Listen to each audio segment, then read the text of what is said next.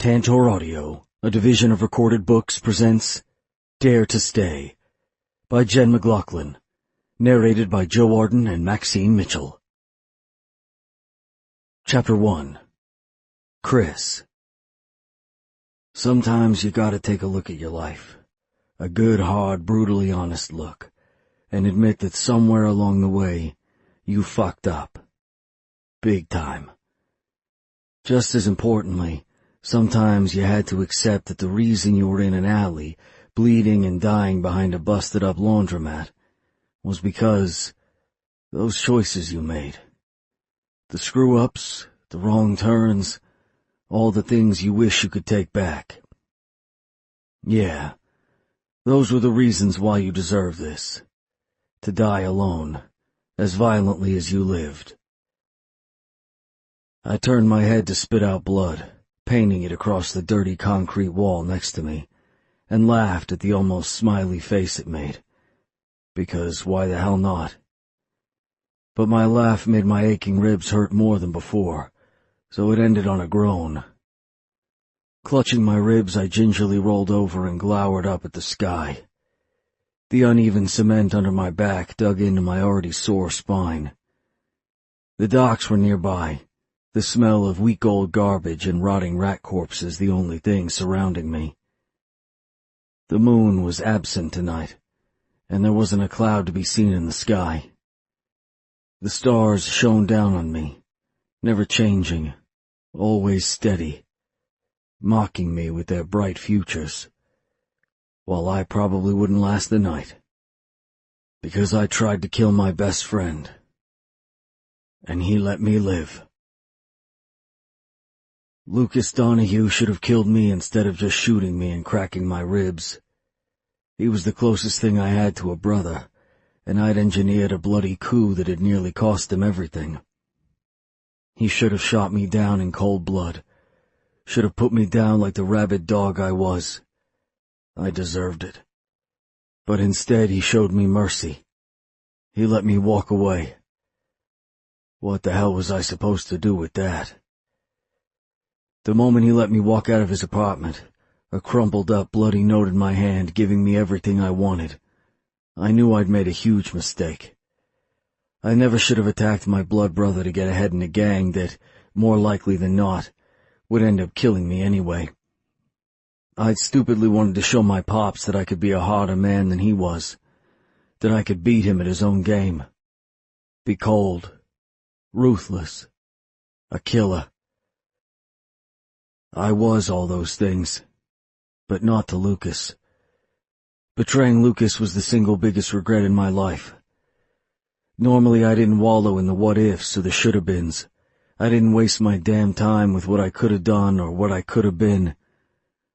But if I could go back in time and undo all the shit I'd done to Lucas, man, I would turn that damn clock back so quickly it'd snap in half. The blood-stained note in my pocket burned against my thigh. It named me Lucas's successor, just like I'd wanted. And just like I'd wanted, Lucas was out of the picture, out of the gang. When his younger brother Scotty had shown up at his place, gun in hand, I knew that no matter the outcome, I wouldn't win. But truth be told, even before that, I knew I'd made a mistake. Lucas had looked at me with hope, thinking I'd come to help him, and part of me had died back in that apartment with the rest of the men who dared to attack Lucas. When he realized I was the mastermind all along, there was no coming back from that. It had been too late. Too late to say, you know what, man, never mind, we're cool.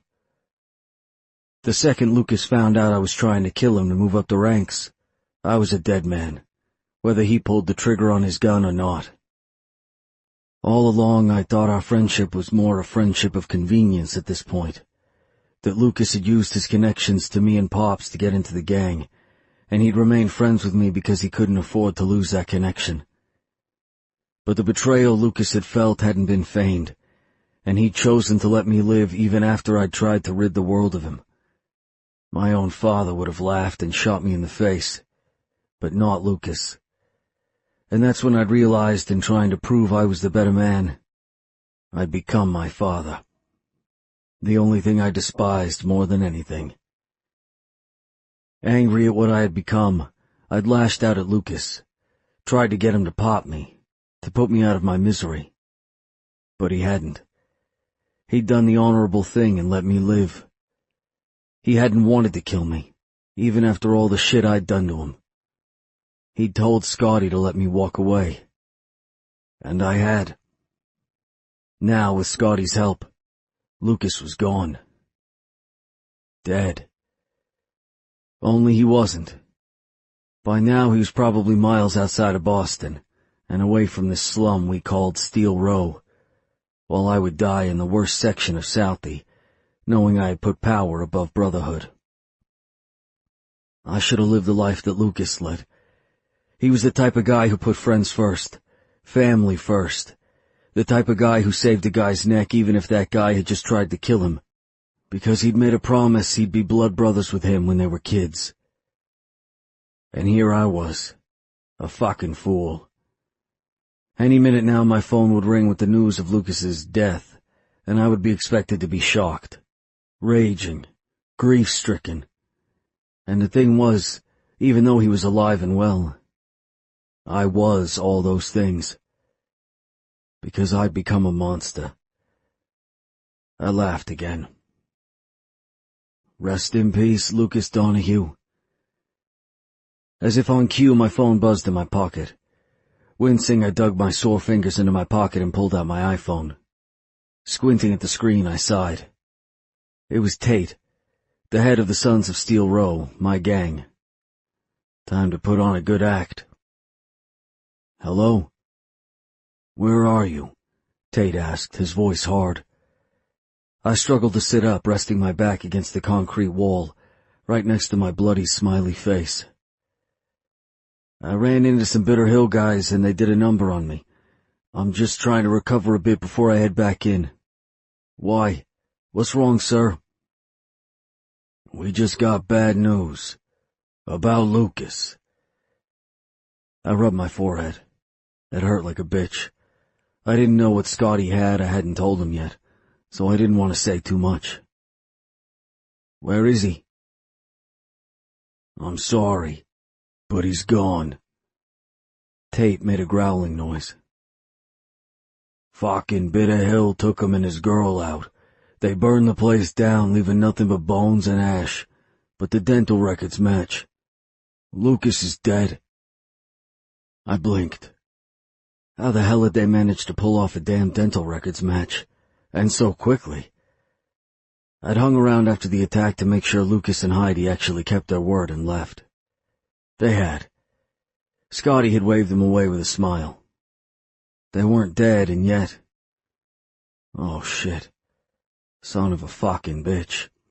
It all made sense now. Scotty had seemed too quick to agree to keeping my secret. And when he came barging into Lucas's apartment, the way he'd held the gun had been telling. It had screamed his true identity clear as day. And the way he stood, all straight and at attention, with a firm grip on his pistol, like they teach at the academy. Scotty was a fucking cop. In the eyes of Steel Row, that was worse than what I'd done. It was worse than a betrayal. Beyond a death sentence. It was a mutilation sentence. If I told Tate about this, Scotty would be dead within the hour, and no one would ever find all the pieces that would put him back together. My position in the gang would be more secure than ever before, if I helped take him down. I would successfully take over Lucas's position, and Pops would finally be proud of me. It was the perfect way to secure my future. But it was Scotty Donahue. Lucas's little brother. The brother of the man I'd wronged. Chris? Tate said, his voice raised. Are you there?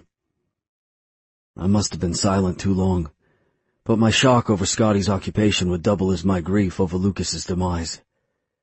I cleared my throat. Yeah, I can't. I'm gonna fucking kill them all. Every last one. Right now.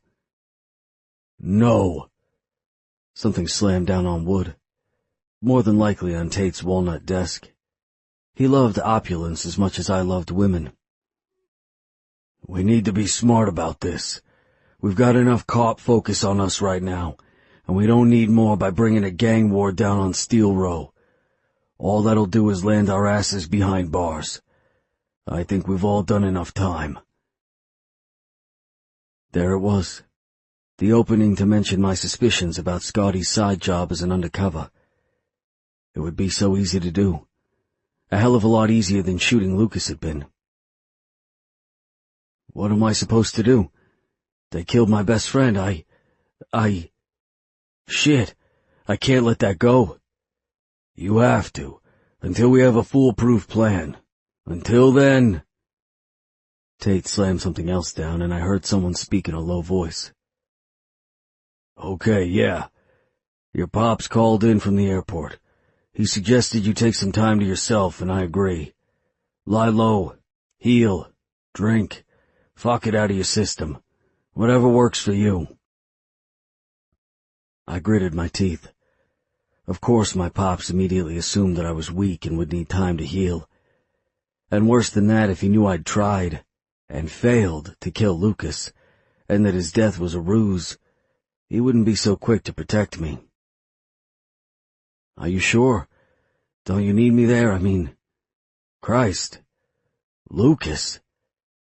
I know, Tate sighed. You do you, we've got this. We'll make plans, and when we have anything concrete, I'll be the first to pull the trigger. I promise, Tate agreed. Thank you, sir, I said, glancing down at my blood-soaked t-shirt and brown leather jacket.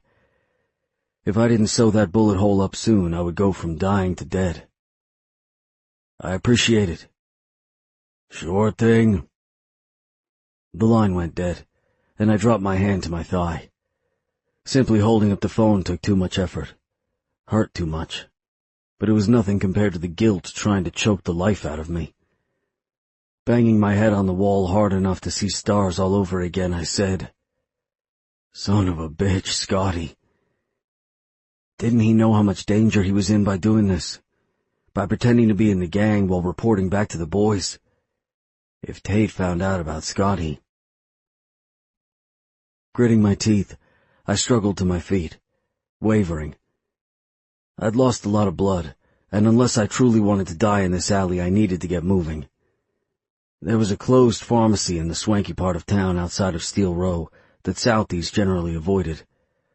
But this one was in the son's employ, thanks to Pops and his fondness for gambling. If I could get in the back door, I could grab supplies and pain meds, stitch myself up, and then...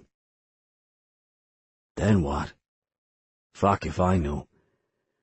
Trust that Scotty, the cop, didn't turn me into Tate? Trust that he wouldn't tell the man of my deceit and betrayal? If he told them, they would kill me no matter what Pops said. I would be a dead man.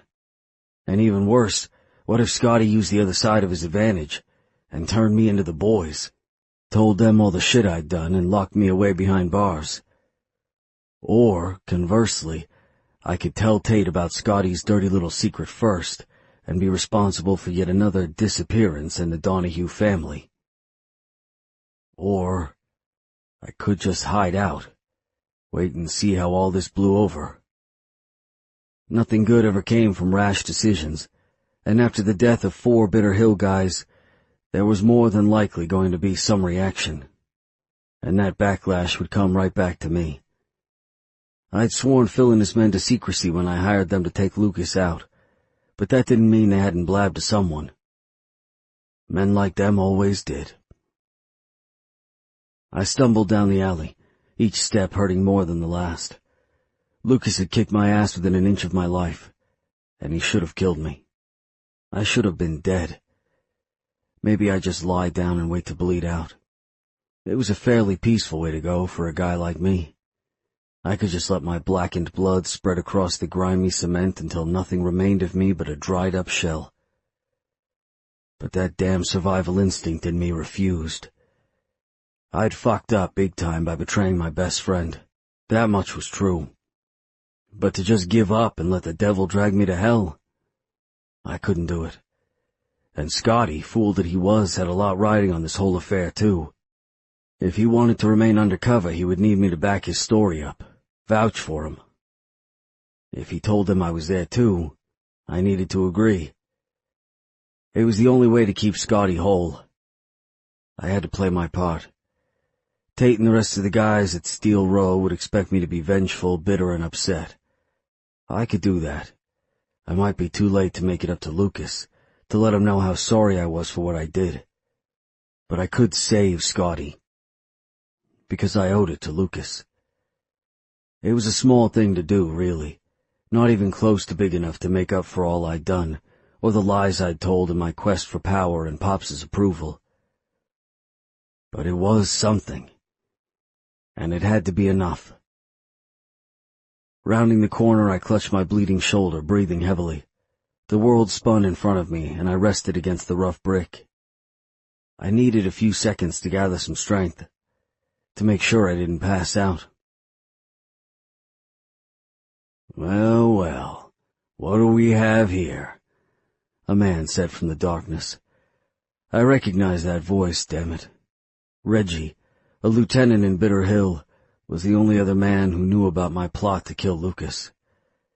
Therefore, he was the only man who knew why Bitter Hill guys had died, and how. He probably hadn't shared that information because working with Steel Row would get him and Phil killed too. Chris O'Brien, bleeding and alone. I smirked. Reggie, great to see you, man. Where are my men, O'Brien? Yeah, about that. I shrugged, ignoring the pain blazing through my shoulder from the small gesture. Turns out Lucas isn't as easy to take down as I thought. It got ugly, and there were losses. But he's dead. Reggie rubbed his jaw and walked closer, his black hair as black as his eyes. He walked behind me, and I stiffened. I didn't like anyone at my back, especially not guys like him. Guys like me. Let me guess. Steel Row thinks we're to blame, while you're free and clear of all blame. Shit if I know. Haven't heard word yet. I'm kinda recovering from the op, in case you can't tell. I straightened and pushed off the wall. But as soon as I hear who they're looking to pop, I'll let you know. Reggie chuckled. Yeah, sure you will. You must think I'm a fucking fool. Well, actually. Nah, man. Why should I believe you? I shrugged, even though it hurt. Why not? You lost some men, but you took down Lucas Donahue. I call that a win. Know what I call a win? He flicked a finger, and two guys came out from the darkness. Kill him, and make it painful. He walked away, not bothering to turn around to see if his men followed orders. I reached for my gun, till I remembered that Lucas had taken it from me. Shit. Reggie's guys grinned, and one pulled out a Glock with a silencer on it. Any last words? I'm sorry, Lucas. Yeah. I inched closer and forced a grin. The man's hold on his weapon trembled, and I knew I could take him. A man who hesitated was a man easily overtaken. Never fuck with someone who's got nothing to lose. I threw myself at him, and we hit the ground with a bang. Literally. The gun went off, and it miraculously hit the man who'd leapt forward to help his buddy. He hit the ground, convulsing and choking on blood. The guy under me cursed and let loose a mean right hook that solidly connected with my nose. I rolled to the side, blinking away the impending blackness. But I would be too late. I really was going to die in this alley. And I deserved it. Chapter 2. Molly. It's a Saturday afternoon, and you're in school grading papers. What are you doing with your life, Molly? Teaching and shaping little lives? I muttered to myself. While that was true, I also knew I was lying to myself. I was here on my day off because I needed a distraction. And being home alone hurt. Blinking, I returned my focus to the papers on my desk. A blue and red cat, with bright green eyes, glowered back at me from my desk.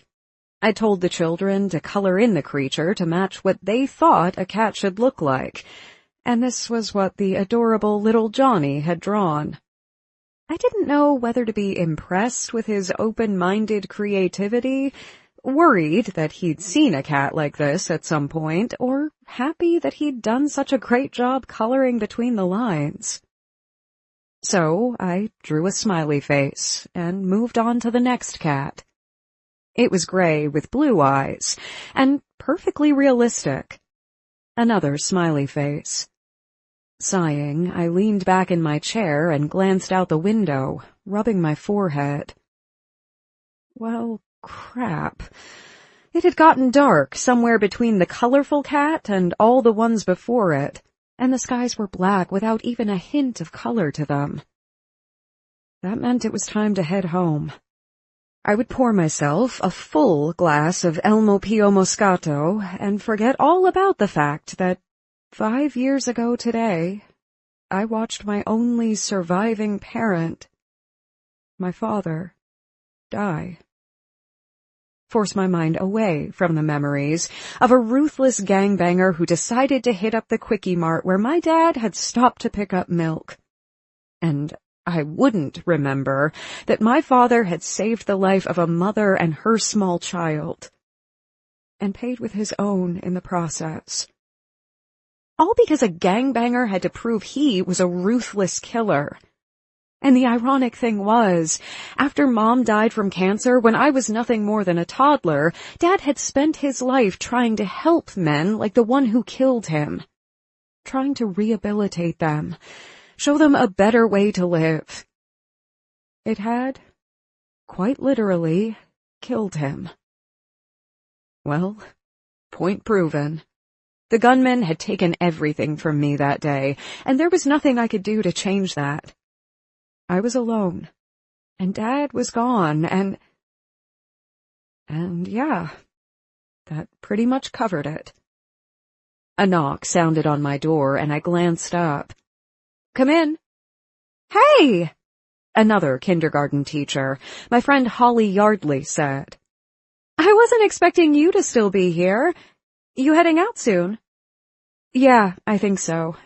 Now, actually. She smiled. Want to go out? Rachel and I are going to the club to dance and drink a little. Maybe find a hot guy or two to flirt with. You in? That was pretty much the last thing I wanted to do today. The anniversary of my father's death. But I forced a smile anyway because I liked Holly.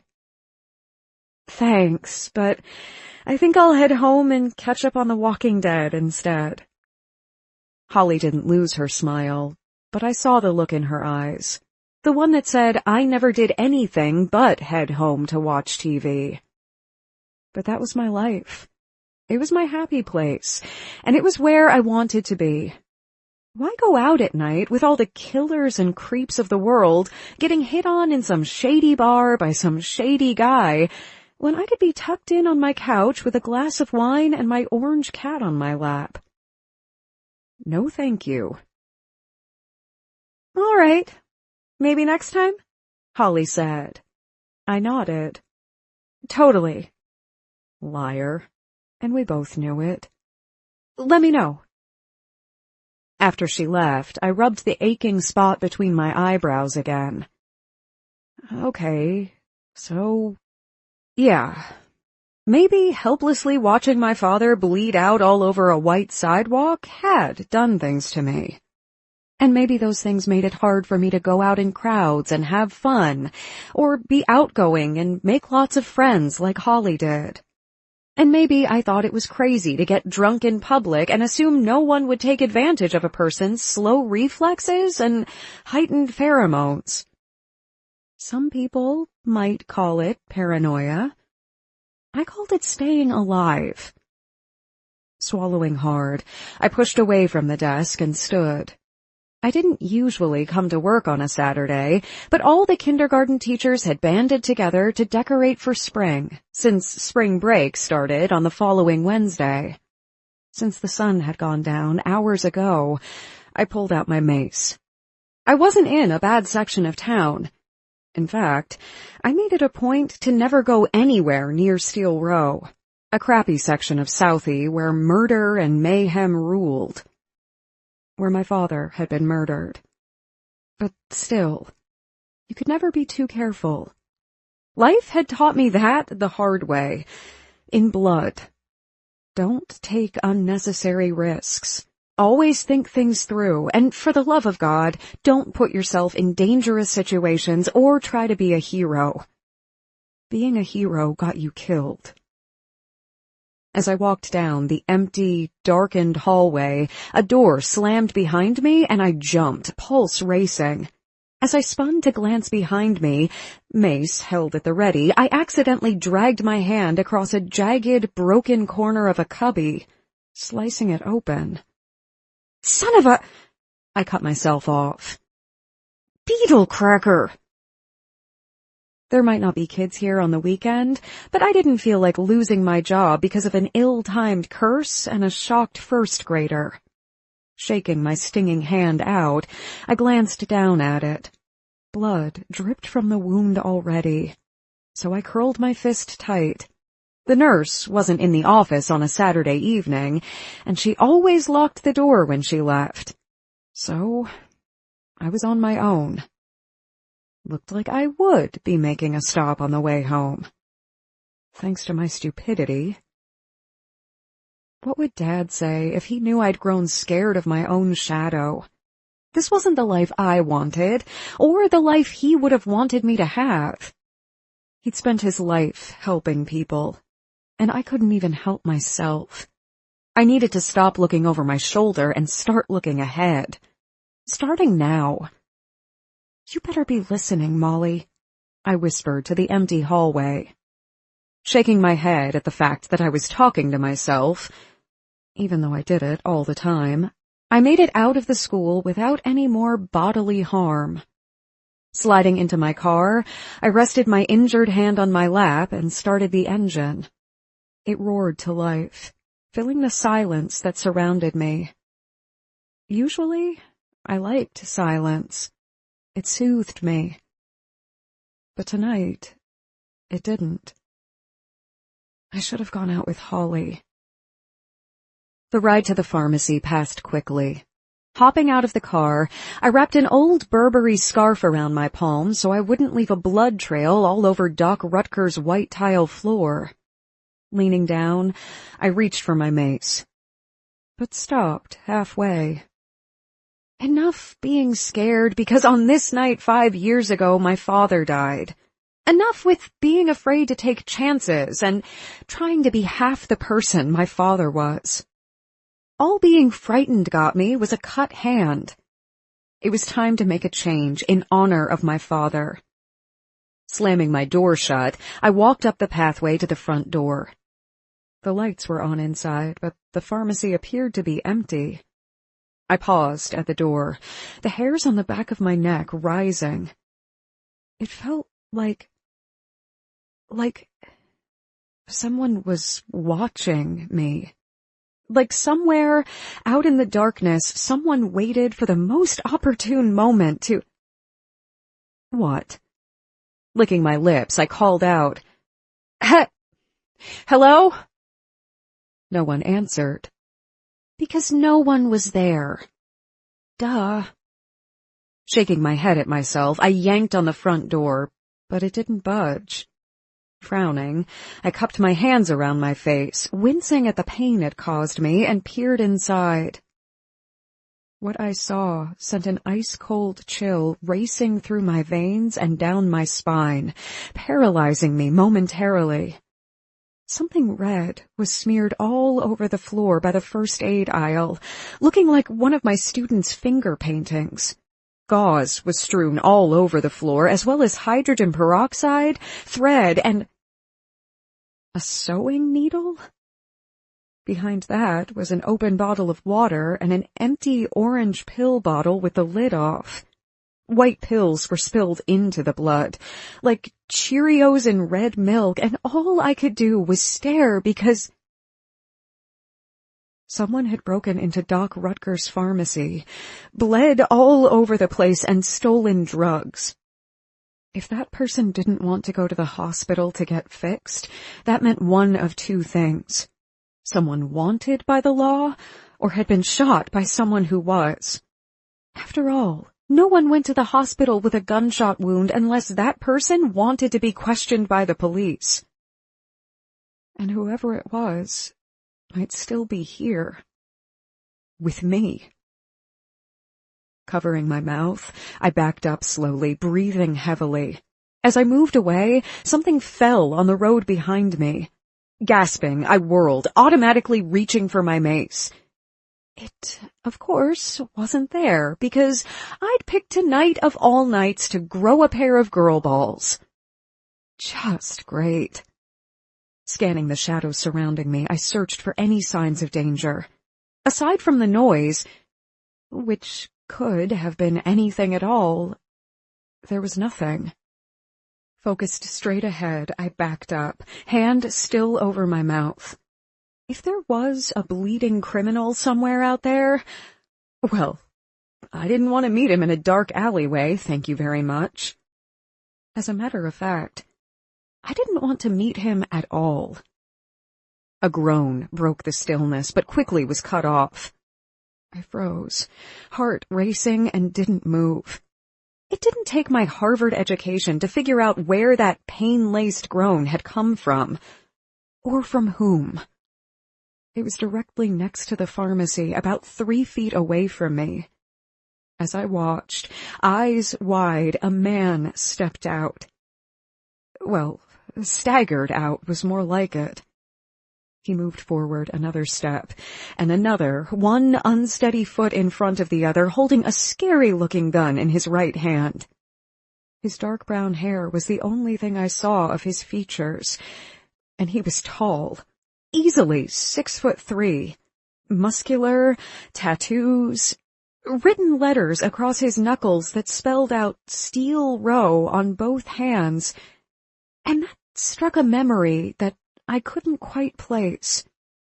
If that wasn't enough to let me know what gang he belonged to, he wore a dark brown leather jacket that announced him as a member of the Sons of Steel Row, as clearly as a red bandana announced a man as a member of the Bloods. Steel Row was a neighborhood filled with crime and poverty, ruled by a ruthless gang. They called themselves the Sons of Steel Row. At least I would have an accurate description to give the police. From the afterlife. Not daring to move, I willed myself into invisibility. He had his head lowered and hadn't turned my way yet. If I was lucky, he wouldn't. He'd stumble off into the darkness and leave me alone, and I could slip away to... Slowly, the man lifted his head. It seemed as if it took a lot of effort on his part. Almost too much. And he took so long to do it that by the time he lifted his head completely, I knew exactly why those tattoos and that brown hair seemed so familiar. And I also knew why I hadn't turned around and run yet. Instinctively, I must have recognized him. Chris O'Brien. Killer, gang member, and devastatingly handsome boy next door. Despite his ties to Steel Row, his parents lived next door to me. When I was 15, they bought the biggest house in my opulent neighborhood, which happened to be the one closest to ours. Everyone knew their money was dirty, just like everyone knew it was best if we all kept our mouths shut about how we felt about that matter. And their son, Chris, was as dangerous as he was sexy. And believe me, that was saying a heck of a lot. The man was pure sexual tension and hot gazes. He'd moved out when he turned 18, but after my father died, he started showing up on my property whenever he visited his parents on the weekends. Every Sunday afternoon, he did some small favor for me, even though it was quite a hike from my house to theirs. He'd mow the lawn, or wash my car, or pressure wash the windows. I always thanked him with a smile, but I never encouraged him. Never gave him a reason to think his benevolence would get him anywhere, because it wouldn't. Not with me. If I succumbed to the desire he made me feel, it would be like sleeping with the enemy. But still, he was attractive in a way I couldn't deny, no matter his proclivity toward killing people. His dark brown hair and dark brown eyes were haunting in their obvious suggestion of the fact that he wasn't a good man. And his tattoos were stark against his pale skin, as was the scruff that covered his jaw. His hard, square, unyielding jaw. It would be too hard, though, if it wasn't for the fact that he had a dimple in his chin. Something about that soft dent, that charming little flaw, made him more human. But I knew better. He was more monster than human. All men like him were. Deep down, beneath his acts of neighborhood friendliness and that devastatingly handsome smile, he was a killer. He would always be a killer. But he was hurt. Blood ran down his arm and soaked the spot on his shoulder where there was a hole in his jacket. He was pale, even in the darkness. Bruises were forming under his eye, and his nose appeared to be broken. He looked like he'd been hit by a truck and lived to tell. But trucks didn't shoot bullets, so they were innocent of this crime. He'd been shot. My heart wrenched, and I wanted to help him. But it would break my rule of not letting him get too close. Men like him left devastation in their wake, and I didn't intend to be a part of that. Didn't intend to be yet another victim of his. He lived in his world, and I lived in mine. The two didn't mix. Just like we didn't. But he was bleeding. Breath held, I backed up a step, hoping he couldn't see me in the darkness. The second I moved, he lifted the gun and pointed it at me. Whoever you are, get the hell out of here and forget you saw me, or I'll shoot. Go, now. I held up my hands, not moving. I should have done what he said to do, turn around and walk away. When a man held a gun at you and told you to go, you went, and you didn't look back. You got in your car and drove away before he changed his mind and shot you. And this wasn't any man. This was Chris O'Brien. But he was weak. I lifted a foot, about to follow his instructions, but froze. What would my dad have done? Would he have walked away, or would he have helped a man who clearly needed it? Of course, I already knew the answer to that question. Licking my lips, I did the opposite of what Chris had told me to do. I honored my dad's memory and did what he would have done. I stepped closer. Chris, it's me, Molly Laughlin. The gun didn't waver. He blinked at me. Molly? Yeah. Another step. See? It's me. Again, the gun held steady. Shit. Are you okay? I asked, my voice low and as unassuming as I could make it, considering the circumstances. I mean, I know you're not okay. I can see you're injured and bleeding, and you broke in. But are you okay? He laughed, the sound as harsh as the sight of his ashen skin was. No, I'm not okay at all. I'm sorry. I swallowed hard. Do you need some help? No. He finally lowered the gun. His hand didn't tremble or shake at all, despite the fact that he seemed seconds from death, and he sagged against the building as if the effort of standing up was too much. Just go home and forget you saw me.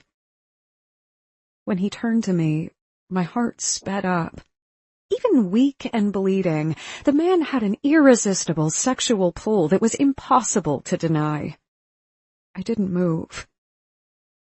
I can't leave you here. Sure you can. He gestured toward my car weakly. You just walk back to your fancy car, start it, step on the gas, and keep going.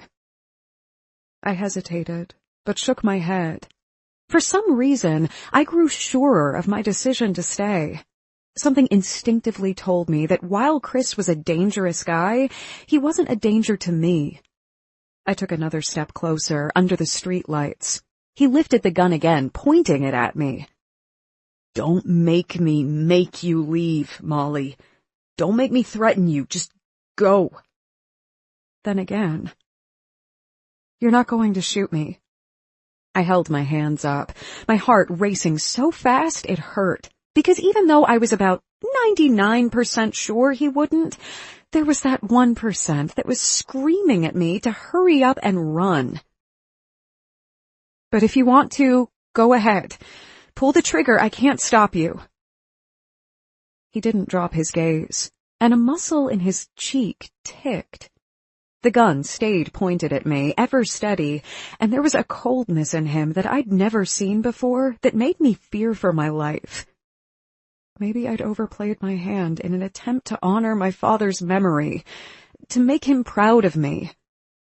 And I might pay the ultimate price. Damn it, Princess. But he lowered the gun and shook his head. Why are you so sure I won't shoot you? Princess? Where did that come from? I don't know. I just am. Well, his gaze fell to my hand. You're bleeding. Why are you bleeding? What? I glanced down at it in surprise. Somewhere in between finding the blood smeared all over the store and discovering it was Chris who had done the smearing, I'd forgotten all about the whole reason I'd come to the pharmacy in the first place. Oh, that, yeah, I cut myself on the corner of a cubby. I came here to get some gauze and tape. Here. Chris tucked the gun into his pocket and reached into the other one. Stepping closer, he held out gauze and medical tape. Take it. I got the last of it. I blinked at him. My gaze locked on his blood-covered shoulder and on the red that had seeped all through the front of his shirt and down his hand. He was literally bleeding out, and he was worried about my hand? No offense, but I think you need it more than I do. I don't give a damn about me. He shook it, glowering at me. Take it. Reaching out, I did as I was told. Our fingers brushed against one another, and I gasped at the surge of electric desire that pulsed through my veins. He stiffened, and I wondered if he'd felt it too. Jerking back, I put a little more distance between us, far enough that I couldn't smell his woodsy, manly cologne. Or his blood. Thank you. He collapsed against the building, a small groan escaping him. I have a question. I gripped the tape tighter. What is it? Do you think all people can be saved? He frowned up at the sky. That they could possibly change for the better after doing horrible things. I thought about the man who had killed Dad. I was pretty sure he couldn't be saved. For years, I'd tried to humanize the man. Maybe he had a family he needed to provide for, and the only way he could do so was by joining a gang. Or maybe he was homeless and needed a family, so the gang took him in. I thought if I did that, if I made him noble in some way, it would be easier to accept my father's death. It hadn't been. It had only made it worse. So, my only answer for Chris was, I honestly don't know. Yeah. A small laugh escaped him. Me neither. He glowered up at the stars. His hard jaw was covered by dark stubble that begged to be touched. I couldn't help but wonder if it would feel soft underneath my fingers, or if it would scrape my skin. And for some reason, I really wanted to find out. But he was a killer. Finally, he broke the silence. Go on. Get out of here. I should go. Take my medical supplies, get in my car, and forget all about Chris O'Brien, and the fact that he was clearly too weak to take care of himself. But the thing was, I couldn't stop thinking about his question. If he was wondering if all men could be saved, then maybe he wanted to be saved. Maybe he wanted to be better. I wasn't a huge believer in fate or divine intervention, but maybe my father had guided me to this alley tonight for a reason. Maybe I was supposed to be here, helping this man. And he was hurt. Tonight, Chris had shared his limited medical supplies with me, and he had spent years doing things for me while asking nothing in return. I guess it was a case of like father, like daughter, because there was no way I was going to turn away from a guy in need. No way I could walk away from Chris. Not when this might be the moment that defined his future choices. All he needed was a little push from someone who cared enough to push. And inexplicably, that someone was me. Chapter 3. Chris. I glared up at the darkness above us, breathing heavily, refusing to look at Molly. Orion and his damn righteous pose, and his fucking club, mocked me from the skies. It reminded me again of Scotty and the fact that he was a cop. He'd stood like that in the door to Lucas's apartment, all authoritative and brave and morally upstanding. Guys like Orion and Scotty, they got constellations named after them. People wrote stories about them, sang songs of their bravery for hundreds of years, wrote books about them. They probably always got the girl, too. Girls like McLaughlin. She was everything I knew I could never have. Wholesome, beautiful, successful, brave, rich as Croesus with clean money. Her father had been a doctor, right up until the moment he died in my town. For some reason that never sat well in the bottom of my gut, and every time I saw her, I tried to atone for that guilt, even though the guilt wasn't mine. Sure, I killed without a second thought, but I'd never killed anyone who didn't deserve killing. The men I killed were in the same world as me. They knew what risks they ran by living the life, just like I did. We all knew we would more than likely die in a fight for power, and that no one would give a damn once we were gone. I didn't lose sleep over the lives I took, and I didn't regret my actions in the gang. It was all I knew. All I would ever know. Unlike Lucas, I didn't have some deep-seated desire to escape. In my own way, I was cleaning up the city too, just like the cops. I killed men like the ones who'd killed Molly's father, and the world was a better place for it. I never took an innocent's life, and I never intentionally would, but if you were shooting at me, it was damn certain I was going to shoot back. And I didn't miss. Scotty was no different. How many times had he watched one of his brothers get taken down, and known it was his fault? How many times had he let his cop buddies gun down a man who trusted him with his life? And how often did he lose sleep over that? I would wager never. After all, it was just another scumbag crossed off the Boston PD's most wanted list. So me and the cops, we weren't all that different. I just didn't have a shiny badge to hide behind. After giving Orion one last mental fuck you, I turned back to Molly. Even in the darkness, her brown hair somehow managed to shine. And even though I couldn't see them, her bright hazel eyes were locked on me. They had little gold flecks in them, with a hint of brown. She had, hands down, the most beautiful eyes I'd ever seen. The most beautiful everything. For years now I'd watched her from afar, silently wishing I could be good enough for her, that I stood a winter in hell's chance of claiming her as mine someday.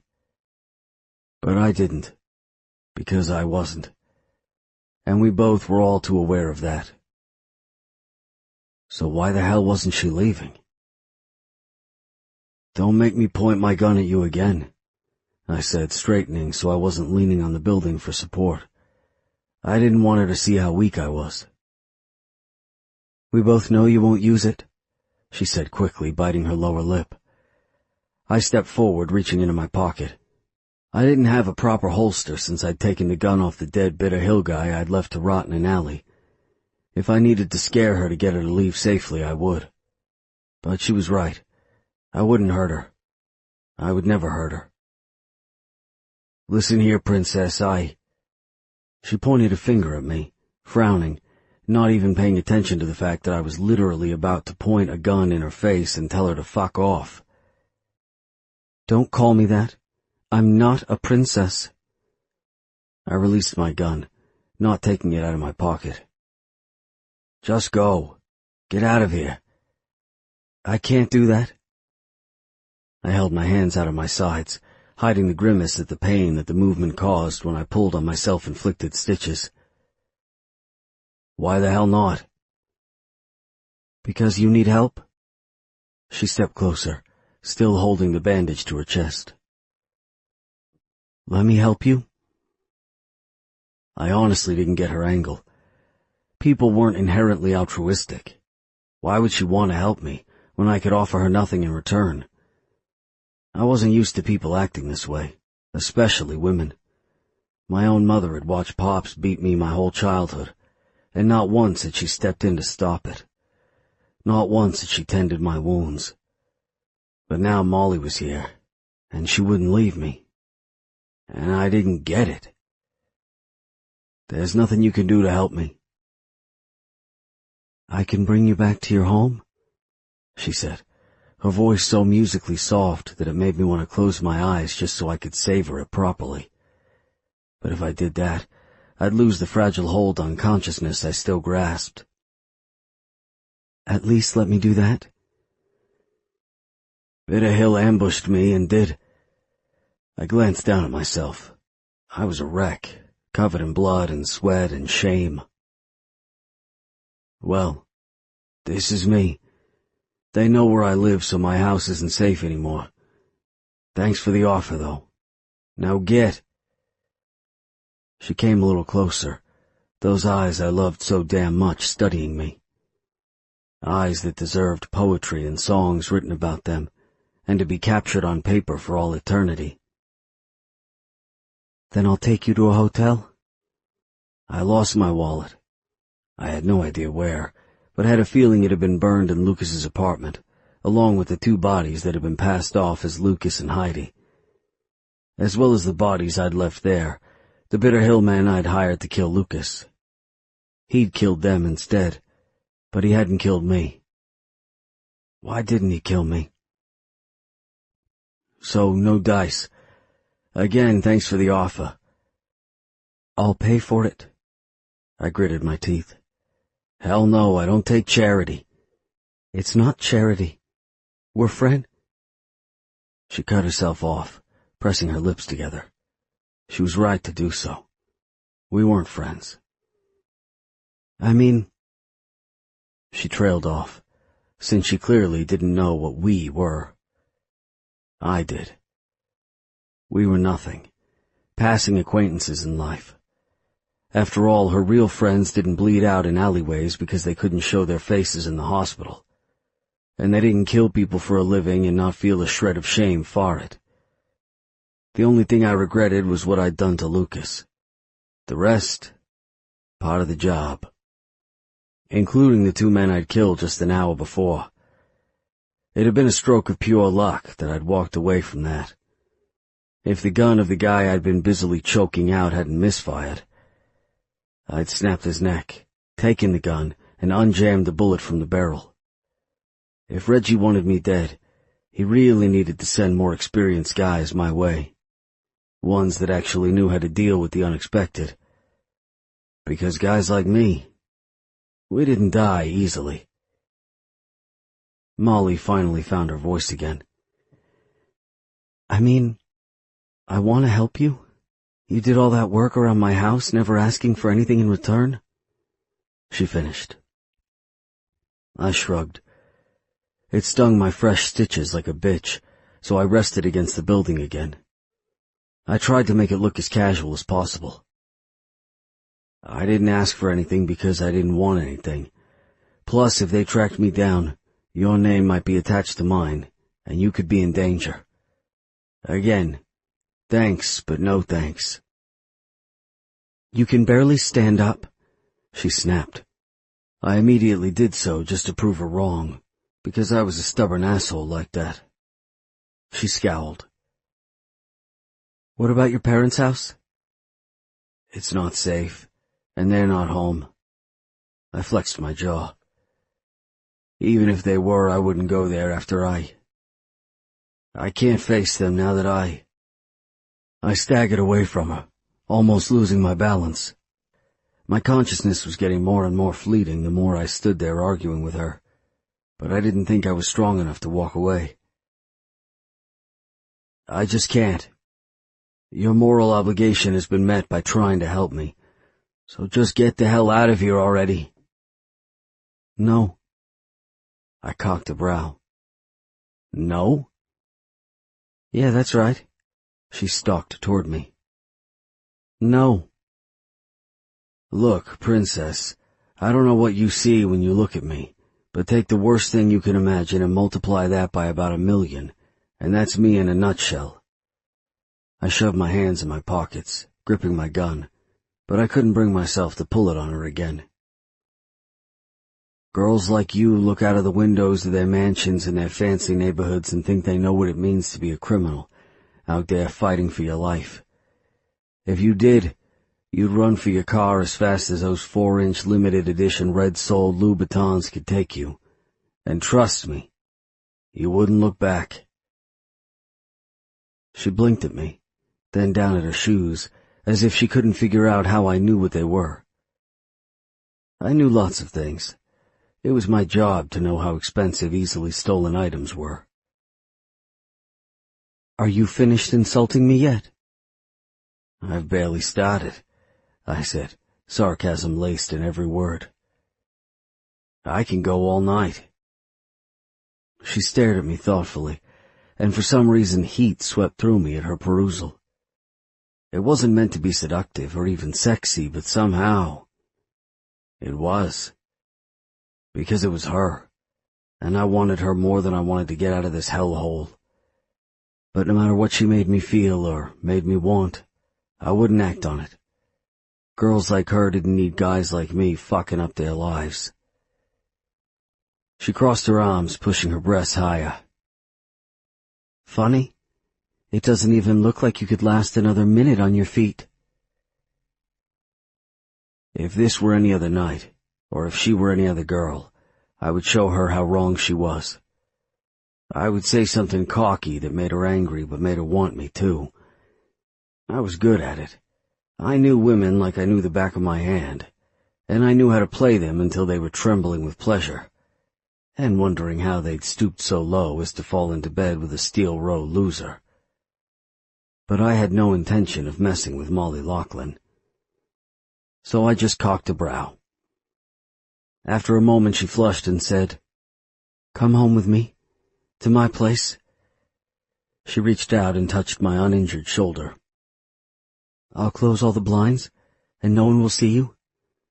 Let me get you set up in a guest room, and you can rest up. Tomorrow's another day? What is her deal? Hell no. I backed away from her, shaking her hold off. Go home, forget about me. I already forgot all about you. Too bad I hadn't, and never would. Chris. I zigzagged down the alley, intending to leave her behind since she clearly wouldn't leave me, but I made only a few steps before stars swam in front of me and the blackness crept in. Son of a bitch. Blindly, I fell against the wall, luckily close enough that I didn't hit the ground. The second I did so, she rushed toward me, her expensive heels clacking on the cement as she came forward. She wrapped a hand around my waist, supporting me, as if she stood a chance in hell of catching me if I fell. She didn't. I would crush her like a bug. What do you think you're doing? She snapped. Leaving? I slurred. The Vicodin I took hitting me. At least it dulled the pain while dulling my brain, too. If someone found me and finished me off, I'd be too out of it to give a damn. That wasn't such a bad way to go. Since you won't, because you're a pretty little princess. I see the pain meds kicked in, she said, her tone disapproving. She sounded every inch the kindergarten teacher in that moment, scolding a kid who drew on the table and not on the paper. I had been that kid, and Pops had beaten me till I turned black and blue every time. Didn't stop me from doing it, though. I was stubborn like that.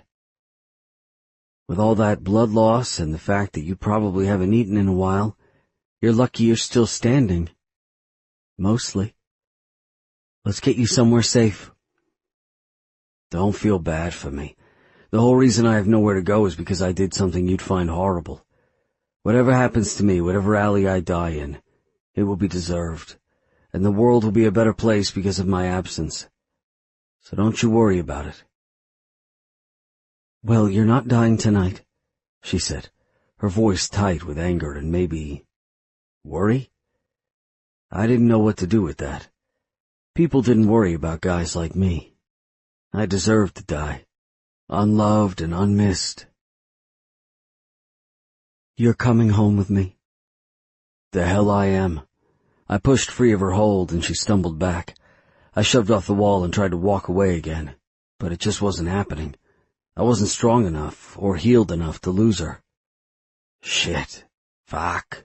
Shit. Yeah, exactly, she said, her voice raised.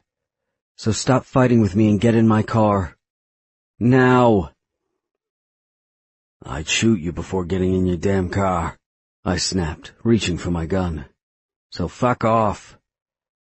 She held a gun up, a brow raised. You looking for this gun? The one you dropped back there when you almost passed out? I examined her, unable to look away, because I'd dropped my gun, and because I'd finally managed to piss off the angelic Molly.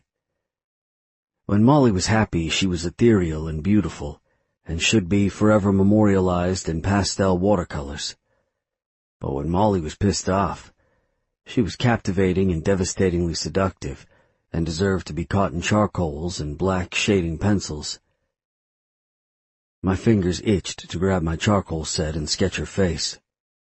Too bad I could barely stand, let alone draw. You have two choices, she said, finger pointed at me in anger. The other hand held my gun in the most awkward position ever. It made me worry she might accidentally pull the trigger and shoot herself. You either get in the car with me and let me bring you to my house, or you pass out in this alley, and I stay here with you and your gun, waiting for the guys who did that to you to show up and try to finish the job. And I fight them off, alone, and without your help. I snorted. You wouldn't last a second. You'd be dead, if you were lucky. I guess you better get in the car, before we find out if I'm lucky or not. I know what you're doing. You're trying to save me, and you're wasting your time. I rubbed my face, trying to shake off the impending blackness. Yeah, I'm beat up, and yeah, I might die. But the guys who did this to me aren't coming back around because I killed them. The guy who gave me a black eye, I literally snapped his neck. Think on that, princess, and whether or not you really want me to sleep in your home." She paled and bit down on her lip. She rested a hand on my chest, holding me up. Or pretending like she could, anyway. "You did what you had to do? Self-defense?" I laughed. I couldn't help it. Because while the murder in the alley might have been self-defense, what I'd done to Lucas hadn't been. I'd taken something that was pure between the two of us and twisted it into this nasty version of our friendship. And then I'd tried to kill him. If she'd known what I had done to my best friend, she wouldn't look at me as if I could be saved. "You don't know what I've done.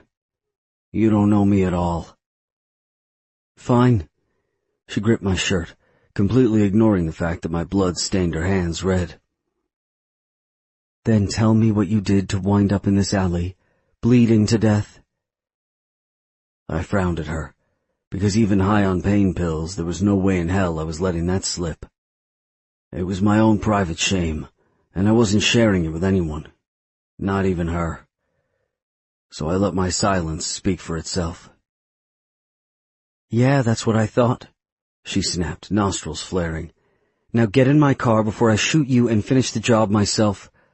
You're coming home with me for the night, and nothing you say will change my mind." Guess I could add stubborn to her extremely short list of faults, seeing as that was the only thing on it. I snorted. She was still furiously beautiful, and I still wanted to sketch her more than anything in the world, and I knew when to concede defeat. I wasn't strong enough to fight her off, so for the night, I would go home with her. She must have taken my silence to be a rejection, because she entwined her fingers with mine. The second she did that, such an innocent gesture, the ground beneath me trembled and shifted. It was as if her touch alone could change the world, or more importantly, me. Maybe I really was about to die, or maybe it was the Vicodin speaking. Either way, the earth moved, and it was because of her. "Please, Chris," she said, her voice soft and soothing. "I couldn't live with myself if I left you here to die. You've done stuff for me. Now let me do something for you. Let me help you. Come home with me." I couldn't say no to that any more than I could shoot her. For some reason, I wanted to be seen as a guy who should be brought into her house and nursed back to health. And that was the worst part of this whole thing. I wasn't that guy, and I shouldn't want to be him. But with her, I sucked in a breath. It hurt. "Okay." "And if you don't?" She broke off. "Wait. Okay." "You win. I just hope you parked close, because I'm not making it far. And as cute as it is that you think you could catch me if I fell..." I squeezed her hand and tried to smile. "Well, we both know you can't." She held on to me tightly. "I'm right around the corner. Come on." Taking a deep breath, I let her guide me toward her Jaguar. But when she swung the gun toward her face, I stiffened and grabbed it. The woman had clearly never held a weapon in her life. And why should she? She was a kindergarten teacher, for fuck's sake. "Give me that before you kill yourself." She laughed nervously. "Yeah, okay. Just don't pull it on me again." As we staggered toward her luxury sports car, her arm wrapped around me in support, I tucked the gun away. "You were right. I never would have used it on you." She glanced up at me. This close, I could see those gold specks that I'd been thinking about earlier, staring up at me. And I wanted to hug her close and protect her from the world. From guys like me. Hell, especially from me. I know. We made it the rest of the way to the car in silence, her frail body wrapped around mine. And all I could think about was how good it would feel if she held me like this. But not out of pity. Out of love. which was the most ridiculous thought ever. Girls like her didn't love guys like me, and guys like me didn't know what love was. Lucas was the exception with Heidi. Slumping into the seat, I finally let my guard down as she shut the door for me. Her car smelled good, like a perfume and cantaloupe, mixed with the beach. It was a calming scent, and I breathed it in with a smile. Her face swam before me as she slid into her seat and started the car. I just needed to rest. So for 1 second, I let the blackness win. Chapter 4. Molly. I cast a quick look at my passed-out companion, my slightly sweaty palms gripping the wheel, stained with Chris's blood and my own. The second he sat down in his seat, he'd passed out cold. I had no clue if that was a good thing or bad, but he wasn't moving, and I was terrified he was going to die, that my best efforts to save his life, to save him, would all be for nothing. What would I do if he didn't wake up? I'd never harbored a criminal before, and besides those bitter hill guys he mentioned, I had no idea who else was looking for him, or who might hurt him. I couldn't even call his parents because he'd said they weren't safe, so if they were somehow involved in this, I'd be killing him by calling them. I couldn't call the cops, he couldn't go home. So I just had to hope he didn't die on me. When I stopped at the red light 3 streets from my house, I poked him in the ribs. He didn't move. So I did it harder. He jerked away from me, groaning, and rolled toward me, and I couldn't look away. He had cuts all over his face and bloodstains all over his nose and chin, like someone had punched him and maybe broken his nose, and he had to be seconds from dying. But even so, he was still the sexiest man I ever saw. Always had been. That's what made resisting him so freaking hard. Not that he'd ever hit on me, or made me think he might want more from me than a friendly neighborhood face. But still, he was near impossible to resist, even so. His nose was imperfectly perfect, and it looked like it had been broken a handful of times. The bruise forming under and over his eye did nothing to detract from the manly lines of his cheekbones and forehead.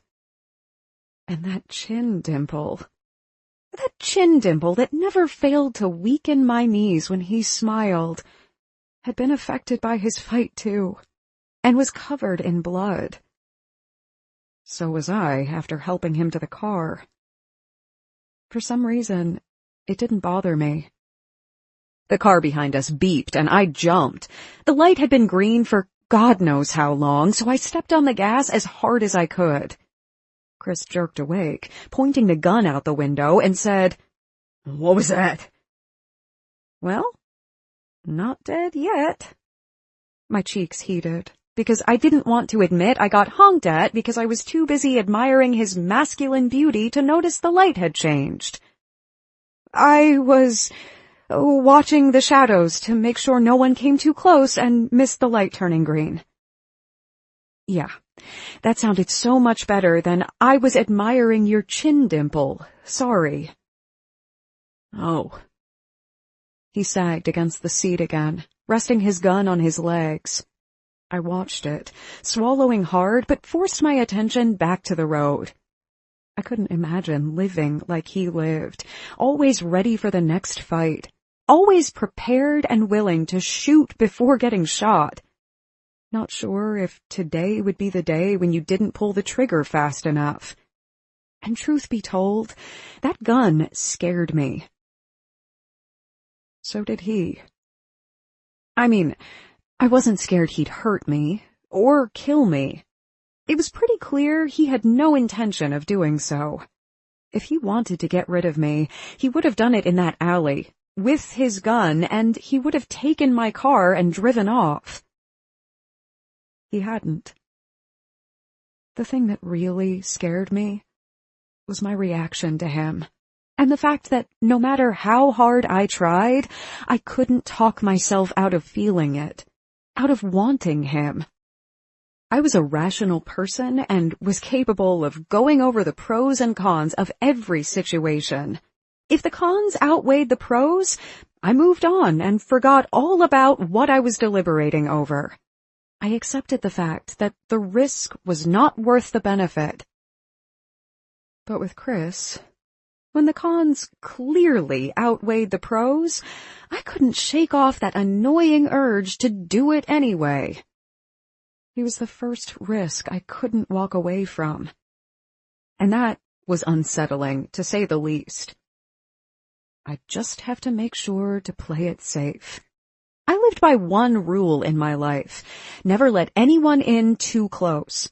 Never care about them enough to let them have power over me. Never love anyone so much that their death would leave a hole in my heart. I already had one of those. I didn't need two. But something told me my heart would be safe from Chris O'Brien.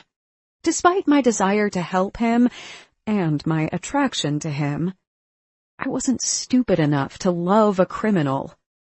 He'd be lucky if he lived to see 35. "We're almost there," I said, to fill the silence. I know. He rubbed his face with both hands and blinked rapidly, as if trying to stay alert. I'll be gone by morning. "That's fine," I said, my voice thick. I wasn't sure why, though, besides the fact that this sexy man was beside me. "I don't mind if you stick around a little longer.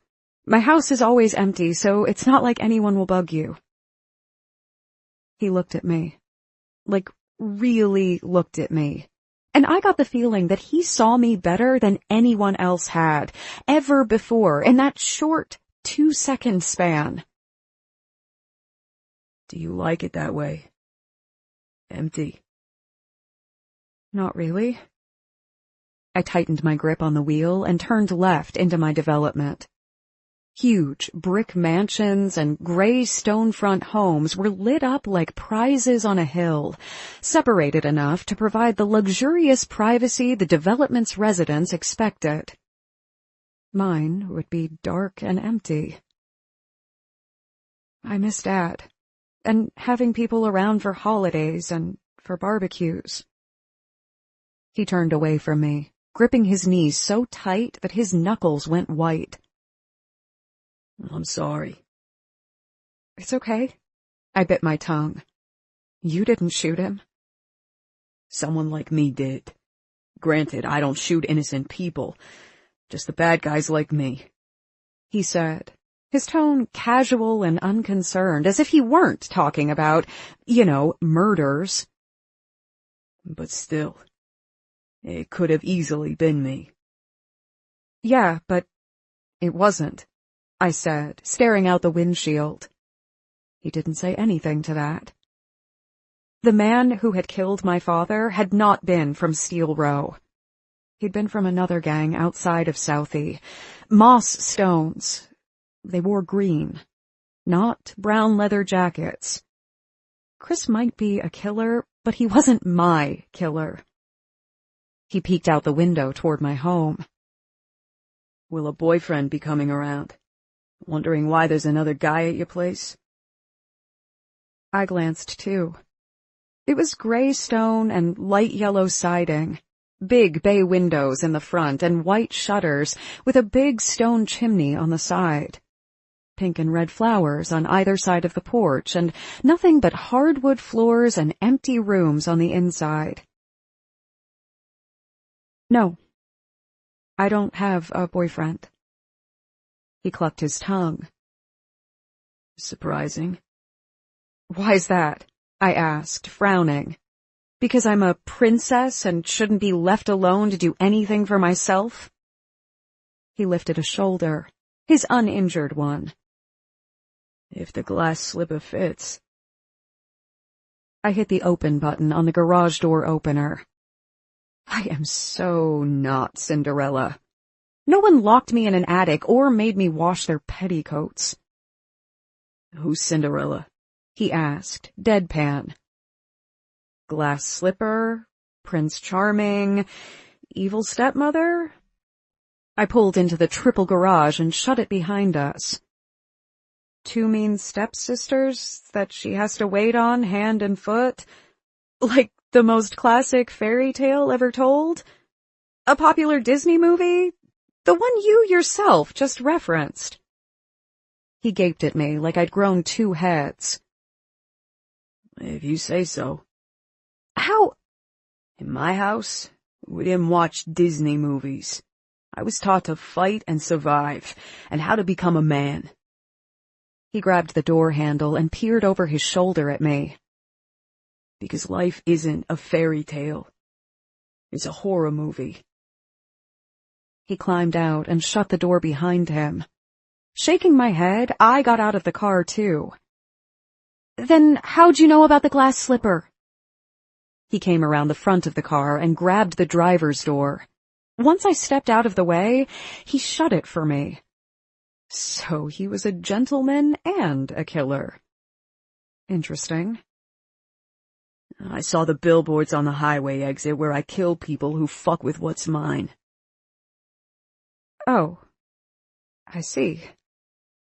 Shaking off the unwanted lust harder than Taylor Swift shook off her haters, I headed toward the door and he followed me closely. Too closely. Do you always kill people in the same spot? Is that your killing ground? His gaze briefly traveled down my frame before slamming back into mine. The unmistakable appreciation glowing in those warm brown depths made my heart pick up speed and my thighs press together. Do you always leave your house pitch black at night? If I'm not home? I glanced over my shoulder and slipped the key into the door. Yeah? Why? Just making sure nothing's out of the ordinary. You're worrying too much. I shoved the door open and flicked on the kitchen light. Why would anyone, anywhere, look for you here? He shot me a look that said he thought I was off my rocker. It doesn't matter what you think should happen or what will happen. I live in a world where someone's always trying to kill me or trying to kill someone else before they get to me. It's a dog-eat-dog world, and there's no happy ending for me. I live in a world full of evil stepmothers. That's not a fun place to be, I said softly. And for a guy who doesn't watch Disney movies, you sure know a lot about the plot. His cheeks flushed red, giving him the only hint of color he'd had all night. He kicked the door shut behind us and collapsed against it. Aside from his cheeks, he was even paler in the bright lights. It was a miracle the man was still standing. I admit nothing. I didn't say anything to that, mostly because I didn't know what to say. He clearly didn't want me to know he was a closet Disney junkie. Whatever. If he wanted to keep his dirty little secret, I'd let him. Walking over to my fridge, I yanked it open and pulled out a bottle of orange juice. After filling a glass, I held it out to him. He stared at it, then at me, but didn't take it.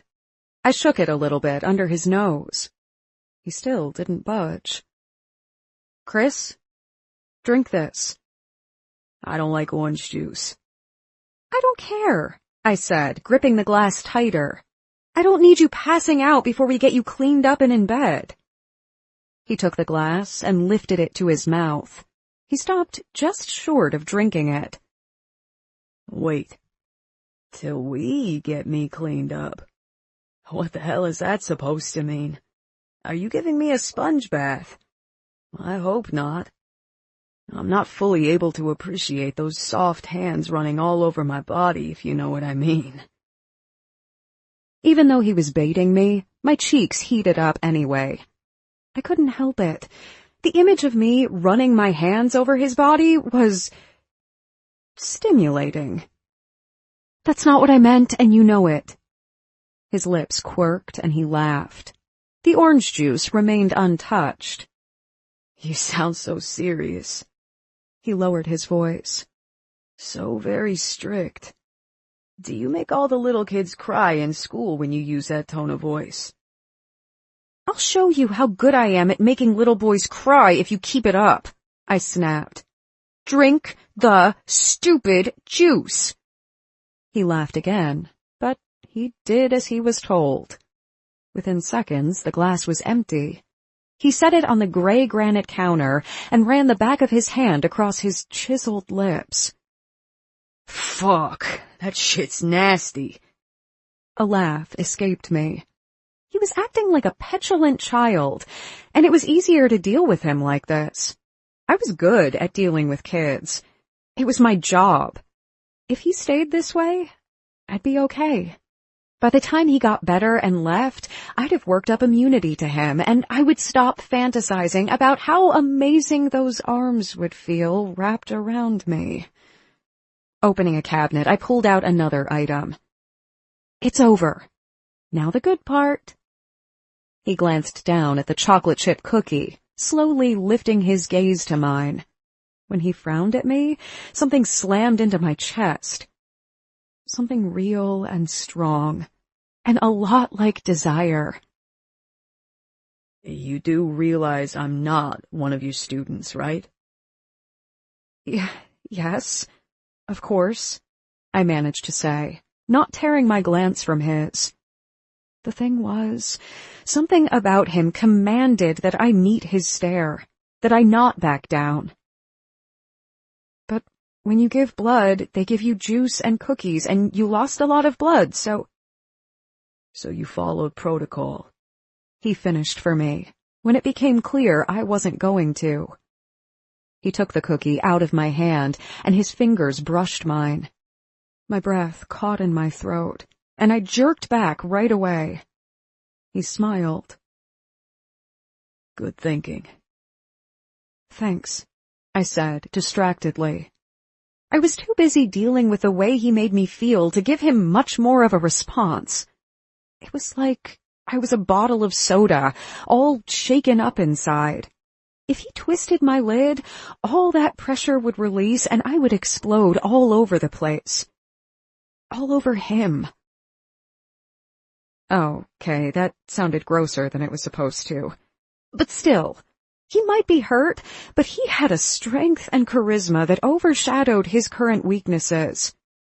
I had a sinking suspicion that that's what had gotten him as far as he had gotten already. When Chris O'Brien wanted something, all he had to do was cock a brow and quirk those lips up, and the world gave it to him. And if it didn't, he took it anyway. I'd be smart to remember that. He finished off his cookie and dusted his hands off. He leaned against my fridge, looking 2 seconds from sleep. What next, Miss Lachlan? Nap time? Story time? Shower time. I eyed his bloody, torn shirt and jacket. His clothes had dried to his skin in some places, so I could only imagine it would hurt as much as ripping off a Band-Aid would, if not more. I think the best way to get that shirt off is scissors. Do you mind? His lids drifted closed. I don't give a damn. Do what you have to do. The quicker the better, because all I want to do is sleep. Okay, hold on. I pulled the scissors out of the knife block and moved closer to him. So close that, to look at him, I had to tip my head back. Rest against the wall. I have a feeling this might hurt. He squared his jaw, watching me through his lowered lashes. That shouldn't have sent my pulse skyrocketing, but it did. You won't hurt me. I've been through much worse than removing a dried, bloody shirt, I assure you. This up close and personal, I could smell his cologne, and that dimple in his chin looked even softer than ever before. I had this insane urge to press my pinky against it, because I was pretty sure it would fit inside the dimple perfectly. But I didn't, because that would be insane. Ludicrous, even, and with him staring down at me, I noticed that his brown eyes had flecks of green in them. They were beautiful. "You ready?" I asked, my voice tight. "For you to take my clothes off?" A smirk lifted his lips, and the way he examined me, oh my God, the way he stared at me made my heart race and my thighs tremble. He watched me as if I was about to be naked and underneath him. "I think so." I blurted. "I mean, okay." Reaching up, I ran my hands over his shoulders and down his arms, removing his leather jacket. As I dragged my palms over his hard, muscular arms, he watched me, his nostrils flaring slightly. My breath caught in my throat, and I set the jacket aside, touching the hole in the shoulder. I could patch it up for him, if I had the right tools. And if I, wanted to. I traced the bullet hole on the soft leather, sucking in a breath. What kind of life did he lead? I mean, I knew what kind of life he lived, but I didn't know. It was like watching a TV show or a cops and robbers movie, only for him, it was real. And now for me, too. Because he was in my home. "It's ruined. There's no way I can fix it without it being obvious." Something in his voice told me he wasn't happy about that. I had a feeling this jacket meant a lot more to him than something to provide him with warmth. "It's trash now." Maybe. Maybe not. I stared down at it. Not everything that is scarred is incapable of being saved. He watched me with heated eyes, his nostrils flaring, and stepped closer. As he did so, he froze, almost as if he didn't mean to, and clenched his hands into fists. "Yeah, it is. If it's broken and damaged, you can't save it," he growled. As I laid the jacket on the counter, a bloody piece of paper fell out. It was folded in quarters. Bending, I picked it up. "Do you need this?" He snatched it out of my fingers and shoved it in his jeans. "Yes, it's mine." "All right." I bit down on my lip and leaned closer, staring at the gaping hole in his shirt. Moving closer, I eyed his shoulder. I could see the spot where the bullet hit, went through, and didn't come out. The back of his shirt didn't have a hole. "The bullet?" "It's gone. I took it out in the pharmacy." I swallowed the bile trying to rise in my throat. It tasted awful and felt even worse.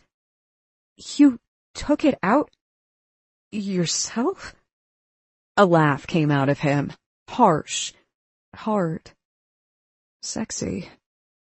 "Yeah, not the first time, Princess." "I told you not to call me that." "I know." He smirked at me. "But I don't listen to orders well." "Obviously." I picked up the scissors and grabbed the hem of his cotton shirt.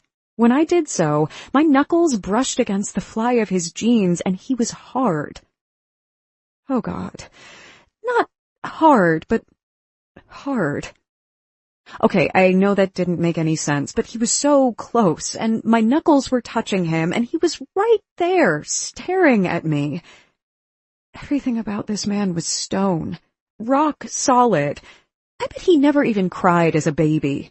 Just came out, surveyed the world, and settled in for the ride until he was old enough to wreak some havoc. And he hadn't stopped since. Taking a deep breath, I positioned the scissors at the center of his shirt. My knuckles brushed against the cool button of his jeans, and my pinkies ran along his... Yeah, his penis. He jerked a bit, as if he hadn't been expecting it, and I didn't blame him. Neither had I. I'm so sorry. Shut up. Stop apologizing. He clenched his teeth. And just fucking do it already. Heat suffused my cheeks. Without another word, I cut right up the center of his shirt. Each squeeze of the scissors had my fingers brushing up against his hard, tattooed skin. I couldn't look away from it as I uncovered it. It was better than unwrapping any present I'd ever gotten. And more dangerous, too. Because this man, this present I unwrapped, was deadly. And when I lifted my face to his and our eyes met, he watched me like I was the next thing he wanted to wreak havoc on. And that didn't scare me as much as it should. Instead, it made me feel alive in a way I'd never felt before. Molly, he breathed, his chest rising and falling. I swallowed and made one more cut. It had me level with his chest, and I could see his nipples. They, like the rest of him, were hard. Both nipples had silver rings in them, and they matched the one he used to wear in his eyebrow, but he'd taken it out a few months ago. Although, in retrospect, it seemed more likely it had been ripped out in a fight, rather than removed of his own free will. I could also make out the black Sons of Steel Row ink above his heart, claiming him for life. Head back. He gritted his teeth, but tilted his head back, exposing his neck to me. I could see the spot on his eyebrow I'd been thinking of seconds ago, and the angry red scar that had been left behind.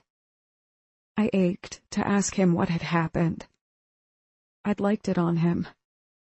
It had been edgy, sexy, just like him. I took the last cut, which would finish off the shirt, and set the scissors aside. The dark cotton shirt hung open, and I stepped back. Aside from the fact that he was bloody and bruised and a killer, he was the prettiest present I'd ever gotten. Hard muscles, dark ink, cold metal. A six-pack that could have been carved by the Roman gods themselves, and as if that wasn't enough, his hard jaw. A disgruntled sound escaped him. Princess? I jerked out of my thoughts, slamming my gaze into his. The heat in his, and the inescapable power had me stumbling back a step, pressing a hand to my stomach. It hollowed out in response immediately. Yeah? He smirked, and it was, hands down, the sexiest smirk to ever grace this planet. If you don't stop looking at me like that, I'll show you every damn reason you should. And you'll fucking love it.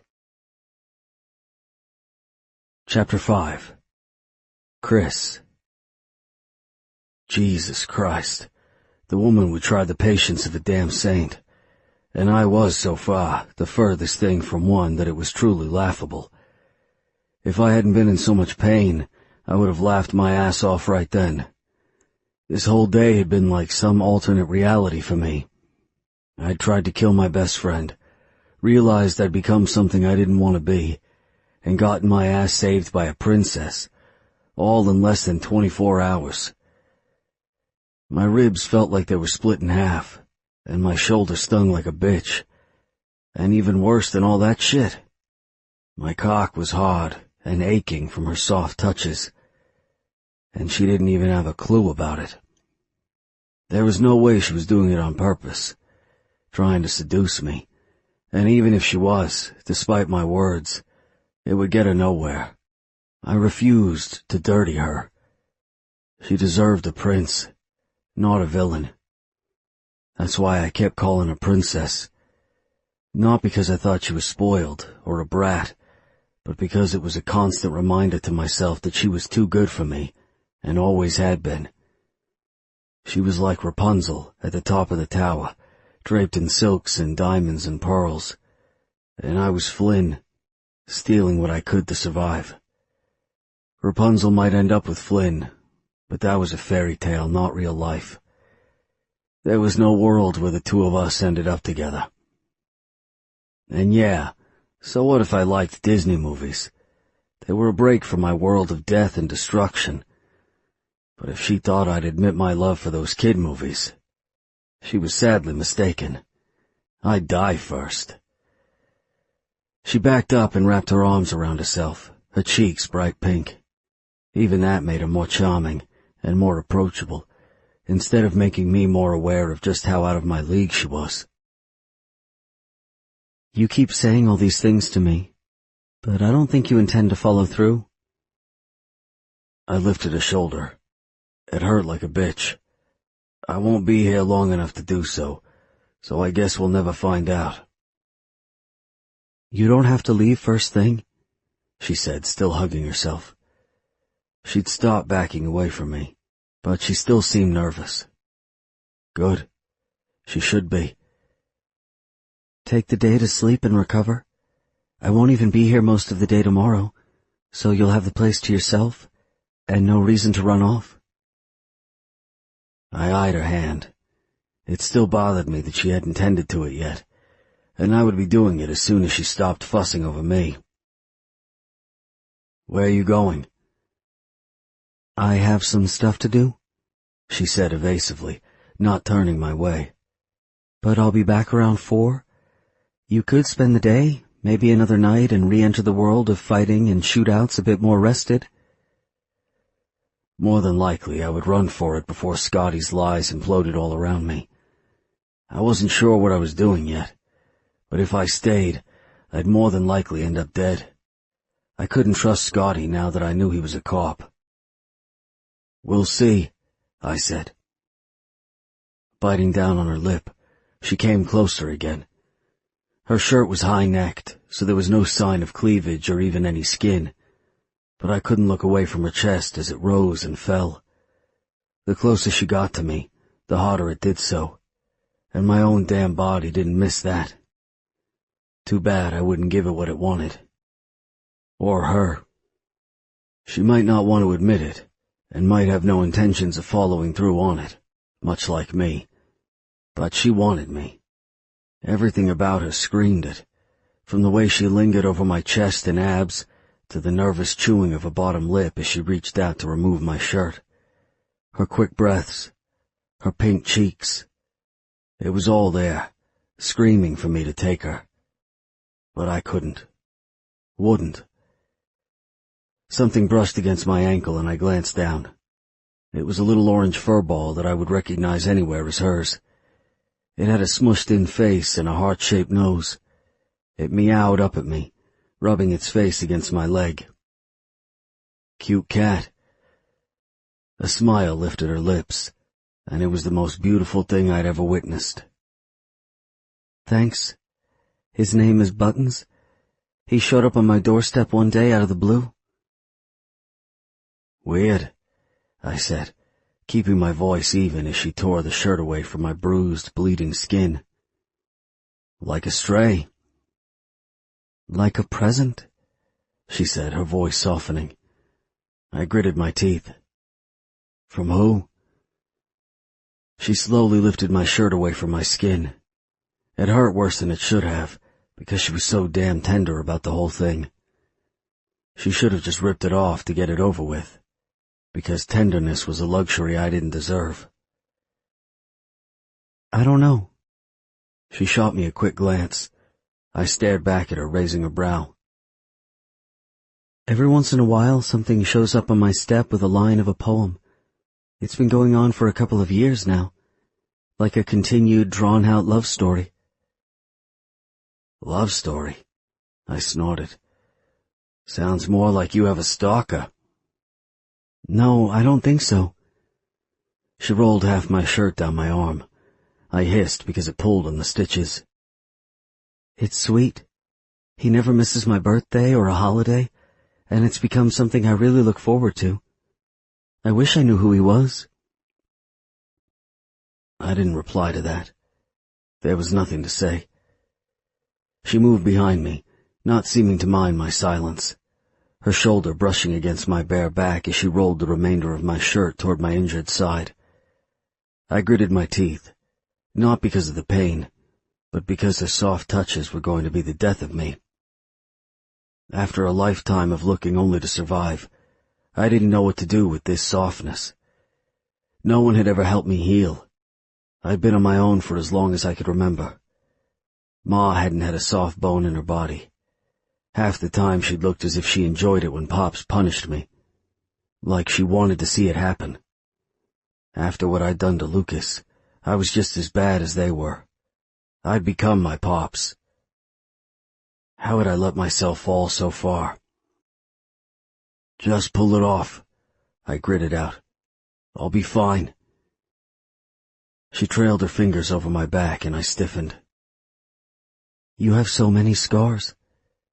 Are these all from fighting? Yeah, I shrugged. Most of them were caused by me being a stubborn jackass. That was a lie. Most of them were from Pops. He used to love to beat me when I let him down, or if he was in a bad mood. Hell, he didn't really need a reason. But lucky for him, I let him down a lot as a kid. Even when I grew enough to fight back, I hadn't. It was all about respect. In this life, if your lieutenant thought you deserved a beating, you fucking got a beating. And you didn't fight back. Especially not if it was your Pops dishing it out. But I wasn't about to tell her all that. She didn't need to know that Pops' weapon of choice was his steel-tipped wooden cane, or that for special occasions he used his spiked belt to whip some sense into me. That was where most of the scars came from.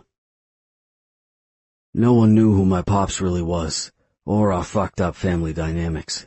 Not even Lucas. Everyone thought Pops was this easygoing, laid-back asshole who had been in the Suns his whole life and deserved respect. And that wasn't about to change now. I wasn't a pussy-whipped bitch who would cry on someone's shoulder when shown a bit of softness. Life was life. I was me. Pops was Pops. Nothing would change that. Not even Molly. The shirt hit the floor, and I stood there bare-chested in her fancy kitchen. She sucked in a breath and pressed her hand against a rigid scar on my back. I remembered that one all too well. I'd been 8, and Pops had had a bad day at work. He came home, found me eating my dinner, and screamed that I'd dropped a noodle on the floor. Next thing I knew, I was bleeding in my room, unable to move because he'd broken one of my ribs. Ma hadn't even checked on me that night. I'd recovered in my room, alone with nothing but bread and milk for meals, while everyone else was told I had the chicken pox. It still hurt when I twisted too hard to the left. That was my life. Are you done? I asked between my clenched teeth, eyeing the opulent kitchen around us.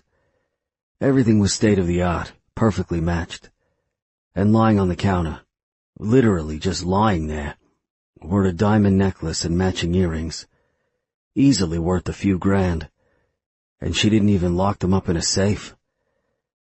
I had money stashed away, a little nest egg in case of emergencies, but it was nothing compared to this, to what she had. If I wanted to, all I had to do was grab a few of her shoes or necklaces, and I could be out of this town so fast, all you'd see would be a blur. Yeah, I'm done. She dropped a hand to her side and walked around me, heading for the living room. She didn't glance back at me. She turned the sink on, sticking her hands under the running water. I watched the blood wash off her. If only it was so easy for me. You're next. Huh? To wash? She scrubbed with soap, then backed away from the sink. Go ahead. I did as told. When I finished, she handed me a paper towel. I took it, our fingers brushing. Thank you. You're welcome, she said softly. Come on up. I'll show you to your room and get you a towel and some clean clothes. I followed her, grabbing the medical supplies off the counter as I did so. You have men's clothes in your house? Some of Dad's stuff. Just his things I couldn't bear to get rid of. She climbed the stairs, switching on the hallway light as she got to the top. I glanced behind us at the wooden foyer and the expensive Roman busts on either side of the door. They were probably authentic. It's nothing great. Just some flannel pajama pants and a t-shirt. I forced my attention forward again. That wasn't the best idea, though, because I was eye level with her ass, and it was a damn fine ass to be staring at, even though I couldn't have it. Thank you, I said, my voice coming out a bit rougher than I'd intended. You don't have to give me your dad's clothes, though. I can just wear what I have. She turned around and eyed me, her focus dipping low, too low, before shooting back up. I gripped the banister so tight it should have broken.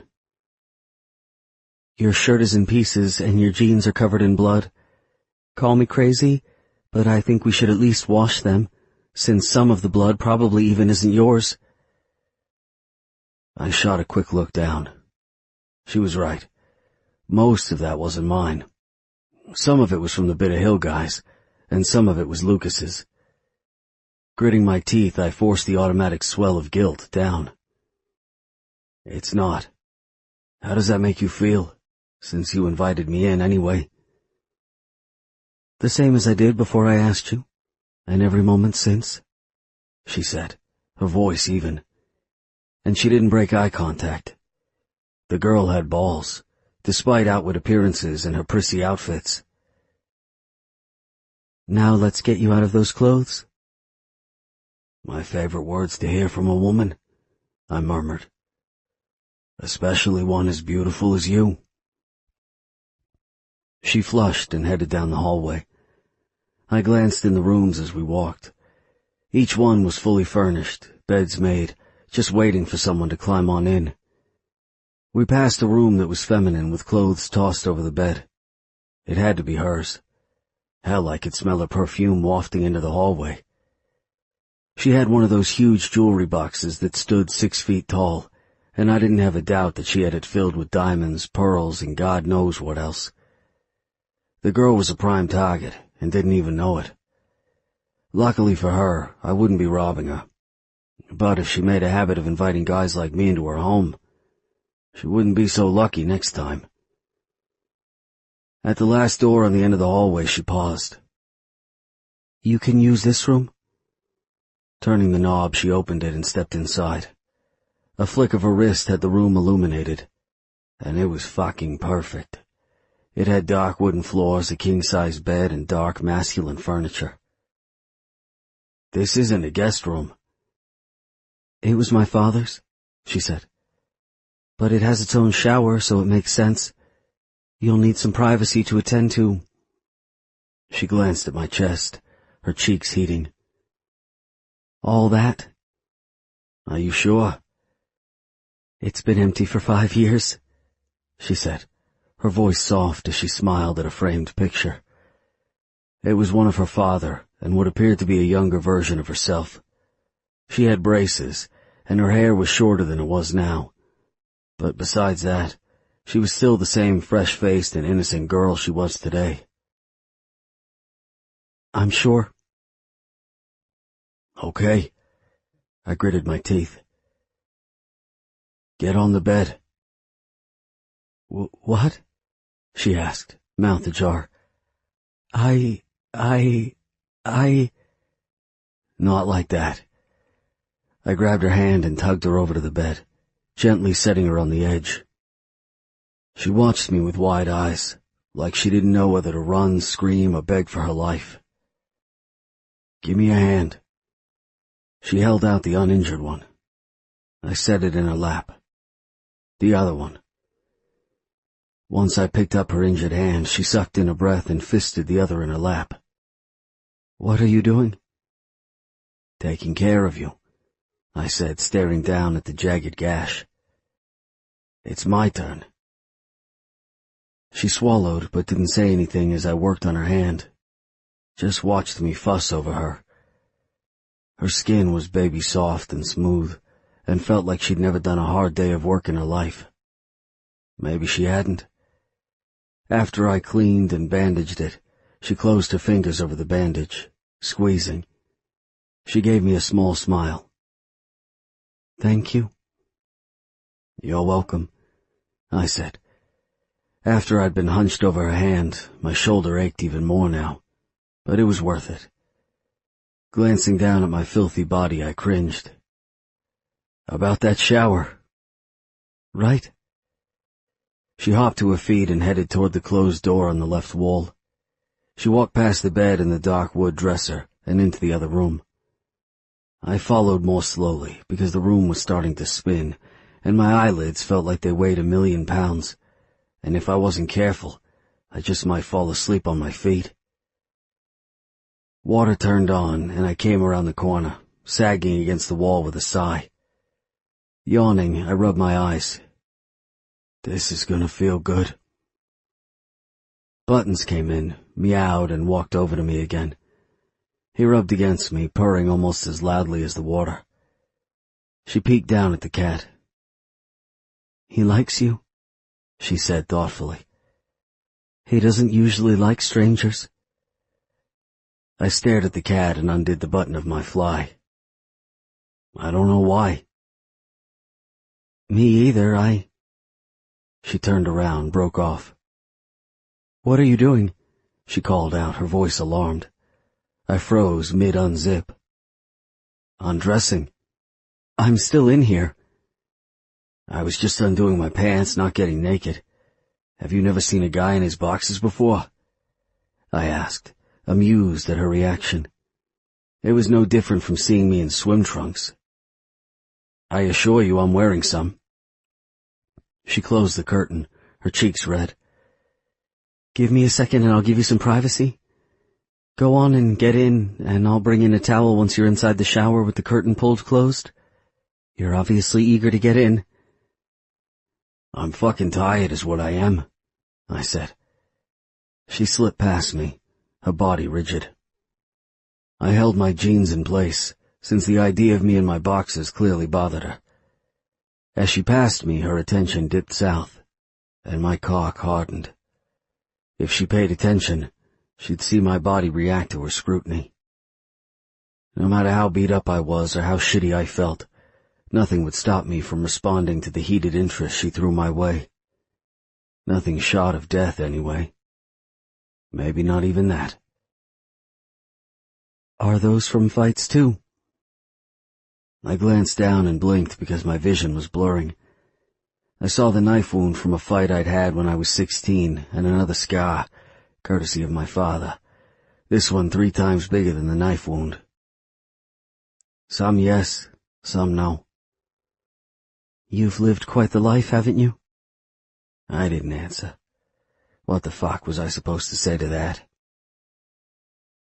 "I'll leave you to get undressed now," she said softly, still studying my scars. I had a lot more if she had a thing for them. After she left, I let my remaining clothes hit the floor, wincing as I leaned on the sink to balance myself. Now that I was alone, I stopped hiding the fact that at any minute I was bound to pass out and maybe never wake up. Somehow I managed not to. Breathing heavily, I stepped under the hot water and groaned. I couldn't help it. It felt way too damn good not to appreciate. An hour or two ago, I'd been sure I would die in that alley, alone aside from the rats and the roaches, and no one would care. But now I was showering and it was warm, and it just went to show the good guys didn't finish first. They finished last, after the bad guys like me. No matter how much shit I did wrong or how many cardinal sins I broke, I just kept coming up clean and grinning, and nothing would stop me. Nothing killed me. And that kinda pissed me off. It was time for me to pay my dues. I placed my face under the water, letting it wash away all the evidence of my wrongdoings into a puddle of dark pink water swirling around my feet. But I knew, even after all the blood, dirt, and sweat washed away, I would still be dirty. I'd never be clean. Nothing and no one could change that. My dirty soul was embedded in my DNA. I had been fucked since the moment I was conceived, doomed to be a villain. "Are you in the shower yet?" Molly called out. "Yeah, you can come in," I said, leaning on the wall and running my hands down my face. I glanced at them. They were stained a wet reddish brown, despite washing them earlier. "Did you bring soap?" "Yeah, and a washcloth?" Her hand popped in, slim, white, and clean. "Shampoo, too. Sorry, I forgot there wasn't any in there." I took the stuff, leaving dirty streaks on her wrist and hand. "You have nothing to apologize for. I'm the one who—" I broke off, laughing. "I'm the one who's getting your tub all dirty." "It's just a tub?" "Yeah, and I'm just a guy." I opened the curtain and popped my head out. She gaped at me, her lids dropping as she took in every exposed inch of me, as if she'd never seen a wet man before. "You didn't have to save me, and probably shouldn't have, but it's a debt I'll never forget. Thank you." "You don't owe me anything," she said, rubbing her arms and backing up. She'd placed a towel and a clean pair of pajamas on the sink counter. "It was the right thing to do." "Still," I said, squaring my jaw, "I never back down from a favor owed, and if you need something from me, all you have to do is ask." She shook her head. "I won't be asking." "If you say so." I closed the curtain and stepped under the water again. "Regardless, I'll be waiting." "You have a pretty bleak outlook on life." Unable to resist, I peeked out the curtain at her again. "What tipped you off?" "You're obviously not all jaded." She bit down on her lip, watching me. "Back at the pharmacy you could have stolen my car, my purse, my life." "I'm a shitty person, but I wouldn't do that to you," I said, my voice thick. I probably shouldn't have admitted that, but with her, for some reason, I wanted to be straight. No bullshit. She deserved it. "Never to you." She rubbed her arm. "Which only goes to prove that no one is all bad, just like no one is all good. I refuse to believe you're as evil as you let on." I gave her a once-over, lingering over her soft lips and sweet curves. "You're all good." "Oh, God," she laughed. I'm so not." "I refuse to believe that," I said, turning her words back on her. Silence, and then, "I'm going to let you shower in peace now," she said. I didn't mind her chatter, which was funny, since on anyone else I would have found it annoying as hell. But if she wanted to go, I'd let her. "All right." The door shut behind her, and I sank down in the tub, knees folded in front of me, and stared blankly at the wall, not sure how to feel right now. This woman, this unselfish person, saw good in me. I didn't know why or how, but it didn't change the fact that she did. And God help us both, I wanted it to stay that way. Wanted her to see me as a person worth saving. I didn't want to let her down, like I had everyone else. For some reason it mattered to me that she liked me, when it had never mattered with anyone else before. I blinked down at the tub, watching as it turned pinkish red with the blood of my sins, and swallowed, dropping my head back against the wall. Quickly I squeezed my eyes shut, not wanting to watch the evidence of what I'd done to Lucas circle down the drain. If she knew what I did, she would never look at me the same. I tried to kill Lucas, my brother, my friend, my partner. I had tried to one-up a man who got pleasure out of beating me, a man who would never think I was good enough, strong enough, tough enough, cold enough. And in the process of trying to show him he hadn't broken me, that I was a strong man despite his parenting, I'd somehow become him. How the hell did this become my life? How the hell did this become me?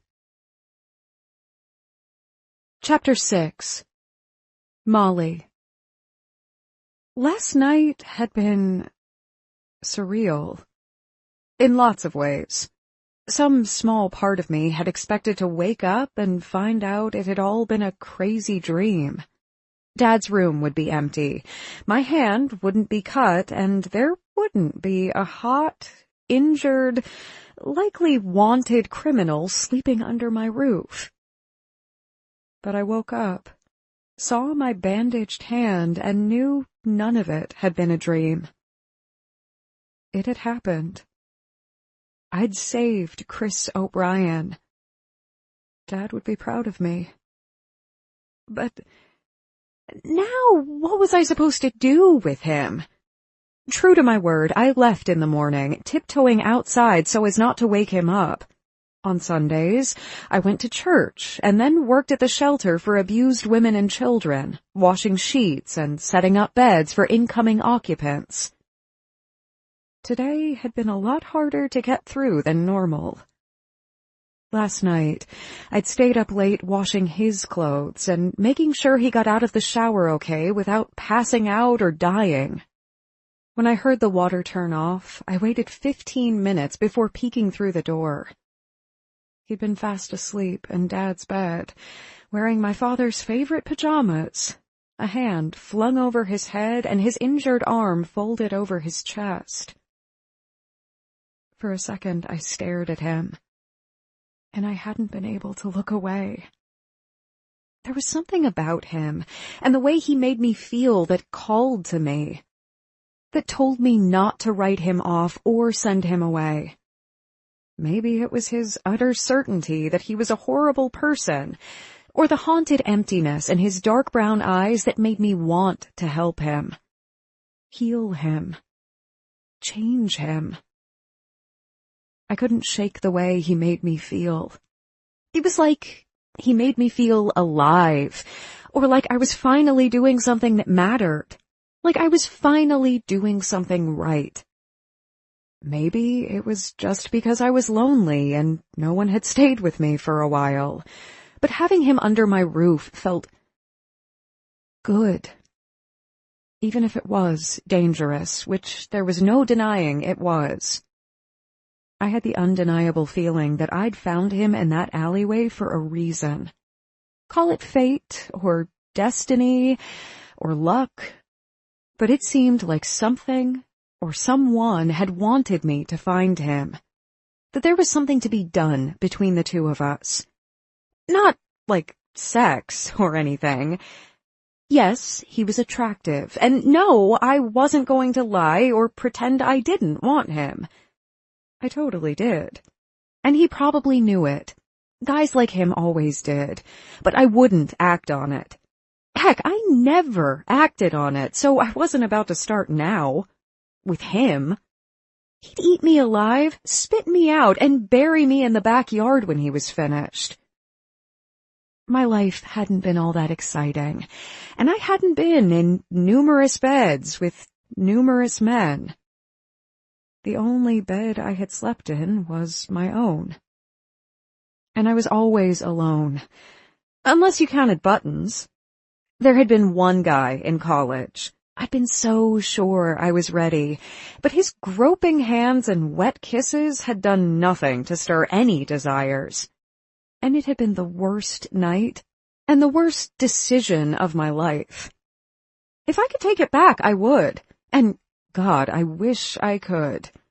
I would rather be a virgin for the rest of my life than have that memory in my head. When I pulled into my driveway, I pushed the button and waited for the garage door to open. Either my house would be empty, or there would be a man inside, waiting for me. I wasn't sure yet which I preferred, But after I'd finished up my day at the shelter, I bought him some clothes, just in case it was the latter. After the garage door shut behind me, I grabbed the wine I'd picked up. Because, God, I needed some, no matter what waited for me inside. Grabbed the bags of clothes and headed for the door. Before I could open it, it swung inward, and Chris stood there, barefoot and still in pajamas. Buttons was behind him, staring up at him lovingly. Guess I got my answer. He hadn't left. I tried to ignore the surge of relief as I studied him for any signs of improvement. He still had bruises and scabs. His nose still had that broken look to it and was various shades of yellow and blue. But he was handsome as the devil, smiling, and he acted like a completely different guy from last night. He seemed normal. And my body responded to it. God, did it respond. Hey, princess. He held the door open, that grin never slipping from his handsome, perfect face. I had a feeling that grin was a facade, a way for him to hide what truly lay beneath. Whatever that might be. Welcome home. I ducked under his hard, muscular arm. He smelled good. Not like the cologne he'd worn the other day, but like coconut shampoo and soap. Like my coconut shampoo and soap. Thanks.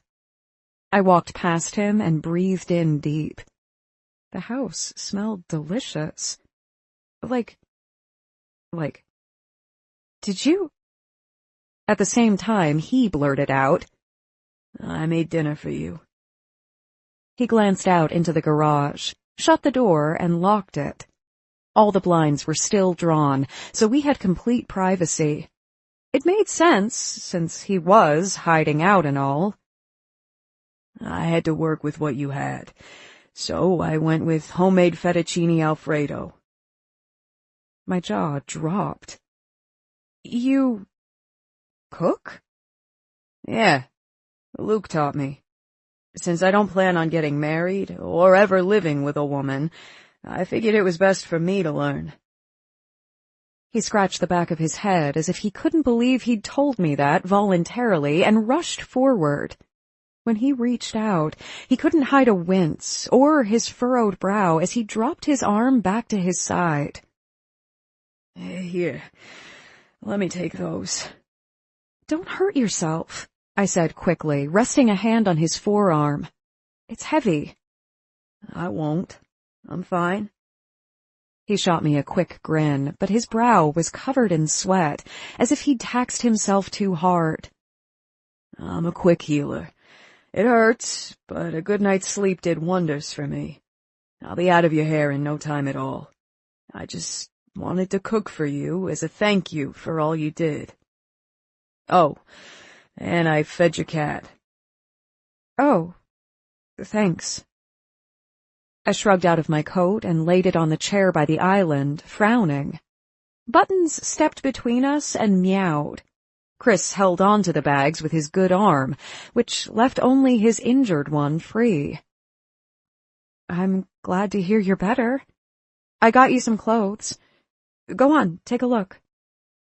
He stared at me, his jaw flexing, and set the bags down. Then he rummaged through the one that held the clothes with his good arm, leaving the other hanging limply at his side. This is all great. Thanks. I'll pay you back. You can pay me back by staying here till you're actually better. I took the clothes out of his hand and shoved them back in the bag. How about that? He flexed his jaw, not bothering to deny he wasn't healed yet.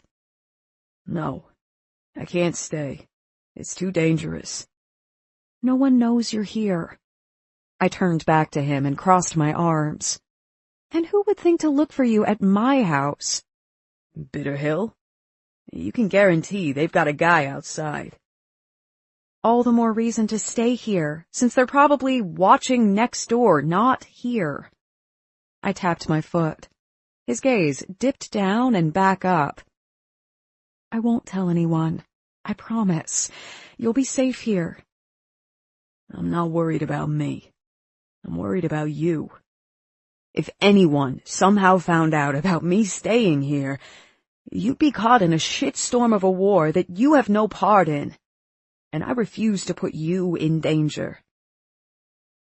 I crossed my arms, inspecting him. I didn't save you only to let you die. You stay. End of story. He laughed. Actually laughed. First of all, you saving me doesn't give you any rights over me. And second, I don't know when you got the impression I was a guy easily bossed around, but I'm not. I don't take orders. I give them. So you can— Not here, you don't. I frowned and did my best. I saw you eat that paste. Look. Here, we talk it out, and I say you stay. Amusement crossed his expression.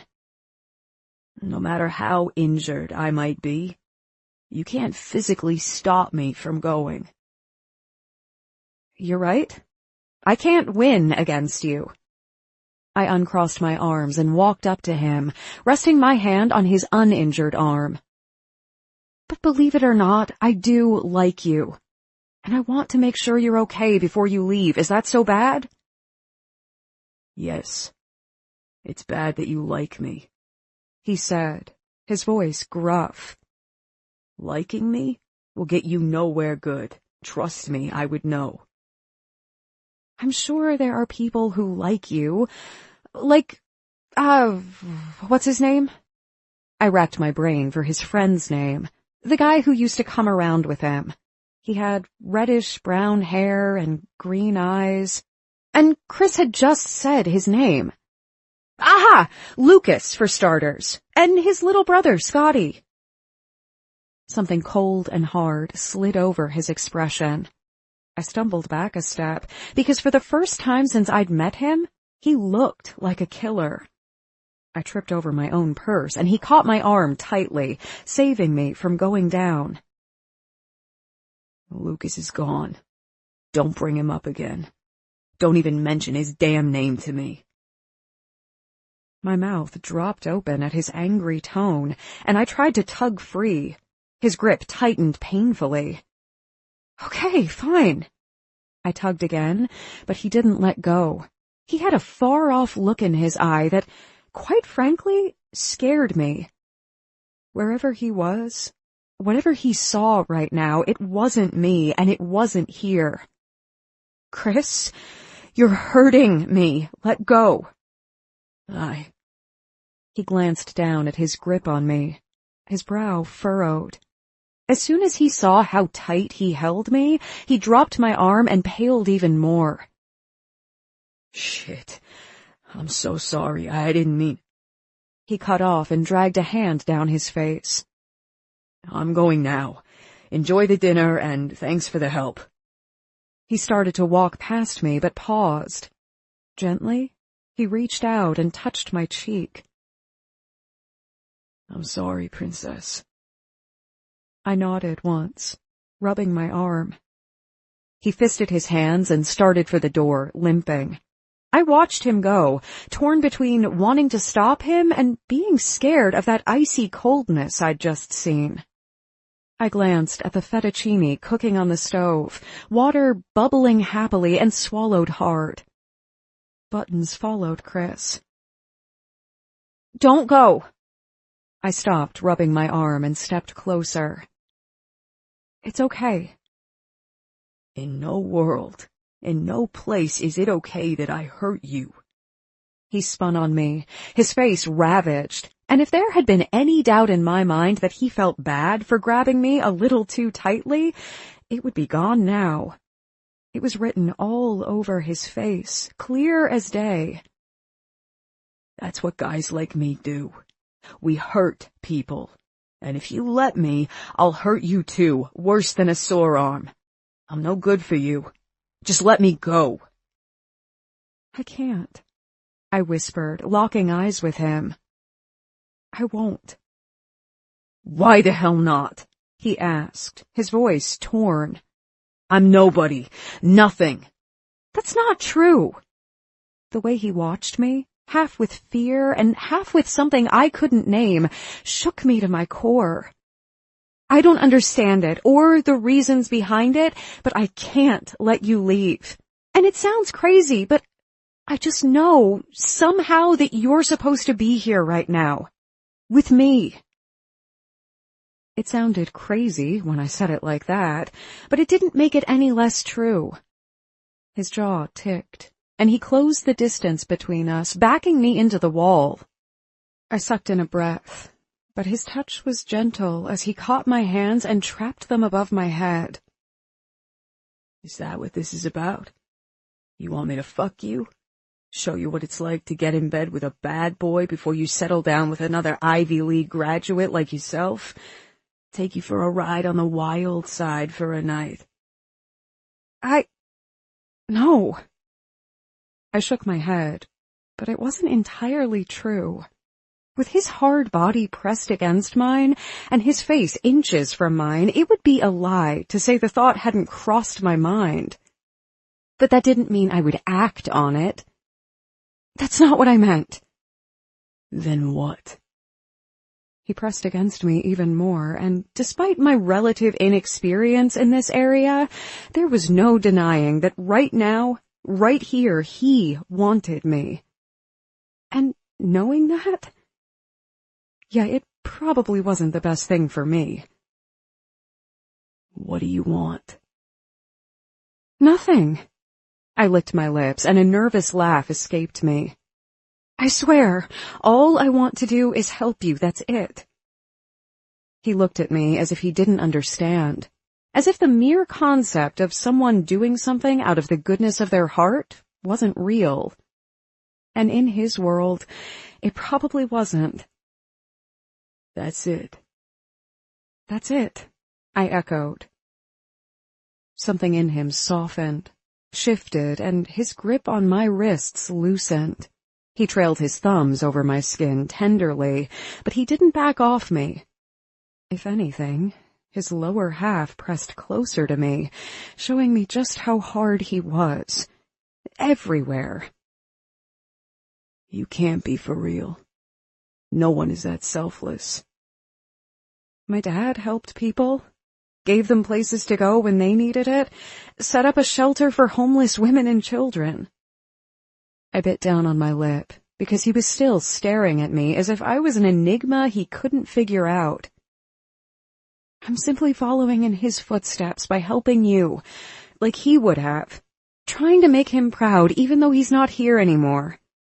Can't you understand that? His fingers flexed on my wrists. Yeah, I get that. So let me do it. You're fucking amazing, he said, his voice low and almost reverent. You shouldn't waste all that compassion on me. I choose who gets it. I wriggled against him, feeling restlessly trapped, but in a good way. In a way that made my pulse rush and my thighs ache to be filled with something. Him, maybe? I choose you, and nothing you say or do will change that. Come on now. He leaned in closer, so close that all it would take was a small movement toward him and our lips would touch. Neither of us moved. I bet that's not true. What if I kissed you, right here, right now, and showed you just how bad I can be? What if I fucked you against this wall, hard and rough, just the way I like it? How quickly would you push me away after? How fast would you regret letting a guy like me fuck you? We wouldn't get that close. And we wouldn't do that because Chris scared me. He made me feel too much, too strongly, and I wasn't about to let him closer. Wasn't about to let him make me feel even more. You're just trying to scare me off again. My breath caught in my throat, and a small moan escaped me when he rolled his hips. There was no holding it back. You have no idea how I would feel afterward, and you never will because it's a bad idea. Most things that feel good are. Slowly, his lids dropped, and he studied the way I bit my lower lip. That's what makes them so much fun. You know, I've been telling myself not to do this, not to touch you. But maybe if I do, you'll finally let me go. He did that magical roll of his hips again. All women do, after they get what they want out of me. I tried to squeeze my thighs together, but his knees slipped in between them. When he pressed against my core, I gasped. Chris! I can see it in your eyes, you know. He lowered his face to mine. The desire burning for me. For this. You want me. You want this. A ragged breath escaped me, and I nodded once. But... Shh. For a minute, an intoxicating, thrilling, earth-shattering minute, I thought he was going to actually kiss me. He even leaned in, his nose brushing mine, and his warm breath fanned over my mouth. It'll be okay. I let my eyelids drift closed, knowing that I could say no, but not making a sound. Some part of me, some deep, dark part that I never listened to, whispered that this was what I'd wanted all along. That he was right. I had an ulterior motive for wanting to be with him. I didn't. But I could still kiss him, couldn't I? Just once. Just for this 1 second. I wanted to see what it felt like to be held, touched by a man I actually wanted. Just this once. I wanted to live. A desperate whimper escaped me. Buttons sat on my foot and meowed. Shit. Chris froze, his whole body held stiffly against mine. I'm sorry, Princess. I shivered, frustration boiling inside of me until I was sure I would explode. It's okay. We just got caught up in the moment. No big deal. It is. His gaze dipped down to my mouth one last time, stealing my breath away. It won't happen again. I swear it. A muscle in his cheek ticked, and he pushed off the wall, letting me go. I wasn't sure whether to scream, cry, or sag in relief. I settled for collapsing against the wall, my breaths coming fast and uneven. Now that you know I won't require anything in return, will you stay a little longer? He gave me his back, gripping the counter, and laughed. You're either foolish, too compassionate for your own good, or completely insane. I'm not sure which. I ignored his possible insult. I wasn't crazy for caring whether he lived or died. I was human. That was all. Is that a yes? Shaking his head, he laughed again. It's a maybe. I'll think about it. I suppose that's enough. Taking a deep breath, he headed for the stove. He still didn't look at me. It'll have to be, because that's all I have. Deal, I said, holding onto the counter behind me.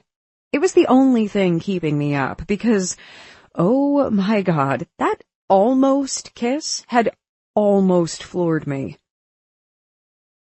Dinner smells great. I love Alfredo. I hoped as much, he said, watching me as if he half expected me to bite him or something. It'll be ready in 3 minutes. Great. We fell silent, and I watched as he stirred the sauce. His dark tattoos swirled down his arms. I saw a dragon, and a Chinese symbol, and a silhouette of a woman with big boobs. Words were on the backs of his biceps, but I couldn't make them out.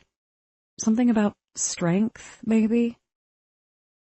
The flannel pajamas hugged him in all the right places, showing me just how hard and perfect his rear end was. And for the life of me, I couldn't look away. I mean, it was hard and pert and would probably fill my— "Molly?" he said, his voice amused. I jumped. "Yeah?" "I asked you if you'd like to open the wine," he said, straight-faced but clearly laughing internally. So, he'd caught me admiring his rear. Great. "I saw you brought some home." "Oh, right, wine." I nodded, a little too enthusiastically. "That's a great idea." He laughed, and his face lit up. I could count on one hand, maybe one finger, the number of times I'd seen him smile with actual amusement. And when he did— God, he had dimples in his cheeks, too, and he seemed softer, less scary. But when he laughed— God, he was like a completely different man. Like he didn't do what he did for a living. His hands clean of blood, and he was just a normal guy in a kitchen cooking dinner. When he laughed, it was as if he wasn't carrying the weight of all the things he'd done in his life on his shoulders in that moment. Something told me he needed that. He needed to forget. I wanted to make him laugh every day he was here. Show him what life could be if you stopped to enjoy it. "Can you open it yourself?" he asked, still smiling. If I say no, will I get to watch you flex those muscles for me? Yes, of course. I opened the drawer that held the corkscrew, but didn't get it out. Instead, I shut it again before reopening it. Huh. That's weird. "What?" he asked, craning his neck to look down at the floor. Button sat behind him, grooming himself. "What's wrong?" This drawer always got stuck halfway open. "Oh, that." He turned back to the stove. "I noticed it was stuck earlier when I was looking for measuring cups, so I fixed it." I blinked down at it. Wow. Thank you. "It was nothing," he said quickly, not meeting my eyes. But it wasn't nothing. I wasn't handy, and I had no idea how to fix anything, so I'd been putting off calling a guy to come look at it until I had enough projects to make it worth the handyman's time. Knowing Chris had seen it and fixed it for me without being asked made my heart wrench. It wasn't a huge thing. It wasn't much at all, really. But it had been a long time since I'd had a man in the house who would help out. And it showed me just how alone I was, and how long I'd been that way. 5 years and 1 day. I'd found him yesterday, on the anniversary of my father's death, bleeding in that alley only because I'd stupidly slashed open my palm. My father had been watching over me last night, and he'd led me straight to Chris. A man clearly in need of some benevolence in his life. It only made me all the more certain that keeping him around was the right thing to do. That a guy like Chris, who fixed things without being asked, had a softness inside that his life couldn't destroy, no matter how dark it might be. That some way, somehow, my father had led me to him so I could follow in his footsteps and help people like he had when he'd been alive. That Chris could be saved. And I would be the one to do it.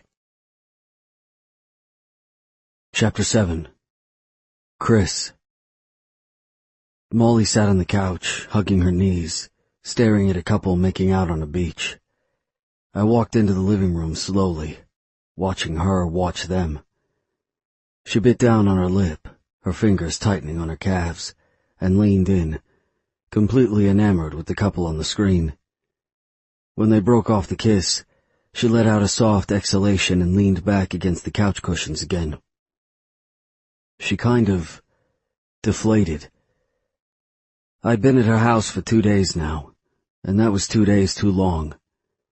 All this time to sit here and think had been good for me, but my time at Molly's was drawing to a close. After some deep meditation and lots of internal debating, I decided on a course of action that would set me on the path to redemption. I knew what I had to do. I was ready. She glanced over her shoulder, jumping slightly when she saw me standing there. "Geez, you scared me?" "Sorry." I offered her a grin. "I was just watching the show." "You like The Bachelor?" "Hell no." "Yeah." "Wow." She scooted over and patted the spot on the couch next to her. "Then sit. Watch it with me." Swearing internally, I walked around the side of the couch and sank into the softness. "Who was just kissing?" "Aaron and Maggie." I nodded as if I had an idea who the fuck they were. "Is she your top pick?" "Yeah, she's a teacher like me." She looked at me but quickly turned away. "And he's a doctor? They seem like a good fit." "Is that what you want in your life? A doctor?" Buttons hopped up on the couch and curled up on my lap. Molly side-eyed the cat and tucked her hair behind her ears. "I don't really think about that much." "Why not?" I scratched the cat's head, right between his ears, where he liked it. "You seem the type to plan your life out like that. The man, the kids, the school district." She shook her head. "No. I meant that I don't think about what type of guy I'm going to marry. I obviously haven't met him yet, and might never." "I wouldn't be so sure. I'm sure your guy is out there." I frowned down at the cat, not liking how murderous the idea of her with another man made me feel.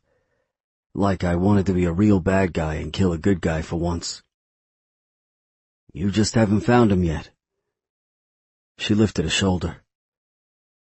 "I'm not exactly looking, if we're being honest." "Why not?" She pursed her lips. "Why aren't you?" "Have you seen the life I lead?" I asked, raising a brow. "It's not exactly conducive to getting married and starting a family. I'm better off on my own." "Maybe I feel that way too." I snorted. "That your life is too dangerous for a man to handle." "No, that life is too dangerous for me to handle." She let out a nervous laugh. "I lost a person I loved once. It hurt. A lot. If I'm going to take that chance on someone again, if I'm going to open myself up to that pain, then it's going to have to be for someone pretty freaking special. I have yet to meet him, that's all I'm saying." I didn't know what to say to that. It made sense. She'd been hurt before and didn't want to be hurt again. I got that. But that shouldn't make you scared to open yourself up again. The chances of you losing another person that way, they're pretty damn slim. You don't exactly live in Steel Row. Just stay out of there and keep your man out of there, and you'll be good to go. She blew out a breath, moving her hair. "Like I said, if I meet someone worth taking a risk on, I'll deliberate on it at that time. But to plan and worry and dream about who he might be, what's the point of that?" I stared at her, my hand on Buttons' back. "That's an awfully bleak outlook on life for you." "No one can be all sunshine happy all the time, can they?" "I always just assumed you were," I answered honestly. "Well, you assumed wrong." She reached out and patted Buttons on the head. Our hands were so close, yet we didn't touch. It felt like we had. I hate her," I tore my eyes off Molly and looked back at the screen. A red-headed woman talked animatedly, her hands flying with every word. She looked like she had more silicone than real body parts, and like she was about as deep as a puddle. The guy sat beside her, watching her, but he seemed less than impressed. "Don't worry, he's not into her." She blinked at me. "How can you be so sure?" "Look at him." I pointed at the TV. When he looks at her, there's nothing in his eyes. No desire, no warmth, no heat. It's just a dead stare. And he's leaning away from her, as if he can't wait to walk away. I dropped my hand back to Buttons. He's got more interest in that couch than he does in her. Her jaw dropped. "Wow, you're good." "It's my job to be good, to read people." I shifted uneasily. I failed to mention that I then used the way people reacted against them, that I found their weaknesses and exploited them, like I had with Lucas. I set Buttons down and stood up. "Want some wine?" "Sure," she said quickly. I walked out to the kitchen, needing some space. Sitting on that couch with her, watching some bullshit reality show, had felt way too domestic. Like what we had was real, when it wasn't. I wasn't sticking around, and she wouldn't miss me when I left. I was just some charity case she'd brought into her home in some misguided attempt to be more like her father. Her father had been a good man who helped lots of people. And look what it had gotten him. An unceremonious death in Steel Row. She was better off keeping to herself, like she'd been doing all along. After I got her some red Moscato, I walked back into the living room. The bachelor dude now sat at a romantic dinner with a brunette. She was pretty enough, but something about her was off, as if she was in this only for the fame. "Dude, this guy gets around." She glanced over her shoulder at me. "Yeah." "Who the hell needs to be on a show for an excuse to fuck around?" I handed her a glass and settled back down, crossing an ankle over my thigh. "If you want to play the field, do it without the cameras in your face." "That's not the point," she argued. "The point is to fall in love and get married?" "Yeah, and I'm the Pope." She choked on her wine. I grinned. "Sure you are." "Seriously, though, how many of these guys actually get married?" She set her wine down and wiped her mouth with the back of her hand. Exactly. They're looking to get fucked, not married." I lifted my glass to the screen. "And they're totally sleeping together." "What?" She glanced at the screen in horror. "No." I laughed at her horrified expression. I couldn't help it. She acted as if I'd told her he drowned puppies in his spare time. "Yep." She sank back against the pillow, pouting. "Well, crap." "Sorry," I said, still chuckling. "Whatever." The show went to commercial and she reached for her wine again. "So you never want to settle down? Have some kids?" I winced. Why the hell would I want to hand my kid the same type of life I led? Like me, he wouldn't have much of a choice when it came to what he did with his life. If you were born into this life, you accepted it. You embraced it. I refused to do that to my kid. Refused to bring another little son into this life. Hell no. "I see." She shifted her weight. Buttons came back on my lap. "What about you? Would you change your mind about being single if you met a girl who changed everything?" "No." "How can you be so sure?" She stared at me. "So certain." I'd already met that girl, and she sat beside me. But considering my current course of action and how my plan would more than likely play out, I wouldn't be around long enough for her to make me think I deserved her in my life. Because I am. Chapter 8. Molly. I swallowed a big gulp of wine, not meeting his eyes. Knowing he wasn't even remotely open to the possibility of a relationship wasn't shocking or even surprising. With the life he led, it made perfect sense. But for some reason, it made me sad.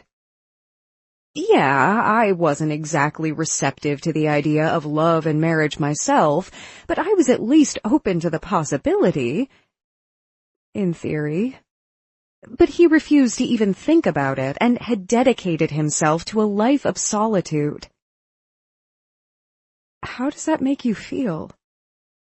He stared at me, as if I'd asked him if he liked to suck his own toes or something equally insulting. It doesn't make me feel anything. My lips twitched at the way he said that, all deep and manly. Sorry, I didn't mean to imply you might not be a robot inside. Well, don't make that mistake again. He dragged a hand through his hair. Buttons meowed, and Chris immediately went back to rubbing the cat's head. Those two had bonded something fierce over the past 2 days. Did you say something about a spring break over dinner? Effective change of topic. Yeah, it starts Wednesday. All right. He pointed at the TV. It was a commercial for a show that took place in Scotland. That's beautiful. I'd love to go there and draw the landscapes. Wait, he drew? Before I could actually ask him about his hobby, he cut me off. Now that... He frowned at the TV. An ad was playing for Dior cologne. That shit smells awful. A buddy of mine pours it on like it's bathwater, and it's so strong I smell it for hours after I get home. I swear, my body absorbs it and releases it little by little just to fuck with me. A laugh bubbled out of me. Somehow I doubt that. I don't, he said dismissively. How long will you be off? I blinked at the quick change back to our original topic. A week and a half? Damn. He whistled through his teeth. All that for Easter? Spring break. I lifted the wine glass to my lips. We don't call it Easter break anymore. Right. I forgot. He broke off and picked up the remote. His frown deepened, so I turned back to the TV to see what had him all worked up this time. A news segment was playing. He turned it up. Today, in South Boston, in what was believed to be a gang-related shootout that broke out on Westcott and Bitter Hill Road, 3 men and a child were gunned down. Chris sat forward, buttons forgotten on his lap. Shit. Authorities believe it was a territory dispute between 2 rival gangs, and the child was not the intended target. 3 have been taken into custody and are expected to be charged with murder in the 1st degree. Son of a bitch. He dragged a hand through his hair again and turned down the volume. That was Bitter Hill and Old Forge, guaranteed. Are you friends with them? Hell no. His forehead wrinkled, and he gripped the glass tighter. But I sold them the guns. I gave them the weapons to gun down children on corners. I swallowed hard. Sometimes I forgot what he did, who he was. But then he said things like this, and I remembered all too well what it was he did for a living. Why do you do it? Because it's my life. That's why. That's what I always told myself, anyway. That's what I said. He picked Buttons up and set him on the couch gently, despite the irritation in his voice. And it's time I got back to that life. Now? Soon. He set his glass down. I just need to contact a few people, set some things in motion, and then I'm back out there. But It's time to make good. I've done a lot of shit in my life, and so has everyone in the gang, he said, covering his face. I get it now. I understand why Scotty does what he does. I blinked. What does Scotty do? He cleans up shit. I thought he was doing wrong, that he was betraying us. But I was wrong. We're the ones doing wrong. He's just trying to set it right. He lowered his hands. The pain and determination I saw in his eyes set an answering ping of fear through my chest. And I'm going to help him. I'm going back in. I'm staying. Though I wasn't sure exactly what he was talking about with Scotty and all that, I understood that last part. I lifted my leg, resting my heel on the couch, and hugged my knee to my chest. You're ready? Yeah. His jaw flexed.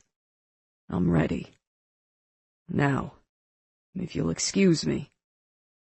He walked off without another word, heading up the stairs. I listened to his footsteps, waiting to hear the bedroom door shut. Once it did, I let out a sigh. Having him around, acting like a normal guy, had been tough tonight. In a way, I was grateful for that news segment, for that hard, cold reality of what he was. It made it easier to keep him at arm's length, despite my attraction to him, when the evidence of his crimes was staring me in the face. It reminded me that he wasn't the guy for me. How could I be with someone who killed people for a living? Who gave criminals the weapons to cause harm to the city I loved? How could I want him?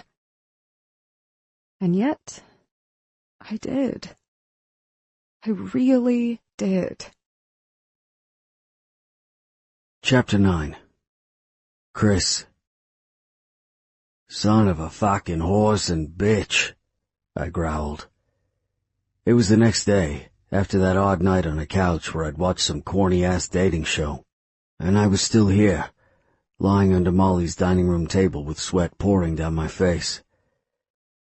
Buttons meowed over my head, batting at my hair, and I flinched at the claws, scraping my scalp.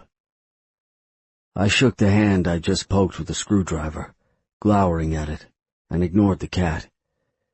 The table had been wobbling ever since I got here, but it wasn't until today that I felt strong enough to tackle the job.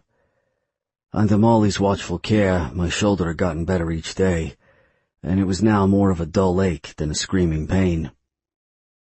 Every night she checked it, cleaned it, and bandaged it up. Even last night, after I'd locked myself away behind her father's door, she'd knocked and asked if she could come in to look at my shoulder. I, of course, had let her in. I didn't know what to do with her. In all my life, I'd never had someone who cared so much about my well-being. Yeah, I had Lucas, but we'd been dudes. We didn't call each other and ask how each other's boo-boos were feeling. We got together, we drank shit, we shot assholes, and then we went home, alone. The past 2 mornings, she'd woken up at 6 on the dot. I'd made sure to be up by 5:45 and to have a hot mug of coffee waiting for her. Then she'd left for work, and I'd tried my hand at fixing shit around the house. When she'd come home at 6, I had dinner and a glass of wine waiting for her. I tried to take care of her, and she did the same for me. It felt right. And playing house had taught me something about myself, too. I could have been different. My life didn't need to be all murder, guns, and meaningless sex. It could have been more. If I'd been born into another family, another life. But I hadn't been. The longer I stayed with her, the higher the chances got that I just might dirty that pure heart of hers. And yet I hadn't left, because I was still coming up with a game plan, and putting all my pawns in place on the chessboard. I knew what I had to do now, and I was prepared to do anything to succeed. But I had to be careful. I played a dangerous game. One wrong move, and bam, I'd be off the board too soon. Tate Daniels, the head of Steel Row, had been texting me all day long, telling me we were almost ready to take action against Bitter Hill, and that he'd let me know when he was ready for me to return. I played my part well, slurring my voice as I told him I was out drinking and fucking Lucas's death out of my mind. Scotty had called me a few times too, wanting to talk. I didn't answer. I wasn't ready to. He probably wanted to make sure I wasn't going to blow his story or tell anyone Lucas was really alive. I wouldn't. Not that he'd believe me, but it was true. After this short time of normalcy with Molly, I was finally starting to understand the way Lucas had been with Heidi. Why he'd been willing to give up everything, all that power, for a girl, for a shot at a regular life. One that didn't require you to sleep with a gun in your hand. One where your job description didn't include shooting assholes in the head before you were shot first. For the first time since being a kid, I wanted a different life than the one I had. I wanted to pretend that I wasn't a killer and that I wasn't unredeemable. I wanted to believe I could be a good guy. Back when I was still in school, I'd expressed an interest in becoming a doctor to Pops, instead of joining the gang.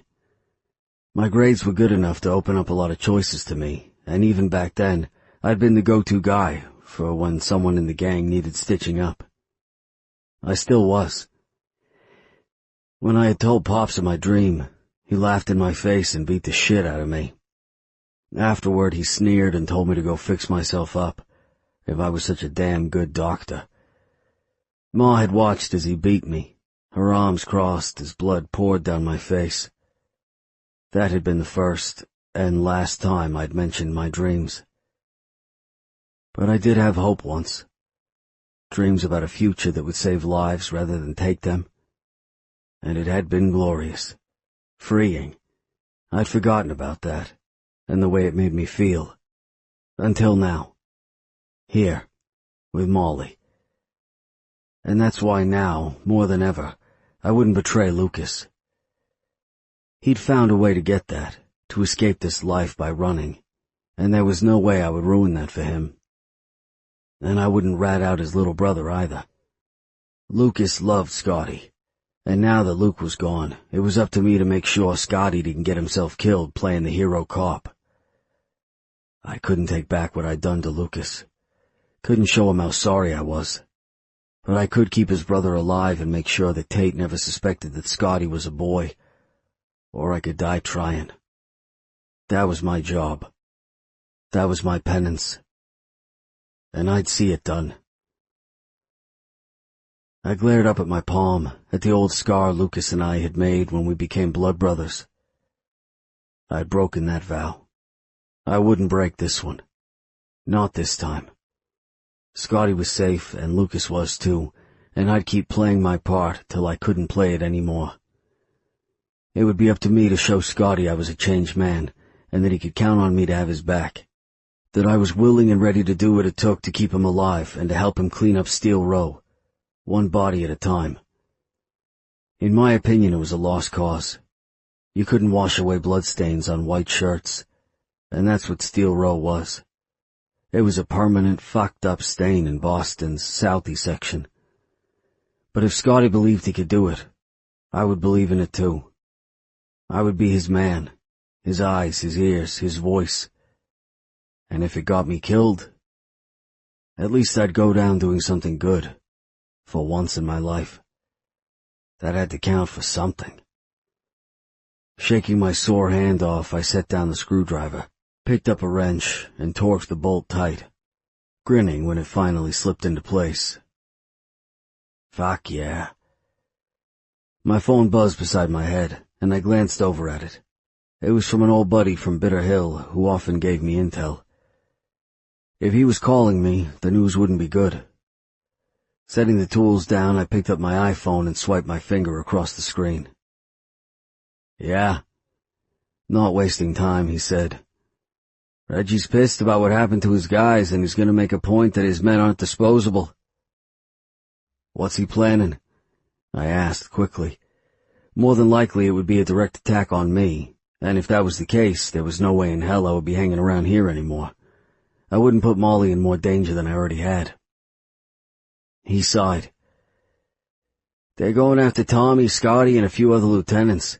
And of course you. But they can't figure out where you're hiding. Wherever you are, I suggest you stay there. I gritted my teeth. Thanks for the heads up, man. Any time. I dropped my phone on my chest and rubbed my forehead. Well, shit. Now I had to decide how best to handle this intel and who to give it to. Normally I would go directly to Tate with it. But now that I owed Scotty, he should be my go-to guy. He had resources I didn't, and bosses to answer to, and lies to maintain. If I was going to keep him alive, I had to keep him informed. I'd already decided on this path last night, while sitting next to Molly, after seeing what had happened to that little boy. But still, this was a big fucking deal. After years of giving my loyalty to Tate Daniels and all the men in the gang, I was about to call a boy. A cop.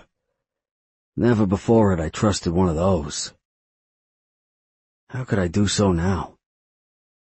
How could I not? Gritting my teeth, I hovered over Tate, but selected Scotty on my phone. He picked up on the second ring. Where the hell are you? I laughed, short and hard. Like I'm gonna tell a cop. I'm not. Scotty didn't finish that sentence. After a long pause, he said, You know. Of course I know. I gripped the phone tighter. Only a boy could play off the shit you did, and so fast, too. We both know that the dental records for Lucas and Heidi shouldn't match up, but they do. So tell me how it's possible that I watched them drive off into the sunset to live happily ever after, and yet the dental records match. A door shut. Maybe I've just got connections. Bullshit. I laughed again. We both know that's not the case, don't we? So, if that's true, why haven't you told Tate about me yet? I paused, considering my answer carefully. Because when a man finds himself alone in the world, with a bounty on his head, he starts to reevaluate what's important in life. I never should have turned on Lucas. I regret it. All of it. That's what any guy in your situation would say, Scotty snapped. True. I rubbed my forehead with my free hand. The movement hurt my shoulder, but I didn't even wince. Too much was at stake to be distracted now. But I could also go to Tate and tell him I know your dirty little secret. I didn't. And I won't. Your secret is safe with me. So is Lucas's. So you say. Something shuffled, and I could just picture Scotty sitting at his desk, a case file open in front of him, like a real fucking cop. For all I know, you showed Tate that bloody note Lucas gave you, and you told Tate the truth about me. The second I show up at Steel Row again, I'm dead and you win. I didn't want that note anymore, or the power the note would give me. I'd pulled it out of my jeans pocket and stashed it away in Mr. Laughlin's room, but I had no intention of actually using it. It wouldn't work, and even if it did, I didn't want it. Not anymore. But Scotty would never believe that. The same could be said for me, I argued. You could have ratted me out too. What I did is enough to get me jumped out of the gang at the very least. More than likely it's a death sentence, one I fully deserve. I should be gutted, dismembered, and burned alive, like the traitor I am. That's what we do to guys like me. I agree, you deserve it. I laughed. What the hell else was I supposed to do when he was right to want me dead? At least we see eye to eye on one thing. The only thing, Scotty said, his voice hard. Well, you'll probably get your wish. The night is young yet. Scotty sighed. What you did was fucked up, man. Lucas trusted you, loved you, and even worse, you led him to believe I was trying to kill him, my own brother, and he trusted you enough to believe you over me, his brother. Guilt, a familiar weight, settled on my shoulders. It would never go away, because I would never forgive myself for it. For any of it. I know. I'm sorry. I really am. If there was a way for me to let Lucas know I regretted my actions, I would. But you can't, because he's dead. I gritted my teeth. We both know that's not true. As far as the suns go, it is, Scotty sighed. We should be in the habit of saying it out loud so we don't slip up. I snorted. Real tips from a real cop. I feel honored. Scotty was silent for a while, and I didn't blame him. He was probably trying to decide whether to trust me or not. I wouldn't blame him if he decided not to. I wouldn't trust me either. Why did you call me? Just to tell me you know my secret? To threaten me? No threats. Then what? Scotty asked. I fucked up, man, but I won't do it again. I know where my loyalties lie now. I heard from a guy in Bitter Hill. He gave me some intel. Reliable shit. I glowered up at the bottom of the table, knowing this was a life-changing moment. That it was the second I changed sides and started working with the good guys. But it sure as hell didn't make me good. I just wanted to warn you. Bitter Hill is coming for you. They can't get Lucas, so they decided you're second best. You, Tommy, and a couple of other lieutenants. I left out the part about the hit on me. It was redundant to point it out. We both knew why they wanted me dead. He cursed under his breath. And you're telling me this because? I let down Lucas. Hurt him. I sucked in a deep breath, my heart pounding so loudly in my head I couldn't make out my thoughts. I can't take it back, but I can do my best to keep his little brother safe for him. From now on, that's what I'm gonna do. From now on, I'm in your pocket. Silence, followed by, You can't be serious. I am. Dead fucking serious. You're willing to turn your back on your pops, who would go down hard as the lieutenant of incoming shipments? Yes. I ground my teeth together. I meant what I said. I can't make it right, but the least I can do is make sure you're still breathing. So watch your back. Scotty made a frustrated sound. This could be a ploy, another attempt at a power play. Get me to trust you enough to turn my back on you and you pop me when I'm not looking? You're right. I laughed harshly. It could be, but it's not. If you don't believe me, I understand why. But it's the truth. Stay alive, kid. I hung up, staring down at the phone I held. Well, I'd done it. I betrayed the man who trusted me. But now I'd turned to my whole gang, including Pops. And you know what? It felt pretty damn good, too. With one phone call, I changed my destiny. I wasn't so foolish as to think it made me a good guy, or that it meant I could change. After what I did and who I did it to, I couldn't. There was nothing to be done that could change my course in life. It was time for me to leave this little slice of heaven I'd found, and the soft-hearted angel who came with it. Molly Loughlin.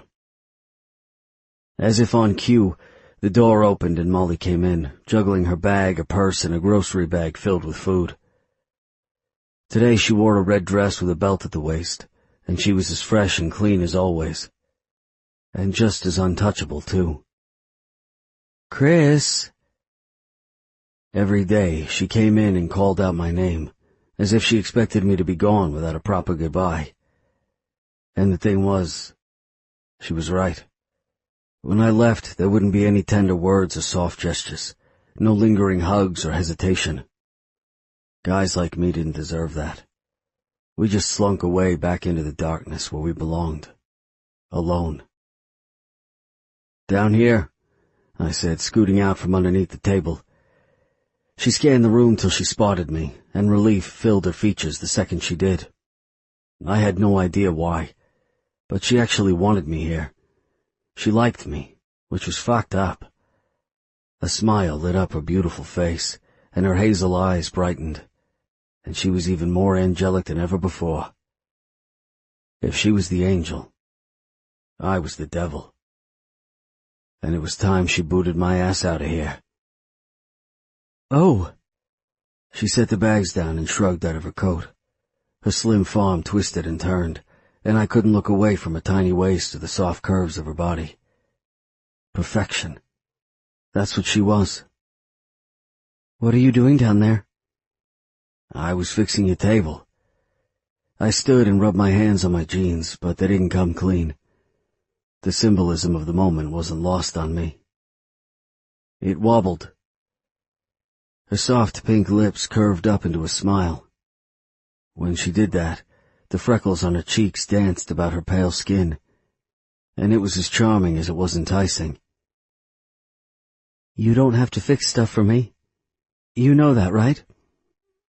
"It's the least I can do, since you let me stay here so long." Her smile wobbled and faded. Do I sense a past tense tone to that sentence? "Molly." I forced a smile and walked over to her, grabbing the grocery bags off the counter and heading for the fridge. "At some point I'm gonna have to go. It's not like I'm moving in permanently as your butler or something." She blinked at me, not laughing at my attempt at humor. "Of course not. You're absolutely right." When she turned away from me, rummaging through her purse, I studied her profile. As unlikely as it might seem, I cared about her. Always had. But that was exactly why I had to go. I took a step closer to her, my heart pounding. "Princess." "God." A laugh escaped her. "You know I hate it when you call me that." "Yeah?" Another step closer. My palms itched to touch her, to stroke her soft skin and kiss her until her worries faded away, to protect her from the world, from me, to take all the bad I'd done and all the horrible things I'd learned how to do and turn them into something good, as a means to keep her alive. It's why I do it. Gotta keep you on your toes. Is that so? Yeah. Another step had me directly behind her. That's so. She turned back to me, gasping when she saw how close I'd gotten. Her lips parted and her pulse raced.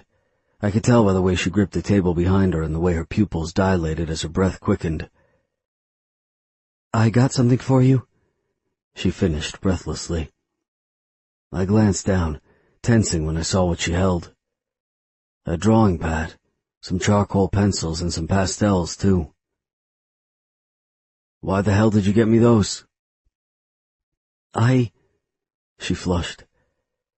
"You mentioned drawing in passing last night, and then I saw you doodling this morning before you crumpled it up and threw it away. You seemed familiar with a pencil, so I thought maybe you might like something to draw with." I swallowed hard, feeling as if some small part of myself had been exposed. I didn't talk about my hobby, and no one else knew I enjoyed sketching. Drawing for me was a cathartic exercise that kept my mind and my hands busy. Without it, I grew on edge. I thought about things I shouldn't, did things I knew I shouldn't, made mistakes, and I'd made enough of those lately. "I'm sorry if I overstepped my bounds," she said softly, her grip on the pad tight. "You don't have to take them if I'm wrong." The fact that she'd noticed such an intimate detail that no one else had ever seen before was unsettling, to say the least. It made my chest warm up and my pulse race. And shit, I wanted to hug her, which was fucking insane. I didn't hug people. But she had done this, and I needed to show her how much that meant to me. We were a perfectly respectable distance apart, Safely in the friend zone, one might say. But with her, it seemed like Ma, because I wanted her more than I wanted my freedom.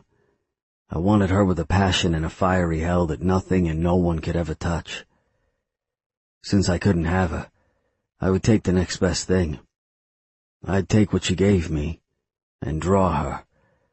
I would try to capture her beauty in charcoal forever, since soon I would be out of her life.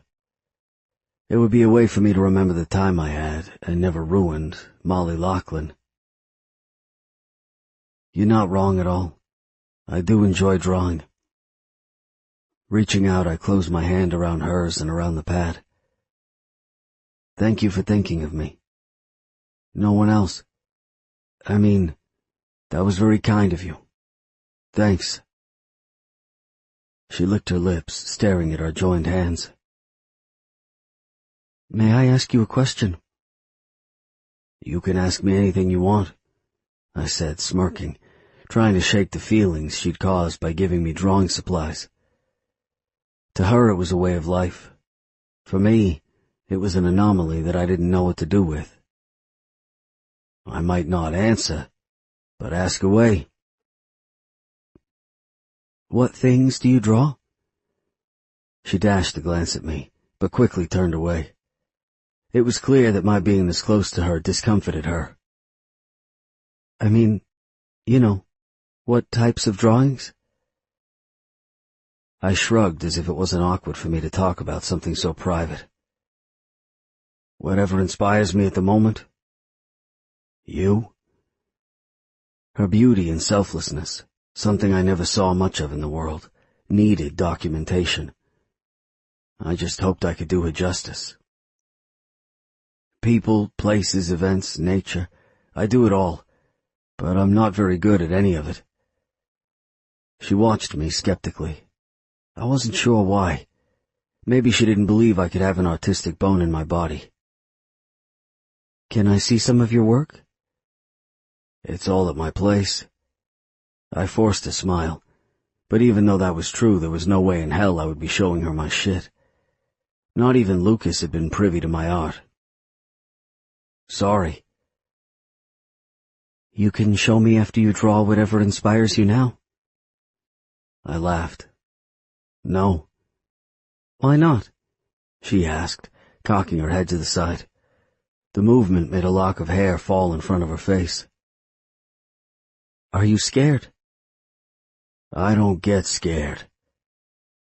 Unable to resist, I reached out and tucked the hair behind her ear slowly, savoring the excuse to touch her. Her silky hair teased my fingers, and her cheek was even softer than I'd imagined. Like satin. It would be hard to capture that on paper, but I'd try my damnedest to do so anyway. That feeling died long ago. Everyone is scared of something? Her brow furrowed. Maybe losing someone you love? There's no one left in my life to love, I said honestly. If you love nothing and need nothing, no one can use that against you. She shook her head. What about your parents? I hesitated, not sure how much I wanted to tell her. But the truth was I didn't love them. Pops was an asshole, and Ma was as guilty as he was. With parents like them, I never stood a chance at a normal life. It's complicated. Why? Some shit was for me and me only. She didn't need to know my pops beat me, or was an asshole who couldn't accept that I wasn't a carbon copy of him, and never would be, no matter how many times he hit me. Or at least, I hadn't been, until I'd betrayed Lucas. Because it is. She nodded slowly and rested a hand on my chest. My heart accelerated at her touch, showing her how much she affected me, even though I couldn't tell her. I'm sorry for that. I truly am. The thing was, I believed her. No matter what I told her or how I said it, she seemed to accept me for who and what I was. She invited me into her home, took care of me, showed me nothing but compassion. She made me doubt everything I knew about humanity and life and even death. She made me doubt myself. Chapter 10. Molly. Chris was hardened, cold and deadly. There was no denying that, or hiding it. But all that dangerous darkness was entangled with a striking vulnerability that he tried his best to hide from the world. And he was good at it. But now that I'd spent a few days with him, my opinions on him had changed. And my determination to keep him at arm's length had died a slow, painful death, too. Yes, he was still dangerous, and I wasn't foolish enough to think otherwise. And the stormy, untamed emotion brewing inside him was enough to make any sane woman turn away. And yet, I couldn't. Underneath that power and passion was a desire to be accepted for who he was, to be the man he always wanted to be but never stood a chance of becoming. And I wanted to help him find that guy. I wanted him. Judging from what I'd pieced together and what I'd seen, before I found him in that alley, he'd hit rock bottom. I couldn't help but think that it was my duty to help him climb back up. And if I did that, maybe it would help me accept the fact that the man who killed my father, much like Chris, probably hadn't had much of a choice either. Maybe if someone had taken the time to show him he was human too, my father would still be alive. Or maybe I was just crazy. His soft touch on my skin was still radiating through my veins, and my body awakened every time he came near me. I couldn't ignore that reaction to him anymore, no matter how hard I tried. "How's your hand?" he asked, lifting my palm and turning it toward the light. "It looks better. Almost healed." I forced a smile, but my stomach clenched tight at his lingering touch. This unanswered need he brought to life within me was as welcome as it was uncharted. I'd never wanted a man as much as I did him, and I didn't really know what to do with it, especially since he didn't seem to reciprocate the feeling. The one and only time we'd gotten close to kissing, or at least the time I thought we had, he pulled back and acted as if nothing had happened. And he hadn't touched me like that since. "It's much better. Thank you." "Good." He ran his thumb over the red gash. I shivered and closed my fingers on him without really meaning to, but not wanting to let go either. "It's gonna scar." I eyed him, knowing that underneath that shirt he wore, he had a lot of scars that couldn't be explained away as battle scars. Something told me they came from someplace darker, which was why he didn't want to talk about them. And I had a pretty good idea where they had come from. Or, I should say, whom. We all have a few of those, don't we? I would rather you didn't. His grip on me tightened. You deserve to live a life free of pain. But I haven't. I pressed my lips together, thinking of my father. The cold reality of his loss washed over me again and reminded me why it was so important I not give in to the gravitational pull that I felt toward Chris. No one does. Not in the real world. That doesn't stop me from wishing it for you, he said, letting go of me and stepping back. I immediately missed his touch, but I was also relieved it was gone. And, yeah, I knew that didn't make much sense. None of this did. Roast is in the oven. It'll be ready soon.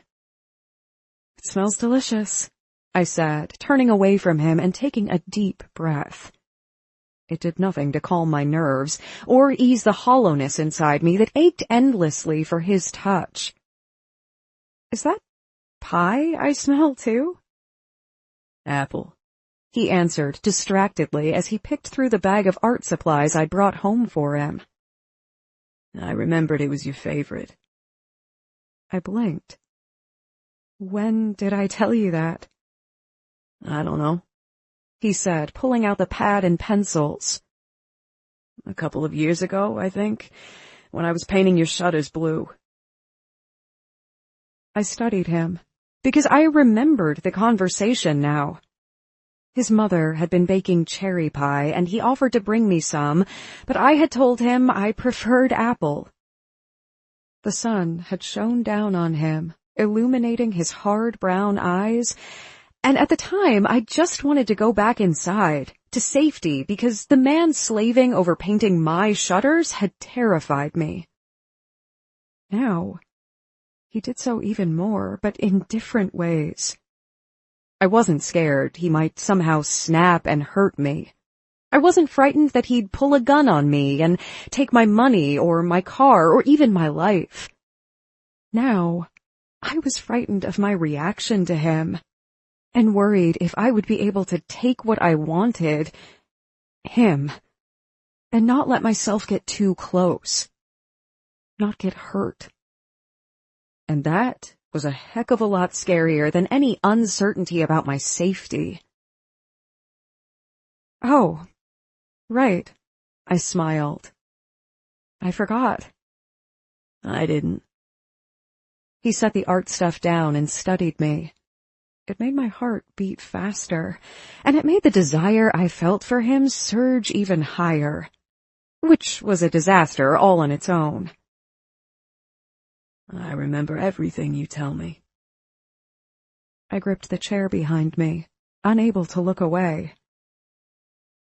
Why? Because it's you, he said simply. It was enough.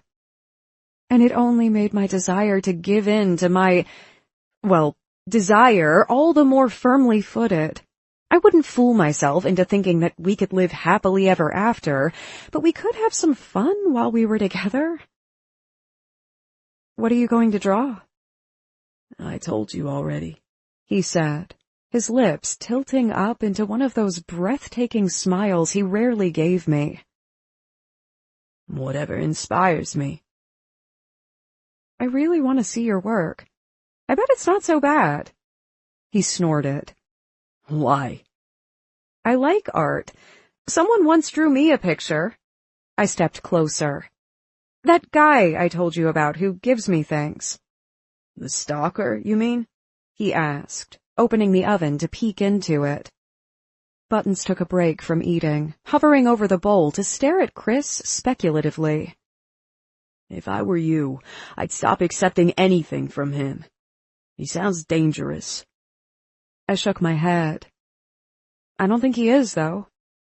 Seeing as you're the same woman who invited me into her house. He shut the oven and dusted off his hands. Buttons went back to chowing down on the food Chris had given him.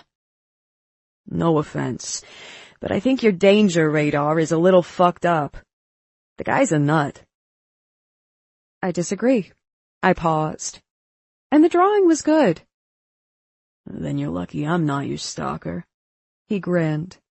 If I had been, you would have burned the drawing in the fireplace.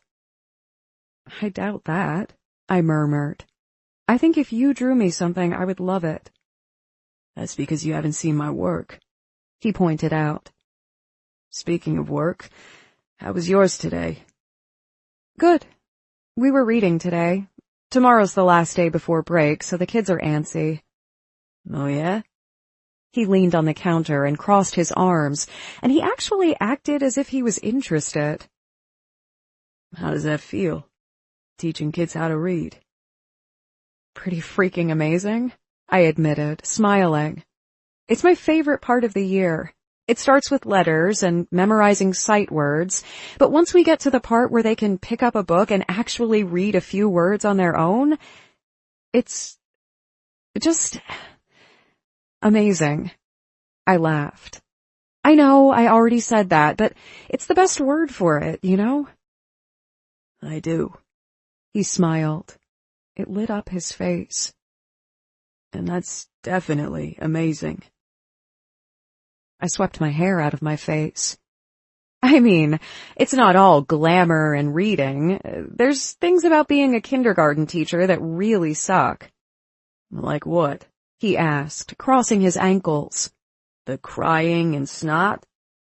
Yeah. Tears over broken crayons, and fights between friends, and the vomiting, and lice. I winced and scratched my head at the mere word.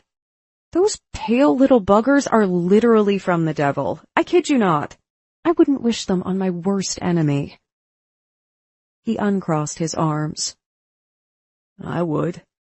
And I wouldn't even feel bad about it after. A laugh bubbled out of me. He was nothing if not honest. Have you ever had them? Yeah. He scrunched his nose. Once, as a kid. After a second's hesitation, he added, Pops shaved off my hair, even though I was growing it out because he didn't want Ma to have to deal with the combing. Ah. I studied him. He said it so calmly, like it didn't matter, but something told me there was more to the story than met the naked eye. Did you ask him not to? I didn't exactly get a say in the matter, Princess, he said, twisting his lips. I nodded. So his childhood had been one of those. Over the years, I'd seen a lot of kids who felt like they didn't have a voice in their own homes. It never ceased to sadden me. For some reason, I hadn't thought Chris had been one of those kids. He'd always seemed so put together and laid back, and Mr. O'Brien was always smiling and cracking jokes. Didn't seem to have an exasperated bone in his body. How'd you feel about that? He gaped at me, as if I'd magically grown 2 heads, like he always did when I brought his emotions into the conversation. I felt fucking fine about it. I was a kid. What the hell did I know about anything? Just because you're young doesn't mean your desires don't count, I said slowly. It was something I said to my kids, in different words, so it was a sentiment I was familiar with expressing. When you're a kid, you have to bow down to your parents' wishes, obviously, since they're the adults, but it doesn't make your wishes any less important, no matter what your age. You're as much your own person at 6 as you are at 26. Not even so much as a hint of emotion crossed his face. Is that how old you are? Yes. I frowned at the change of topic. Also, how was it that we hadn't already crossed this territory? Then again, up until I invited him into my home, we hadn't exactly chatted a lot. How old are you? 28. He scratched the back of his head and shifted his feet. Almost 29. When? He lifted a shoulder. Tomorrow, I guess. You guess? My jaw dropped. I couldn't help it. He acted like tomorrow was just any other day, and it was his birthday. When my father was still alive, he went out of his way to make every single birthday better than the last. It had been the one day I anticipated the most every year. Not because of presents or cake, but because it had always been a wonderful day spent in the company of the person I loved the most. My dad. Since his death, it was the day I felt the absence of his company the most, too. Is it, or isn't it, your birthday tomorrow? It is. Again, with the shoulder shrug. It's not a big deal, though. Just another day. No, it's not. His brow furrowed. Yes, it is. What's your favorite cake? He blinked. I don't know. Chocolate, I guess. I'm getting you a cake and making you dinner tomorrow. I pointed a finger at him. And you're going to like it. Capiche? As much as I like it when you boss me around. He shoved off the counter and came closer, each step cockier than the last. What makes you think I'll still be here tomorrow, Princess? Because I refuse to let you leave before we celebrate your birthday. I nibbled on my lower lip. It's the least I can do after all you've done around here. What the? Something dark fleeted across his expression. You've got it all wrong. I'm not the one who's done shit that deserves thanks. I held my hands out. But he approached, his shoulders tight. You're the one who invited me into your home, not the other way around. You literally saved my life. What did I do?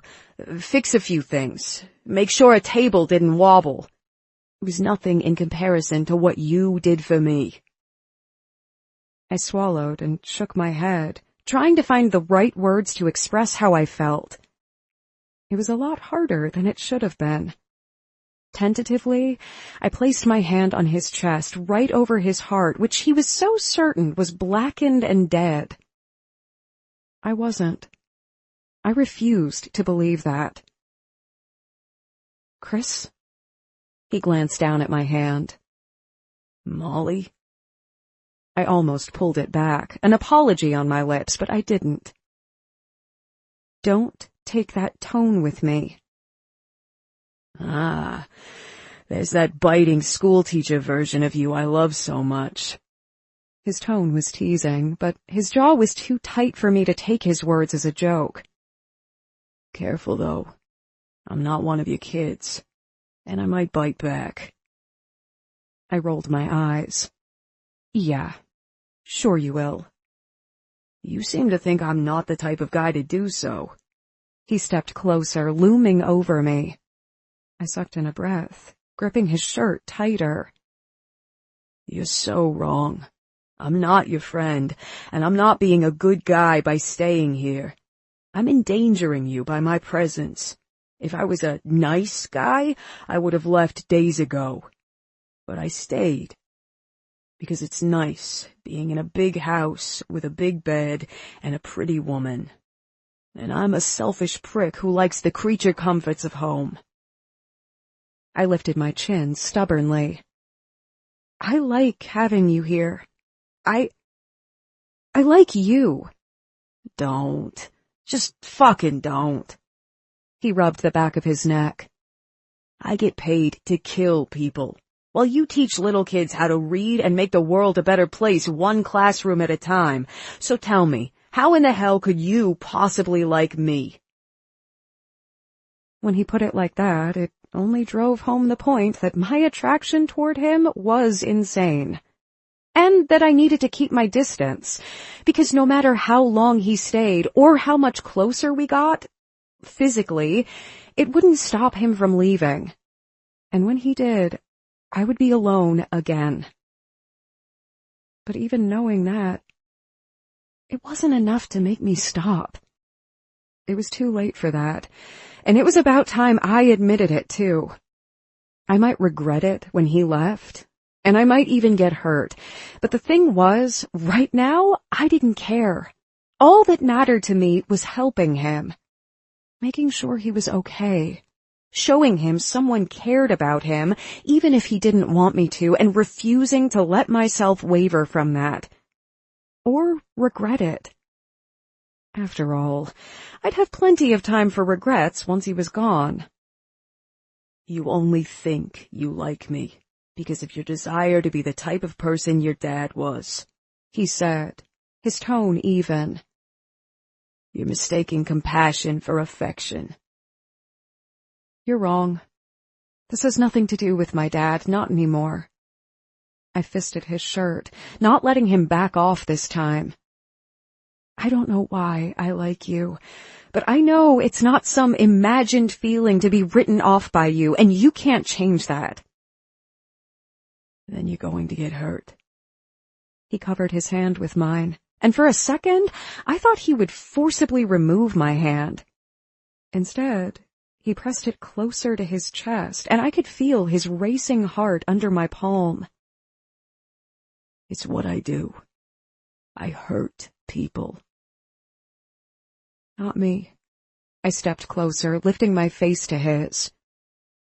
You wouldn't hurt me. A laugh escaped him. It sounded harsh. You have no idea just what I could do to you, princess.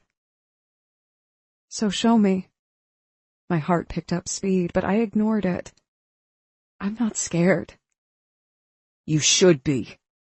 He backed me into the counter, his large body looming over mine. With his free hand, he gripped my chin and tilted it up to him. His hold was unyielding, yet somehow gentle. You should be fucking frightened.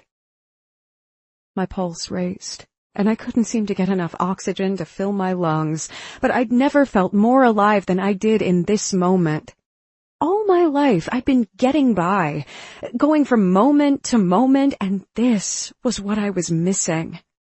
If he thought I was willing to throw it all away and pretend I didn't want him, he was crazy. This feeling, this rush was too intoxicating to deny anymore. I was done trying.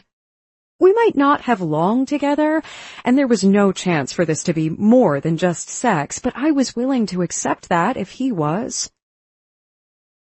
Show me. I lifted my face to his, refusing to cower or shy away. I dare you. His fingers shifted on my chin, and he pressed even closer. You have no idea what the hell you're doing right now. This is all some silly little game to you, and you think you can win. I'll let you in on a secret.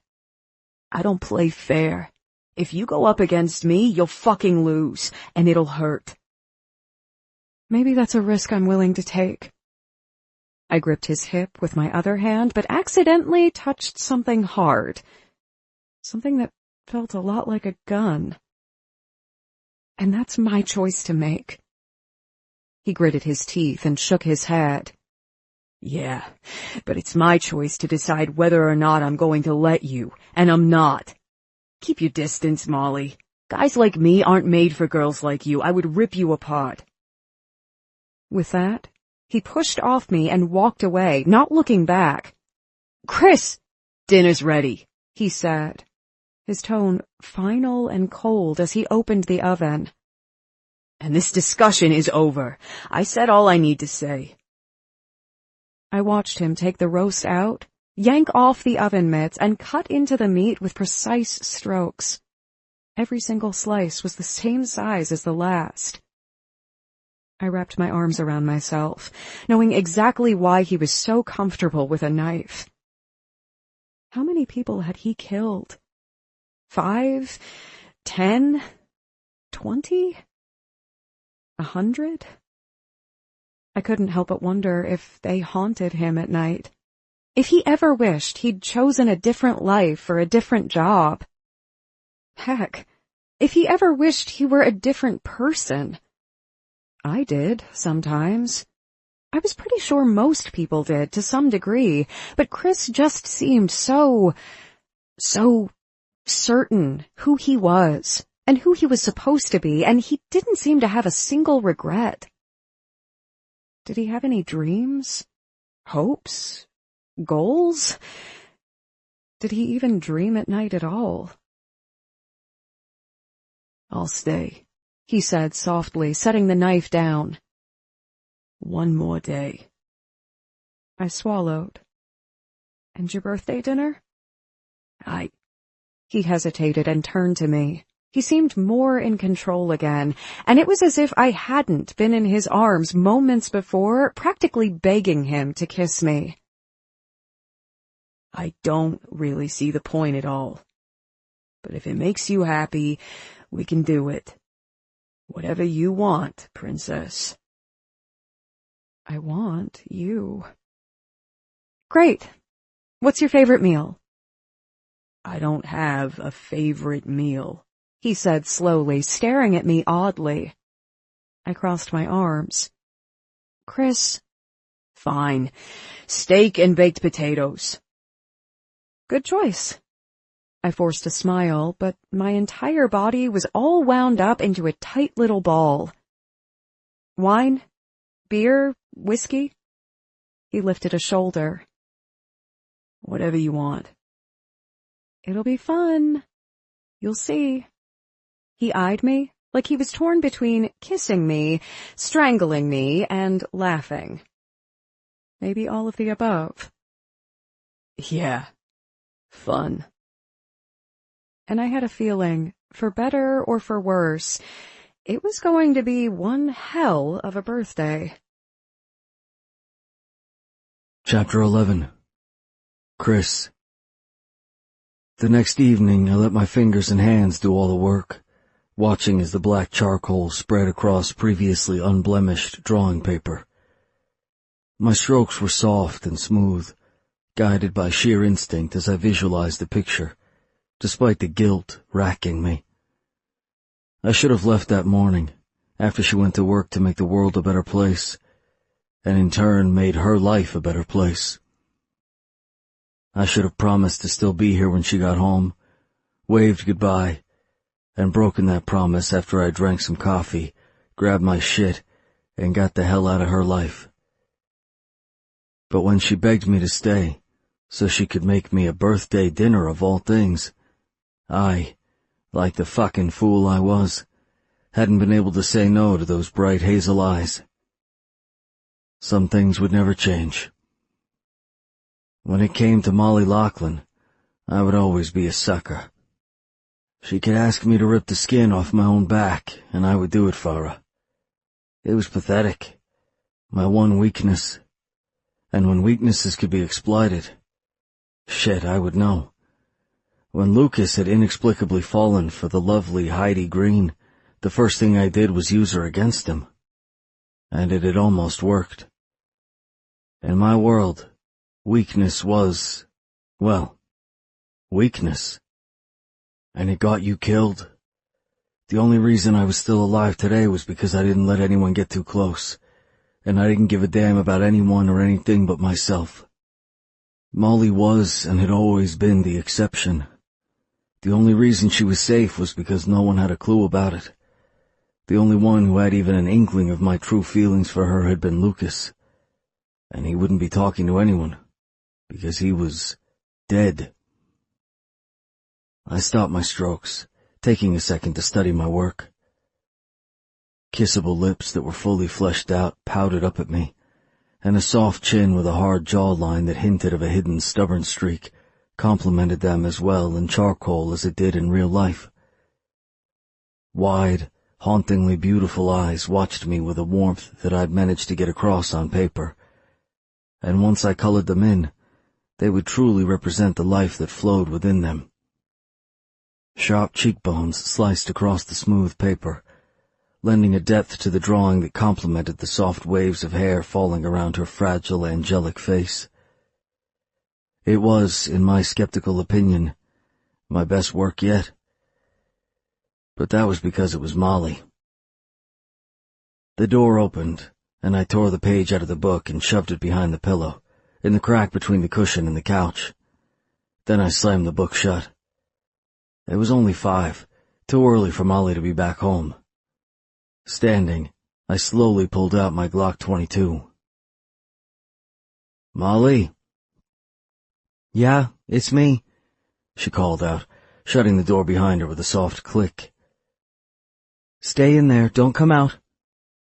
I took a step toward the kitchen, tucking my gun away. "Why, what's wrong?" "Nothing." She popped her head around the corner, a big grin on her face. "I just have to get everything set up. Happy birthday." Her cheeks were flushed, and she was so damn happy and alive, it almost hurt to look at her, because I was a dead man walking. Her excitement over my birthday baffled me. My phone had been silent all day, since the only person who'd ever wished me a happy birthday had been Lucas, and he was gone. But she acted like it was this huge thing to be celebrated, as if it should be a big thing. It wasn't. Even when Lucas had been around, we didn't really celebrate. Didn't do presents. We just cracked a few beers, got wasted, and went home with random chicks. That's what birthdays were. "Molly." "I know." She put on a stern face that I could only assume was supposed to be me, and lowered her voice. "Nothing too big. It's just another day." I shook my head, but a smile crept out at her adorable representation of me. That was, quite possibly, the worst imitation I've ever seen. "You're right. Let me try again." She cleared her throat and tapped her chest. "Princess, nothing too serious. It's just another fucking day."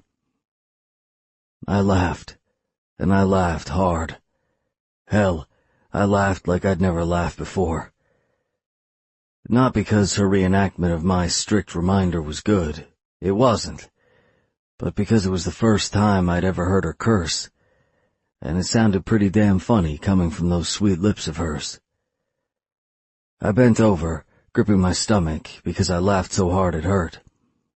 The whole time she stared at me like she couldn't stop, and that freaked me out enough to finally make me stop.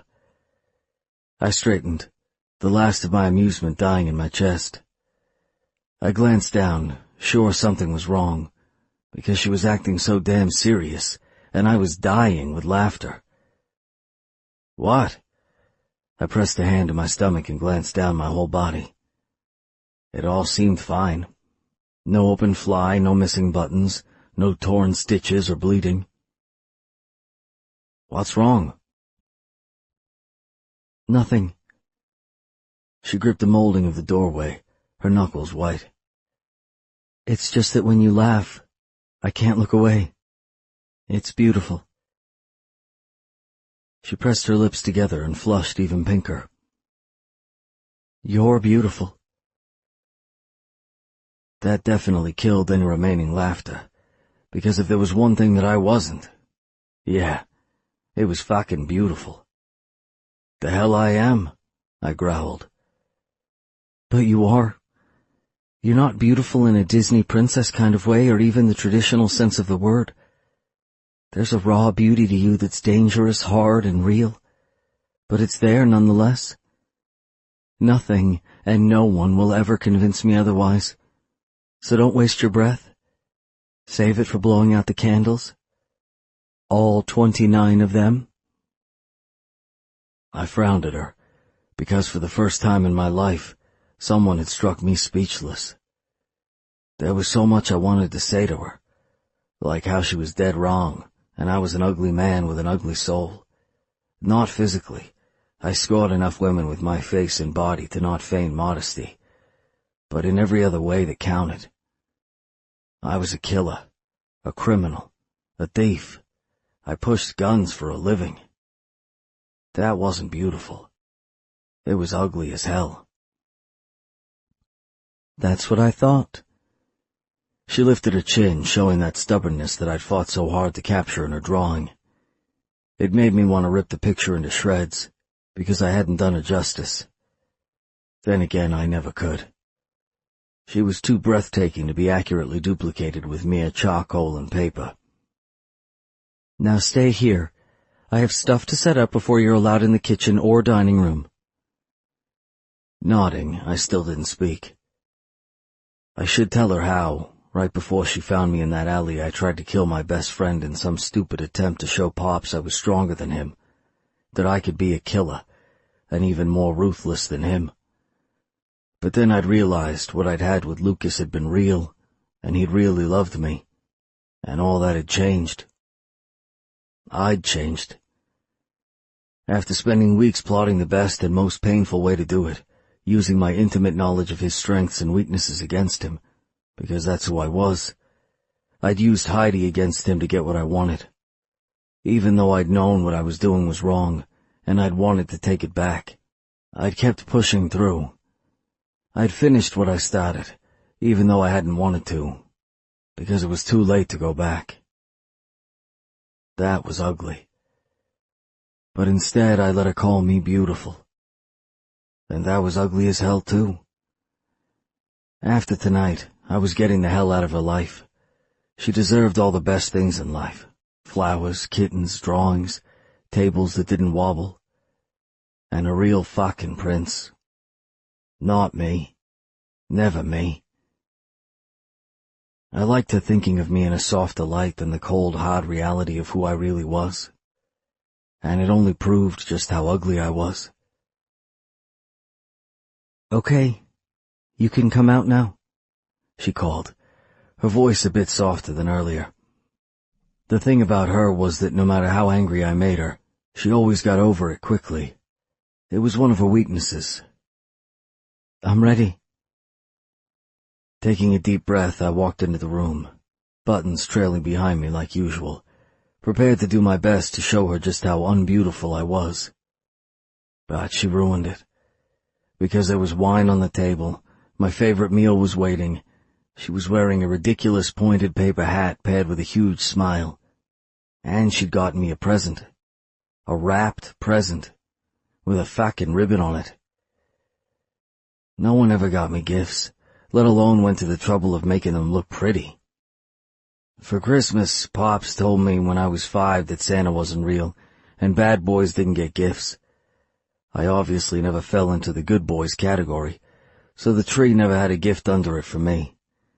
And birthdays were just another day. There was no cake or gifts or singing. And we sure as hell didn't wear hats.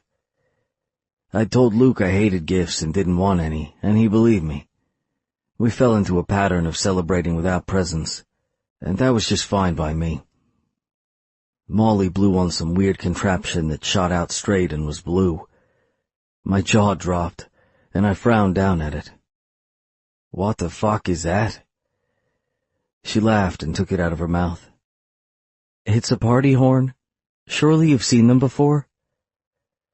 I blinked at her, not answering. I felt like I'd stepped into some sort of alternate dimension, one where people smiled and had fun and were happy. And it was all too clear I didn't belong there. Her smile wobbled a little bit. "Oh, okay, guess not. Well, happy birthday." I swallowed and tried to force a smile for her, but this show of excitement only served to remind me just how different we were. She was sunshine and blue skies, and I was tornadoes and hurricanes. The two just didn't mix. "Thank you." She fidgeted with the party horn. "You've seriously never used one of these?" "No." I eyed it, ignoring Buttons as he purred and sat on my foot. "Never." She held it out. "Want to?" "Hell no." I rubbed my head and added, "Thanks, though." Her smile wobbled more, and she lowered her hand, her fingers tightening on the party favor. "No problem." Seeing the light fade from her eyes did things to me. Things she had no right doing. Without really intending to, I snatched the toy out of her hand, stuck it in my mouth, and blew. Buttons hissed and took off for the cat room, as Molly dubbed it. He had his litter box, food, toys, a bed, and water in it. The fucking cat had a bigger room than I did back home. The party horn shot out, and I had no idea what the point of it was. But she smiled again. And then I knew. "See? It's not so bad." It was stupid, but if it made her smile, I would do it. I set it down, studying the pointy paper cone on her head. "And the hat?" "Don't tell me you never use those." I shrugged. I wouldn't complain about the hand I'd been given. It wouldn't change anything. But I might as well be honest with her. It was my last night here, after all. The least I could do after she went through so much trouble for me, which I still couldn't wrap my brain around, was make it a good one. "Never." She pressed her lips together and something crossed her expression. Not pity, thank God, or I would have had to do something that would ruin my streak of good behavior.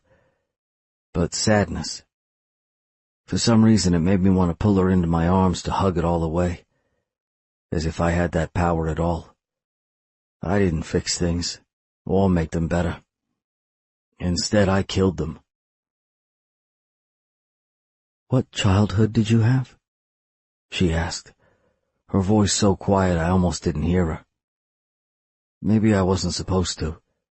Maybe she was speaking to herself. I had no clue. But I answered with an honesty that had no place coming out of my lips. The kind that didn't have birthday parties, or cake, or even laughter. And it was as far off from your life as you could possibly get. I shrugged. But that's okay. Not all of us get that life, right? We can't all be princes or princesses. Some of us are just alive, making it by day, every day. The way she watched me, like I was this broken creature she wanted to patch back together, punched me in the chest like a bullet. Chris, don't. It's fine, I'm fine. It's just a stupid hat. She swallowed, tears filling her eyes, but she shook it off. Okay, let's get this on you. Crossing the room, she lifted her arms, holding a hat with an elastic band. It said birthday boy and was in the shape of a crown I had no right or desire to wear. But she wanted me to, so I lowered my head to make it easier for her. Go for it, princess. Crown me as your prince. She shot me a quick glance, still looking seconds from bursting into full-on waterworks. I'm sorry. I didn't mean to pry earlier. You didn't, it's fine. I know, it's just... Pressing her lips together, she shook her head. Crap. I'm sorry, ignore me. Once she settled the hat into place, I shifted on my feet, uncomfortable with this show of emotion. In my world, you didn't cry. If you did, you got a worse beating than you would have gotten in the first place for showing softness. So seeing such a blatant display of affection was, quite honestly, alarming and foreign. And when I locked gazes with her, what I saw there, raw, open, painfully honest feelings that had no place being directed toward me, should have had me stepping away. Instead, I did the unthinkable. I pulled her into my arms and hugged her. My arms hovered awkwardly. I didn't really hug women.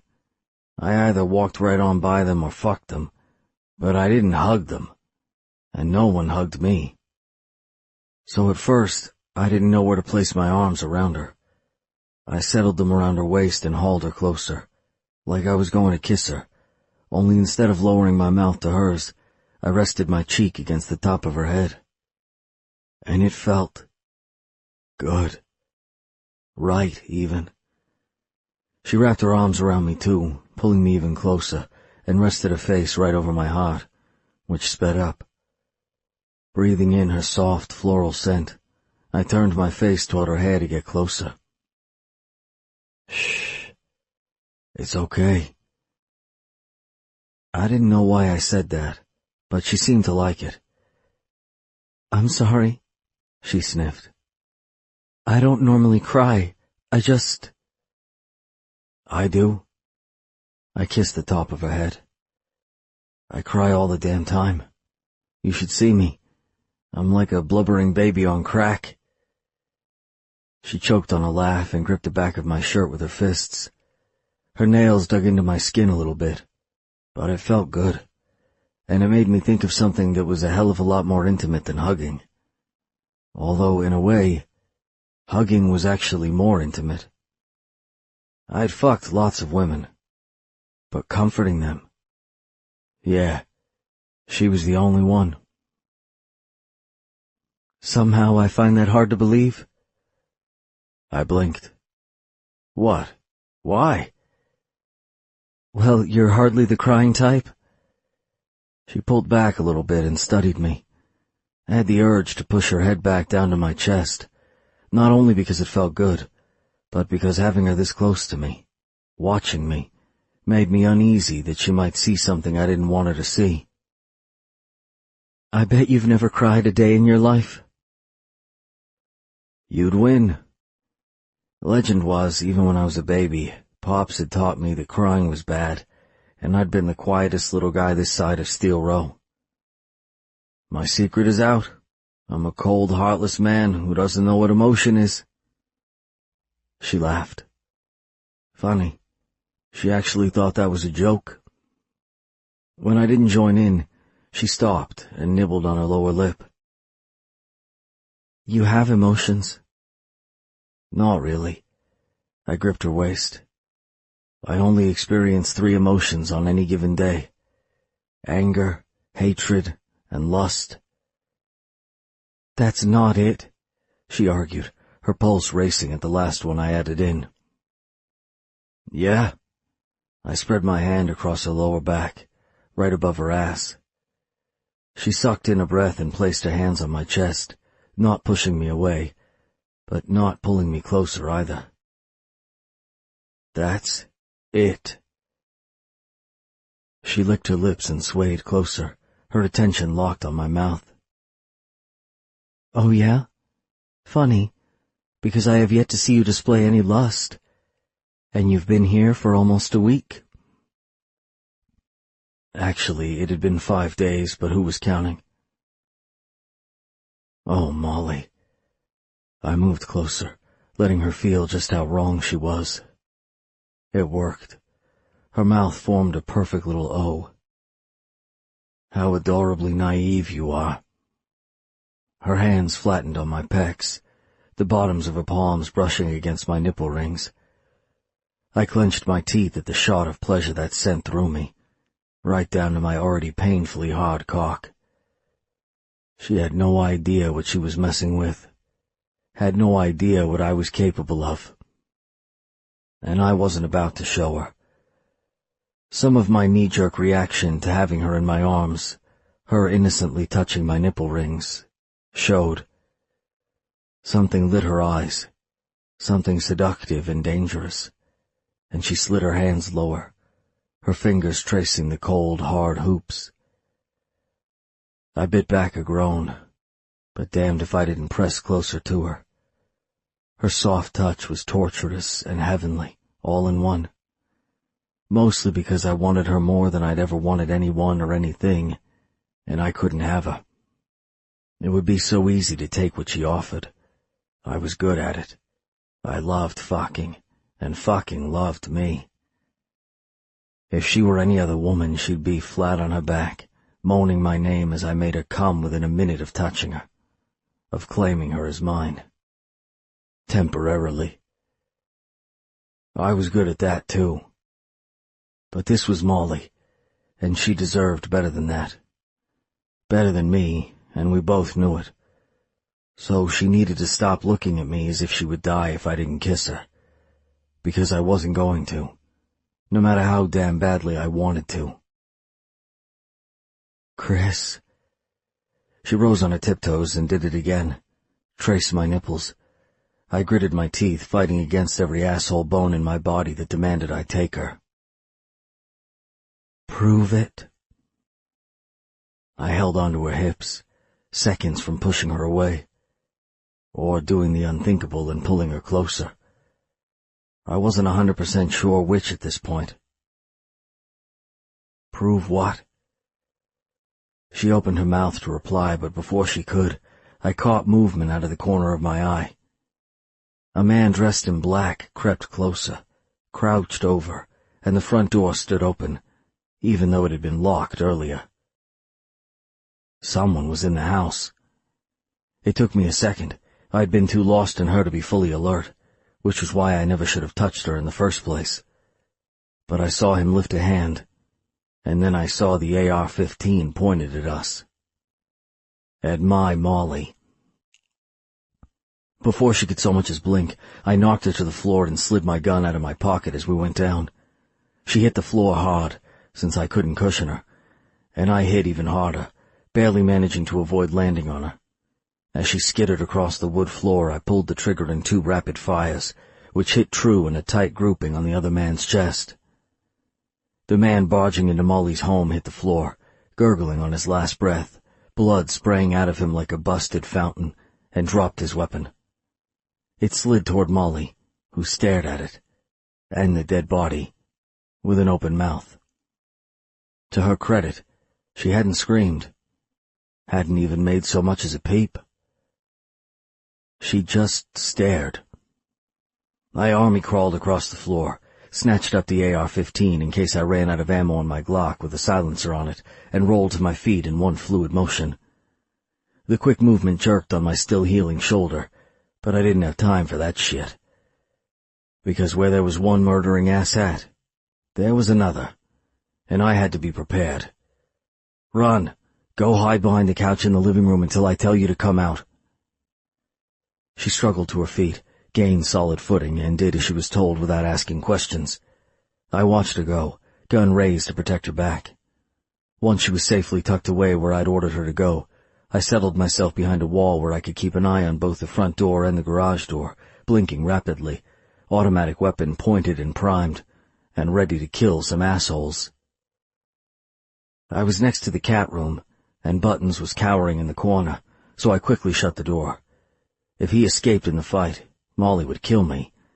If, for some reason, it was too much for me to handle on my own, I'd run outside and draw the fire toward myself, giving Molly a chance to escape to safety. If I run, wait till it's clear, and then run in the opposite direction. Got it? Yes, she called out from behind the couch. I breathed evenly, but it was harder than normal, considering the pure rage shooting through my veins. These fuckers thought they could threaten my woman, and get away with it. I would show them otherwise, and then I would show them again. No one messed with my Molly and lived to tell. It wasn't until the thought crossed my mind that I realized I'd made a colossal mistake. Against all reason and logic in history, I'd let myself develop a weakness. I'd let Molly in, and I cared about her. I cared whether she lived or died. If anyone hurt her, I would hurt them back 1,000,000 times worse. And after this, everyone would know about it, and she'd never be safe again. This was all my fault. Chapter 12. Molly. My heavy breathing was the only sound in my house. In and out, fast, uneven, and hard. I hid behind the couch, my cheek pressed against the wood floor so I could watch what happened without giving away my position. I knew, more than you would think I might know, that my hiding back there was critical to Chris's concentration. I'd seen enough shootout movies to know a man under fire needed all his concentration, and so I needed to hide so Chris would know I was safe. But this wasn't a movie, and it was all heart-stoppingly real. As I lay behind the couch, staring at the ever-growing puddle of thick red blood under the intruder's body, bile rose in the back of my throat and tickled my gag reflex. I slammed my hand over my mouth, willing the urge to go away. My heart was pounding so fast, it felt like it would surely go right through my ribs and chest and splatter against the back of the sofa. And Chris. I focused on him, terrified I was about to watch him die. Just moments before, I had been seconds from kissing him. And now he was fighting to save his life. To save my life, to keep us both alive, and I was useless. I didn't know how to fight. I'd never even held a gun before that night in the alley when I'd touched his, and I certainly didn't know how to kill a guy. He'd been so fast out there. When the man came in, he'd pushed me out of the way and fired off shots before I even knew what had happened, and the sound that came out of that man, I would never forget it. Part groan, part choke, part dying breath. Chris pulled the trigger again, and I jumped, smacking the back of my head against the wall behind me so hard it hurt badly enough that I saw stars. For a second, I thought maybe I'd gotten hit. But another man crumbled to the floor next to the first, and he made the same sickening sound as the other. His last dying breath. This one had taken a bullet to the throat, right above the clavicle, and he choked as he tried to breathe and failed. His blood splattered the floor and the wall behind him like a sick, twisted imitation of artwork. and no matter how hard I tried, I couldn't look away from it. It was like staring at a cloud, trying to decipher its shape because it had to mean something. Like his last message to the world. Shots fired from outside, and Chris staggered back, so I finally tore my gaze from the sick painting in time to see him curse, almost trip over his own feet, and get another shot off, all within the space of a second. The man was like some kind of action hero. And despite the fact that this was life or death, and the fact that there were literally dead men lying on my floors, staining them forever, I couldn't look away from him. He was beautiful, even now in this moment. Growling, he fired the gun again, blood wetting the sleeve of his blue button-up shirt as he did so. He didn't even look fazed, just kept fighting. Another guy staggered back out the door, falling parallel to it after taking a shot to the chest. He blinked, pain all over his face, and choked on blood. He looked terrified. Terrified and alone. Chris stalked over and stepped on his throat, cutting off his air supply. The man's eyes widened, but he didn't even bother to fight. Probably because he knew it was pointless. "Who sent you?" Chris snarled, letting up his pressure on the man's windpipe. "Go to hell." Then the dying guy laughed, choked on blood, and died. And there it was again. That sound. "Son of a fucking bitch," Chris growled, rising to his feet and pointing the weapon outside again. He stood there, scanning the perimeter, and ran his hand down his face, still holding the gun. Shit. Stay back there. Don't come out." I nodded, but he couldn't see me, so I tried to answer. All that came out was a pathetic squeak. It was, it appeared, enough. He walked outside, dragging a body with him as he went. After a few minutes, he came back, grabbed another dead guy's foot, and dragged him, too. It was then, in my shock, that I realized what he was doing. After killing those men without a sign of hesitation, he was cleaning up the mess. But what would he do with them? He came back for the last body, his face a cold, hard mask, as he collected that one, too. I couldn't believe he was the same guy who had held me in his arms moments before, or that no one had called the cops or reported the noise. But then again, we lived pretty far apart in this community. I couldn't see any other houses from mine besides his father's, and no one was there. Even if they were, they certainly wouldn't call the police. Chris disappeared back out into the night again, and a car started and pulled away. It was then that I realized he'd left. He'd left me, and I was alone and too scared to come out, and I couldn't breathe back here, because he'd left me. The risk of cops showing up must have been enough to send him running. I knelt there, hiding, trying not to panic, and attempted to even out my breaths, but they grew faster and more uneven with each inhalation and exhalation. It was like I was one of those men, about to die, and nothing I did would stop it. Nothing would give me oxygen. I was going to suffocate back here, behind my couch, and no one and nothing would ever find me. Because Chris was gone. And I was alone. And, oh my God. A hand latched down on my shoulder and yanked me out, and I screamed. A man held me, his front to my back, so I had no way of seeing my attacker, but that didn't stop me from trying to escape. My fists flailed back, and I kicked backward, too, fighting to get away from whoever was trying to finish me off. I refused to go down without a fight, or at least getting some DNA under my— "Molly! Jesus, it's me." Chris didn't let go, but his voice held a new wariness I'd never heard from him before. It's Chris. Chris? I stopped fighting immediately, sagging against him. I thought you left. I thought you were gone. He tightened his grip on me, and what once felt threatening turned soothing. I wouldn't leave you with this mess. Are you fucking kidding me?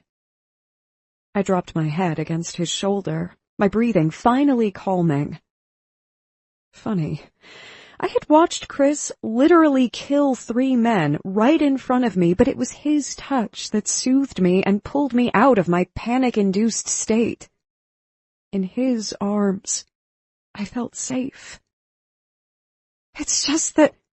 I glanced down and gasped. In all the craziness, I'd forgotten he'd been shot. Your arm, it's bleeding. It's nothing, just a graze. It doesn't even need stitches. Gently, he turned me to face him, his face no longer the cold, emotionless mask he wore as a killer.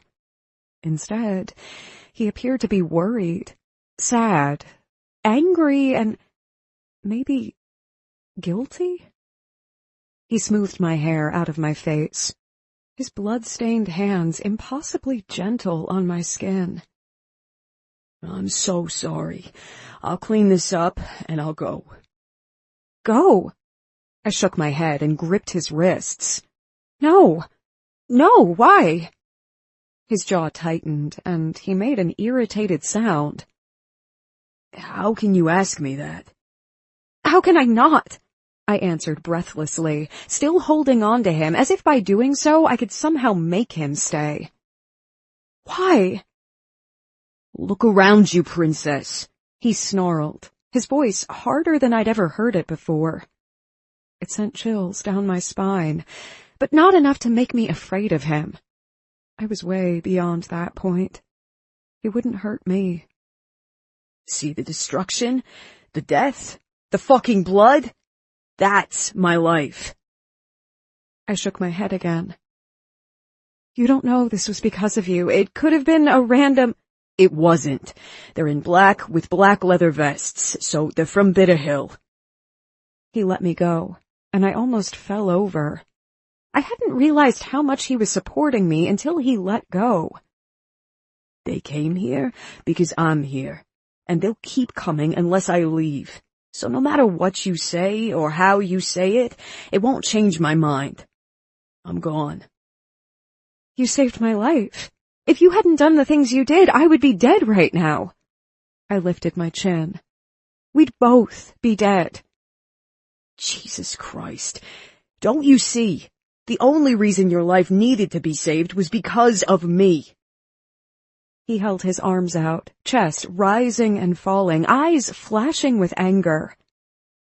I did this to your home, Molly. Me. No, I whispered, knowing as I did so that it was useless. He'd made his mind up, and nothing I said would change it. Please. He fisted his hands at his sides, looking at me as if I'd shot him instead of asked him to stay. Stop doing this. Stop asking me to stay, damn it. My heart wrenched, because I knew he meant it. There was no doubt in my mind, but I didn't want him to go. He might be right, and he might be endangering me by being here, but I didn't care. Shaking my head, I threw myself into his arms. No! He caught me, staggering back, surprise clearly written on his expression. Molly, Before he could finish that sentence, which would more than likely be all the reasons why I should hate him and he should go, I kissed him. After days of build-up and thick tension, I finally did it. The second our lips touched, it was like everything in the world became clearer. Instead of sending me into a panic because I was kissing Chris O'Brien, everything just made sense. Like it was meant to happen all along. He growled, low in his throat, and cupped the back of my head, threading his fingers through my hair as he took over the kiss, splaying his other hand mid-back, stealing control from me. I didn't mind, though. I was too far gone in the way his lips felt against mine. All-powerful and domineering, and the way he held me like I was some precious, priceless item he was scared to break. And in his arms, I felt that way. He ended the kiss, resting his forehead on mine, breathing heavily. Knowing I did that to him made him lose his impervious control, only made me all the hotter for him. Shit, Molly. I can't. We can't. Yes. I gripped his shirt with both fists, right above his chest, and tugged him closer. His erection pressed against my stomach, so I knew very well that we could. We can, and we are. Kiss me. He didn't budge, but I saw his jaw certainly got harder. How did he do that? I don't want to hurt you. What makes you think I'm the type of girl to get hurt? I told you the other night that I'm not exactly looking for forever. I meant it. I shot back, licking my lips. Knowing I affected him, made him want me, sent a boldness coursing through my veins that I'd never experienced before. And it felt good. I'll take care of me, and you take care of you. He shifted his weight a little bit, and he moved toward me as he did so. As clearly as I could feel the hard muscles of his pecs under my fists, I could surely taste victory on the tip of my tongue. But I would rather taste him. I'm no good. Let me decide that. I tightened my grip on his shirt, yanking him down again. I'll let you know once we're finished if I agree. His lips slid into a familiar smirk, and he gripped my hair with a tight fist, pulling ever so slightly as his hand dipped lower, stopping just short of my butt. Oh, I have no doubt I'll be good at that. That's not what I'm talking about, and you know it. No, I don't. I licked my impossibly dry lips. So show me. He lowered his face to mine, stopping just short of kissing me. Our breath mingled, and his lips brushed mine in a mockery of a kiss. You're going to regret this. So let me. Something in him seemed to snap, and he closed the distance between us, capturing my mouth in a breathtaking kiss that wiped every other mediocre kiss with mediocre men I'd ever had from my memory. All that remained was this. Us, and nothing else mattered. Not the past, or even the future. No matter what he said. He growled deep in his throat, which was easily the most primal, sexy thing I'd ever heard, and backed me against the wall as his mouth devoured mine. When I gasped, his tongue slipped inside, and I did more than gasp that time. Groaning in reply, I slid my hands up his shoulders and buried them in his hair, holding on securely. I had a feeling I was pulling on it, but at this point, I didn't care. I was too far gone, with just a simple kiss and a wall, which was ridiculous. But oh, so amazing as well. He slammed his hands on my butt, almost slapping it, and lifted me, insinuating himself between my legs with the easiest of gestures. It was so practiced, so natural, that I just knew he'd done it 1,000,000 times before. He was as experienced as I was inexperienced, and could probably do this with his eyes closed. That bothered me. But at the same time, I felt like, for him, this was special, which was so utterly naive. I wasn't special to him. He didn't give a damn about me, short of the way that most people cared for others. I was just another girl he was going to screw. And oh my God, he knew what he was doing. He rolled his hips into mine, and even though we both had clothes on, multiple layers between us, it was magical. He deepened the kiss, his hands still gripping my butt, and did it again. It sent a surge of pleasure coursing through me, and I yanked on his hair. He broke the kiss off, blinking down at me. What's wrong? Nothing. God, nothing. I tugged him again, punishingly, my breath escaping in a whoosh. Don't stop. Give me more. He laughed, and it was deeper than I'd ever heard him laugh before, like Benedict Cumberbatch deep. Damn, princess. You've got a naughty streak a mile wide. Chris. I moved my hips in a figure-8 motion, desperate for the release I knew he could give me. Oh my God. Yes, hurry. The laugh faded away into a smirk, which gave way to such a look of possession it should have scared the crap out of me. But instead, it sent an urge of answering need and submission inside of me that I didn't know I was capable of. He slammed me against the wall even more securely and slid his hand inside my pants, pressing against the spot where I ached for him most. You have no idea how long I've waited for this. If you had any clue, you wouldn't be telling me to fucking hurry. I let go of his hair and dug my fingers into his shoulders, grasping onto him with all 10 nails. He hissed. It hasn't even been a week, I said, grinning when he pressed into me even harder. I had no idea where this recklessly open side of me came from, but I liked it. Don't be so dramatic. A week? He laughed and ran his thumb over my clitoris.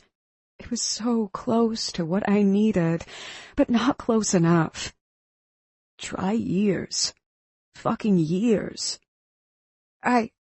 He kissed me again, taking all words and thoughts out of my head. Pulling back, he ran his finger down my cheek. I get it. You need satisfaction. He smirked again and traced my clit in one big, sweeping circle. I can give you that, but I'll be damned if I hurry with getting mine. I'm going to explore every... He pressed his thumb against me. Fucking... This time he rubbed my clitoris hard and slow. Inch. He bit down on my neck and moved his fingers in circles, pumping his hips against me at the same time. His hard erection was impossibly huge against me. Slowly. I sucked in a deep breath. But it wasn't enough. I needed... He thrust against me again, his hips pressed against the side of my throat right under my ear, kissing me tenderly as his thumb circled my clitoris. It was all I required to go flying right into my first orgasm. I gasped and clung to Chris, my eyes open but seeing nothing. My whole body hummed with pleasure, from my toes to the tips of my fingers, releasing this euphoric energy that I'd never even imagined was possible. Arching my back, I rubbed against his erection, which only made the searing pleasure even more amazing. Oh my God! Shit. He buried his face in my neck, his own breathing uneasy, and he pumped against me with his hips. That was the hottest fucking thing I've ever seen, princess. I dropped my head against the wall, still holding on to him for dear life. I didn't say anything, because I didn't know what to say. I mean, what do you say to someone who thinks your orgasm is hot? Thank you? Or glad you enjoyed it? Hey, I did too. Now I'm the one who needs more. He gripped my shirt and tugged it up, but it got stuck under my arms. I need more of you. All of you. Now. Lift up your arms. I did as I was told without hesitation. He pulled my shirt up slowly, as if he savored the moment. After he pulled it over my head, he tossed it behind him. His gaze dipped down, taking in my body, and I didn't even think about covering myself up, even though my bra was sheer. If he wanted to look, he could look all he wanted. I wouldn't stop him. After the way he'd made me feel, I was all his. He swallowed hard. The heat in his brown eyes burned right through me, leaving marks I had a feeling would never fully go away. The desire made the green flecks in his eyes more visible, brighter. You're so fucking beautiful. Way too beautiful for me. But I don't give a damn. I'll take you anyway because that's the guy I am. No, He shook his head, gave me one last lingering look, and kissed me into silence. And that look, God, that look said I was the only thing he needed or wanted. And I didn't think I was imagining that. In his arms, I felt special, unique, one of a kind. Like a princess. And he was my tarnished prince. Whether he liked it or not. Chapter 13. Chris. I'd seen a lot of tits, kissed a lot of lips, touched a lot of slim, sexy bodies, fucked a lot of women, sold a lot of guns that killed a lot of people, broken a lot of noses, done a lot of shit that any normal person would regret. But then again, I wasn't normal. The thing about my lifestyle was, in a way, it was monotonous. Yes, I got laid. Yes, I killed people. But it was the same thing, every damn day. And all the women and guns faded into one long, boring, repetitive life that did nothing to excite me anymore. But with Molly, all that changed. She was like a breath of fresh air. Her pink, plump lips were parted and soft, making me ache to kiss them. Her firm, perky breasts were tantalizing, and I bet they would fit in my hands perfectly. Her slim body was curved in all the right places and fit against mine as if she was my other half. And yeah, I knew how damn corny that sounded. I just didn't give a flying fuck anymore. And being with her, holding her, it was like all of this was brand new. Like I could be brand new. I closed my hands over her breasts, dragging the sides of my thumbs over her hard nipples. She arched into my hands, her body undulating with pleasure and desire. She held nothing back, and it was a refreshing change from the other women I'd been with. The other women whom, try as hard as I couldn't remember. All that existed was Molly. I deepened the kiss and pinched the nipples between my fingers, pressing more firmly against her hot pussy. I couldn't stop kissing her, touching her. Sure, I wanted to fuck her. I would have to be dead not to. But this was the only time I would have her, so there was no way I wouldn't savor every damn second of her lips.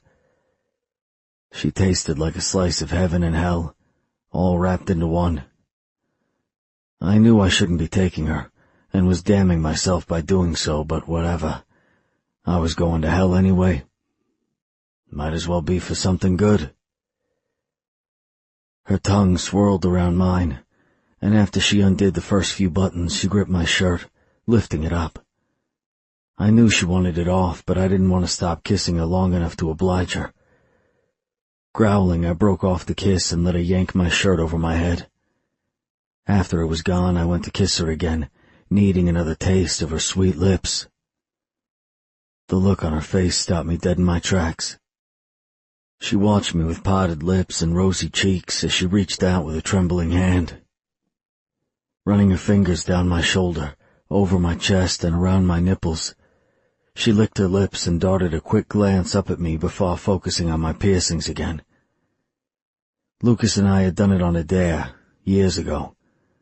He'd gotten one done and I'd gotten them both pierced. They had hurt like a bitch. Worse than a bullet. "This is so hot." She ran her finger over the ring, her face glowing with interest and desire. for me, and I couldn't look away. All these tattoos? I swallowed. They covered me from shoulders to hands and went down my chest and across my back. Do you have any? She traced the cross on my chest, her touch light. God, no. I don't like needles.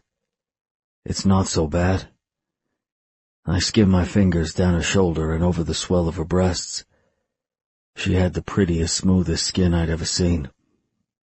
I lowered my lips to her throat, placing a kiss there. But to blemish a single inch of this perfect body would surely be a mortal sin. Her breath hitched in her throat. Chris. I melded my mouth to hers, cutting off whatever she might say. She moaned and played with my nipple rings, tugging gently. The slight pressure sent a knife of pleasure shooting straight to my cock, and I kissed her harder, my teeth digging into her lips. She gave a slight nod and did it again, rolling her hips in a circular motion as she strained to get closer. Take me, she whispered against my mouth. I need you. I nodded in return, gripping her ass, hauling her into my arms and kissing her as I walked her up the stairs. I never broke contact, not even as I carefully stepped over the congealed blood on the wood floor. I would clean that up later. Over the years I'd gotten quite good at it. By the time I was finished, she wouldn't even see a trace of the stains from those lives I'd taken in front of her. And she wouldn't see a trace of me either. I owed her that. Hands on her ass, supporting her, I stumbled into her room, leaving the door open. I could listen for any more threats that way, even though I was positive I'd killed all the men sent to kill me. It's what I did. In short, I removed all the threats. I wouldn't be fucking her if I thought our lives were in danger. I knew the ins and outs of Bitter Hill, and we were safe. Well, as safe as she could be with me here, anyway. My knees hit her bed, so I lowered her to the mattress, making sure to support her fully. When she hit the soft comforter, I reluctantly let her go. I straightened, watching her as she reached for me with both hands. Chris. I gripped the waist of my jeans. Even though I tried to keep my cool and treat this like any other sexual encounter I'd ever had, the truth was it wasn't. Molly was special. This was special. And out of all the shitty things I ever did, I refused to let this be one of them. She had to know what this meant to me, before I left. You have no idea how many times I've thought about this. You lying on a bed, naked or almost naked, watching me as I got ready to fuck you. I never thought it would happen, because I'm me and you're you, and there's no world where the two of us are together. I undid the button on my pants. But no matter how many times I thought about it, or wanted it, nothing compares to this. To the reality of having you lying there, waiting for me. I thought about it too. She focused on my chest and pressed her thighs together. She seemed as obsessed with my nipple rings as I was with, well, all of her. You and me? I unzipped my jeans. Her gaze dipped down and her breathing increased. What did you picture? I want to know every dirty detail. She rose on her elbows, her focus locked nowhere near my face. Nothing like this? Just kissing and you touching me? She pressed a hand right above her breasts. Here?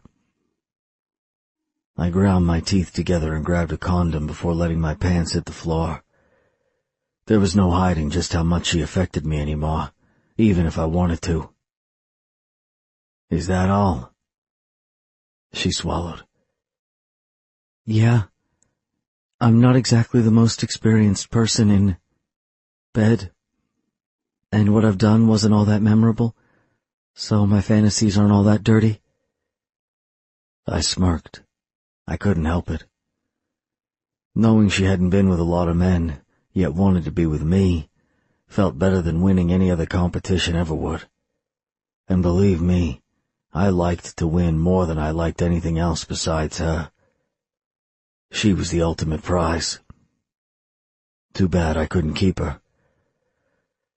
I ran my finger down the soft skin of her leg. That'll change. After me. God, I hope so. She squeezed her thighs together even more.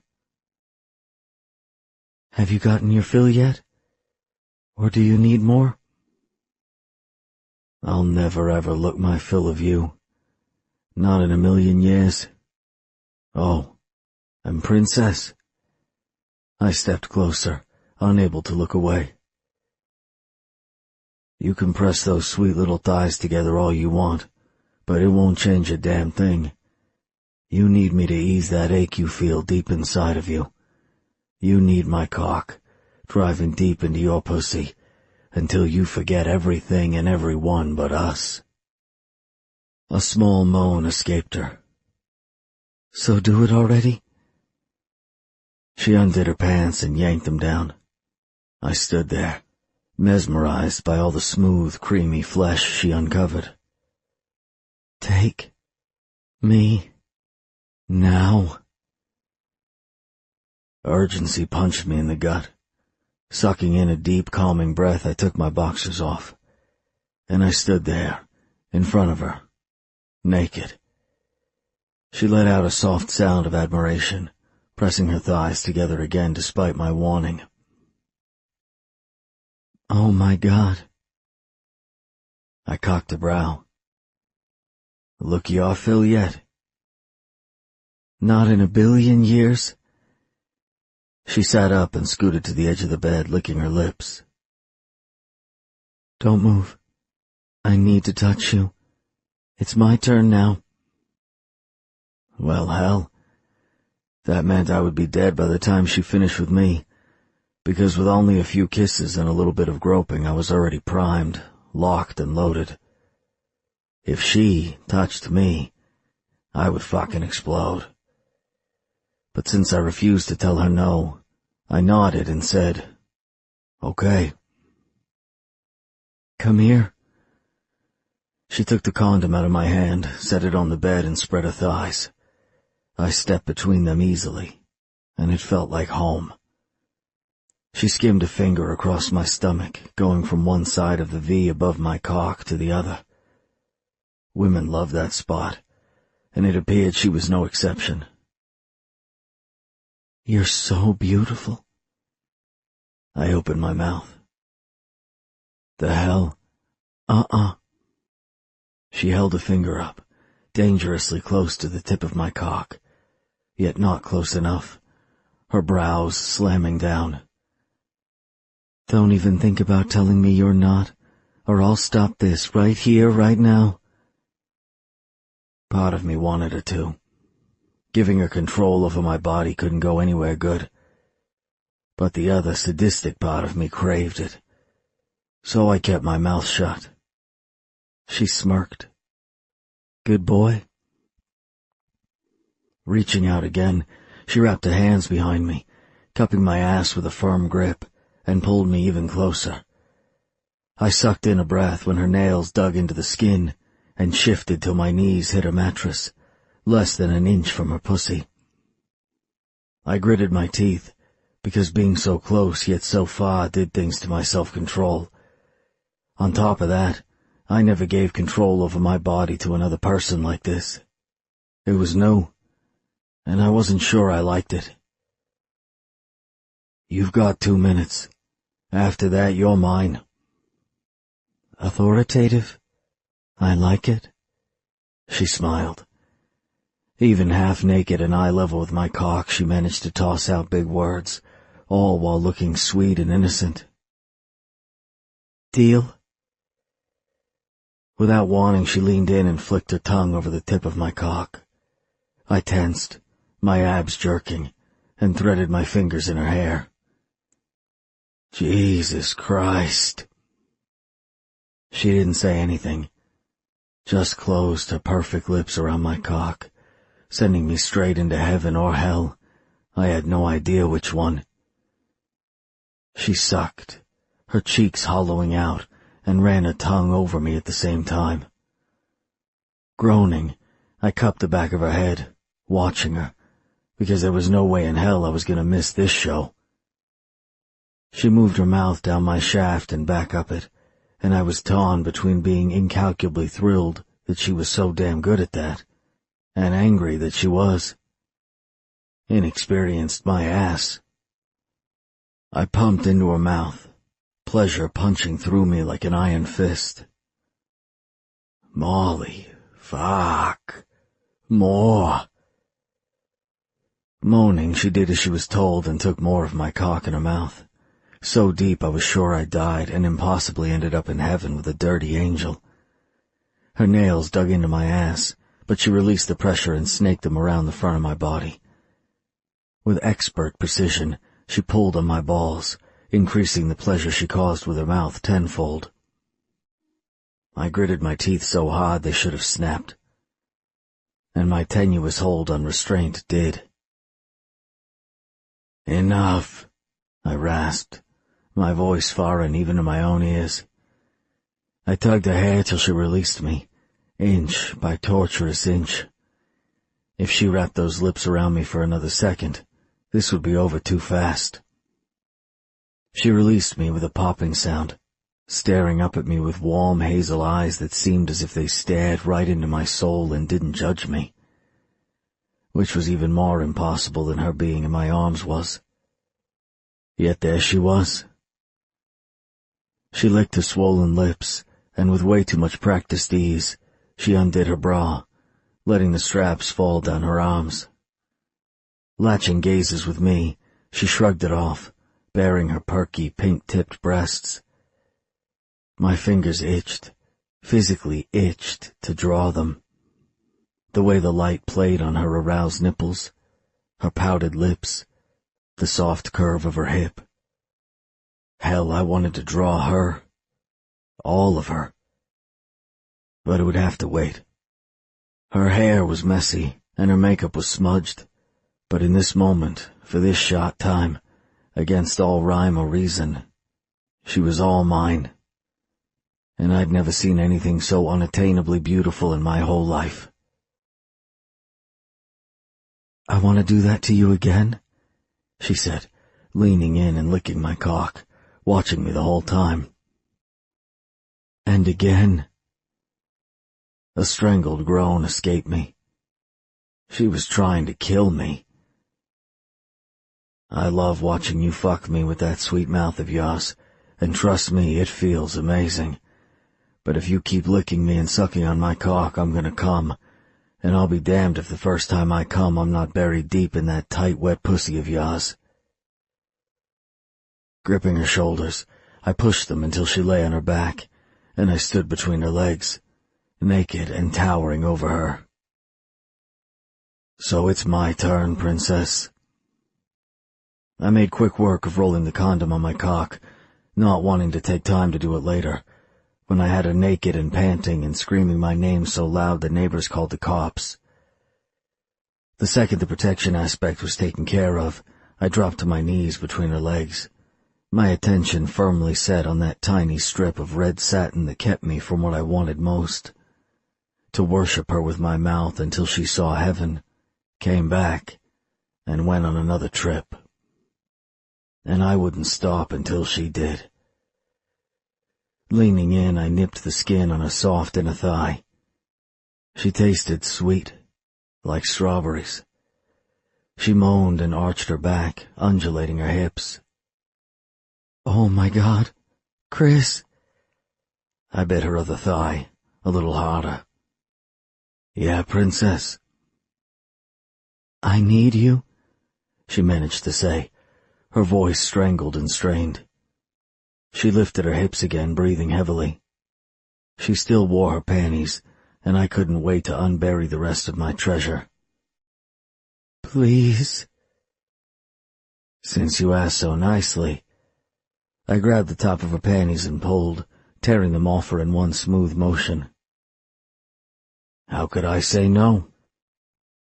Burying my face between her thighs, I breathed in her musky scent and closed my mouth over her clit, rolling my tongue over the hard bud in short, firm strokes. She screamed and lifted her hips, her whole body twisting and turning in a desperate attempt to get closer, to get Ma. Chris. The way she said my name, part cry, part curse, part admiration and part fear, struck me all the way to my core. It would have sliced straight through my heart if I'd had one. I deepened my intimate kiss, rolling my tongue over her. She was so close to coming that I could taste it. I gripped her thighs, digging my fingertips in so I held her right where I wanted her. She thrashed against me, fighting my hold, but I didn't relent. Didn't back down. Her back bowed, her mouth opened. She buried her hands in my hair and she came. She motherfucking came. I thought the last orgasm was the hottest thing I'd ever witnessed. I was wrong. This was. Growling deep in my throat and filled with a deep, searing possession I'd never before felt, I climbed up her body, slid my hand under her head, and kissed her with all the pent-up passion and desire I'd held back for so long. And she gave it all right back to me. Holding my cock, I squeezed it to relieve the pressure and bumped it against her clit once. She screamed into my mouth, nails scraping against my upper back as she held on and came again. While she still trembled from that orgasm, I drove inside of her with a force that I couldn't control. The second I was buried inside her, we both froze. Breathing heavily, I rested my forehead on hers. Jesus Christ, you're so fucking tight. You've done this before, right? I hadn't felt any signs of her being a virgin. But shit, if I knew what those signs were. Yes. Once. She wrapped her legs and arms around me, holding me close as she took a deep breath. Let's make it twice. I kissed her tenderly, moving my hips as my tongue swirled around hers. I pulled almost all the way out of her, but her body fought me as I did so. Once I was perched at her entrance, at the entryway to heaven, I glided in again, gritting my teeth at the insane amount of pleasure her tight walls gave me. Nothing and no one would ever compare to this moment, in this bed, with this woman. Her lids drifted shut and she clung to me, arching her back. I kept up my smooth, easy strokes, driving her higher and higher with each one. It was clear her last experience had been lackluster. She told me as much. So this one had to knock it out of the ball field. It had to be a night to remember after I left. Even if it killed me. Which it just might. Sweat stung my eyes, and my balls ached with the need to find my own orgasm. But I held it back through some miracle of nature. I had no idea how. But when her mouth fell open and her eyes glazed over and her cheeks blossomed into a rosy red, I was right there with her when she came for the fourth and final time. I drove inside her, pleasure taking over my whole body, and collapsed on top of her, making sure to keep my weight off her as I soared into my own orgasm. Her arms and legs held me just as tight as before, and her breathing matched mine, breath for breath. Wow. Is it always like that? No. I kissed her forehead and settled on top of her more firmly. Never. Satisfaction crossed her eyes before they drifted shut. I buried my face in her neck and finally let my eyes close, too, needing to savor this moment. In a lifetime of murder, sex, and betrayal, this 1 second of serenity was the thing that kept me alive. Holding Molly in my arms, my body relaxed, my soul complete, my heart pounding steadily, and my mind numb from pain. Too bad it didn't last forever, this feeling. Nothing ever did, except death. Her breathing settled, her grip on me relaxed, and so I pulled out of her and climbed out of the bed slowly. She didn't awaken, but rolled over on her side, her face lost in peaceful slumber. And she didn't move again, not even as I removed the condom, collected all my clothes, and dressed. As I walked out the door, I couldn't resist stealing one last glimpse at the angel I left behind. She was softer in her sleep, her features even more innocent in slumber. But instead of making me hesitate, it only cemented my decision. It was time to go, before she really got hurt. I had packed my shit up earlier, so I grabbed the trash bag I'd used from under the bed, setting it down at the bottom of the stairs. I didn't have much, just what she bought me, so it was lightweight. I cleaned up the bloodstains, sweating as I did so, but by the time I was finished, there were no signs of the mayhem I'd caused in her life. Once I walked out that door, she'd be free of me and all the shit that came with me. She'd thank me later. As I passed the dinner we never ate, and the cake we never cut, I hesitated. There, wrapped in a pretty green bow, was the gift she'd gotten me. Glancing over my shoulder like a guilty kid caught peeking under the tree on Christmas Eve, I stepped closer, sliding it across the table. With steady hands, I undid the bow carefully, almost sad to destroy it.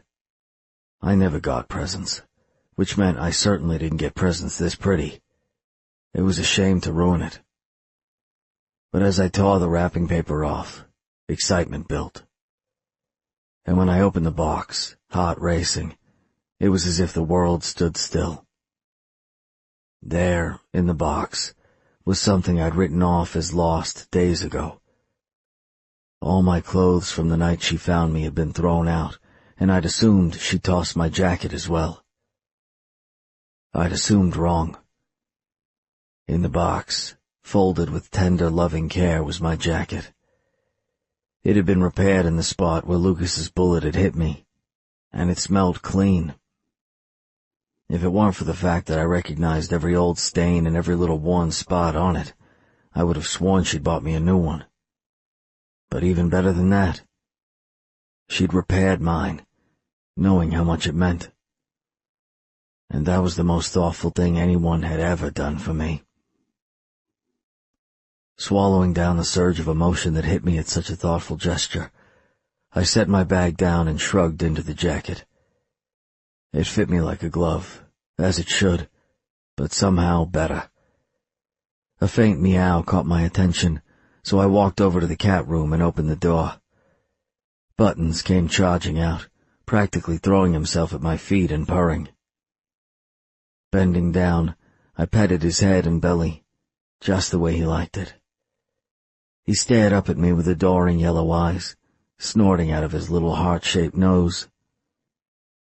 I couldn't help but wonder, if I'd grown up in a home like hers, with a cat like this, where birthdays mattered, and instead of punches you got hugs, would I be like her? Would I be soft and open-hearted? Would I have been one of the good guys, instead of a killer?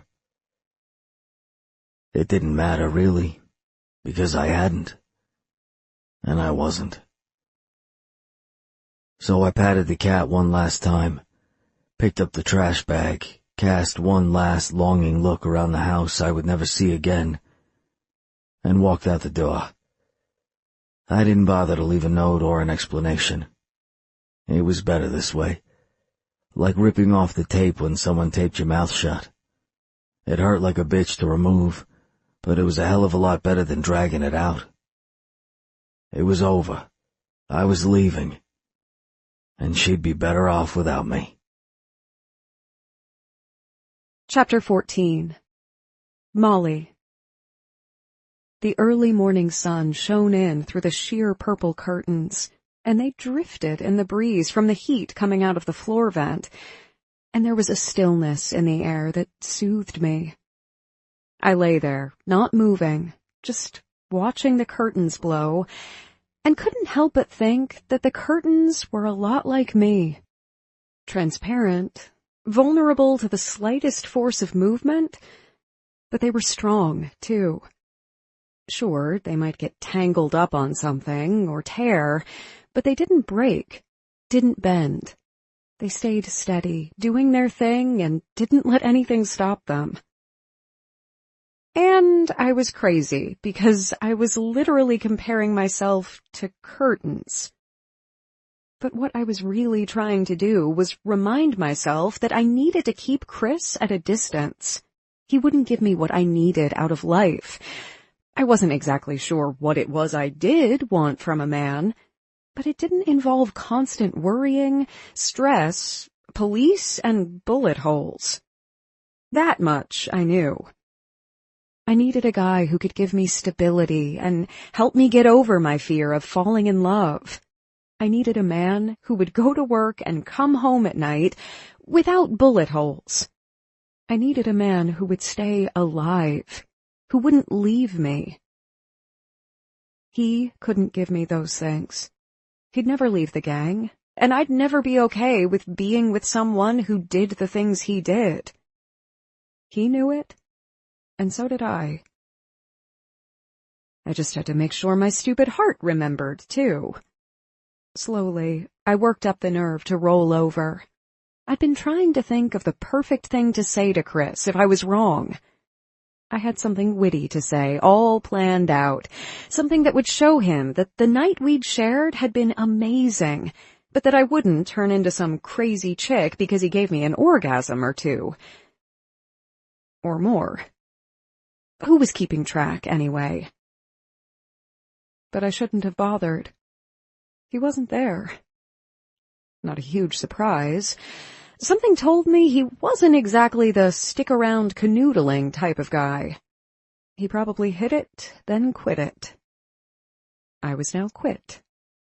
So he was either in bed in his own room or hiding downstairs to avoid me until he made up some excuse about why we had to forget that last night ever happened.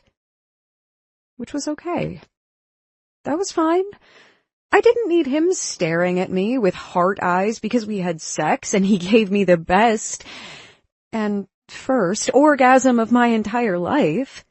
I didn't need him sitting on the bed, staring at me as if he'd die if he didn't get another taste right now. Sure, maybe I thought staying in bed together all day and getting up only for cake was a great idea. But clearly he felt differently. More than likely, he was downstairs drinking some coffee, planning on how best to leave me. God knows he hadn't hidden his desire to leave as soon as possible. And he was better now. A guy who could do what he did to me last night? Yeah, he was fighting fit. A fitting description, really. I sat up and hugged my knees, resting my cheek on them and staring at those curtains again. They still blew slightly, and the sun still shone, but the room seemed darker, quieter. Too quiet. Nibbling on my lower lip, I climbed out of bed, threw on my robe, and opened the door. The faint scent of bleach greeted me, and Buttons sat there, staring up at me, looking almost forlorn. I scooped him up under the belly and checked his paws for glass. They were clean and dry. In all the craziness of last night, I'd forgotten about the devastation and blood. And bodies. And Buttons. Hugging him close to my chest, I kissed him, bringing him with me. He snuggled into my chest, not minding the snuggles, for now. Tiptoeing, I made my way to Dad's room. The door was open, and the room was empty. The bed was made, and there was no sign of Chris, not even a loose article of clothing. Swallowing, I headed for the stairs, knowing what I would find, but also in denial. I'd known all along how he would do it, how this would end, and yet stupidly, I still hoped to be wrong. "Chris," I called out, gripping the banister. "Are you down there?" Nothing. Just silence. I paused halfway down the stairs because the aftermath of last night's gun battle, it was gone. My foyer had never been so clean. The spot where the blood had congealed on the floor and a broken vase had been littered around it like a kind of broken crown was wiped clean. Everything was perfect, as if it had never happened, as if no one had died there. But they had. I'd watched them, all three of them. If not for the fact that I'd woken up naked and pleasantly sore, and for the lingering scent of bleach in the air, I might think I'd dreamt the whole thing. Buttons squirmed, and I set him down, now that I knew it was safe for him to wander the house. He meowed and walked into the kitchen. Hugging my robe tighter, I came down the stairs the rest of the way, walking carefully in case a piece of glass had been missed. I shouldn't have bothered. My house was spotless. And completely, heartbreakingly, painfully empty. Chris had left. I was alone again. I should probably be relieved or something, since I'd just been thinking about how he couldn't give me what I wanted out of life, and how it would never work out between us. But whatever. Something about Chris had made me happy, and knowing he was gone didn't make me happy. "Chris," I called out one last time, clinging to that last bit of hope that after last night he hadn't left without a word, that our night together had meant something to him, like it had to me. "Are you here?" No one answered. Straightening my spine, I lifted my chin and walked into the kitchen. If I meant nothing to him, and last night had been a goodbye of sorts, then whatever. If he could walk away so easily, without a doubt or hesitation, heck, without a goodbye, I could let him. I'd be fine. Great. Wonderful. Fantastic. And if I said it in enough ways, maybe I'd believe it eventually. Making my way over to my Keurig, I frowned at the food we'd never eaten, which I'd completely forgotten about, and the cake I hadn't even lit up for him. Some birthday. No dinner, no cake, no presents, just sex, with a side order of death. Shaking my head, I ignored the mess. I wasn't cleaning up a thing until I had coffee in me. As I pushed the brew button, I turned around and surveyed the house. Every sign of the fight was gone, and all that remained was nothing. As I turned back around, I noticed the open present. Swallowing, I made my way over, wondering if he'd left me a note there, a goodbye, a thank you, a hate letter, something. It was empty. He'd taken his jacket and left. He was gone. It wasn't until then, seeing his missing jacket, that I knew I was right. There was no hope for us. With his actions today, he'd made it quite clear that he and I didn't mix. That we could never, would never work out. But still, deep down, I hadn't believed him. Guess I did now. The Keurig made its last churning sound when it was finished, so I grabbed my coffee and sat down, facing the door. And I stared at it, waiting for nothing. He wouldn't come back. He was finished with me, and nothing I did would change that. I'd probably never see him again. Never watch that hesitant smile cross his face. Never hear him laugh or see him almost jump in surprise as he did so. As if he couldn't believe that something had caused him to share his amusement with others. Something told me he didn't laugh much in his other life. The one without me. And that only made me even sadder. A guy like Chris, with the life he'd been born into, did he really stand a chance at being happy? At laughing over nothing and walking hand in hand with a woman he loved?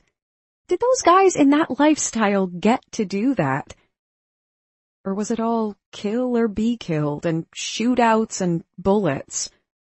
Did he ever get to, I don't know, have fun? He'd never had a birthday party, didn't even know what a stinking party favor was or what to do with it.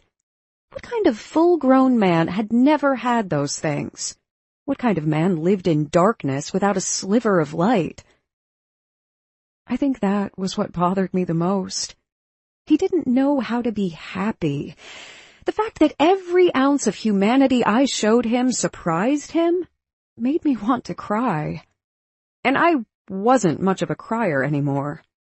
But it was like he didn't know life could be enjoyable, or that people could be nice just because they wanted to be. Or that laughter felt good. That sharing your time with someone could make your heart pound and your pulse quicken, and you didn't need death and blood and adrenaline to feel alive. Because he'd never had a birthday party. I couldn't help but wonder if some of his behaviors stemmed from his parents.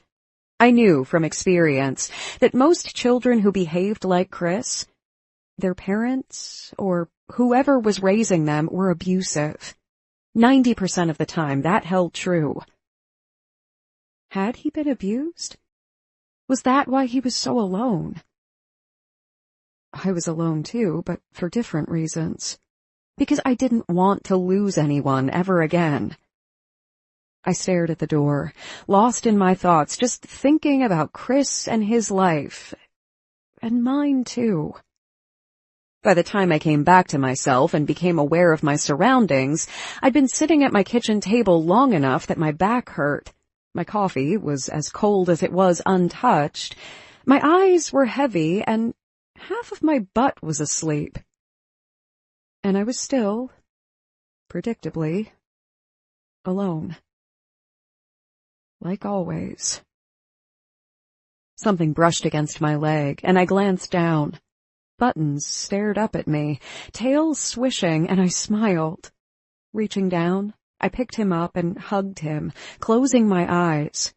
He rubbed his face against my shoulder, purring, and I smiled for the first time all day. Because he'd reminded me of something. I wasn't alone.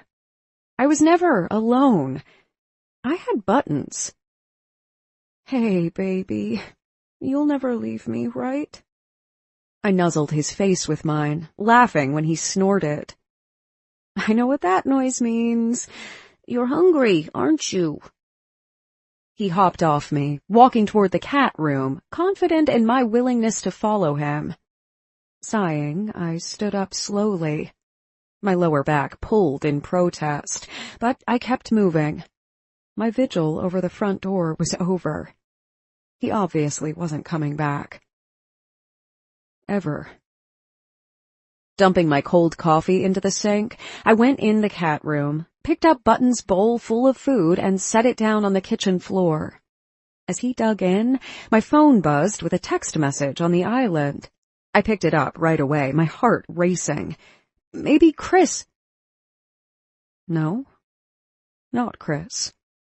Holly Yardley, my friend at work. Hey, I'm with Mary. We're going out to lunch to celebrate freedom with mimosas and copious amounts of food and cake. Want in? No thanks. I'll just stay in and... I quit typing, staring at the screen. What was I going to stay in and do? Wait for Chris to return when he clearly wasn't going to? Miss him? Miss my dad? Enough already. I deleted the text and quickly typed, Sure, where and when? Really? Yay, Frank's 12. I smiled and typed, I'll be there. Setting the phone down, I made quick work of throwing away last night's dinner and the untouched cake. I didn't want it or any reminder of what had been. I didn't regret it or him, but no matter how many times I reminded myself that it was for the better, it hurt that he'd found it so easy to walk away. I wasn't naive enough to think that sex had emotional significance to everyone, but for me, against all reason, it had. I hadn't given myself to him lightly. I'd shared a part of myself with him that not many people had ever seen or known, and that meant something. To me, anyway. Not to him.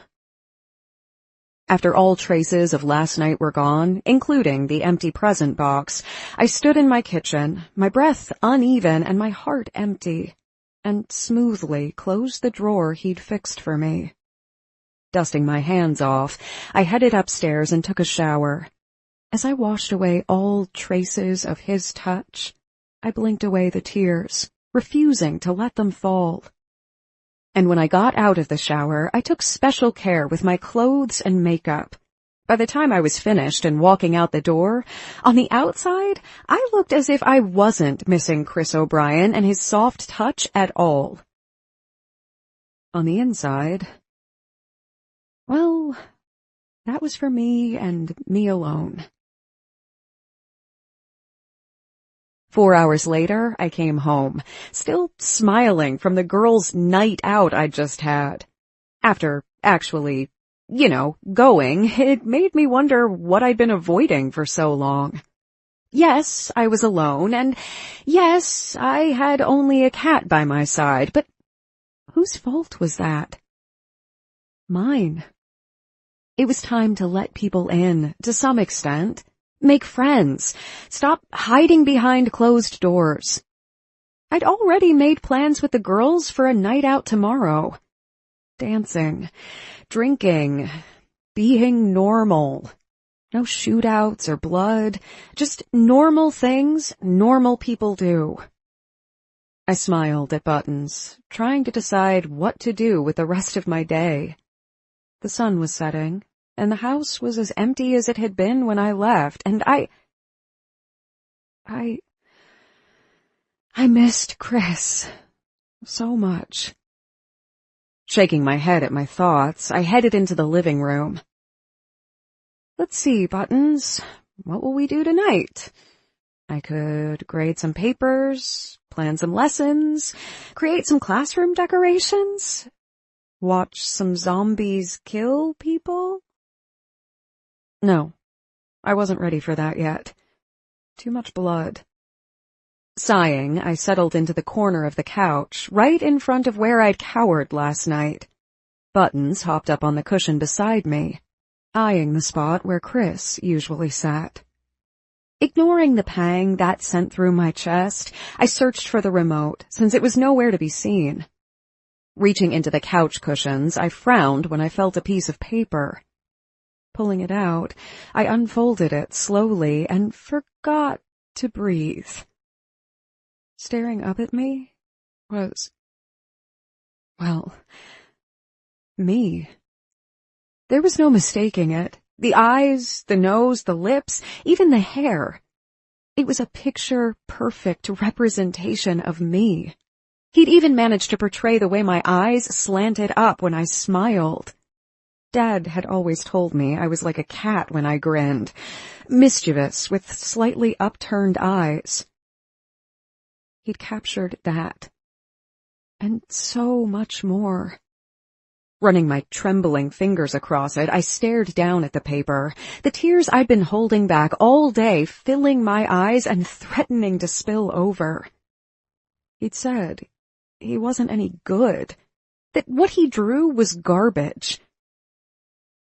He'd lied. This was art. Standing up, I walked over to the hutch. Opening the drawer on the left, I pulled out another drawing. It was a landscape, and it had trees and a lake. I'd always wondered where this place was. I wanted to see it. That's how pretty it looked on paper. The sun shone down on the small body of water, reflecting the tranquility of the moment, and it had always stolen my breath away. I stared at the two different drawings, trying to find a similarity between them, but, of course, failed. Chris had drawn the portrait, while the landscape had been left on my porch by my secret admirer. Years ago, I'd wondered if the hardened criminal who helped out around my house could be the same man who gave me presents. Then I'd laughed, because there was no way. Chris had seemed more likely to shoot a kitten than to give me one so I wouldn't be lonely at night anymore. But now that I knew him better, I couldn't help but wonder. Someone knocked on the door. I jumped, dropping the landscape. It fluttered to the floor slowly before sliding under the table. I set the drawing of me down carefully and walked over to the door, my heart racing because maybe it was Chris. Maybe he'd come back to me. Of course, maybe it was more of those men, the ones Chris had gotten rid of, coming back to finish the job. And once they found out Chris wasn't here, what would they do to me? I peeked out the curtain carefully, checking to see if it looked like it was someone here to kill me. A bored-looking, skinny, tall, pimply-faced teenager stood there, holding a bouquet of flowers. He checked his phone, rolled his eyes, and knocked again. Looked pretty harmless. Then again, appearances could be deceiving. Hesitantly, I let the curtains drift back into place and unlocked the door, opening it just enough to peek out and say, "Can I help you?" He tucked his phone away, gave me an appreciative once-over and a full smile. The kid still had braces, and he was already looking at me as if he wanted to see me naked. He would be trouble as an adult. "I have a delivery for a McLaughlin." "That's me." He held the flowers out. "Pretty flowers for a pretty lady. I'd like to say they're from me, but I'm just the messenger." "Thank you." I took them and frowned. "Stop it, you're too young to be flirting with me." "I doubt that. Sign here, my lady." I rolled my eyes, signed, and grabbed my purse, pulling out a 5. Holding it out, I gave him my best stern teacher look and said, "Go home and play some Xbox." Then I shut the door in his face. After I locked it, I leaned back on it and searched for a card. There it was, tiny and in a pink envelope. Setting the flowers down, I tore the envelope open and let it fall to the floor. The small card had familiar handwriting on it, writing I'd seen over the past few years from my secret admirer. Writing I'd recognize anywhere. But then the sun rose, and I knew there was beauty in this world. "I'm sorry, Princess. Chris." Staring at the writing and the words, I ran back into the living room, pulse racing, and opened that drawer again.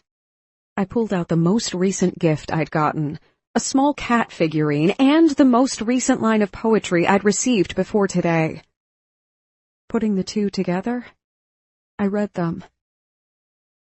I was surrounded by darkness and gloom, sure there was nothing good left.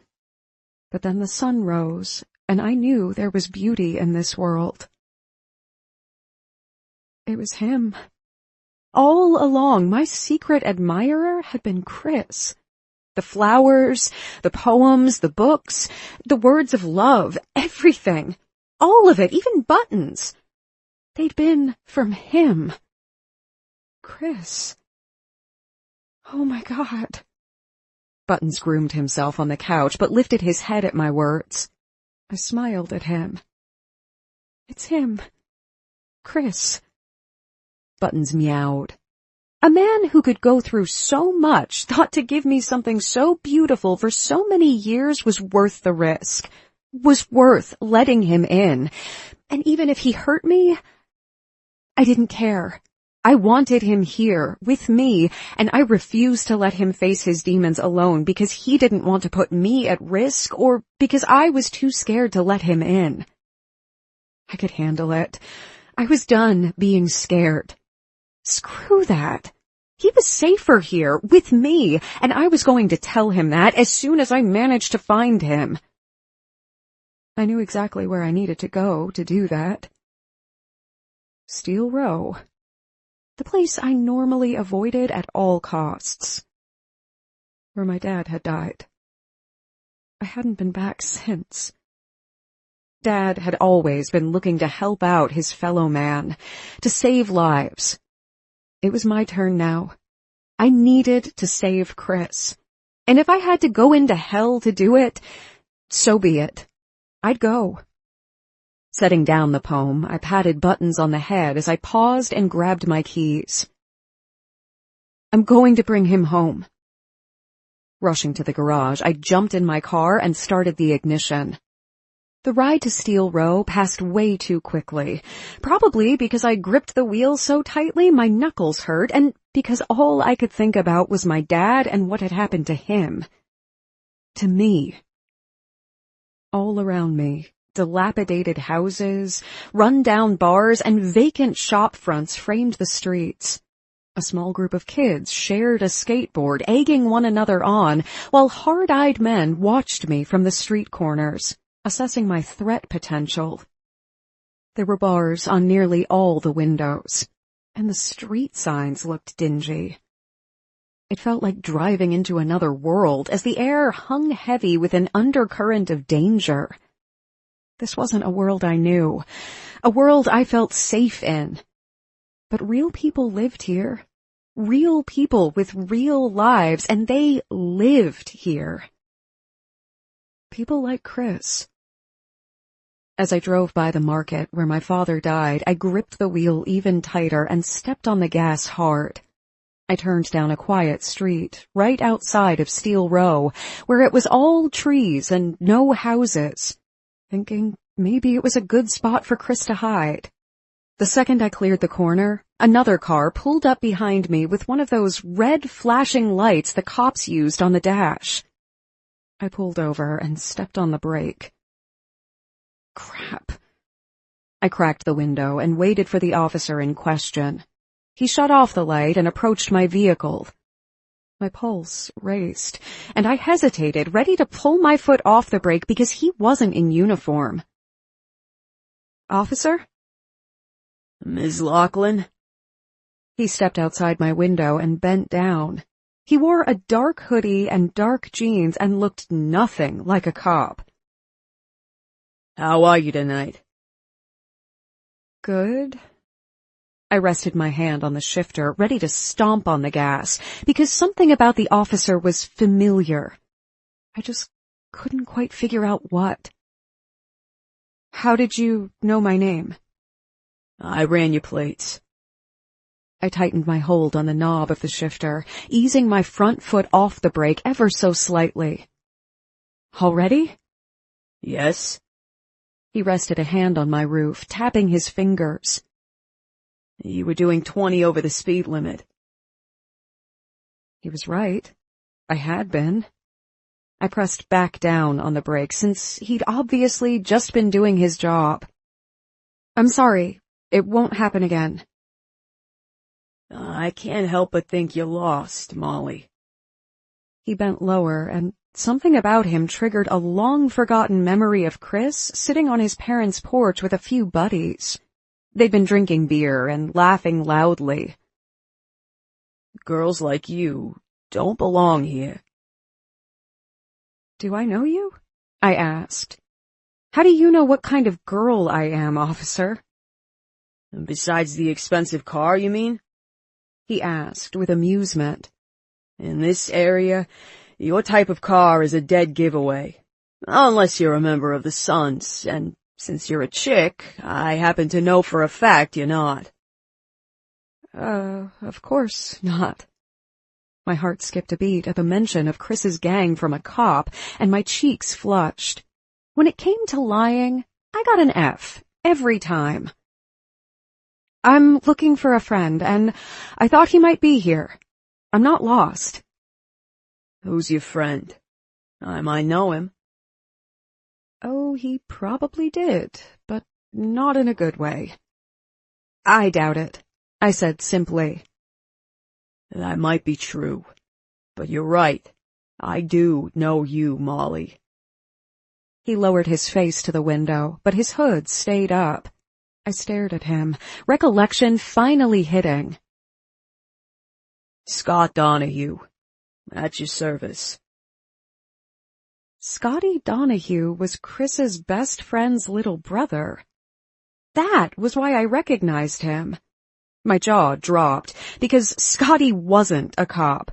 He was a member of Steel Row and one of Chris's friends, and just as bad as Chris was. You're not a cop, Scotty.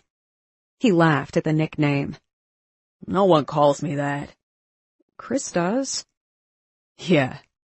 The laugh died. He who you're looking for. I froze, not sure how to answer that. Yeah, he was a member of the same gang as Chris, but Chris had been hiding from something. What if that something was Scotty? What makes you think that?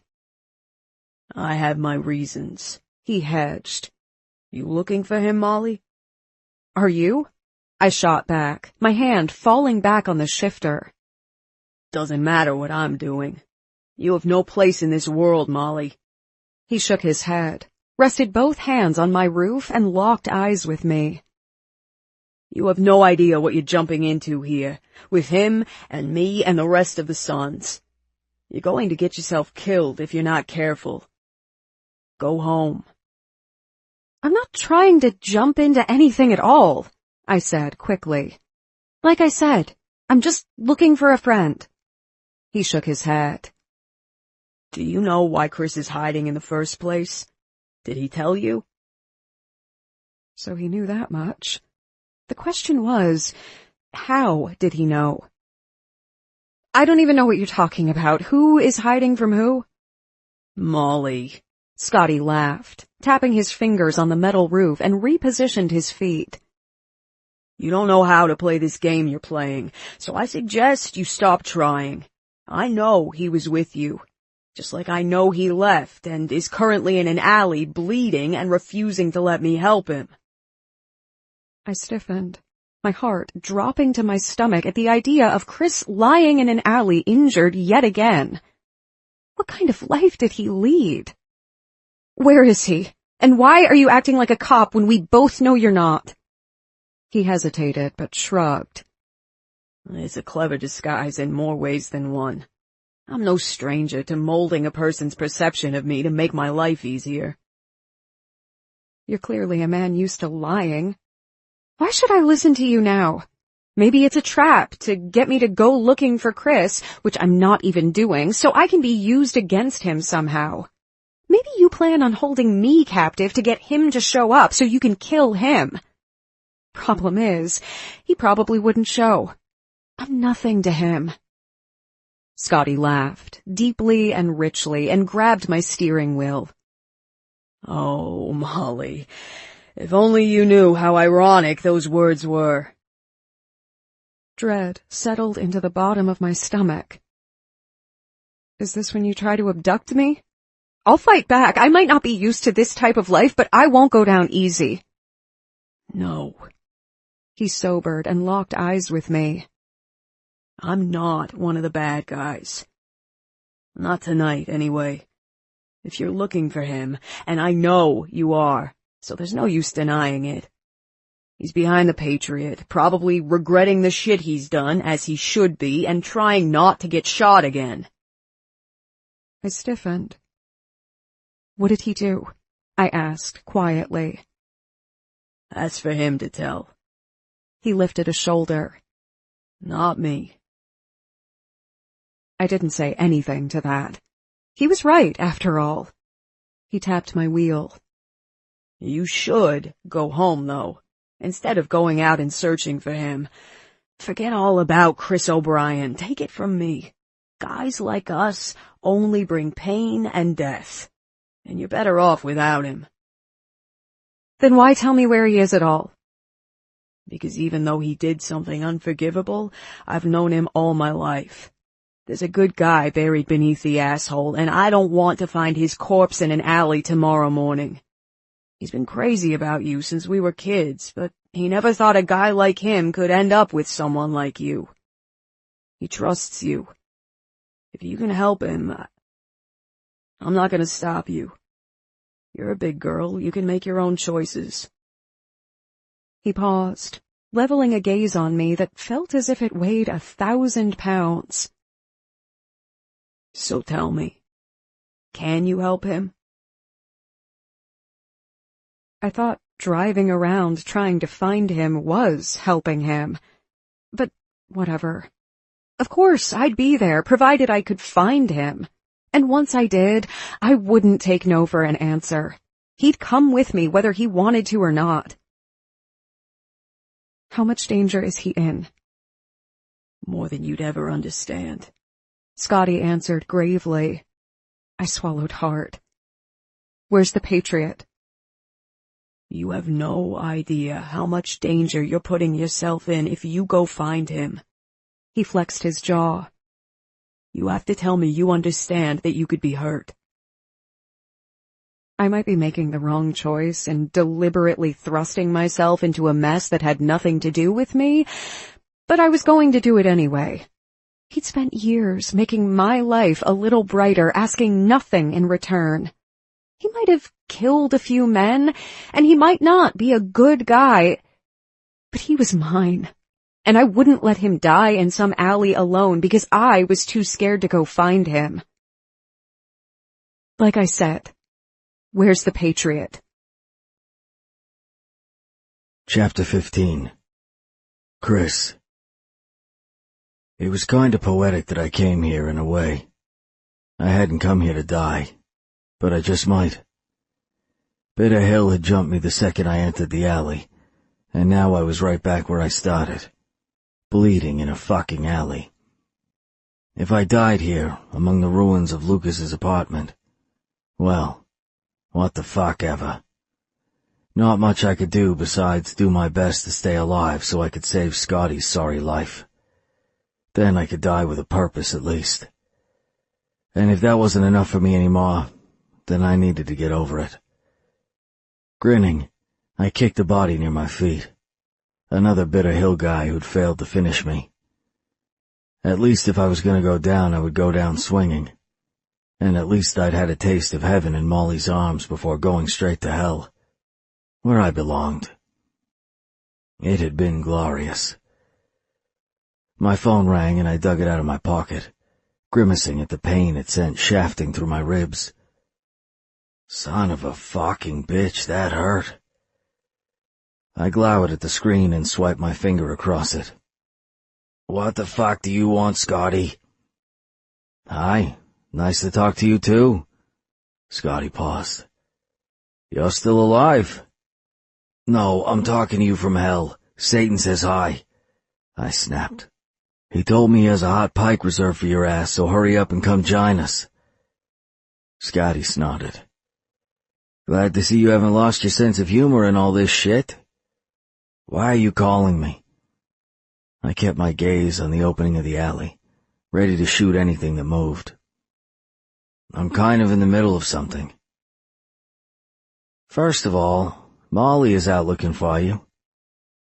Son of a bitch. I let the gun fall to my side, still clutching it because it took too much effort to hold it up. Where is she?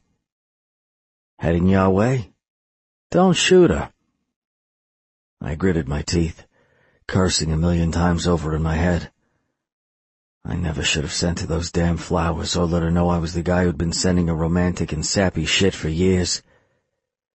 It had been a moment of weakness, when I was sure I'd never see her again or that I might die. But it had been selfish. It had been me. Stop her. Arrest her.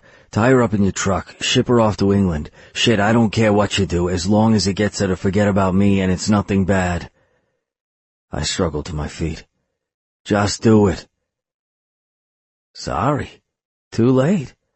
I already sent her on her way with directions to you. You need to go with her.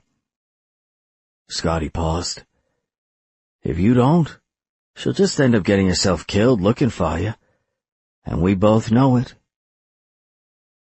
Damn it, Scotty. I closed my eyes, because he had a pint. If she kept driving around Steel Row, something or someone would eventually take advantage of that.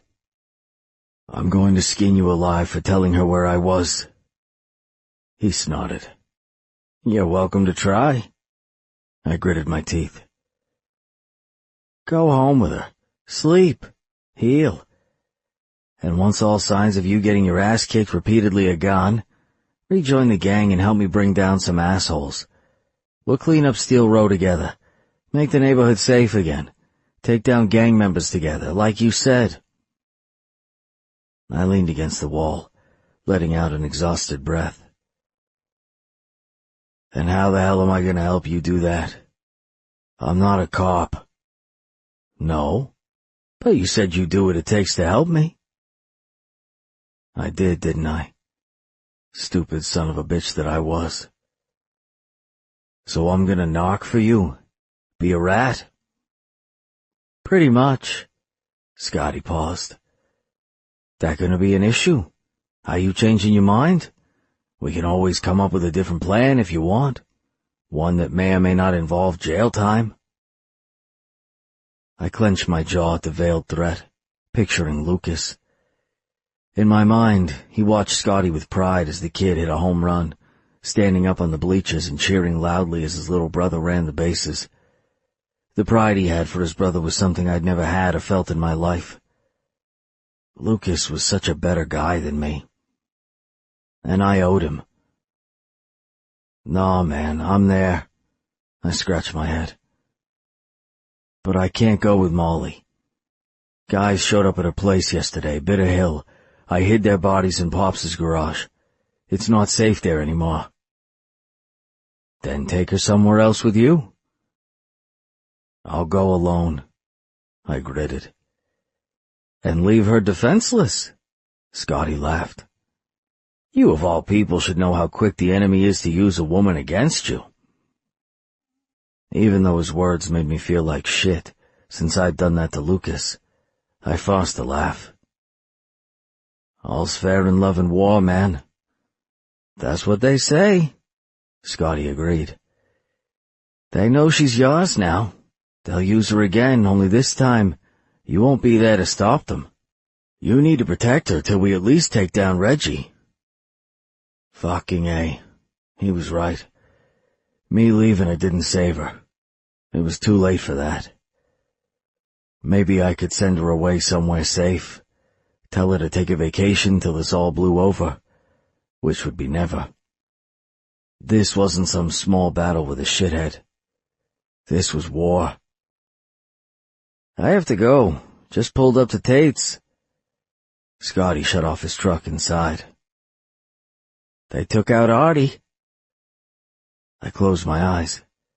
He was an older member, like Pops. Shit. Where? Outside of his place. All of the higher-ups are going into hiding, taking precautions to stay alive. I told Tate I'd let you know, so you being out of sight will look normal. Scotty cleared his throat. I'll let Tate know you're laying low as ordered and chasing some pussy, and we'll be back when he wants you. Hang tight. Keep yourself out of Bitter Hill's grasp. Don't kill anyone else. I stared down at the corpse at my feet. His red, congealed blood poured out of the perfectly centered chest shot, which I'd been particularly proud of, considering the fact he'd snuck up on me and given me quite the beating before I'd killed him, and soaked the pavement behind Heidi's bar, right below what had once been Lucas's living room window. Now it was the charred remains of what had once been my best friend's home, and a reminder of what I'd done to him. About that. Shit. Silence, and then, how many? One. I paused. So far. Molly will be there any minute. Get the fuck out of there, and I'll have some guys clean it up. He closed the door. I'll get the guys in your pop's garage, too. Be careful no one finds out. I dropped my head on the wall, watching the headlights that approached and slowed. More than likely, my princess was here. You're playing a dangerous game, Scotty boy. Aren't we all? Molly came around the corner of the alley, hesitating. Chris? For a second, I debated not answering her. Chances were she'd get scared and run off, go home and be fine. Then again, maybe not. And that was a risk I wasn't willing to take. Here. Chris, Is she there? Scotty asked at the same time. She came 2 steps closer and something caught my eye. Still holding the phone to my ear, I lifted my arm, squeezed the trigger and shot down the motherfucker creeping up behind my girl. The asshat didn't even see it coming, and he hit the ground convulsing. He'd be dead within seconds, since I'd hit him in the throat. He'd choke on his own blood and die, and I didn't give a damn. I was a sadistic fucker like that. He shouldn't have come after my girl if he wanted to live. Molly, for her part, clapped her hands over her ears and dropped to a crouch, whimpering. Well, if that wasn't enough to scare her off, I didn't know what was. Lowering my weapon, I said to Scotty, who'd fallen oddly silent on the phone, "Make that 2. You're killing me. Get the fuck out of there, now!" I nodded, even though he couldn't see me, and hung up. Sliding the phone in my pocket, I swallowed hard, my heart racing because Molly was staring at me with wide eyes that said she wasn't certain whether or not to be scared of me. Easy answer. She should be. Are you okay? She didn't lower her hands from her ears, but nodded, her gaze drifting to the other dead body in front of her. And she just kept staring. I glanced down at the first asshole I'd sent to hell tonight. The stiff's eyes were pointed at Molly, as if he watched her. I nudged him in the cheek with my boot until his face was toward the wall instead. Better? She licked her lips. Slowly, her eyes lifted to mine. What about the guy behind me? Dead? I thought... She lowered her hands. For a second, I thought you were aiming at me. I stumbled forward, my injured leg dragging behind me so I looked like some kind of demented zombie in a movie. But it was the best I could do. I would never, ever hurt you, Molly. Not like that. Not on purpose. I've done a lot of bad shit, some of which I regret, but I would never aim my gun at you. You have to believe that. Slowly, she struggled to her feet. When she lifted her face to mine again, the fear was gone. But she still somehow managed to look terrified. I do. I believe you. Good. I closed the distance between us, stuck my newly acquired gun in my pants, since you could never have enough protection, and cupped her face. I stared down at her beauty, her classic and flawless features out of place in this dirty-ass alleyway, and caressed her with my calloused thumbs. I left behind trails of blood and dirt. Cursing under my breath, I started to pull away. I'm sorry, Don't? She covered my bloody hands with her clean ones, keeping them in place. Don't apologize. I swallowed.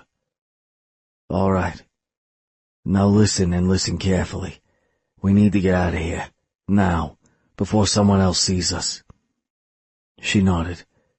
Yeah, right, of course. The bodies... She stared over my shoulder, presumably at the corpse. Will you come back to my house with me? Hey, stop. I urged her face back to mine. She'd seen enough death because of me. She didn't need to keep staring it in the face. No, we can't go back to your place. It's not safe anymore. I dropped my forehead to hers, breathing in her scent, because for a little while there, I thought I never would again. And it'd hurt more than the beating I'd gotten from the dead fucker behind me. We have to grab buttons and hide out somewhere else. I have another house on the Cape, she said in a rush. No one else knows about it. Let's go there right now. The kids are on break so I don't have to work, and we'll hide out, recover. I stared at her, still wanting her as far away from me as possible, but knowing the likelihood of that happening was slim to none. I don't want to get you hurt. Will you go there without me? Nope. She shook her head slightly. Not a chance. Molly, you come with me or I don't go at all. She held a hand out. What's it going to be, Chris? Do we sit here and wait for more bad guys to come? Or do we go to my place on the water? Stay or go. Fight or run. Be an informant or stay loyal to the gang. Kiss the girl or don't. These were all decisions my actions had forced me to make in the last few days. But this one was the hardest. If I was with her, she wasn't safe. If I didn't go with her, she wouldn't go and she wouldn't be safe. If we stayed here, we'd be dead within the hour. Short of kidnapping her and tying her up in a bedroom on some foreign island and leaving her there, I was out of options here. I'm a dead man walking, and I don't want to drag you down with me. Don't make me, princess. Then don't make me stay here, where it's dangerous. She twisted her lips. Come away with me and my cat instead. Why are you doing this? Why do you insist on helping me even when I don't deserve it? I asked, frustration boiling out of me and showing in my words. Why care whether I live or die? I'm nobody. No one. Because you're someone to me. She bit down on her lower lip and her fingers tightened over mine. You were always someone to me. I stared at her, not knowing what to say to that. I could tell her she shouldn't give a shit about me, that I wasn't worth it, but it would be pointless. If she was going to care, nothing I could say would stop her. She'd regret it eventually, when I somehow ended up breaking her heart. But it was what it was, and I was too greedy to tell her to stop. I tried to leave her behind once. It didn't stick, and my star of nobility was exhausted. You're someone to me too, and I'm an asshole for admitting that, but it's true. You've always been someone. A small smile lit up her face. I know, so follow me. Anywhere, princess. I brushed my lips across hers, keeping it short. Anywhere. She wrapped her arm around my waist and helped me to her car, and this time I let her. My fight with the Bitter Hill asshole lying behind me had done a number on my already bruised body, so for once, I needed a little bit of help. When we got to the second dead body I'd made tonight, she hesitated, swallowing and fisting my jacket. Is he from that other gang? The one that wants you dead? Yeah. Why do they want you dead? She asked quietly. Because I'm an asshole. I swallowed back a groan because standing motherfucking hurt. Bending slightly, I picked up my trash bag full of clothes and extra guns. I'd tucked it away behind the dumpster earlier. Ignore him. Come on. She helped me into the car, slid into the driver's seat and stared at the alley. At the dead body. But why are they chasing you? What did you do? I readjusted myself in the seat and clenched my jaw. Can we not do this here? We need to get out before more come." "Oh, right." She seemed to shake herself and pulled away from the curb, staring straight ahead at the road. "Do you need anything before we go?" "No, just the cat. You?" She shook her head once. "No, I have clothes and stuff there. Buttons has food and litter and toys, too." "Good. Then, just drive." I watched her as she stepped on the gas and drove back to her house, her grip on the wheel so tight I could see the whites of her knuckles shining in the moonlight. I guarded her back as she ran inside and grabbed Buttons, carrying him out in a green carrier in a matter of minutes. And then we were gone, heading toward the highway. As she drove, I watched the emotions play across her features. Fear, worry, excitement. They were all there. Because of me. The worst thing I ever did in my life, short of betraying Lucas, was going to her place that night. She was a fucking kindergarten teacher and had no place in gang wars and shootouts. I'd done this to her. I'd ruined her. "I'm sorry," I said, still watching her. "I never should have dragged you into this mess. I wish I could go back and pick any other fucking pharmacy to break into that night. Or that I'd gone 30 minutes later. Or that I'd refused to go with you no matter what you said. Anything that would have stopped you from finding me like you did and bringing me home with you." "I don't. Not at all. You didn't drag me into anything."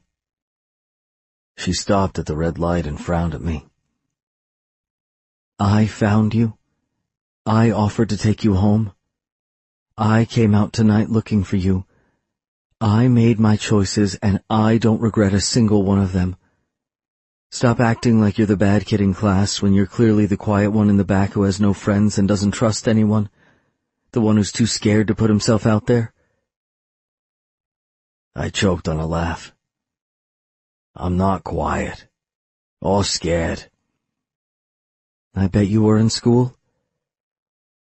She stepped on the gas heavily, and I glanced in the rearview mirror. No one was behind us. "I bet you only had Lucas as a friend, and you always turned in your assignments on time, and even a little bit early, and at recess you sat in the grass plucking a blade and trying to whistle on it, instead of doing the monkey bars or playing tag. You're the type of kid who goes home to his room, shuts the door, and hides from his parents so they don't have a reason to yell at him again. To hurt him." Shit.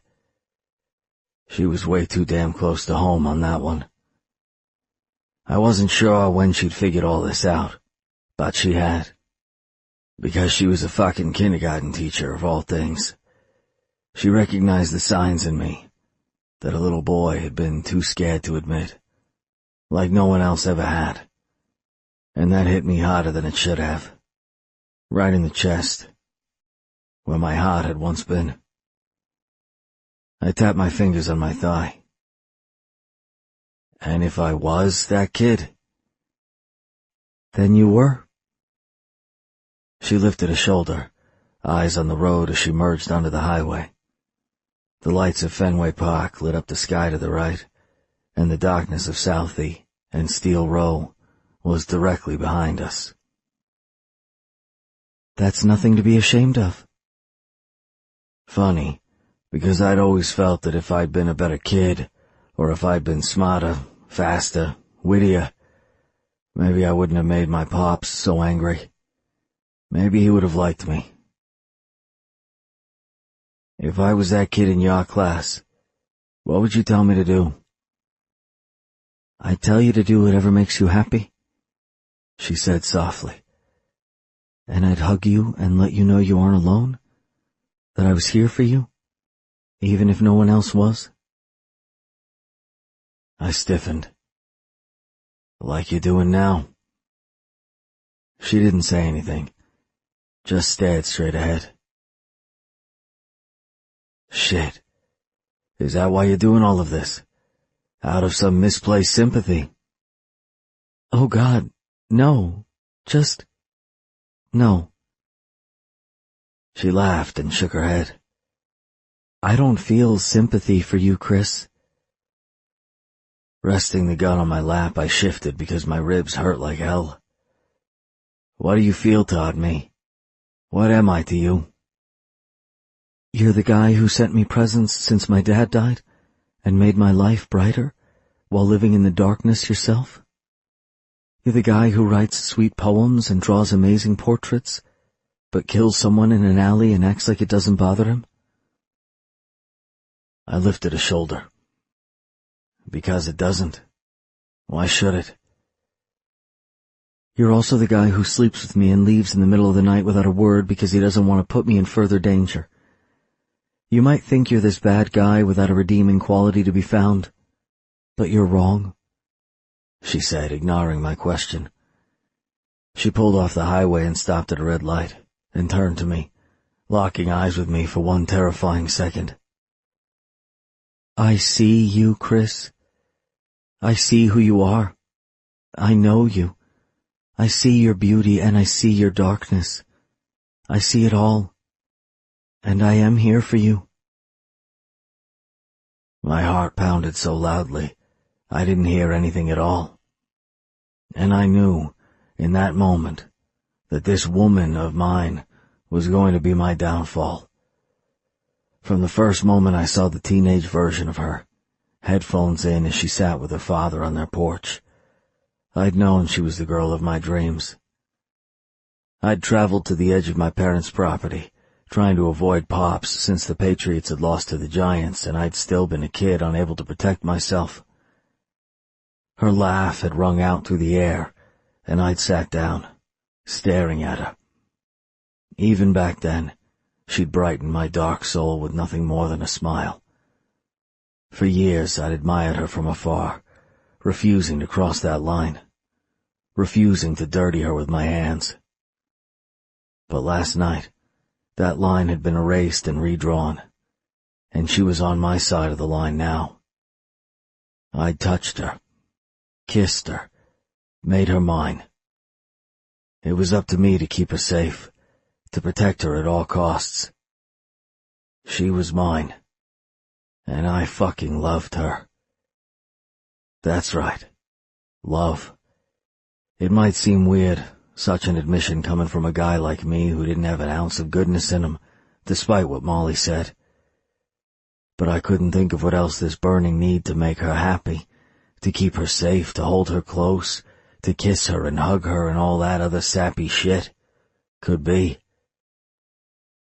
Not that I was going to tell her that I loved her, or ever say those three little words that held no meaning. No one ever meant what they said anymore. People lied easier than they blinked, or breathed, or slept. Words were shit. But I meant this. Growling, I hauled her close and kissed her, putting all those thoughts, all those fucked up feelings into that kiss. I might never say the words, and she might never know it, but she held my blackened heart in her hands, and had for years. And no matter what came of this mess, no matter how this whole helping Scotty out thing ended, I had to make sure she was okay. I had to keep her alive, even if I ended up dying in the process. That's what love was. Chapter 16. Molly. 2 days later, I watched Chris as he drew, his hand flying over the paper with a grace that couldn't be described. His forehead wrinkled as he concentrated, and I'd never seen anything more beautiful. He sat by the open window in the living room, right next to the kitchen, which faced the water, the light blue curtains blowing from the breeze. He wore a button-up plaid shirt that was open and a pair of jeans that hugged his rear perfectly. Not that I could see his rear, but I knew. Oh, I knew. His ribs were still bruised, but his stitches were holding tight. He was healing. Almost back to as good as new. But for how long? When would the next beating come? The more time I spent with him, the more I wanted to hide him from the world, lock him away in a mansion, refuse to let him out. Every time he walked out my door, someone tried to kill him. And that was terrifying. I wasn't sure how to handle that. The sun broke out of the clouds, shining down on his dark brown hair.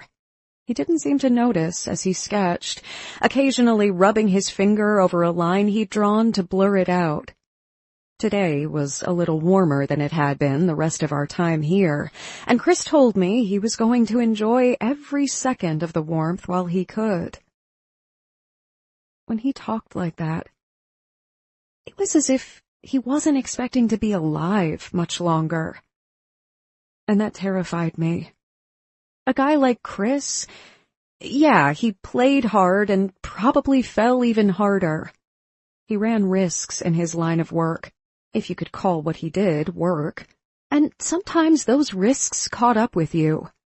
But whatever he'd done before I found him in that alley, whatever the reason he felt the need to hide out and wallow in guilt, there just had to be a way to fix it, for him to make good. We just had to figure it out. I was good at solving problems. I was a kindergarten teacher. It might not sound like a tough job, but it was. I had to deal with 2 crying kids who felt wrongs at any given time, or who had hurt hearts, or scraped knees, or bruised souls on a daily basis. I took tiny pieces of information given by 5-year-olds, saw the whole picture, and put the puzzle back together until everyone was happy. If he would open up to me, tell me what was wrong, maybe I could help him solve his puzzle. Maybe I could fix this. After we got here the other night, he'd showered and collapsed in bed beside me, holding me tight all night long. When I woke up, he was still there, and I breathed a sigh of relief. We'd repeated the same course of events the next night and this morning. He hadn't touched me, aside from that kiss he'd given me in the car and holding me in his arms as I slept. I knew, at some point, he'd walk away without a word again. Wrapping my arms around myself, I walked over to him slowly, not wanting to pull him out of his moment of zen. That's clearly what drawing was to him, an escape of sorts. He might not even realize it, or how badly he wanted out of his way of life, but I saw it with every single stroke he made. Stopping directly behind him, I watched him in awe as he worked. Buttons lay at his feet, napping. Wherever Chris was, Buttons usually followed. Probably because he'd been the one to find him and give him to me. A small smile played at my lips at the thought of Chris in a shelter or a pet store, finding the perfect kitten for me. I peeked at his drawing. He'd recreated the sun rising on the water perfectly, down to the way the rays reflected off the rooftops across the water and the water itself. Even though there was no color on the page, you could see the depths of the sea through his shading. It was, in short, perfection. And he didn't even think he was good. He stiffened and glanced over his shoulder, reaching for his gun. When he saw it was only me behind him, he relaxed. Before he could greet me, I said, "Did you ever wish you could be anything else besides what you are? An artist, maybe?" "Sometimes. When I was a kid. I used to want to be a doctor." His fingers tightened on his pencil. "You?" "A Broadway actress?" He chuckled and resumed drawing. "I bet you'd be an excellent actress." "You've never seen me try." "True." He glanced over his shoulder at me, a small smile on his face. "How long were you standing there behind me?" "I don't know, like 5 minutes, I guess." He winced and set the pencil down. "Sorry, I didn't hear you come in." "It's fine." I tucked my hair behind my ear and re-wrapped my arms around myself. He laughed and set the pad on the table. If I were you, I'd sit on the porch and watch the sunrise while rocking slowly on a rocking chair instead. It's much more entertaining than me drawing. I totally would have, if I had rocking chairs. We should fix that, he said lightly. Then you wouldn't be forced to watch some boring guy put some crappy lines on paper and call it art. I shook my head. I enjoy watching you draw. I reached out and stroked my hand through his hair, like I'd wanted to do for so long. It was soft, unlike the man himself. And it's not crappy at all, it's beautiful. Like you. He caught my hand and yanked me into his lap, growling under his breath. I ended up sideways in his lap, and his erection pressed against my butt insistently. And yet he hadn't touched me since that one night together. I'm not the beautiful one in here, Molly. You are. It's in the way your hair shines, no matter what time of day it is, and in the kindness and warmth in your eyes that's always been there, even in the worst situations. And don't get me started on the way you smile at me, even though I don't deserve such magnificence to be cast my way. It's all you. All perfect. All beautiful. I locked my wrists behind his neck, my breath hitching in my throat. I'm just a kindergarten teacher. Nothing special. He buried his face in my neck. I disagree. Deal with it. Fine. You'll have to deal with the fact that I find you beautiful too.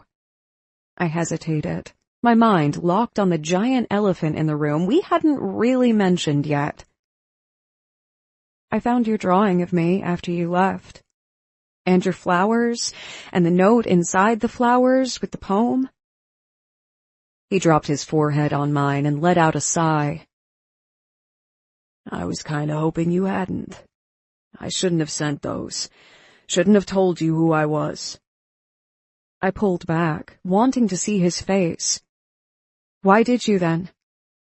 Because I know how this ends. I won't be around much longer, Princess. I opened my mouth to argue, and he placed a gentle finger on it. Shh. Let me finish. I made certain choices I now regret, and I need to make it right. The way to make it right is dangerous and scary, but it's what I've got to do. Before I die, before I make things right, I want you to know that someone, a guy who hasn't known a sliver of kindness or love in his life, cared about you. And it was because you're just the kind of person that inspires that kind of warmth, even in an unfeeling monster like myself. I didn't want to want you like that, or to need to see you smile so badly I'd do anything to get you there. But you got to me anyway. Why not tell me before? I asked, staring into those brown eyes of his, which I could get lost in forever and ever. So much lurked there. Pain, loss, fear, hope. It was all there for me to see, even if he didn't realize it. Because I didn't, don't, and will never deserve you. Even now. He ran his fingers down my cheek almost reverently. Touching you? It's wrong. It's a fucking sin. You're too good for me. Too pure. And I think that's what draws me in. That pureness, that goodness. It's something I've never had. Never called mine, and Christ, Molly, I want to call you mine in every way. I opened my mouth to reply, even though I wasn't sure what I was going to say, but he cut me off, melding his lips to mine so gently and completely that it stole a part of my soul. I clung to him, letting my eyes close and my mind shut off, and lost myself in his touch, in his arms, in his kiss, in him. He cradled the back of my head and deepened the kiss, pulling me closer to his chest. Again, I couldn't shake that feeling that no matter how much bad he'd done in his life, no matter how many people he'd killed, in his arms, I was safe. In a way I'd never been safe before. He broke the kiss off, breathing heavily, and laughed. Shit. I didn't mean to do that. I'm sorry. Don't be. I like it when you kiss me. Shaking his head, he ran his thumb down the line of my jaw. Even when you kiss me, it's like some part of you is trying to clean me, to make me better. But you can't. I'm not gonna be better. What you see is what you get. Well, I just so happen to like what I see, I said breathlessly. Bullshit. I'm a killer. His grip on my hair tightened. No one likes that. I lifted my chin. I do. I like you. Oh, princess. A hard laugh escaped him. That's only because you literally have no idea what I've done, what I'm capable of. So tell me. I gripped his shirt, my heart thudding loudly in my ears. What did you do that night I found you in the alley? Tell me and I can help you fix it. He squared his jaw. That's my own personal shame to bear, not yours. And I hate to break it to you, but it's not something that can be fixed either. But no. He cupped my face, his rough palms scraping against my skin. You have no place in my world, and no reason to try and help me. Just let me deal with it. I pressed my lips together. You don't understand. At school, when a kid comes to me with a problem, This isn't some bullshit kindergarten problem, Molly. Jesus. You don't get it. I didn't steal some crayons or pull someone's hair. He flexed his jaw and picked me up off his lap, set me down and stood. I tried to fucking kill my best friend and failed. Lucas trusted me, called me his brother, and I tried to take him down. How's that for you? Ready to solve my problems with a Hello Kitty Band-Aid and a fucking smile? Oh my God. How could he have done something so awful? Something so cold. That wasn't the Chris I knew. My Chris wouldn't take down his best friend. I didn't know what to think, or feel, or say. I just stared at him. Just stared. Shit. He covered his face and growled. I didn't want to tell you that, damn it. You shouldn't have learned. Fuck. Yes, I should have. I finally looked away from him. Stopped gaping like a fool. I wasn't sure how I felt about this yet, but I knew one thing. The truth was never a bad thing. Well, usually never a bad thing. I'm happy you told me. Is that so? He lowered his hands. His eyes narrowed. And now what? I opened my mouth and closed it. No sound coming out. That was all I was capable of at the moment, because what he said and how he said it couldn't be true. He just felt guilty over something, some mistake he made that almost killed Lucas. It had to be something easily explainable like that. Sometimes we make mistakes and people get hurt, but that doesn't make it your... Jesus Christ. He dragged his hand through his hair and stalked toward me, anger vibrating off him. You're still trying to make excuses for me, aren't you? I refused to back away, even though he looked seconds away from walking out the door again. So what if I am? Then you're even more of a fool than I originally thought. He flexed his jaw. I tried to kill my best friend. There's no excusing that, Molly. None.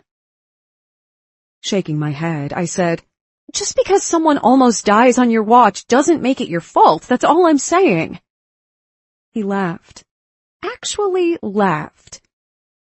It wasn't a mistake I made that I'm nobly punishing myself for, Princess. I actually, physically tried to kill him. With a gun. Several times. I had a whole plan. A plan that almost succeeded. I took a step back, shaking my head, unable to believe it. That Chris, the guy who drew pictures so breathtaking that I couldn't look away, the same man who wrote me poems and courted me for years, could possibly be the same guy looking at me now, admitting he tried to kill his best friend with a hard glint in his eye. Why? I backed up another step. What did he do to you? Nothing. Abso-fucking-lutely nothing. Another step had my back against the wall, and there was nowhere else to go. Fear crept into me, claiming the dark corners of my mind that had whispered all along that I never should have let him in. So why did you do it? Because he was promoted before me. He wasn't blood. He wasn't better than me. He'd been in lockup and came out, and just like that, he was promoted. He stalked closer to me, his whole body hard, and there was nowhere for me to retreat. I was stuck there, in the room with Chris, and I wasn't sure how I felt about that yet. I'd thought I'd known him. But did I really know him at all? It wasn't fair, so I decided to do something about it. I decided to kill him and take his position, since it should have been mine anyway. How's that for beautiful, Molly? So what? I broke off because my voice cracked. I placed my hands on the wall, trying my best not to cower from him when he stopped directly in front of me, looming over me. I tried to focus on the cold, hard facts. How did you escape him? Is he the one trying to kill you? No. He let me go. He laughed again, resting a hand on the side of my head against the drywall. He forgave me, set me free, gave me what I wanted, and skipped town with his girl, who I also tried to kill, by the way. I let out a small, broken sound. No. Yes. His eyes hardened. They're gone, and everyone thinks they're dead, and he forgave me.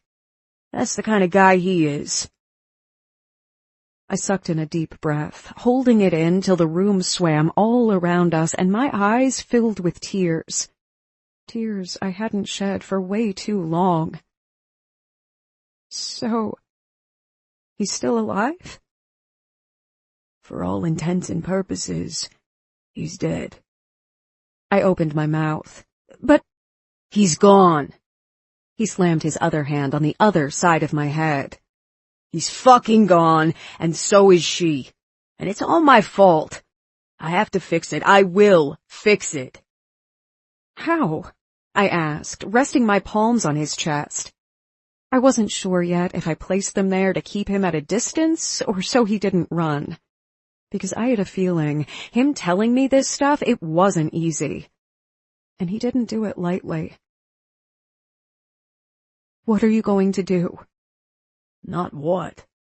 Who? Scotty. His jaw flexed.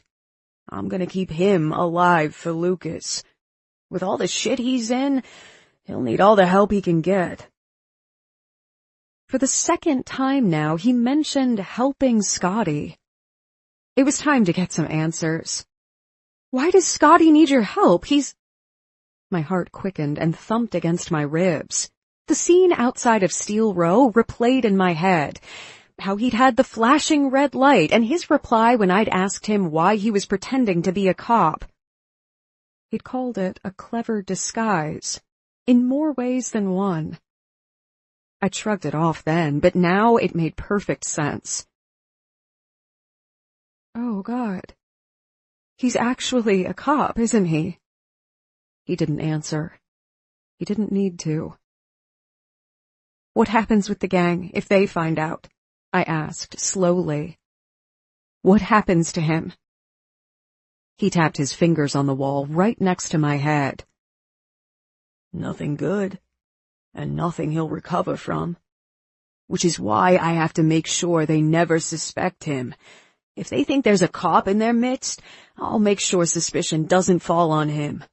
To draw the attention elsewhere. I'll keep his cover and him safe, no matter— He broke off, gritting his teeth. No matter the cost, I finished for him in a whisper. You're going to die protecting him.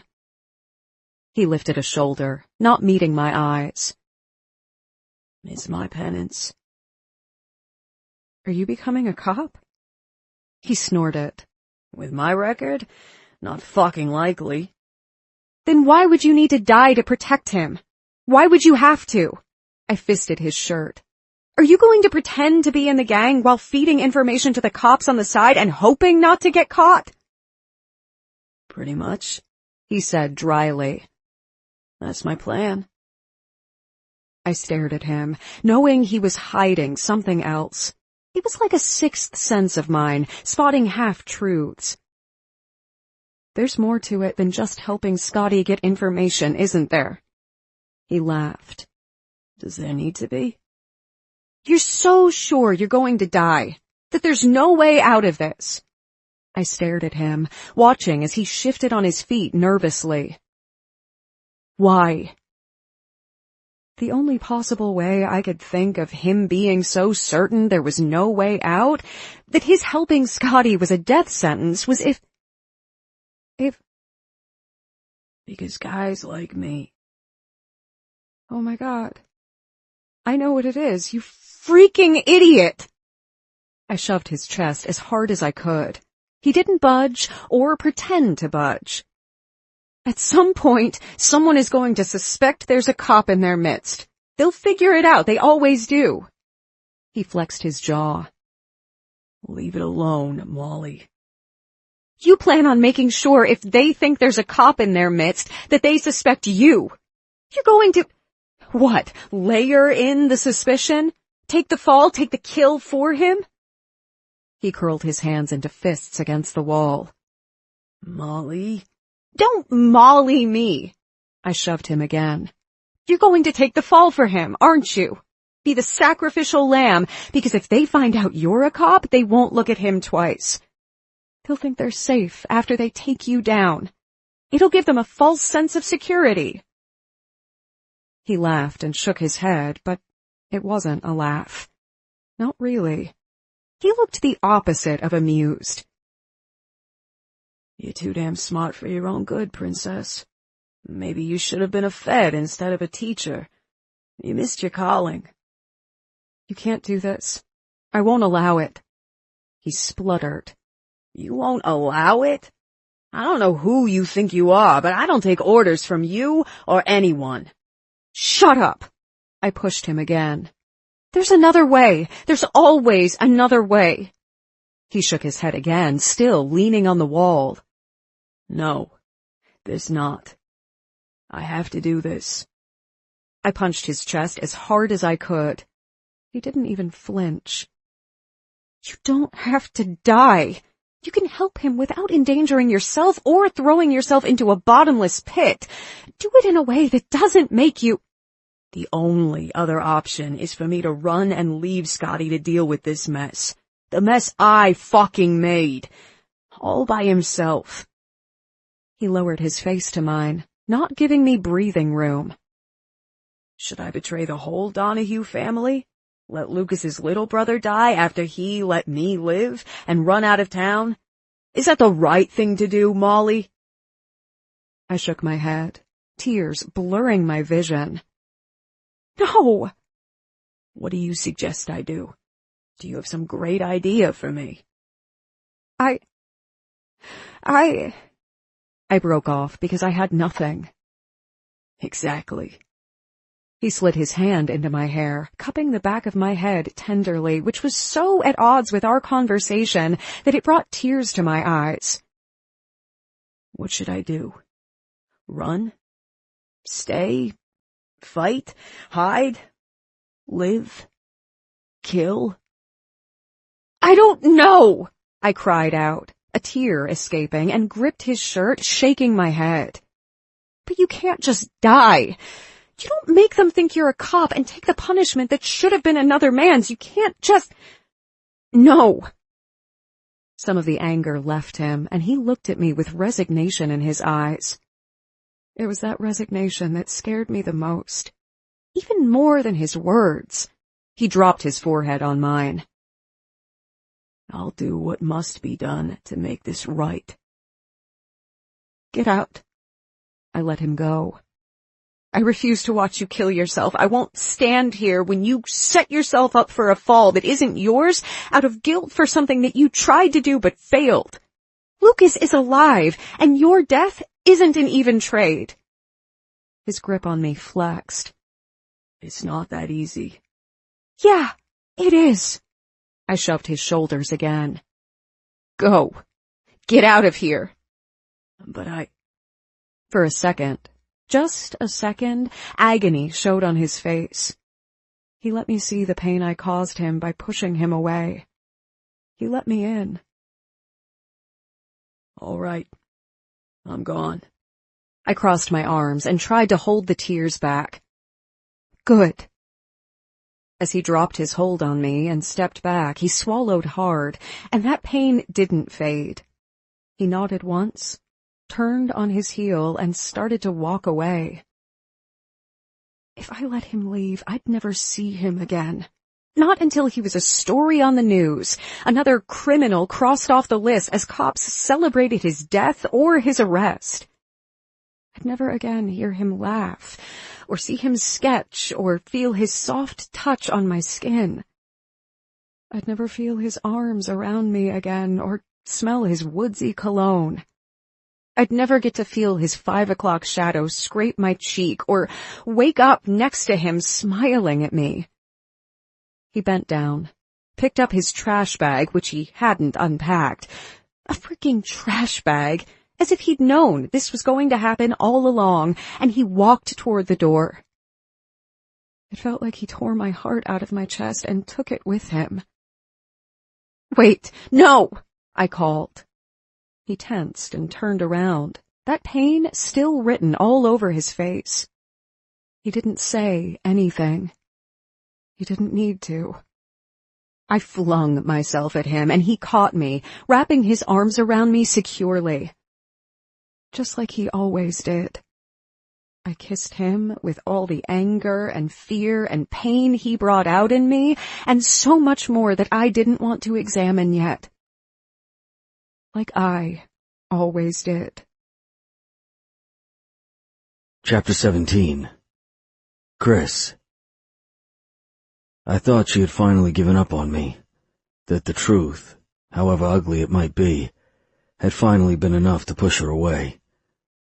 The time had come for her to hear it, despite my reluctance to tell her, and the look on her face when I told her what I'd done, the disgust and horror, had been enough to break my heart. She told me to leave, ordered me out of her life, and I found out what real pain was, what real loss was. I'd never felt it before, not like this, not so strong. I'd never really had her, but suddenly I was losing her, and that hurt. But she called me back and kissed me, and there was no way in hell I was going to let that go to waste. I needed it too damn badly to be noble like that. I growled and backed her against the wall, kissing her like I was a starving man and she was my last meal before my execution. Because she just might be. The fact that she'd figured out my endgame, my plans, before even Scotty did, blew me away. It shouldn't have. She was as brilliant as she was kind, which is why I shouldn't have been doing this. Loving her, kissing her, dragging her down with me. And yet I couldn't stop. I loved her, and if she was willing to give herself to me, I wasn't a strong enough man to turn her away. I wasn't that guy. I traced her curves with both hands, memorizing the way her breasts swelled out, and the gentle indent of her waist right before her hip, and how right she felt when I grabbed the sides of her ass and rolled my hips against her. It was all perfect. Too perfect for me. And I was gonna fight like hell to keep it.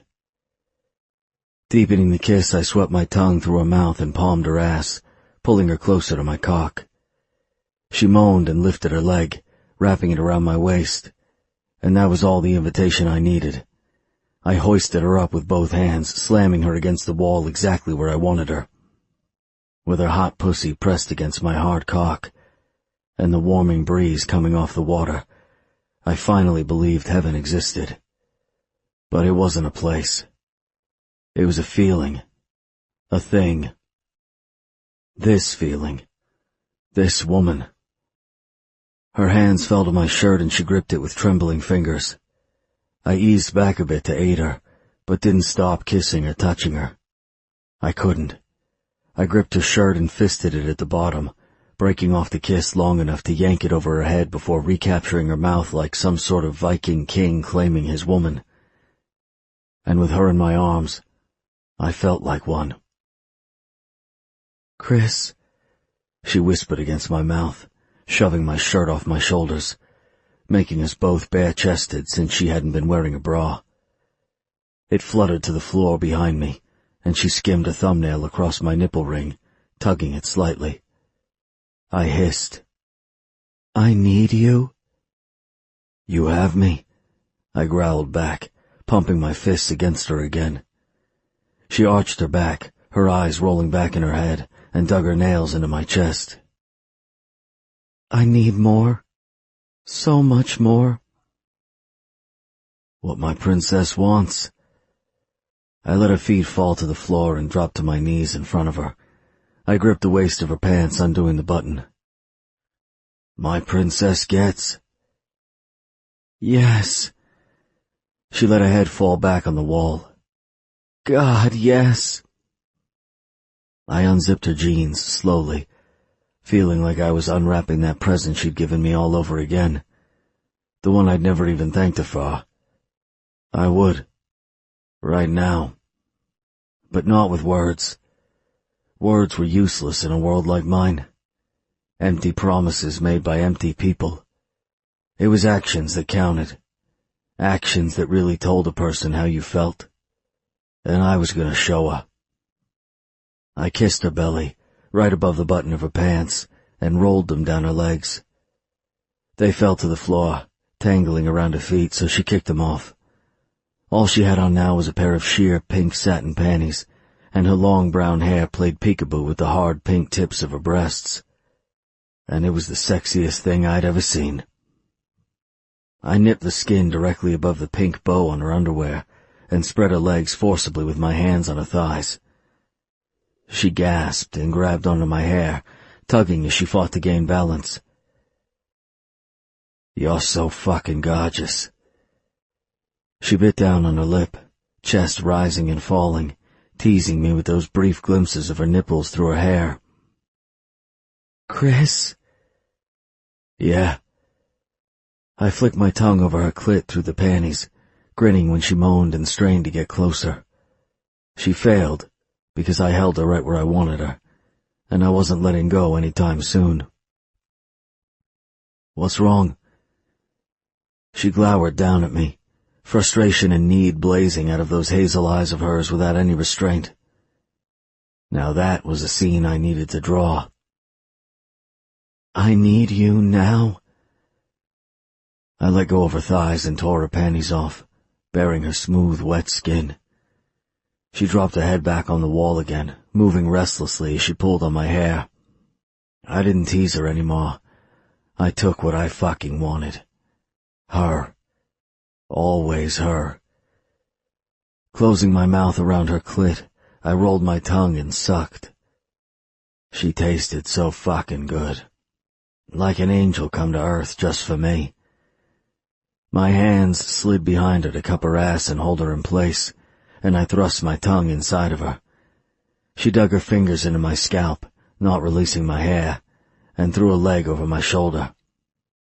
Pushing against my mouth, she screamed my name and slammed her heel into my back to pull me closer, desperation taking over her body. A desperation I understood all too well. "That feels so good," she breathed, rolling her hips in a figure-8 motion. Pulling back, I captured her clit with my mouth again and thrust 2 fingers inside her at the same time, crooking it just right. "Too good. I'm so close. So... Chris!" Her whole body stiffened and almost immediately went lax.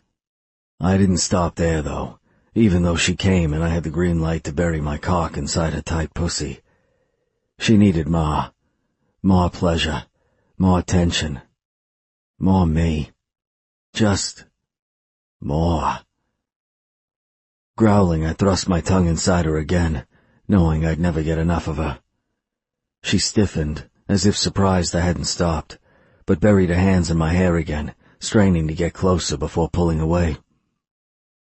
"No more. You need to stop, right? Now. Oh my God, don't stop." She dug her heel into my upper back again, fucking my mouth with an abandon I'd never seen before. It was addicting.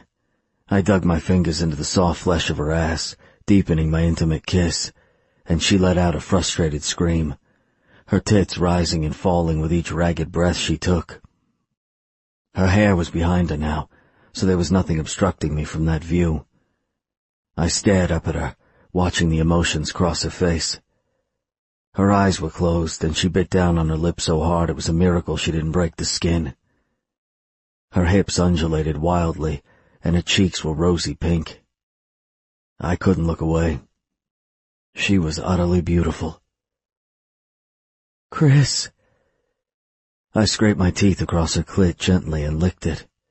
With a ragged cry, she came, her whole body sagging and going limp. If not for the way I held her up, she would have hit the floor. I finally pulled back, knowing if I continued my gentle assault on her, she'd combust before I could make love to her. "You have no idea how good you taste, princess." Her eyes drifted open, and she licked her lips. "Take me." "I will." I set her so she rested against the wall, facing it, and splayed her hands out above her head. Tracing the curve of her ass, I stepped closer, letting my hard cock press against her bare skin. I still wore jeans, so the rough denim should have teased her soft skin. From behind, I cupped her tits and rolled her nipples between my fingers. "When I'm ready to." She dropped her forehead on the wall, shivering. "You're going to kill me?" "Never." I nibbled her shoulder before circling my tongue over the love bite. "I only want to make you feel good, Molly. I just want to worship every inch of your perfect body, one lick at a time, till you're quivering in my arms and unable to move because you just feel too damn good. I just want to show you how beautiful you are, and how good you make me feel, by returning the favor. That's all, princess." She let out an unintelligible sound.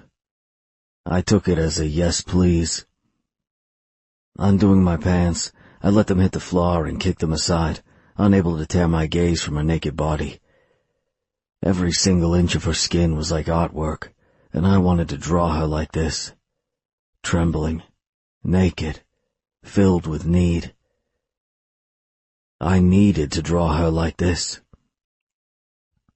After removing my boxers, I took care of the condom and stepped up behind her again. She still hadn't moved, just stood there, waiting for me to make love to her. Gently, I pulled her hair away from her face, sweeping it to the side and over her left shoulder. I kissed her temple and pressed my cock between her legs, teasing her slit. "You have no clue how much I want you, how long I've waited for this. Years, princess. Fucking years." A small whimper escaped her, and she arched her back while spreading her legs so her ass was positioned just right for me to enter her. It would be so easy to slip my cock inside her, to forget about worshipping her body, and her, and just take what she offered. But like I said, actions spoke louder than words, and by the time I was finished with her, she'd know exactly where she stood with me. I kissed her cheek and reached around her front, teasing her clit with my thumb. "You're so soft, so sweet." "God, Chris." She pressed her ass against my cock again, and I gritted my teeth because her soft skin pressed up against mine was pure heaven. "Please." "Shh." I played with her nipple as I pinched her clit, rocking my hips so my cock teased her entrance. "I'm here. I'm not leaving you." Her hands fisted on the wall, as if seeking something to grab but coming up empty. I held on to her tightly, showing her I had her, and rolled my hips one more time. She dropped her head back against the front of my shoulder and gasped. "Fuck me. God, please, just fuck me." I shook my head. "No." "What?" She stiffened and glanced over her shoulder at me. "Why not?" "I refuse to fuck you like you're just some girl to get off and forget. I refuse to treat you like some faceless woman I won't remember come the morning." I turned her slowly, fisting her hair and guiding her exactly where I wanted her. She fell back against the wall, chest rising and falling, cheeks even pinker than before. "Don't get me wrong. I'll make you feel good. I'll take you hard and rough and from behind, and I won't stop till you think you'll die from the pleasure, or until you've lost count how many times you've come. But I won't be fucking you, Molly. I'll be making love to you." Her eyes widened, but before she could reply, I captured her mouth with mine, lifting her in my arms and slamming her against the wall. Before she could so much as wrap her legs around my waist, I thrust inside her tight pussy, sheathing myself completely. She screamed into my mouth, her whole body tensing as she came again, and buried her hands in my hair securely, just like I held on to hers. Without breaking stride, I moved my hips, hard, fast, just like I promised. And each pump of my hips drove us both higher, until I was breathing heavily and there was nothing in the world but this. Us. I drove into her again, and she screamed, yanking on my hair so hard it brought tears to my eyes, and almost made me come. Growling, I broke the kiss off, let her hit the floor, spun her so she faced the wall and spread her thighs. She gasped, her whole body trembling. I fisted her hair, gripped her hip, and drove into her from behind. "Jesus, Molly." She nodded frantically, pushing her forehead against the wall. "I know. God, I know. Don't stop." "Never," I promised, melding my body to hers. I kissed her neck and pushed inside her again, even deeper. "Not till the day I die. That's a promise." She hesitated and nodded, and I lost control. Every thrust I made, every movement shoved me higher until I knew, no matter what became of us, that nothing and no one would ever be able to fill the void inside of me that losing her would leave behind. And I would lose her, one way or another. I moved my hips frantically, seeking the release only she could give me, the acceptance only she ever showed me. She screamed out, "Yes, harder." Gritting my teeth, I gave her what she wanted, and I gave her even more. The second the walls of her pussy tightened around my cock, I joined her, letting out a long, predatory growl as I came, too. Dropping my head on the wall right above hers, I let out a long breath, blinking away the sweat that stung my eyes. Molly. So much was in that simple word. The way she made me feel, what I wished I could have, what I wished I could give her if I hadn't already promised my life to another man. But I knew what had to be done, what I would do. When it came to saving Scotty, there was no question of how far I would go. Not anymore. She nodded, not speaking. It was enough. By the time I pulled out, the bliss had worn off, and I was replaying our conversation from right before we made love. She'd told me to leave. I stepped back, running my arm across my forehead. "Molly, Are you?" Molly asked at the same time. We both broke off. She laughed nervously. "You go first?" I might not be a gentleman, but even I know ladies go first. I gestured her forward as I went to the trash can to remove the condom. "Go ahead." Her eyes shifted to the door and back to me. "I was just going to ask you if you wanted coffee," she said lamely. Bullshit. "Do you still want me to leave?" She bit down on her lips, staring at me. "Are you still going to die for him?" "If that's what it comes to." I lifted a shoulder and stepped into my boxes. "Yeah, I would. But I'd do the same for you." She paled. "Don't say that." "It's true." I stepped closer, locking gazes with her. "I might not be a good man, or even a half-decent one, but I swear to you right here, right now, that I will lay down my life to protect yours. I would do anything, kill anyone, if it meant keeping you safe. I wouldn't hesitate. I wouldn't show mercy." I paused, letting that sink in before adding, "I'd blow my own fucking brains out before letting anyone lay a finger on you, including myself. This I swear to you." Tears rolled down her face, and she bit her lip. "I don't want that. I'd never want you to give your life for mine." "Tough shit." I stepped closer and slid my hand into her hair, resting my thumb against the spot on her lip she'd just bitten. "I didn't ask for your permission." Her eyes narrowed. "Well, maybe I'd give my life for yours too." "That would be a tragedy." I ran my thumb over her lip, ignoring the pain that sliced through me at the idea of her dying. A world with no Molly was no world at all. "My life in comparison to yours is nothing. It's a drop in the ocean. You make the world a brighter, better place. I don't. Never think your life is a reasonable forfeit for mine. You're wrong."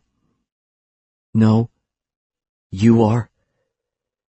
She lifted her chin stubbornly, completely naked and obviously okay with that. "And I'm not okay with you taking the fall for another guy, or with you throwing your life away like it means nothing." I shook my head sadly.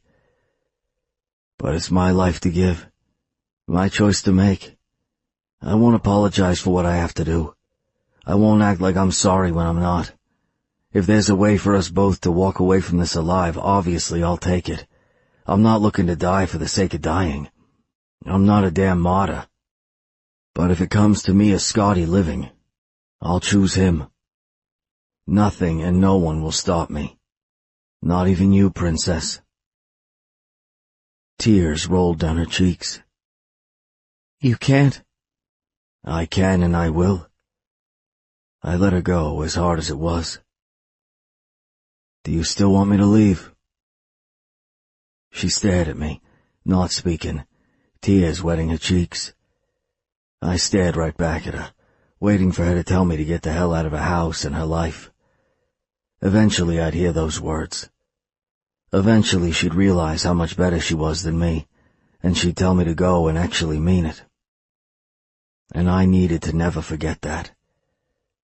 What we had here, as much as I loved her, it was temporary. She shook her head and stepped closer. "Stay." She was killing herself, and me, with her loyalty. And I was gonna let her. Chapter 18. Molly. The next morning, I woke up alone in bed. I wondered if this was the day he left me. Again. He would leave again. I knew it, just like I understood his need to save Scotty, even if I didn't agree with it. Yes, he'd done a horrible thing to Lucas. An unspeakable betrayal lay at his feet, and he shouldered that blame. It made me sick to my stomach, knowing he'd done that to his best friend, that he was capable of such a horrible thing. And now, Chris was ready to die to atone for his wrongs, and there was no way he was going to change his mind. I said I was good at fixing problems, but how did I fix this? At some point, the head of the gang would probably figure out that he had an undercover cop in his midst. I didn't know how the whole gang hierarchy worked, or how high up Chris was on the totem pole, but I was pretty sure if the gang leader suspected a cop hid in their midst, Chris would be one of the ones to hear about it. Which gave him a prime opportunity to confess before Scotty even suspected he was caught. And he'd lay the groundwork to make the men suspect him too, little by little.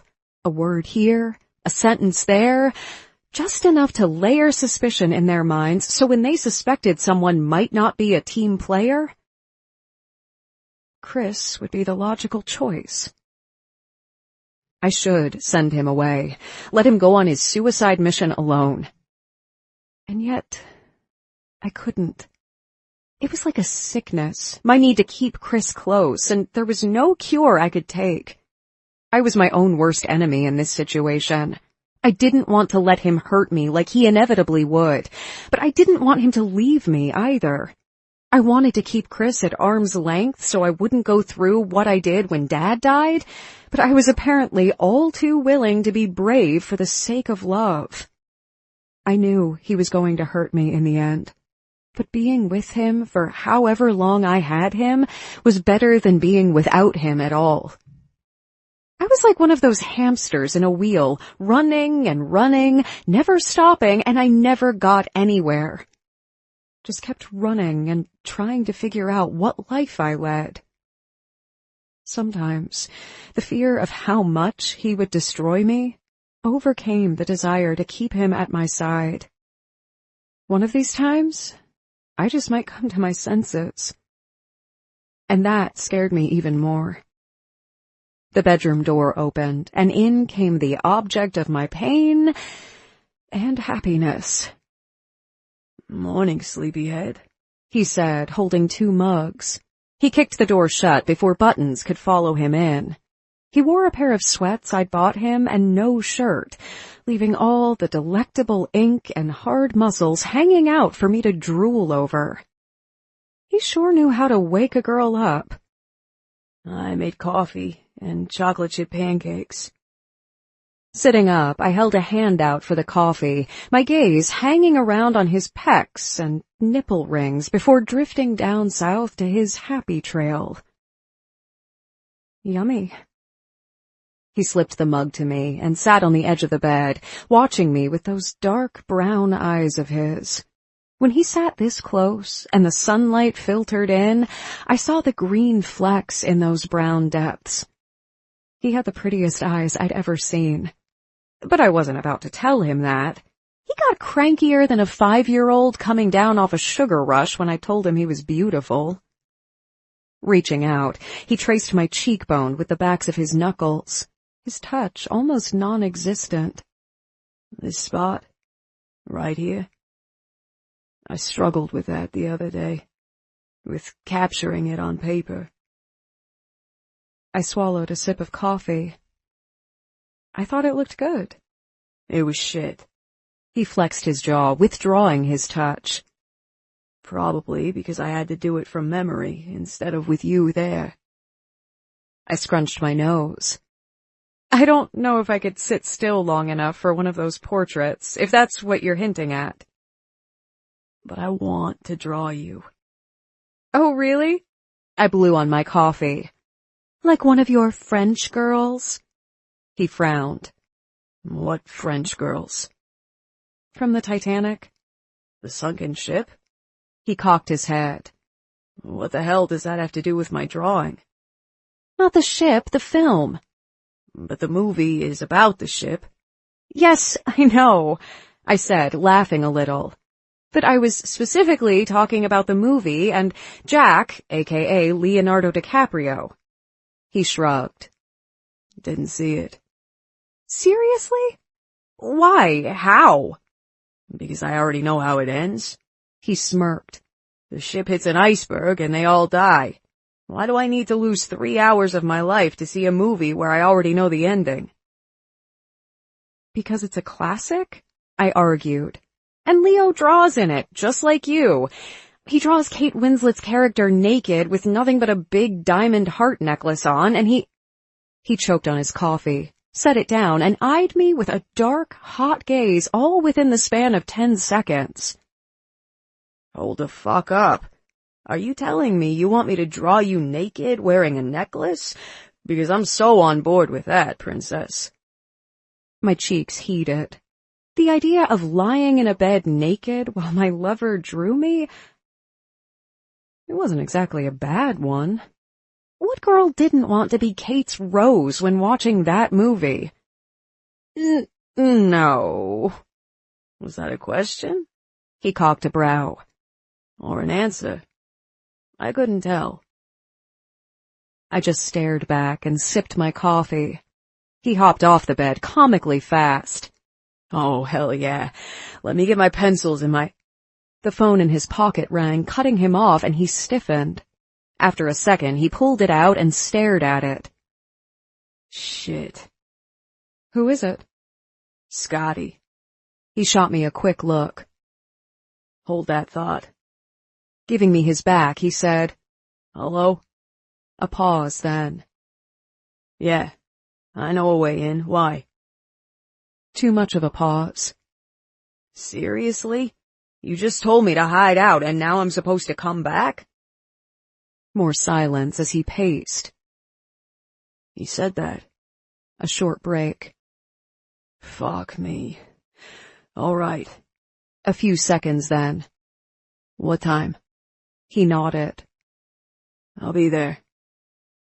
He hung up, staring out the window, his shoulders tense. After taking a deep breath, he loosened them up and turned to me with a grin. I recognized it for what it was. His "everything is great" mask.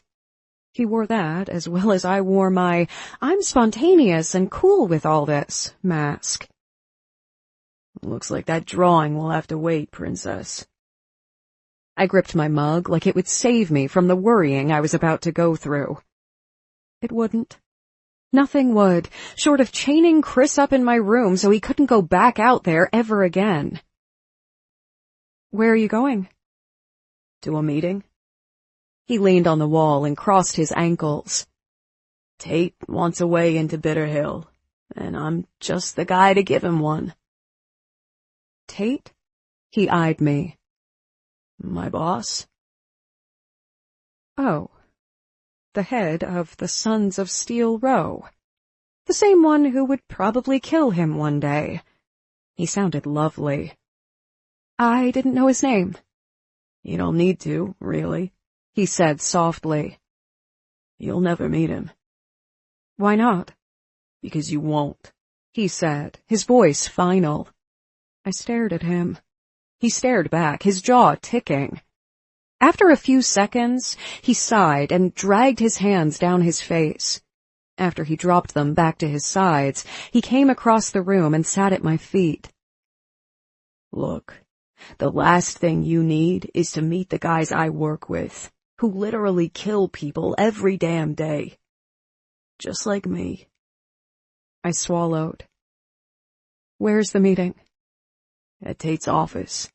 He held a hand up. And before you ask, no, I'm not telling you where that is. You don't need to know.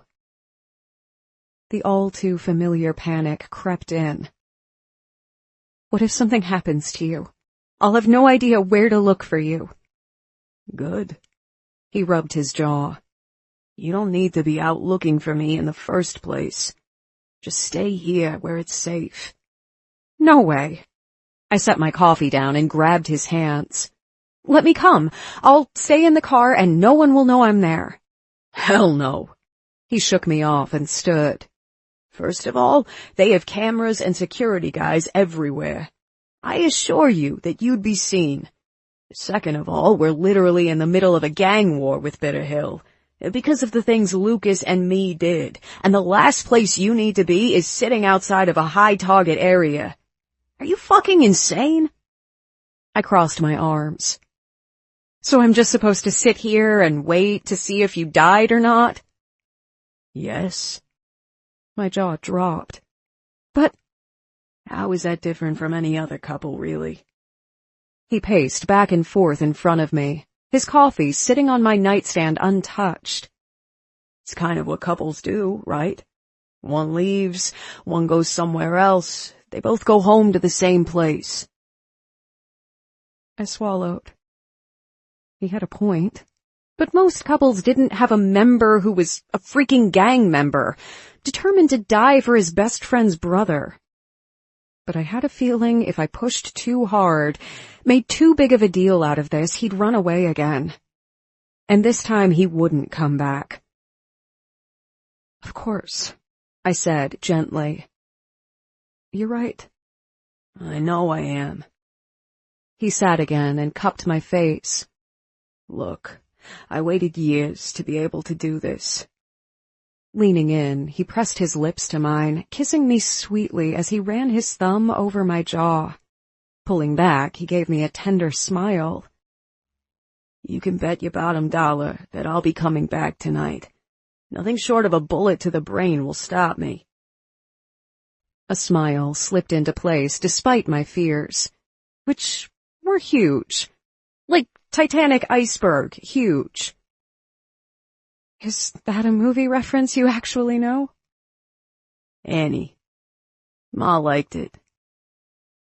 It's a miracle, I said, trying to lighten the moment, since he so clearly wanted to. I still think you know all about Cinderella, though. He lifted a shoulder. I'm sure I don't know what you're talking about. All right. Keep your secret. I smiled. You go. Take my car. I'll wait here. And you'll be okay. I nodded, even though I wasn't sure I would be. Not really. Of course.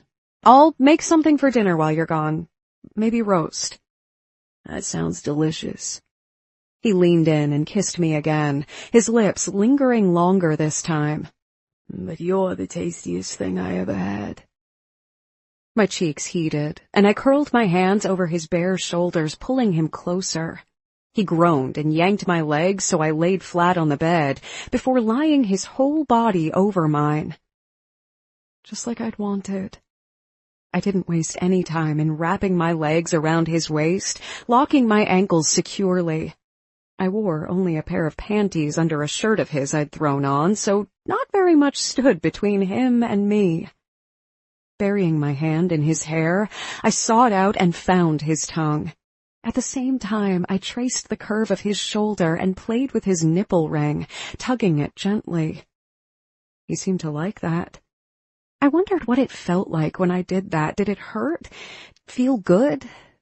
Both? Breaking off the kiss, he rested his forehead on mine. His breathing was ragged and soft, and his grip on me tightened, as if he was about to let go.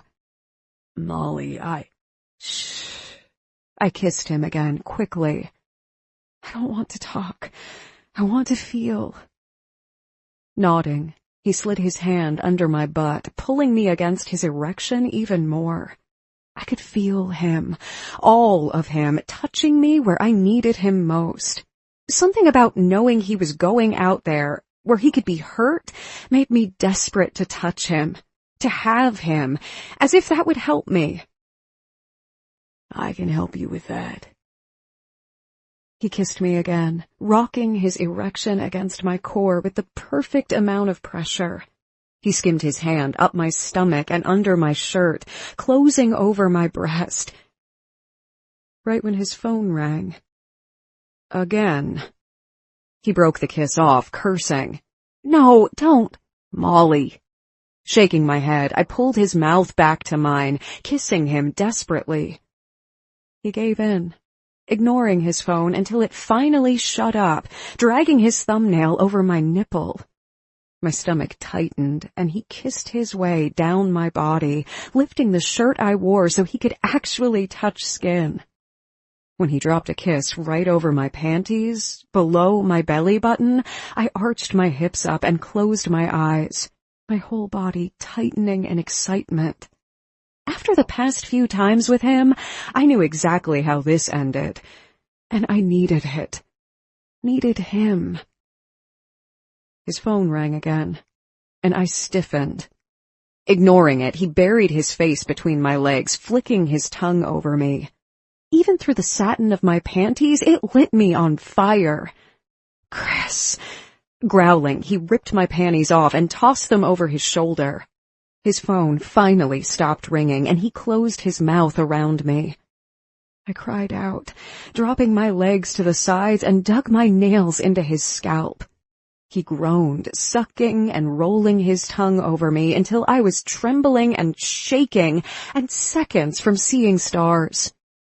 And when he brought me there, and pleasure burst over my whole body, he was there holding me while I came back down. "Oh my God," I breathed, collapsing to the mattress, breathing heavily. "Molly." He nipped at my thigh and ran his tongue over it. He stared up at me from between my legs, his gaze somehow serious and almost scared. He started to speak, but his words became drowned out by the sound of the doorbell. "I love you." Chris froze, his head still between my thighs for 2 seconds. Maybe less. Then he was on his feet. I was alone in the bed, and he had a gun in his hand before I could even move. "Don't leave this room, no matter what you hear, and get in the closet." The door shut behind him, and I sprang into action. It didn't even occur to me to disobey him. When it came to fighting a man with a gun, or 12 of them, I wasn't any help. I was a liability, and we both knew it. Closing the closet door, I left it cracked so I could watch and see who entered. If it wasn't Chris, God, I don't know what I would do. I didn't have a gun, and even if I did, I had no idea how to shoot it. I didn't have a weapon of any sort. Breathing heavily, I scanned the closet in the dark, feeling around for anything solid. The best I could find in there was a high-heeled shoe. And a wire hanger. I could poke an attacker's eye out, I guessed. If he didn't, shoot me first. A million images ran through my head. Chris being shot in the chest the second he opened the door. A man dragging him out by his feet, leaving nothing but a bloody trail and a few memories of the real man he was. The man only I really knew. The killer? The guy who shot people for a living? That wasn't the real Chris. The real Chris drew gorgeous landscapes and portraits. The real Chris woke me up with soft kisses, coffee, and pancakes.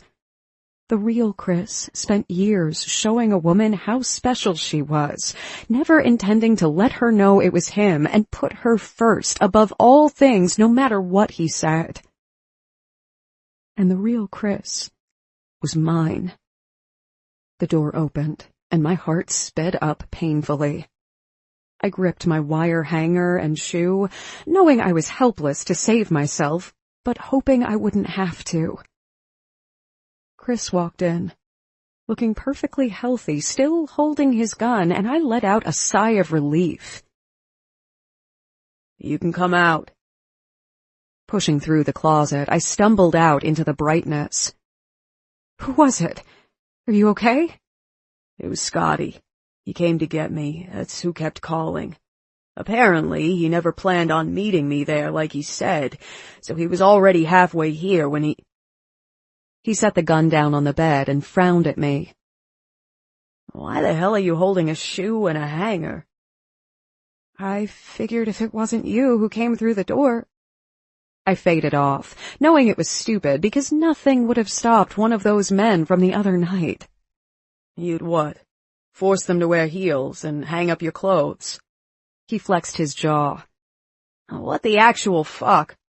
It has potential, Scotty said from behind Chris. I hadn't even seen him there. She worked with what she had, right? Chris said nothing, just grabbed his pistol again, casually tucking it into his sweats. Only it was anything but casual. Why did you follow me up here? I told you to wait downstairs. Scotty laughed. Having a sense of déjà vu, are you? Chris tightened his fists. Easy. Scotty backed up a step, rubbing his jaw. He wore the dark brown leather jacket that the Sons always wore, and an easy grin. Too easy. I just wanted to assure Molly here that I'd take good care of you. That nothing would happen to you. I stared at Scotty, taking him in. He had bright green eyes, reddish hair, and a square jaw that rivaled Chris's for hardness. He didn't have a dimple in his chin like Chris, so he looked even tougher. He seemed ruthless, cold, like he would stop at nothing to get his way. Swallowing hard, I held on to the hanger tighter, all too aware of my lack of clothing. Thanks to Chris, I didn't even have any panties on anymore. Good. I'll hold you to that promise. He inclined his head. Chris flexed his jaw. Assurances have been given. Can you go wait for me downstairs now? Yeah. Scotty backed up. Sure. The second he walked out the door, Chris shut it. Son of a fucking bitch. What? What's wrong? Him. He slammed a hand on the door, his body trembling with rage. Don't mistake this for anything other than what it is. A reminder that he can get to you anytime he wants. Why would he want to hurt me? He doesn't. He gritted his teeth. Not yet, anyway. I hugged myself, still holding my weapons, and tried to make sense of all this. I failed. But he's a cop. A good guy. Just because he's a cop doesn't make him a good guy, princess. He turned and faced me, and what I saw in his eyes, fear, anger, and resignation, chilled me to the bone. Don't be so naive to think it does. He was reminding me that I had to cooperate with his plans or pay the price. He doesn't trust me. But you'll die for him anyway? A muscle in his jaw ticked. Yep. That's so... I swallowed hard, dropping the crap in my hands, and stopped my argument. It was one I wouldn't win. The hanger and shoe hit the floor, and I closed the distance between us, hugging him close. Be safe out there. Come home to me. He closed his arms around me, hugging me so tight it almost cracked my ribs. Still, it wasn't enough. I closed my eyes and breathed in his masculine scent, a combination of soap, woodsy cologne, and him. What did I tell you? That nothing short of a bullet to the head would stop you. He kissed my temple. And I meant it. I'll come home. I watched him dress and get ready to go, trying my best to act like I was okay with this, when I was the furthest thing from okay. As he shrugged into his leather jacket, I smiled and waved goodbye. He nodded, closing the door behind him after letting Buttons in. After the bedroom door closed, I sat down on the edge of the bed, feeling empty. Then, and only then, I said what had been sitting on the tip of my tongue that whole time. But you see, that bullet is exactly what I'm worried about. Chapter 19. Chris. I sat silently in Scotty's car the whole way to Tate's downtown office, cursing myself out for telling Molly I loved her. Had she heard me? The bell had rung at the same time as I said it. Maybe I'd lucked out and it had washed out my idiotic confession. What the hell had I been thinking, telling her that I loved her? Love wasn't something to be admitted. It wasn't something you told someone else. It was something you hid deep down, like a shoebox in a closet filled with memories you didn't want anyone to see. No one had ever loved me back. Not Molly. Certainly not my pops. And if Ma loved me, she would have stopped him from beating the hell out of me. She would have saved me. I wasn't supposed to love anyone, but I did. I loved her, and I'd told her like the fucking idiot I was. Now she was going to leave me. That's what love did. It drove people away. Shaking my head, I tried to pay attention to Scotty again, but he wouldn't shut up. He'd been going on and on about all the shit we were going to say and all the things I needed to know, so there hadn't been much room for talking on my part. And that was just fine by me, after that little stunt Scotty had pulled by coming into our bedroom. Considering the fact that I'd done that same thing to Lucas and threatened his girl, the message wasn't lost on me. If I dared to fuck over Scotty and his operation, Molly wouldn't be safe from retribution. Whether she'd have the cops or the Sons coming after her, I didn't have a clue. And I wasn't sure if one was necessarily better than the other either. Scotty glared at me. "Are you paying attention to a word I'm saying?" I tapped my knee. Apparently it was finally my turn to speak. "Yeah, we go in, you're gonna tell them you picked me up on the way in, not a lie. You'll say I was in some bar in Southie with a whore on my lap, which is a lie.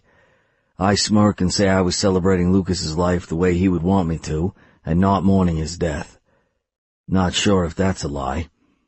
When Tate asks me if I was having fun, I tell him I was running recon, and I know a way in Bitter Hills Clubhouse.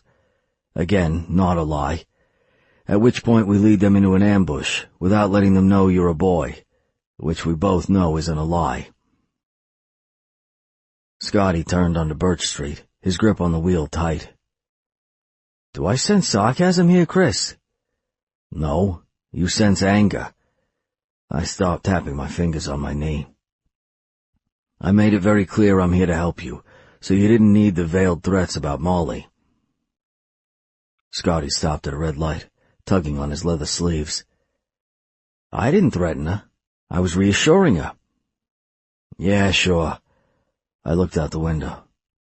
"You're just a fucking saint, right?" Scotty didn't answer that. "Look, I need to know that you're in this. If we go over there and you screw me over, I'm not only a dead man, but you are too. And yes, the cops know about you and Molly, and they know she's been hiding you.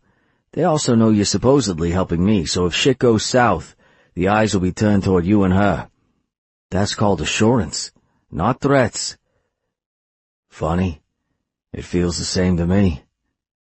Scotty shrugged. "Call it what you want. You're a guy that isn't exactly the most reliable person to have in your corner. I've seen firsthand how you treat friends." I gritted my teeth and continued staring out the window. Really, what could I say to that? Never mind that I'd been the one who went to see Lucas in jail every week, while his little brother had been too busy playing super spy. I'd fucked it all up with one mistake, trying to be something I wasn't. My pops. "I get that you don't like me. I respect it even." I gritted my teeth. "But you need to leave Molly out of this. She has nothing to do with our agreement." "You're wrong." Scotty looked at me. The seriousness in his gaze wasn't missed. "If she's with you, she has everything to do with this, and you know it." I tensed, because he was right. And that was one of the million reasons why I shouldn't be with her. But at least if I was by her side, I could protect her. Or so I kept telling myself anyway. When Scotty turned down the road that led to the Sons of Steel Row clubhouse, instead of the swanky downtown office where the more formal meetings were held, I rested my hand on my gun. I thought we were going to the office. I lied. Scotty side-eyed me. Had to make sure I'd be avoiding an ambush. I need to ensure I'm not going to show up to a crew of Bitter Hill waiting to pop me. Forgive me if I'm not totally on board with the idea of you as a team player yet. I flexed my jaw. I told you I'm in, and I'm fucking in. If I wanted to rat on you to Tate and get a promotion, I'd have done it by now. So you keep saying. Being in this position, with one of my brothers not trusting me, only made me even more regretful over what I'd done. Why had I let my deeply ingrained need to prove to my pops that I was a bigger man than he was, no matter how many times he beat me or told me I was weak, sway my beliefs of right and wrong? How had I fallen so far, so fast, and not noticed? How had I let it get that far? No matter what Scotty said, I had no way of knowing if he told the truth about not wanting to risk me letting Bitter Hill know who Scotty really was, or if he was about to turn me into Tate for what I'd done to Lucas.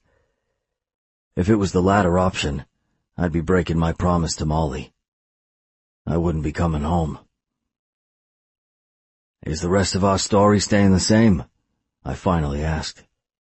Yeah, he turned to me. You still have that bloody paper you fought so hard to get from Lucas? The will he signed? The one that claimed Lucas named me as his heir. The one that I almost killed my best friend for. Yeah, I had it.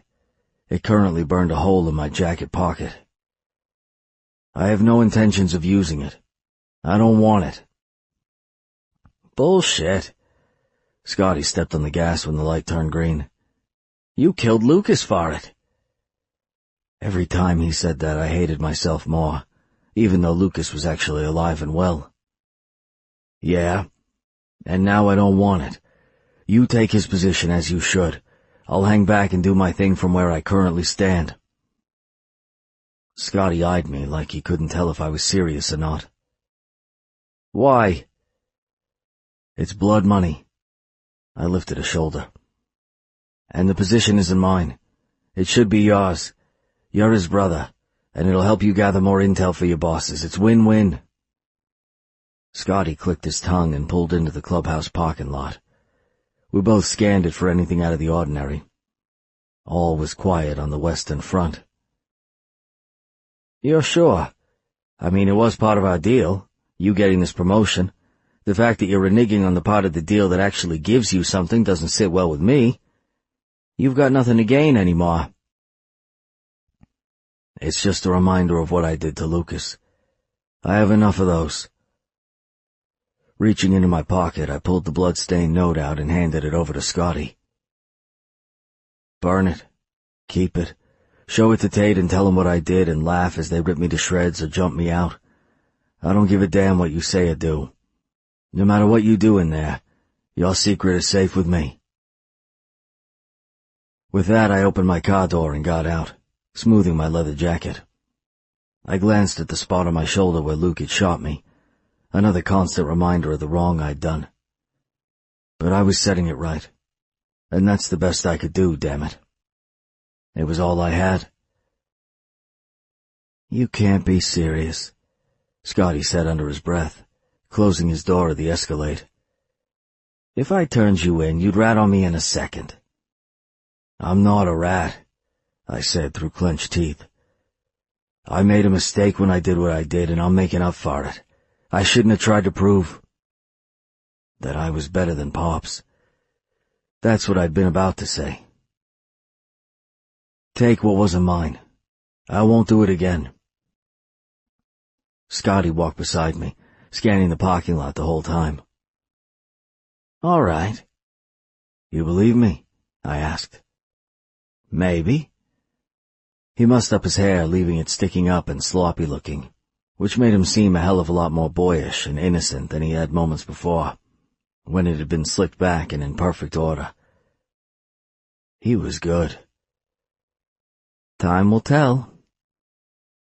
Yeah, What the fuck? I waved a hand in front of me, coughing. What the hell did you just spray on me? Perfume.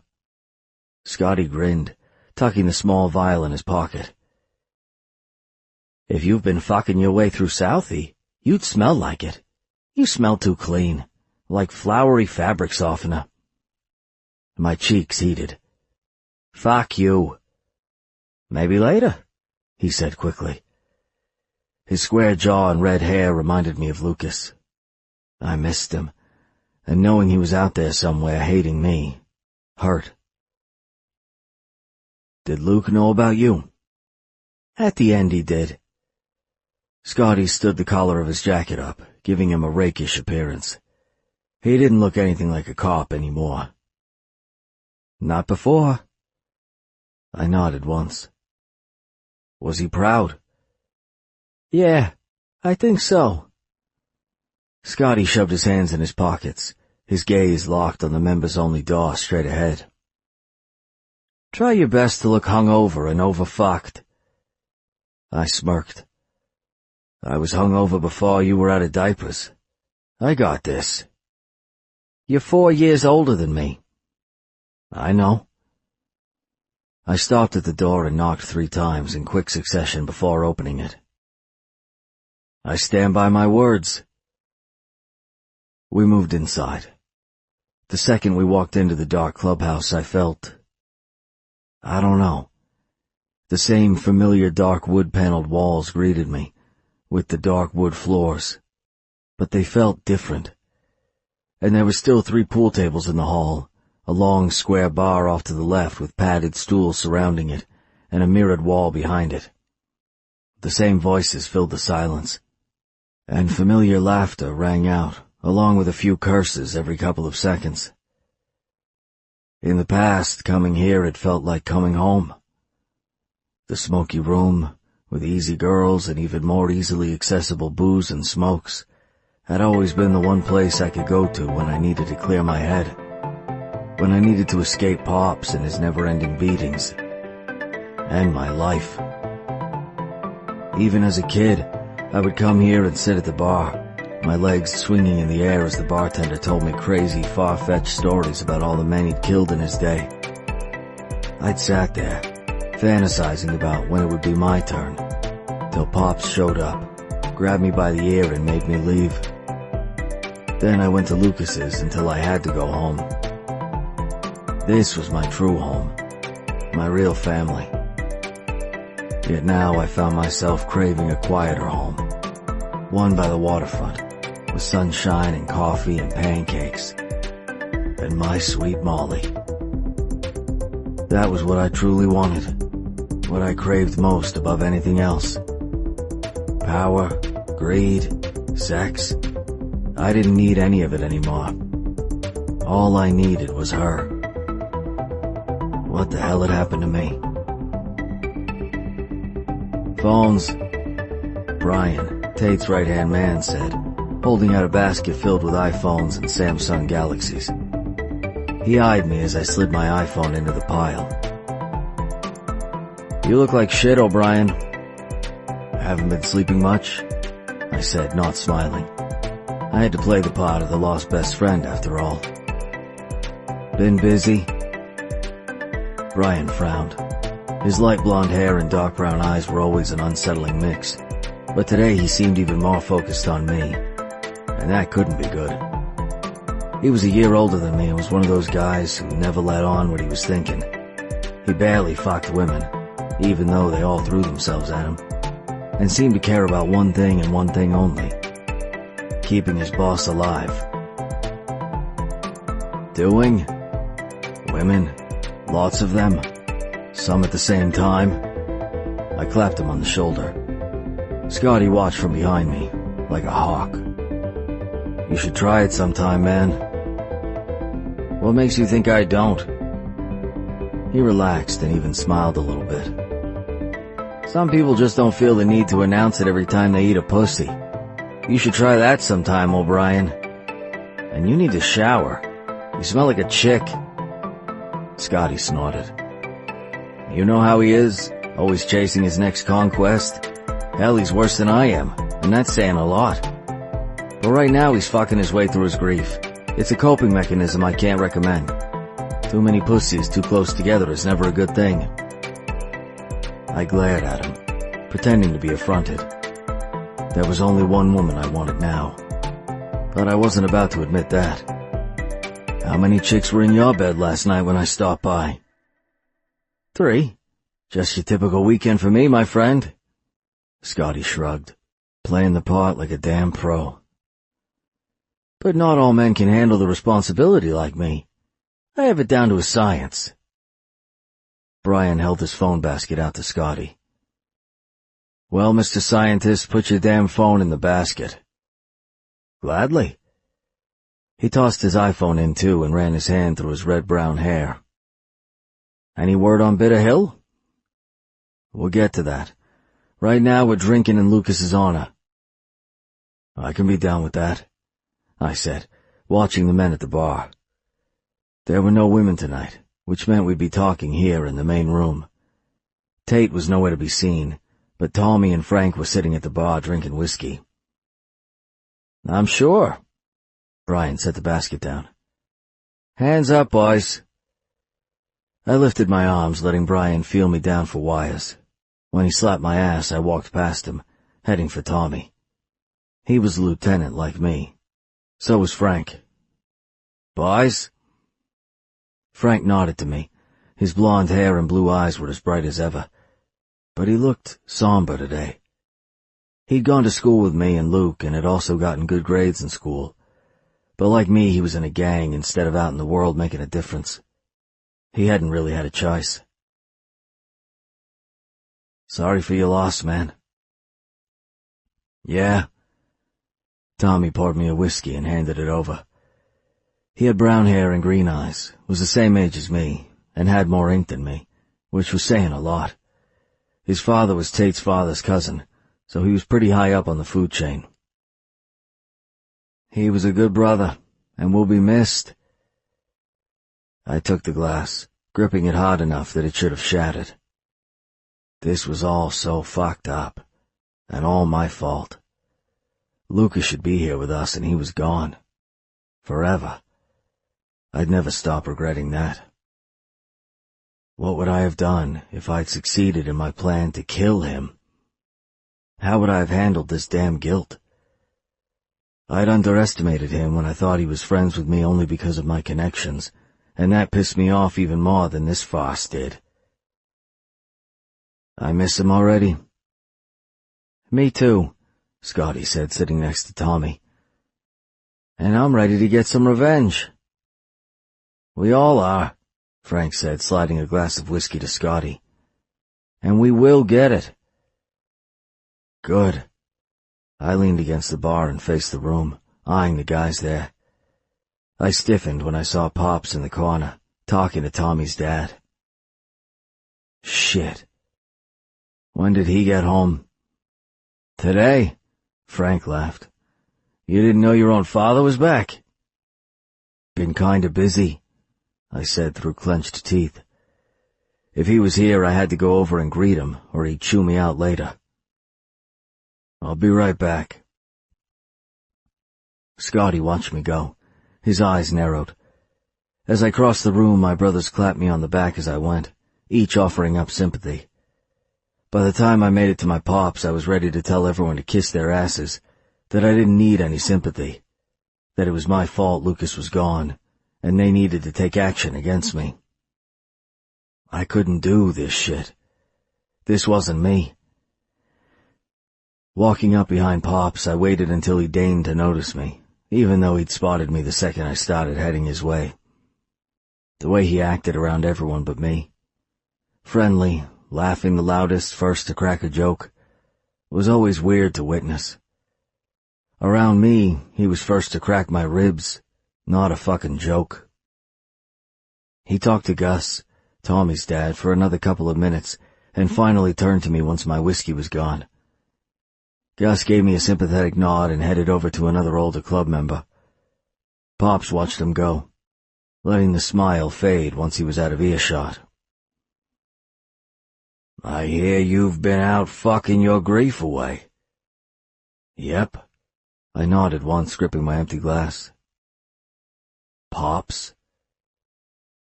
He stepped closer and lowered his voice. Care to explain the corpses I saw Scotty Donahue dragging out of my garage when I got home? I stiffened, having forgotten about them. When I was with Molly, that part of my life kind of faded away. Shit. Yeah. He stared at my jacket before he rested a hand on my shoulder. You get yourself shot up again, son. That's a good repair. But I know how to spot a bullet hole when I see one. I stiffened. Yeah, it's healing though. Is that so? He dug his fingers in more and smirked. To an outsider, it probably looked like an emotional father-son moment. But his fingers were directly over my wound, and he wasn't letting go. It hurt like a bitch. You're lucky your mother didn't see those men. Then you'd be answering to me, boy. I was well past the age of ass-whooping, and if he tried, I could kill him with one hand tied behind my back. If I wanted to. But that didn't stop him from threatening me anyway. Or from being an asshole. I'm sorry, I said simply, raising a brow. It was Bitter Hill. They struck me when I was down and I had to hide the bodies. Scotty was helping me out. He dug his thumb in more. I clenched my jaw, refusing to react as he guided me into a quiet corner, our backs to the other men in the room. He patted my back with his free hand, making it look as if he comforted me. What a fucking joke. And with Lucas? What happened there? Where did you get this new bullet hole from? Him? He must have put two and two together. Pops was a smart one like that. If I didn't come clean, he'd suspect something was up and ruin everything I'd been so carefully building. Damn it. What do you think happened? I said casually. I took care of business. Pop's eyes widened, and they lit up with appreciation. For the first time in my life, it was directed toward me. No shit. Really? I nodded once, shoving my hands into my pockets. He laughed. Fucking brilliant. Keep up the show. Act sad. Fuck a lot of whores. But whatever you do, don't get caught. He clapped me on the cheek, smiling. Good job, son. Way to fight your way up to the top. That's my boy. There it was. The acceptance I'd never gotten from him. It settled like an anvil at the bottom of my stomach, making me feel like I'd swallowed a Lucas-sized brick. If Pops knew I hadn't actually killed him, he wouldn't be so quick to show pride. But the thing was, I didn't regret failing. I looked at it now like some sort of divine intervention. I didn't believe in God. Didn't think there was some benign leader that kept watch over us and led us down a good path. If he existed, he'd never shown himself to me. But in that apartment, the day I failed in killing my best friend, that was the closest I'd ever gotten to believing in a higher being. In heaven and hell. Well, I believed in hell. I saw it every day. And I had no doubt that's where I would end up. Pops walked over to Gus again, and I went back to Scotty, who now sat alone at the bar. Dropping my head and my voice, I said, Pops figured out I popped Lucas. I had to play along. Shit! Scotty slammed his glass down. How did he know? I don't know, he's good like that. How convenient for you, Scotty said, watching me with a frown. Looks like you get the position after all. If you didn't, your pops would know we were full of shit. There you go again, getting your way like always while appearing as if you didn't choose to win, but did anyway. I stiffened, because he was right. But I had my own game to play, and if I rejected a promotion it would further my position on the board. Rejecting advancement was the best way to take any light off Scotty and his secret life before it got too intense. Time to move my pieces. Let the games begin. Chapter 20. Molly. I sat at the dining room table, biting my lip as I slid the drawing into the wood picture frame I'd pulled out of my attic. As I set the cardboard backing into place, I glanced over my shoulder at the front door. It still hadn't opened. Chris had been gone for only 2 hours, and already I was going insane with worry. It only went to prove I wasn't cut out for this way of life. What was I doing? When my dad died, I swore not to let myself feel that kind of pain again, to never care about someone enough that their death left a gaping hole in my heart for all time, to never feel so alone, so lost, and to never love anyone again. I was good at it, at keeping a distance. But with Chris, it was next to impossible. Something I was only just realizing, now that I was alone and terrified for his life, was that I'd broken my rules. I'd let him in. I'd let him matter to me. If he died like my dad, I wouldn't be okay. Really, I needed to take a step back, to remind myself that the way I'd felt after I lost my father, the pain and grief that had almost killed me, could come back if I let it.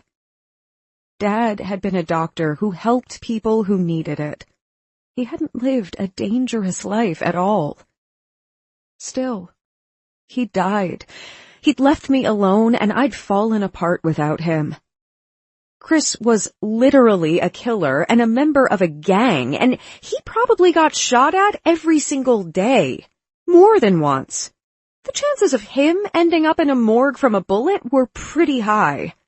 He knew it, I knew it, and if he died, I'd fall apart all over again. And this time, I might not get put back together. Flipping the frame face up, I ignored the sinking suspicion in my stomach that I was too late to avoid that pain. Ignored all the signs that told me, no matter what I did, I'd be suffering. Chris's drawing stared up at me. It was the one he'd done yesterday, before he told me his secret shame. I still couldn't believe that the Chris I knew would do that to Lucas. That the same Chris who cradled me all night long, intermittently kissing my temple even while asleep, could be the same guy who'd coldly plotted his friend's death. Who did that? A knock sounded on the door, and I jumped to my feet, pulse racing. Was it the cops, coming to tell me he was dead? Or maybe another one of those bad guys, come to finish the job they started back at my house in Boston? Or, maybe just a person knocking because they wanted to say hi. That was possible, too. Before Chris came into my life, a knock on the door hadn't been much of a thing at all. How had my life come to this? How did I get here? Grabbing the knife off the counter that I'd pulled out for this type of thing, since a shoe and a hanger weren't going to cut it with professional killers, I tiptoed to the door. Peeking out the window, I relaxed slightly when I saw who it was. It was Mitchell Myers, who lived next door. I'd known him for 3 years, and he was a great friend. We often spent hours together, drinking wine and sharing stories. He'd never been anything but good to me. He wore polo shirts and pleated khaki shorts, was a vegetarian who wouldn't harm a fly. He was a handsome guy. He had blonde hair and gorgeous blue eyes. He was always immaculately groomed and had a nice body that clearly saw a lot of gym time to keep it that way. He was also a doctor. Rich, successful, caring. He was the picture of the harmless suburban preppy. And yet, still, I hesitated to let him in. I'd always suspected he wanted to be more than friends, but he'd never made a move, which was just as well. He wasn't my type. Turned out, I preferred inked-up guys with guns and nipple rings. Go figure. Swallowing hard, I opened the door a crack, pushed buttons back with my foot, and forced a smile. "Oh, hey! How are you doing?" "Great, now that you're here." His gaze slid down and widened. "What's with the knife?" "Huh?" I glanced down, having forgotten I was still holding it. I was cooking. Forgot I had it." "Oh, okay. Want some wine to go with whatever you're cooking?" He held up a bottle of red wine. "I brought my best Pinot Noir and 3 months' worth of life stories." When I didn't open the door right away, his smile faded a bit. "Can I come in, Molly?" If I didn't let him in, it would seem out of character. We had a tradition of drinking together every time I was at the Cape. I might not know a lot about hiding out or keeping a low profile, but I was pretty sure you were supposed to act normal to avoid suspicion being cast your way. Normally, I wouldn't hesitate to invite him inside, and I'd drink a whole bottle with him while catching up on lost time. I'd have to do the same now. Opening the door, I stepped back and scooped up Buttons so he didn't slip out the door. "Of course you can. You know I love Pinot Noir." Laughing, he came inside and kicked off his sandals. He didn't pet Buttons, or even look at him. He was too busy staring at me. "How have you been? I didn't know you were coming this week. I couldn't believe it when I saw your car in the driveway." "The kids are on spring break," I said, peeking outside. A black car with tinted windows was parked down the road. It hadn't been there before. When I stared at it, the engine started, and whoever was inside it drove off. Swallowing hard, I shut and locked the door. "Figured I'd get some relaxation in by the water, since it's actually supposed to be warm for once." "I, for one, am glad you did." He studied me. "Are you okay?" "Yeah, of course." I let out a nervous laugh and set Buttons on his feet. He sauntered off to hide like he always did when Mitchell came by. "Why wouldn't I be?" "I don't know," he said slowly. "You just seem like you're upset about something." Plastering on a fake smile, I shook my head, my mind still on that car. Why had it left when I looked at it? It could just be a car, of course, or it could be something more. Nope, there's nothing for me to be upset about. I'm fine. "Good." He wiggled the wine bottle. "If you're not, I'm sure this will help loosen you up a bit until you're ready to talk." I made a mental note to not drink more than a glass. "Undoubtedly." "Glasses?" he asked, walking into my kitchen. "I think I remember where they are, but—" He broke off, staring at the kitchen table. He bent his head. "New artwork purchase." Heart pounding, I walked over to him. Yeah. Well, not a purchase, exactly. A friend drew it. He's an up-and-coming artist. Just getting started."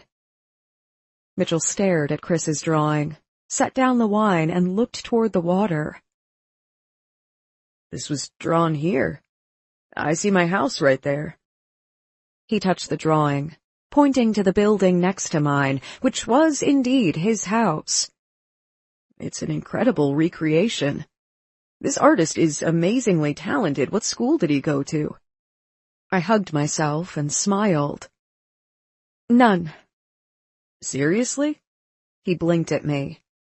"That's all just raw talent." "Yeah." "Is he still here? I'd love to meet him. Maybe talk to him about purchasing a drawing from him. Only the view from my house." Mitchell picked up the frame and walked to the window, comparing. "I mean, He even caught the way the water reflects the sun. That's true talent. I must speak with him before he's too famous to take commissions. My heart picked up speed, because this, right here, was what I'd been searching for. The solution I hadn't seen, even though it stared me right in the eye. If Chris took the talent that God had given him and used it for profit, could he make enough money to live a normal life? One that didn't include guns and death? Would he get out of the gang if he had another option? "I'll ask him if he's interested," I said in a rush. "He might be." If he's not, I'll throw money at him until he is. Mitchell put down the drawing and picked up the wine again. Artists are never too proud to take a wad of cash. I walked into the kitchen and pulled out 2 glasses. "This one might be. He's not exactly hurting for money." You know him personally? It wasn't a question, but I nodded anyway. I see. He set the bottle on the granite kitchen island. Will he be back? Yeah. I shrugged, set the glasses down, and pulled out the corkscrew. Maybe. He stared at me. After a few seconds, he picked up the wine and the corkscrew I'd laid down. Is it serious? Is what serious? I asked quickly, my cheeks heating up. The 2 of you. He pulled the cork out and set it down gently. I'm not an idiot. You're blushing. He's clearly more than a friend. I don't know what we are to one another, honestly. I picked up the bottle and poured the red wine into 2 glasses. When I was done, I sighed. It's new. Very new. Ah. He picked up his drink and held it out to me. 2 new relationships? I clinked my glass on his. Does that mean you're in one too? Nah. He side-eyed me as he took a drink. I'm still looking for the perfect woman.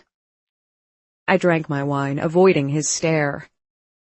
You'll find her. No doubt. Setting my wine down, I cleared my throat. How's work been? Good. The hospital's been busy. He smiled. Lots of surgeries. Lots of work. Not much of a life, you know, the usual. You need to get out there more. You won't find a girl sitting at home on your deck watching the water. You never know. He laughed. You don't exactly go out much, yet you found someone. I flinched. Mine was not your typical meet cute with a guy. You don't want to use me as an example. Still. He lifted a shoulder. If it's meant to be, it'll happen. I guess so.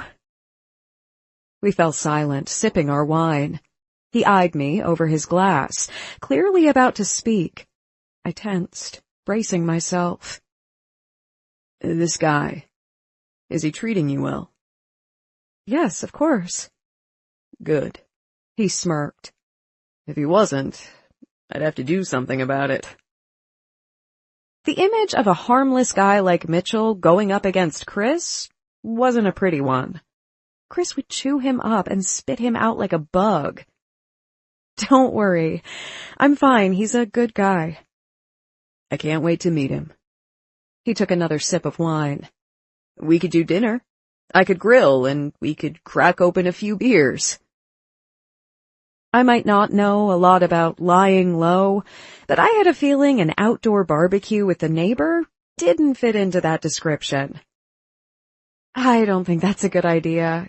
He's kind of shy. You know how those artistic types can be. Maybe another night? Mitchell stared at me. Yeah, that would be fine. I blushed more. I couldn't help it. He suspected I was hiding something. I could see it in his eyes. And he was right. I was. Groaning inwardly, I gulped back the remainder of my wine. You'll meet him eventually, I promise. If Chris actually stuck around and, lived. Can't wait. He finished off his drink, too. Almost immediately, he poured us both some more. How did you two meet? I watched the red liquid fill up the glass. It occurred to me that I hadn't eaten all day. Chris had made pancakes, but we'd never actually sat down to enjoy them. By the time I came down the stairs, after a long, frustrated shower, they'd been hard and cold, so I'd tossed them. My stomach growled in protest. I've known him for years, but we just recently got to know each other better. I picked up the wine and stared down at it, not drinking it. His parents are my neighbors, so he's been around for a while. Whenever he comes by, he always does something nice for me. Stops by to say hello. Kind of like you and me, only in the city. His jaw flexed. Cool.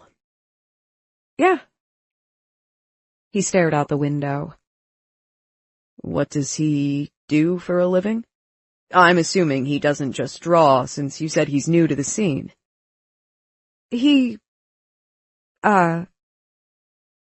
God, I wasn't ready for this. I didn't know what to say to these questions, how to answer. Obviously, I couldn't tell him the truth. He's in a gang and sells guns, and he shoots people with those guns. In the city, people might understand. Maybe. But out here? Yeah, he wouldn't get it, or why I was with a guy like Chris. It was a rude awakening. One I didn't entirely welcome. Mitchell frowned. It's okay. You don't have to answer. I shouldn't be prying. You're not. It's hard to explain, is all. I set my glass down, the room spinning. He's in sales. Kind of. He cocked a brow. He kind of looked like Chris when he did that. All cocky, arrogant, and self-assured. Kind of? Yeah. I walked over to the fridge and opened it, pulling out some mozzarella and tomatoes. I set balsamic vinegar next to it. Hungry? Sure. He sat down at the stool by the island. What kind of sales is he in? I closed my eyes and counted to 3. Mitchell meant well, and we always talked like this when he came over to visit, but today it was too much. I'm starving. I haven't eaten yet today. He seemed to get the point. Coming around the island, he pulled 2 bowls out of the cabinet. Well, let's fix that. I can't have you drinking on an empty stomach. So, how's life as a kindergarten teacher? I picked the knife up off the counter and started slicing tomatoes. It's great. I love the kids. You want some of your own someday? He asked, opening the cheese. I froze, the knife still halfway buried in a tomato. To be honest, I hadn't really thought about it. To have kids, traditionally speaking, I'd have to have a husband or a lover. And to have a husband, chances were I'd have to care about someone, and that broke my rules. Loving someone else opened me up to pain and loss. I don't know. Sorry. He laughed uneasily. Didn't mean to make you panic. I was just curious. You seem like you'd be a good mom. I mean, yeah, I guess I want kids. Someday. Maybe. Mitchell laughed. Give it time. You'll know when you're ready. I give it 5 years before you've got a bunch of little Mollies running around in this house. I tried to picture it. Some faceless guy and me, married with a couple of little kids. But the faceless guy? He wasn't so faceless after all. He was Chris. And instead of terrifying me like this should, it felt good. Like it was something I wanted, even. Oh, God. Was I falling in love with Chris? Chapter 21. Chris. This is the trick to winning. I leaned forward, pointing at the drawing I'd made of Bitter Hill's clubhouse. Back here. Tate frowned. A door? It was a rudimentary sketch, but it had all the doors and windows represented accurately. Tate leaned in too, and so did Tommy, Brian, and Scotty. I'd asked if he could sit in, since he was Lucas's brother and his heir apparent. Plus, I needed him there so I could give him my position. Here, behind the dumpster, is a door that only the club members know about. They keep it hidden for a quick escape if need be. The dumpster is always empty, so it can be pushed out of the way. I tapped the square I'd drawn for the dumpster. So the way I see it, we have two good options. Either block the door so they can't get out and attack from the front, or attack from the back since they won't know that we know about it. Or we could even pay the boys on our payroll to keep people out of the area, and then we'll set fire to the building. We could barricade the doors and pick off the survivors as they escape. Tate nodded, running his thumb over his chin. His hair was freshly cut, and his blue eyes were narrowed as he studied the replica of the target. He was young, only 29, and he was the type of guy who women flocked to, never realizing how dangerous he was beneath those designer suits and charming smiles.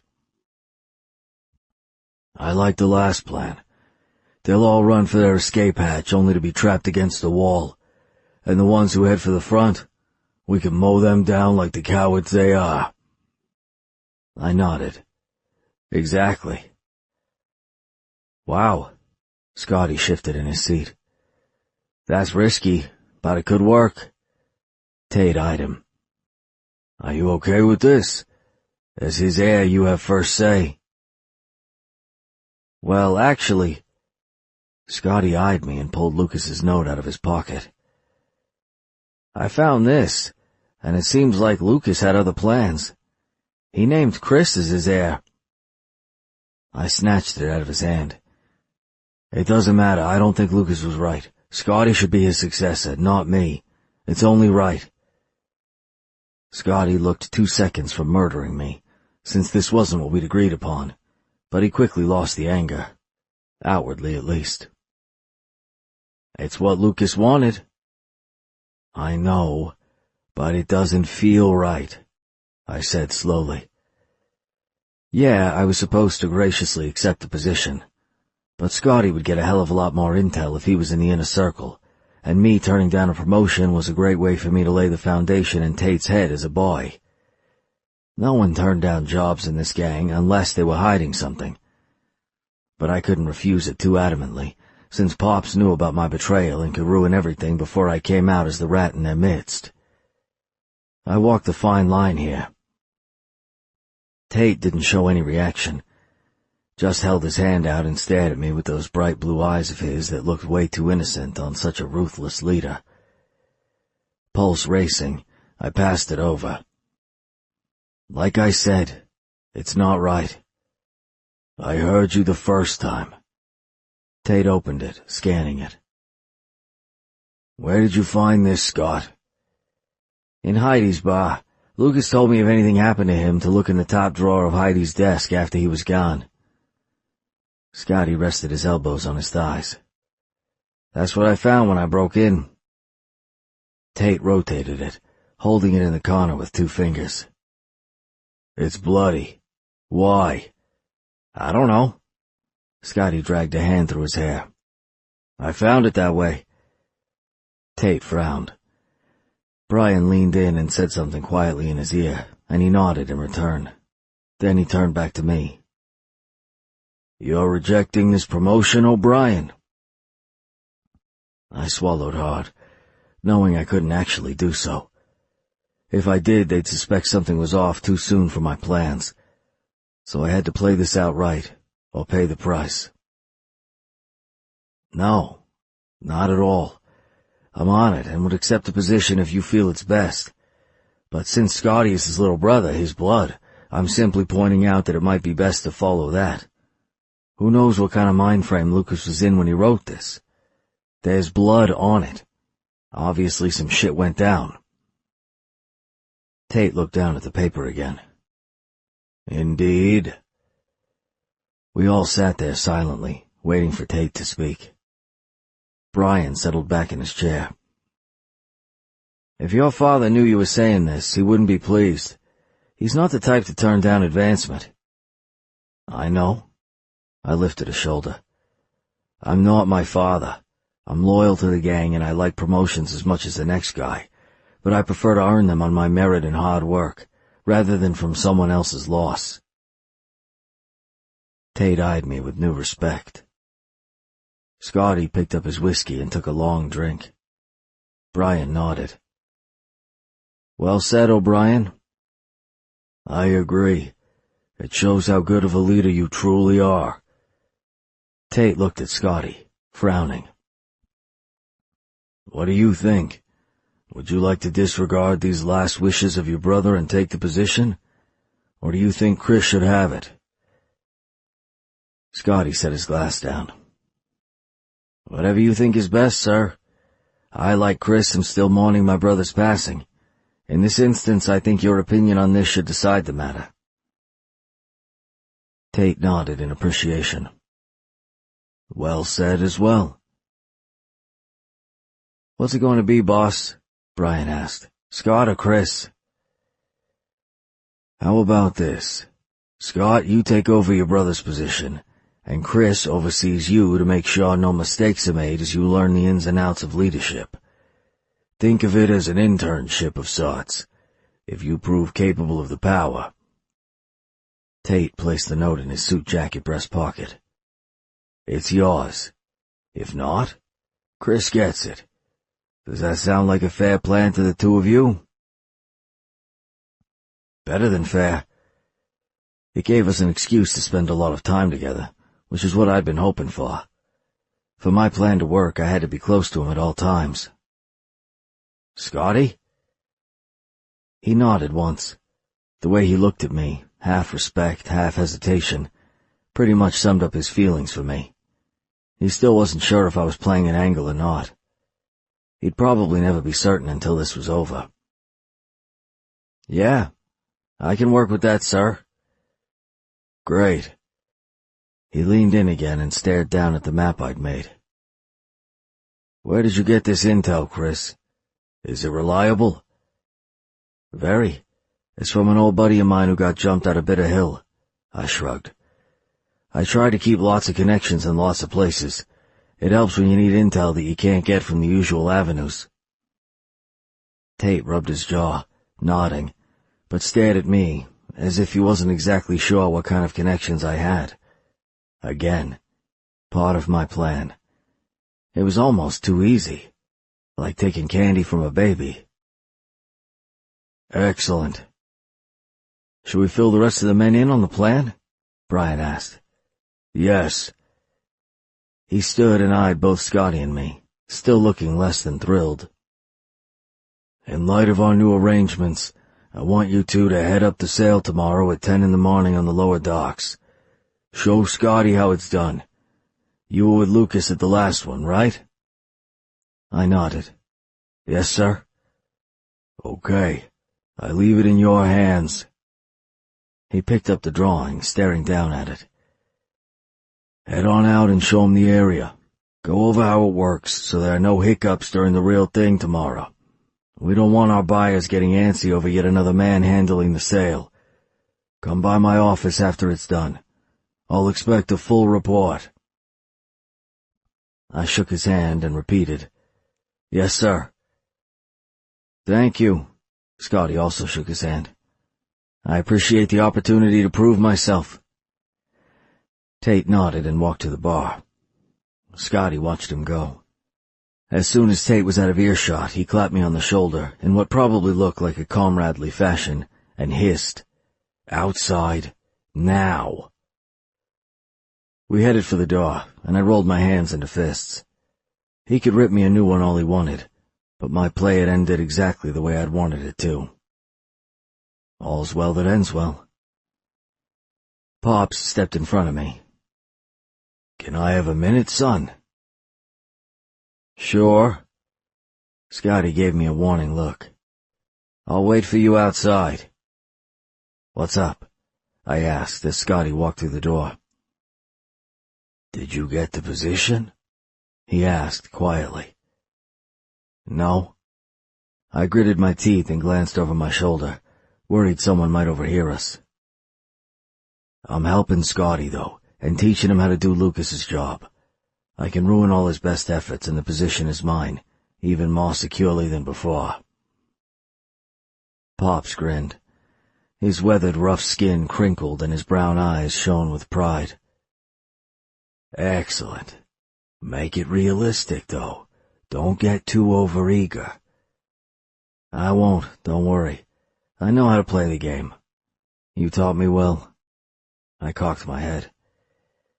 "Tate wants me to show him the ropes now, so I better go." He nodded and walked off without another word. As soon as I faced the door, I ran my hands down my face and took a deep breath. Because, fuck, I needed a deep breath.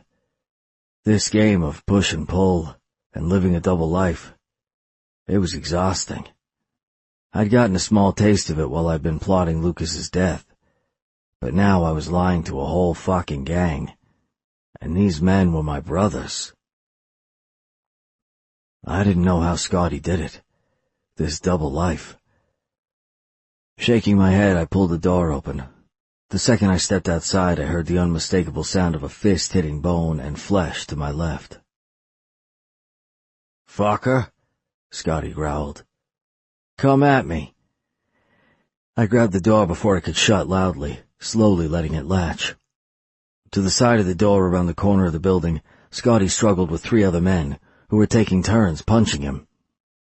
He was putting up a good fight, but he was losing. The men were all bigger than him and were from Bitter Hill. I recognized the biggest guy as one of Reggie's men. For once, their fight wasn't focused on me. Cursing inwardly, I stepped back in the shadows, watching. I wasn't about to go charging out there without knowing exactly what I was up against. That wouldn't do any good. "Did your mama teach you how to punch, little kid?" one of the Bitter Hill guys taunted. "No. Your mom did last night." Scotty spit out a mouthful of blood.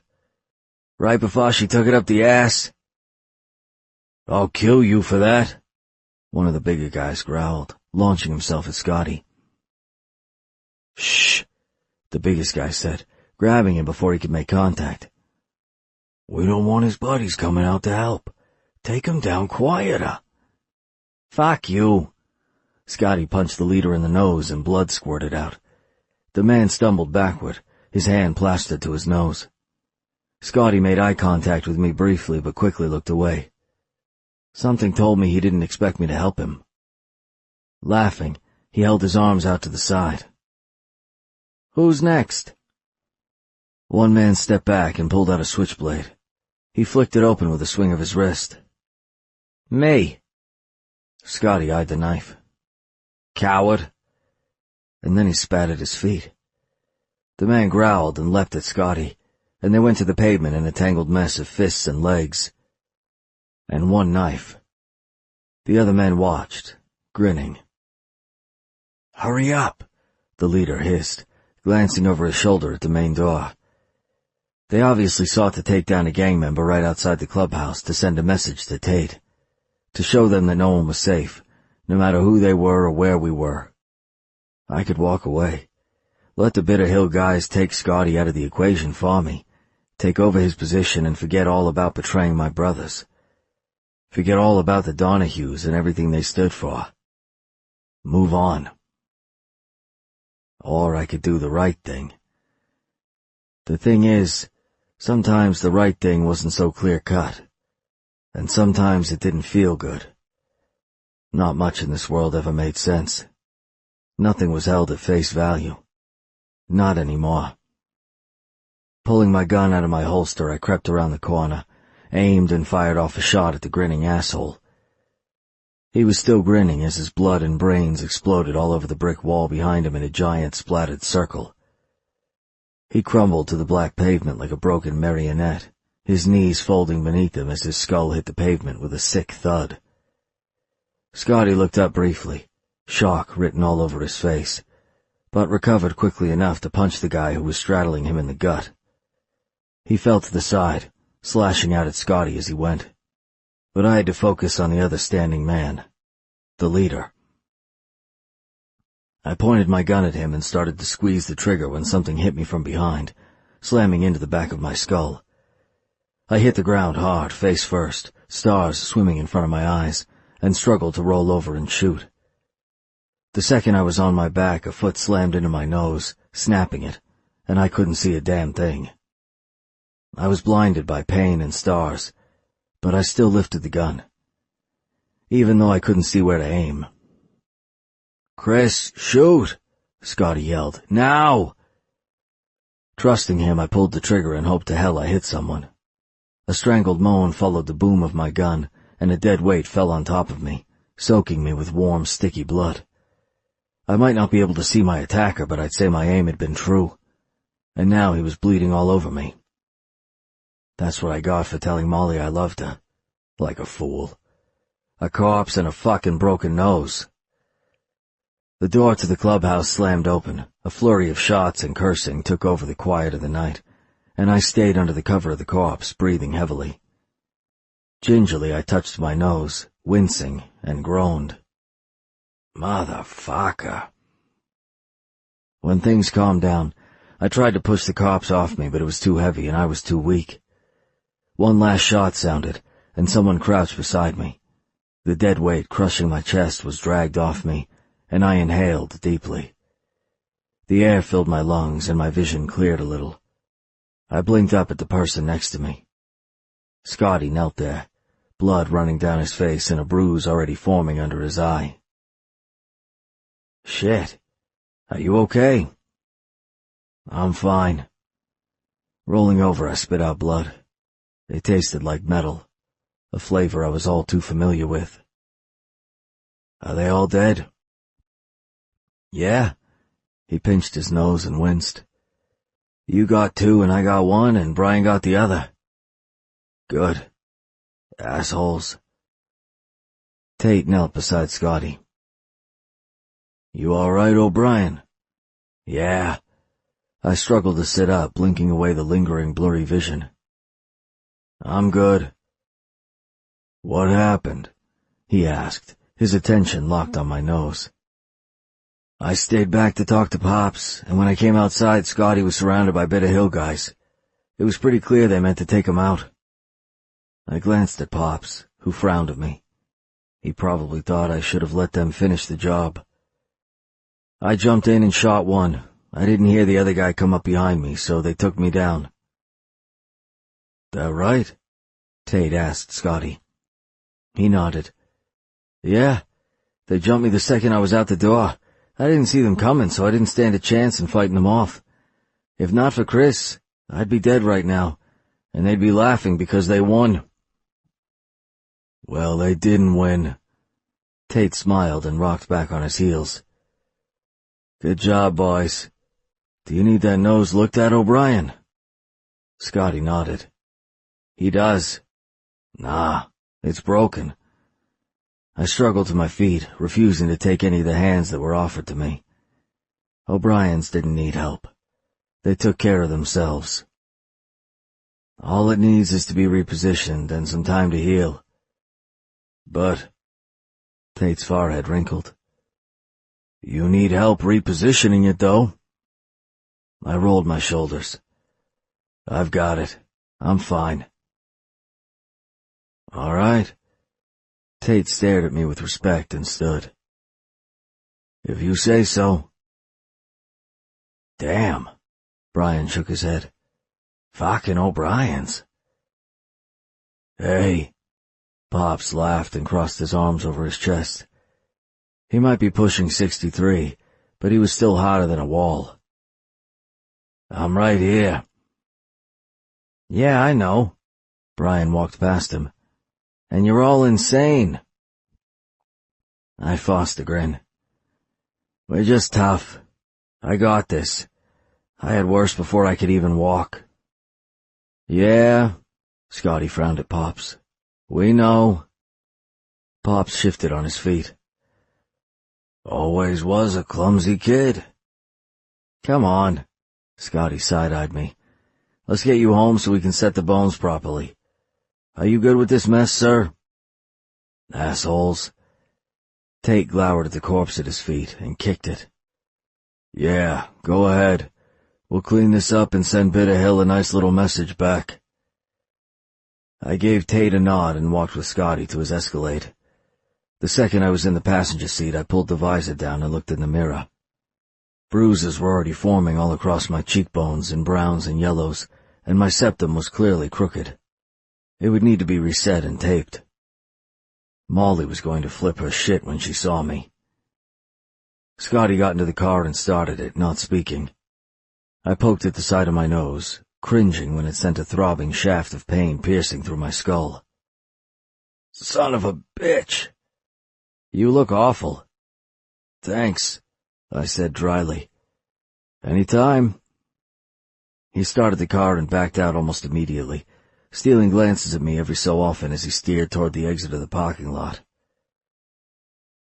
Why did you do it? I poked the left side of my nose. It hurt just as bad as the right. I took a deep breath through it. I could, so that was a good sign.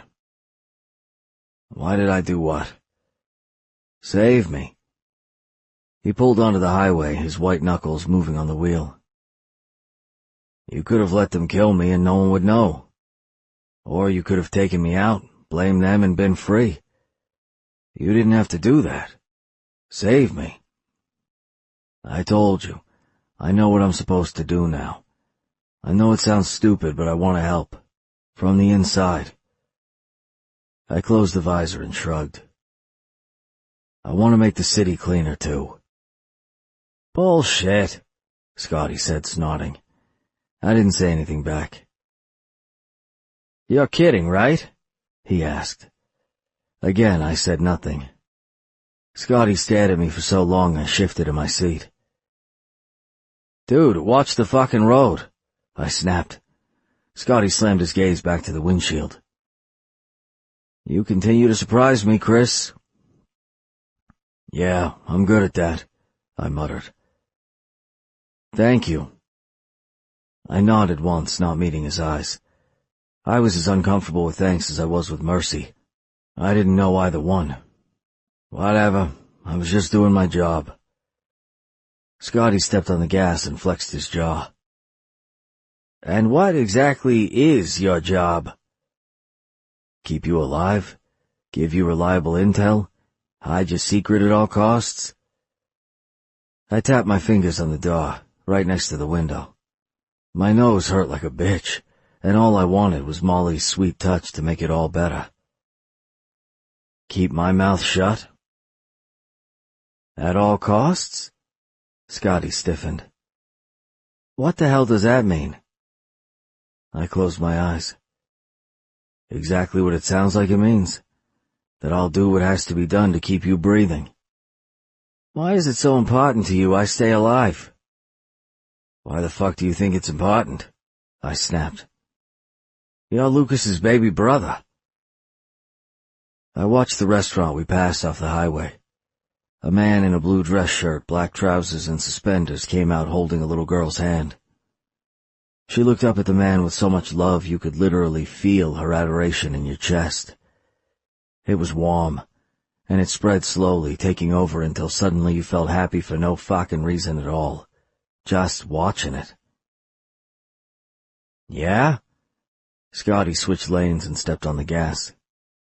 And I'm going to keep you alive no matter what I have to do. I ran my fingers over my nose again. Is that going to be a problem? No? Scotty shook his head and let out a long breath. But you know you don't owe anything to Lucas, right? I froze, my hand hovering in front of my face. I'd only told one person I felt like I did, and I didn't like to think she was spilling information to the boys, but he had to have heard that somewhere. Who said I thought I did? No one. He pulled off the exit that led toward the Cape, toward my Molly. I'm just taking guesses. Something tells me I hit too close to home for you. You don't know shit, I snapped. How far are you willing to go to keep me alive? He asked quietly. As far as I need to go, I said quickly. Back there at the clubhouse, it was almost as if you were trying to make Tate suspect you. He stole a quick look my way. Like you wanted him to think you were playing him, or me, or both. I lifted a shoulder. Why would I do that? If he thinks I'm a narc, he'll kill me. Yeah. His fingers tightened. You keep playing games like that and he'll start thinking you're the boy, not me. I said nothing to that. I had guys out there, you know. He glanced at me. Listening in? If it got too bad, they would have come out. I always have a team with me. So, be careful next time. Don't do anything stupid to save me. My jaw dropped. If it got too bad, that looked pretty fucking bad to me. What were they waiting for before jumping in to help you? A handwritten invitation signed by the president? I had it under control. I have a code word. Once I say my word, they'll come out of the woodwork. They're everywhere. Places you'd never... He gripped the wheel. Never mind. You don't need to know how it all works, but I'm just trying to tell you not to endanger yourself too badly next time. I've got guys for that. I thought that was a Fed thing. I narrowed my eyes. Not a cop thing. I never said I was a boy, did I? He shifted his hands on the wheel. You assumed that's what I was, and so did Lucas. But I never said those words. Well, shit. That changed things. If he was a Fed, he had men in vans watching his every move. And that meant anything they saw me do was now on record. Shit. Scotty didn't say anything. Are you going to tell me what you are? Scotty let out a breath. Does it really matter? What happens if Tate makes you? We've got stuff in place for that, too. Scotty swallowed. I can't tell you anything more than that. But I'm relatively safe, so you don't need to worry. So I might not actually have to die to keep Scotty safe. Stupid, ridiculous hope flooded into my chest. If I didn't have to die to save Scotty, if I didn't have to sacrifice myself, I could keep Molly. I could start planning for the future. A future with her by my side. If I played my cards right, we could be happy. In my life, I'd never once let myself think I could have that. Real happiness. But Molly, for whatever reason, seemed to accept me as I was. Flaws and all. And I certainly more than accepted her. If I wasn't going to die, could I get that? Could I get her? Chapter 22. Molly. A lot of hours and a bottle of wine later, I opened the front door, smiling at Mitchell as he passed through it. It was dark now, and Chris had been gone all day. Thanks for keeping me occupied. You helped pass the time for me, and believe me, I needed that distraction. Anytime. Mitchell laid a hand on my shoulder and gave me a gentle smile. And hey, you know I'm here for you. If you ever want to talk, I'm a good listener. He was. That was one of his best qualities. I placed my hand on his, squeezing. Thanks, Headlights pulled up the driveway. It was a black Escalade. Oh God. Relief punched me in the chest. That was Scotty's car. What's wrong? Mitchell asked, frowning toward the truck. Nothing, it's just... I motioned toward it. That's him. Your boyfriend? Mitchell asked. I let go and nodded. I think so. I have to... I'll go. Give you to your privacy. He stared at the car, then me. Be careful, though. please. I blinked at him. Why would he say that now, of all times? Did he know more than he was letting on? Of course. He walked past the truck, nodding at the tinted windows as he passed. Once he was gone, Chris opened the passenger door and came out. The second I saw him, I gasped. His face was covered in blood. His blood, from what I could tell. He'd removed his shirt, but it was balled up in his fists and was clearly soaked in even more blood. Not sure whose. I lifted my hand to cover my mouth, my heart pounding so hard it was a miracle it didn't pop right out of my chest. Oh my God! Chris leaned in the car, said a few things to Scotty, closed the door, and tapped the hood of the truck as he walked toward me. His eyes were hard and angry. Who the hell was that? What happened to your nose? I asked, ignoring him. A foot slammed down on it. It's broken. He grabbed my arm as he passed, tugging me behind him into my house. Who the hell just left your house? He looked like a Fed. He's not. I swallowed hard, staring at what used to be his nose but was now a broken mess. God, that looks... We have to take you to the hospital. He snorted, letting me go and urging me inside the house with a hand across my lower back. No. Once we were inside, he kicked the door shut and locked it, tossed his shirt to the side and leaned back against the door. For a second, he let his guard down, and he looked tired. Like if he had to endure yet another fight, he would crumble. And God, I was terrified that he just might. Son of a... he said under his breath, breathing heavily. This is gonna hurt. All that blood. I swallowed, eyeing the shirt, and stepped back. He looked so different, standing there shirtless with blood literally all over his hands. Is it yours? No. He gestured toward the shirt. None of that is mine. It's just the stuff on my face. Who the hell was in the house, and why was he touching you? That's just Mitchell. He lives next door. He stopped by... I broke off and closed the distance between us. Hey, he's a doctor. We should ask him to look you over. You could have a concussion. A doctor? He shook his head, a muscle in his jaw ticking. No. But I said no. He pushed off the door and caught my chin. Looking up at him, with his bloody and discolored face, it sent chills down my spine. You shouldn't have brought him in here. What if he noticed something was off? What if he calls the boys? I blinked. The what? Cops, he said from between gritted teeth. Oh.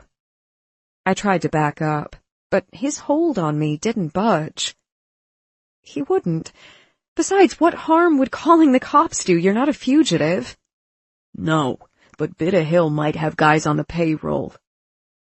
He let go of me and dragged a hand through his hair before stalking up the stairs. This was supposed to be a secret, us being here. You never should have opened the fucking door. I followed him slowly. He knew I was here. If I didn't let him in, that would have raised a flag. So did letting the preppy asshole in, he snapped. He pushed into the bathroom and stood in front of the sink, staring at himself in the mirror. He slammed his hand down on the counter. Son of a bitch. I flinched. Why are you so angry? Who the hell is he to you? He stared back at me in the mirror, eyes flashing. He looked at you like he's fucked you, or wants to fuck you. Mitchell? I let out a nervous laugh. I didn't. No, I told you I don't get around much, and he was not the guy I was with. Not that it's any of your business if I was. I'm sure you weren't a monk when we weren't together. He gripped the edges of the sink, his head lowered, shoulders heaving with each breath he took. Shit, I'm sorry. I'm being an asshole. I don't know what's wrong with me. He was jealous. That's what was wrong with him. Your nose is broken, for starters, I said gently, taking a step toward him, trying to be okay with this whole mess. I wasn't okay at all. Not with his broken nose, not with the blood. What happened? Scotty got jumped outside of the club. I was the only one out there with him, so I jumped in. Got a broken nose for my efforts, but took 2 of them down. He gestured down to his bare chest. The fucker that fell on me was a bleeder. He spoke of killing people like it was nothing. Just another day on the job. He killed people. Yes, and I'd even seen him do it, but seeing him act like it was nothing, like those lives he took were inconsequential. It was chilling, to put it lightly. Like the lives lost didn't matter to him at all.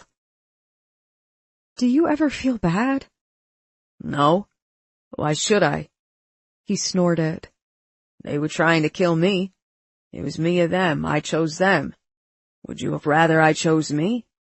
Of course not. But they were someone's person. I hugged myself. A son, a father, a brother, a husband. They were someone. Then they shouldn't have been there trying to kill me. He locked eyes with me. If you're in this life, you don't form attachments, and you don't let people need you. All that does is lead to heartbreak and pain when you're found dead in an alley. Why do you think I don't date women seriously? If you didn't date, what were we doing? When we were together, he acted like he cared about me, like I was special. But his words told another story. And it was time I started listening to those instead of what I thought his actions meant. You've never been upset to lose someone? Nope. Never. He tensed, still staring at me in the mirror. Life sucks, and then you die.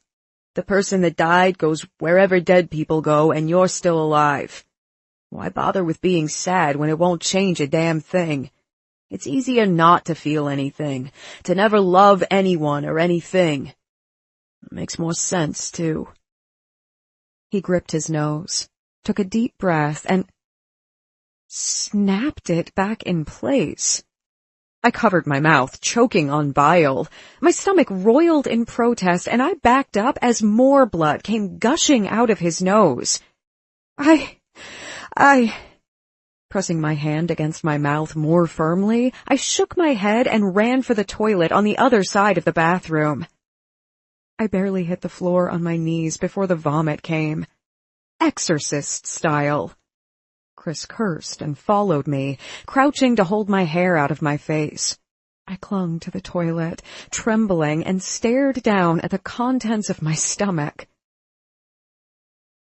This was it. This was my life now. Watching my lover snap his nose back into place after casually telling me I meant nothing to him and never would. He knelt behind me, smoothing my hair out of my face. The same hand that had killed 2 men and had snapped his nose into place was gently holding my hair. It was too much. It was all too much. I gripped the toilet harder, trembling for another reason now. My entire body ached and hurt, but it was nothing in comparison to my heart. I can't do this. I can't. Shh. He reached past me, closed the lid, and flushed. I'm sorry. I should have warned you. I didn't know you were squeamish. You helped patch me up the other day, so I didn't even think. I closed my eyes, breathing heavily. I still couldn't catch my breath. It hurt more than I'd have ever thought possible, but it was time to end this. Chris. He hugged me from behind, his arms around me secure. And so tender it hurt. It's okay. You don't have to. Go downstairs, I'll finish up in here, and when I'm done, we can have dinner. No! I shrugged his hold off and stood up unsteadily. My chest ached from the sobs I held back. My throat throbbed. My eyes stung. But I held it together. I backed up toward the shower until I couldn't back up anymore. It put a few feet between us. It wasn't enough. I mean, I can't do this anymore. Be with you, I can't. He stared up at me, not a hint of emotion fleeting across his face, and didn't move. Simply stood there, looking as frozen as ice and just as cold. Why not? No matter what you do, who you become, you're always going to come home bleeding and covered in other people's blood. I wrapped my arms around myself and swallowed back a sob. I'm a teacher. I work with kids, not guns. I can't live like this. I can't. I broke off, tears running down my face. You have to go. Before I backed down again. He didn't even flinch, just stared back at me like he didn't care whether or not I could handle being with him. Right now? I nodded once. Jesus. He dragged a hand through his hair and swiped the back of his palm across his face. He took a step toward me. Is this because of what I said earlier? I didn't mean it. I don't love you, so you don't have to leave me. I swear it. I don't love you. What had he said earlier? I must have missed it. Yeah, I know. I held a shaky hand out to stop him. He listened. You should shower and everything first, but you need to leave. Turning on my heel, I bolted from the room. There was no other word for it. I barely saw anything as I sprinted across the hallway and into the guest room. All of Chris's stuff was in the bedroom we shared, so I couldn't hide out in there. Heck, I might never be able to enter that room again. Too many memories. Too much pain. Trembling, I sat on the edge of the bed and stared at the closed door. It was weird. So much pain rocked through me that it hurt to even think about moving. About living every day without Chris by my side, without knowing if he was alive or shot or dead in an alley. Not knowing if he was okay. How was I supposed to be okay with that? I might have only been dating him, if we could even call it that, for a short time, but with all the courting he'd done, and the danger, and the amazing sex, it felt like a lifetime. Losing him was like losing that last hope I had that maybe, just maybe, I could have a normal life, that I could fall in love, get married, and have babies. That dream was dead. The only man I wanted was Chris, and he couldn't live a normal life even if he wanted to. Tears rolled down my cheeks, and I lifted my feet up on the bed, bending at the knee and hugging my legs tightly. Still, I just sat there, numb, staring at a closed door, until it opened, and Chris came in wearing nothing but a towel. He'd showered and had tape across his broken nose. All evidence of blood was gone, but I could still see it. I'd always see it. It was that blood, that life that kept us apart. There was no happy ending for us, just pain.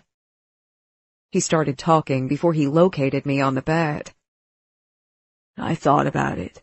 And you know what? Fuck no, I'm not going. You had your chance and you passed on it, so I'm staying. Tell me what you need me to do and I'll do. He took one look at me and my wet cheeks and staggered forward. Molly, don't. Don't fucking cry over me. Don't you dare. I bit down on my lip hard, but a sob still escaped. Nothing would hold it back now. Shit. He closed the distance between us and pulled me into his arms. The second he hugged me, I knew that nothing would save me. I'd feel his loss just as strongly now as I would if he stuck around, and it wasn't fair. I'll go, I promise. Just stop crying. The pain in his voice was impossible to miss. I looked up at him, and he stared down at me with a haunting emptiness in his gaze, like he knew nothing he said or did would actually fix what was wrong with me, and that terrified him. And he was right. Nothing would fix me. I was broken. No matter what I did, I was losing him. Chapter 23. Chris. Holding her in my arms as she cried over me, over what I'd done to her, hurt more than any kind of torture I'd ever had inflicted upon me. She was the one light in my life, the one shining beacon of happiness, and I'd fucking ruined it. Ruined her. And she'd ruined me too. That's what love really was. I never should have let it get this far. All along I knew how this ended. It ended with her telling me to get the hell out of her life, with me slinking away back into the darkness, with nothing and no one there by my side, like the monster I was. And still, I'd sought her out again. Like a moth drawn to a flame, I couldn't quit her. But she needed a man who didn't come home with someone else's blood all over him, and who didn't need to snap his own nose back into place. She needed a dude who worked normal workday hours like clockwork. She needed a guy who wore suspenders and dress shirts and who held their little girl instead of a gun. What she needed was a guy like Mitchell, the fucker who'd been here earlier. He was perfect for her. She'd even said so herself back when we'd watched that dating show, The Doctor and the Teacher. Mitchell was the type of man a woman could rely on. He wouldn't break her heart. He wouldn't leave her mourning him over his grave at an early age. He would make her happy. They could have kids and a happy home. He could make her smile and laugh and maybe even scream out in pleasure. He could give her everything she deserved. And I fucking hated him for it. Her bright hazel eyes shone with tears I'd caused, and it killed me. The guilt choked me. I had to go, put her out of her misery. But she was crying. Because of me. For the first time in my life, I wanted to put someone else's well-being before my own. For the first time, I wanted to be the guy who walked away. Shh. I cradled her head and kissed her temple. I closed my eyes, a shaft of pain piercing through the shield of armor I wore around myself. Because this was the last time I was going to get to hold her. The last time I got to touch her. Don't cry. Her hand fisted on my bare shoulder. Chris. I closed the distance between us, kissing her. She tasted like tears, pain and loss. Like everything I wanted was slipping through my fingers. Because it was. I let my eyes close and pressed her back against the mattress, covering her body with mine. Being here, with her, was the only thing that felt right anymore. The only place I felt whole. We didn't make sense. She could do better than me. Pretty much any other guy in the world was a smarter choice than me. But against all odds and all logic, I didn't want to accept that. Didn't want to lose her. And I wanted her to want me against all logic, too. To love me like she'd never loved another man. Which was stupid, since no one had ever cared about me that much before. I wasn't the type of guy who inspired that kind of love and devotion. I wasn't Lucas. Not even my own parents loved me. Why should she?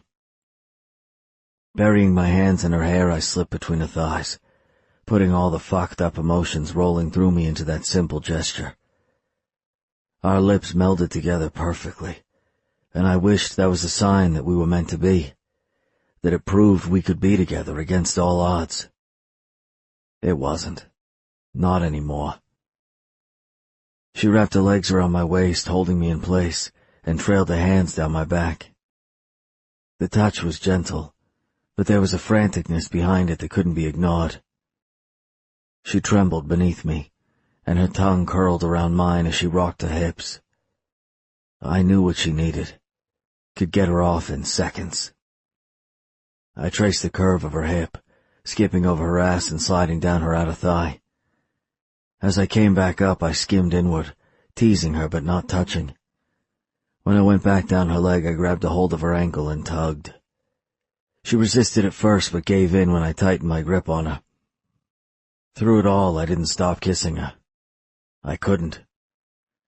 She broke free, gasping for air as I lowered her foot to the mattress, leaving her leg bent at the knee.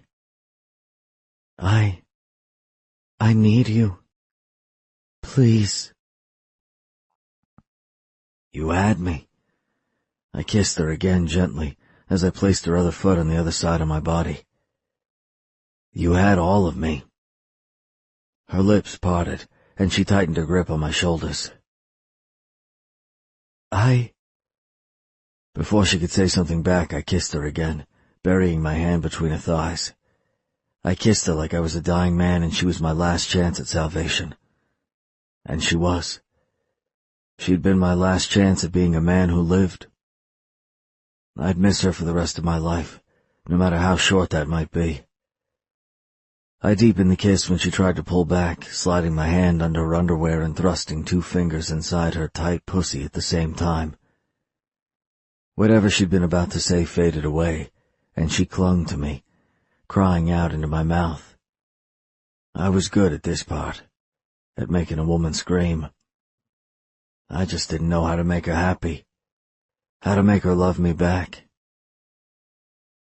Shit. I froze, my fingers still inside her. Slowly I pulled back, staring down at her. No. She lifted her lids, staring up at me in confusion. Chris? No. I pulled out of her, pushed off the mattress and stood, covering my face. I could smell her all over me. Everywhere. I can't do this. She sat up, pushing the sleeve of her dress back up on her small shoulder.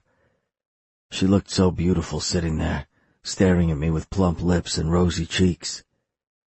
So perfect. So fragile. So not mine. What's wrong? You told me to leave. She swallowed. I know. So I need to leave. I can't keep playing this game where you tell me I should go, I agree, and then you kiss me and I stay. I shook my head and backed up. The towel still clung to my hips, but I didn't know how. I held it as tightly as I should have held onto her. You might think I'm an emotionless asshole, but I'm not. If you don't want me here, I need to go. It's that simple. It's not that I want you to go. It's that I don't see another option. She struggled to her feet, wringing her hands in front of her, her soft gray knit dress falling back into place. You're going to die. I tightened my hold on the towel. Yeah, I know. We all are. So what? Yeah, but you're literally planning your death. I thought I could handle it. Take what little time I could get with you while I could get it. But I can't watch you die. She held her hands out. Don't you see? I did that already. I don't want to do it again. So you want to spend the rest of your life alone, hiding behind closed doors? I flexed my jaw. Or what? You just need someone who isn't me. Is that it? She flinched. That's not it. What do you want from me? Leaving you, having you, losing you. It's all killing me. I took a step toward her, every fiber in my being aching to pull her back into my arms, where she belonged. You're killing me. She closed her eyes, and tears rolled out again. I don't want to do that. Then don't.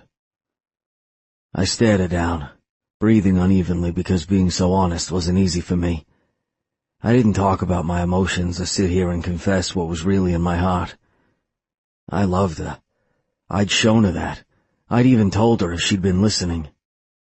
If that wasn't enough, I didn't know what to say. Tell me what you want. Anything. I'll give it to you. The stars, the moon, hell, the world. Just ask. You said you don't form attachments. Don't care about people. I stiffened, knowing where she was going with this. Yeah, I did. Is that true of everything? She glanced at me through her lashes nervously, her cheeks pinking. With everyone? I had two options here. I could be honest with her and tell her I loved her. Maybe she hadn't heard me earlier when I'd slipped. Or maybe she just didn't realize what I'd been about to say. Or maybe she wanted me to say it again, to prove it was true. But if I told her I loved her, we'd stay together, and she would be a target, and there was no escaping that. My other option was that I could lie.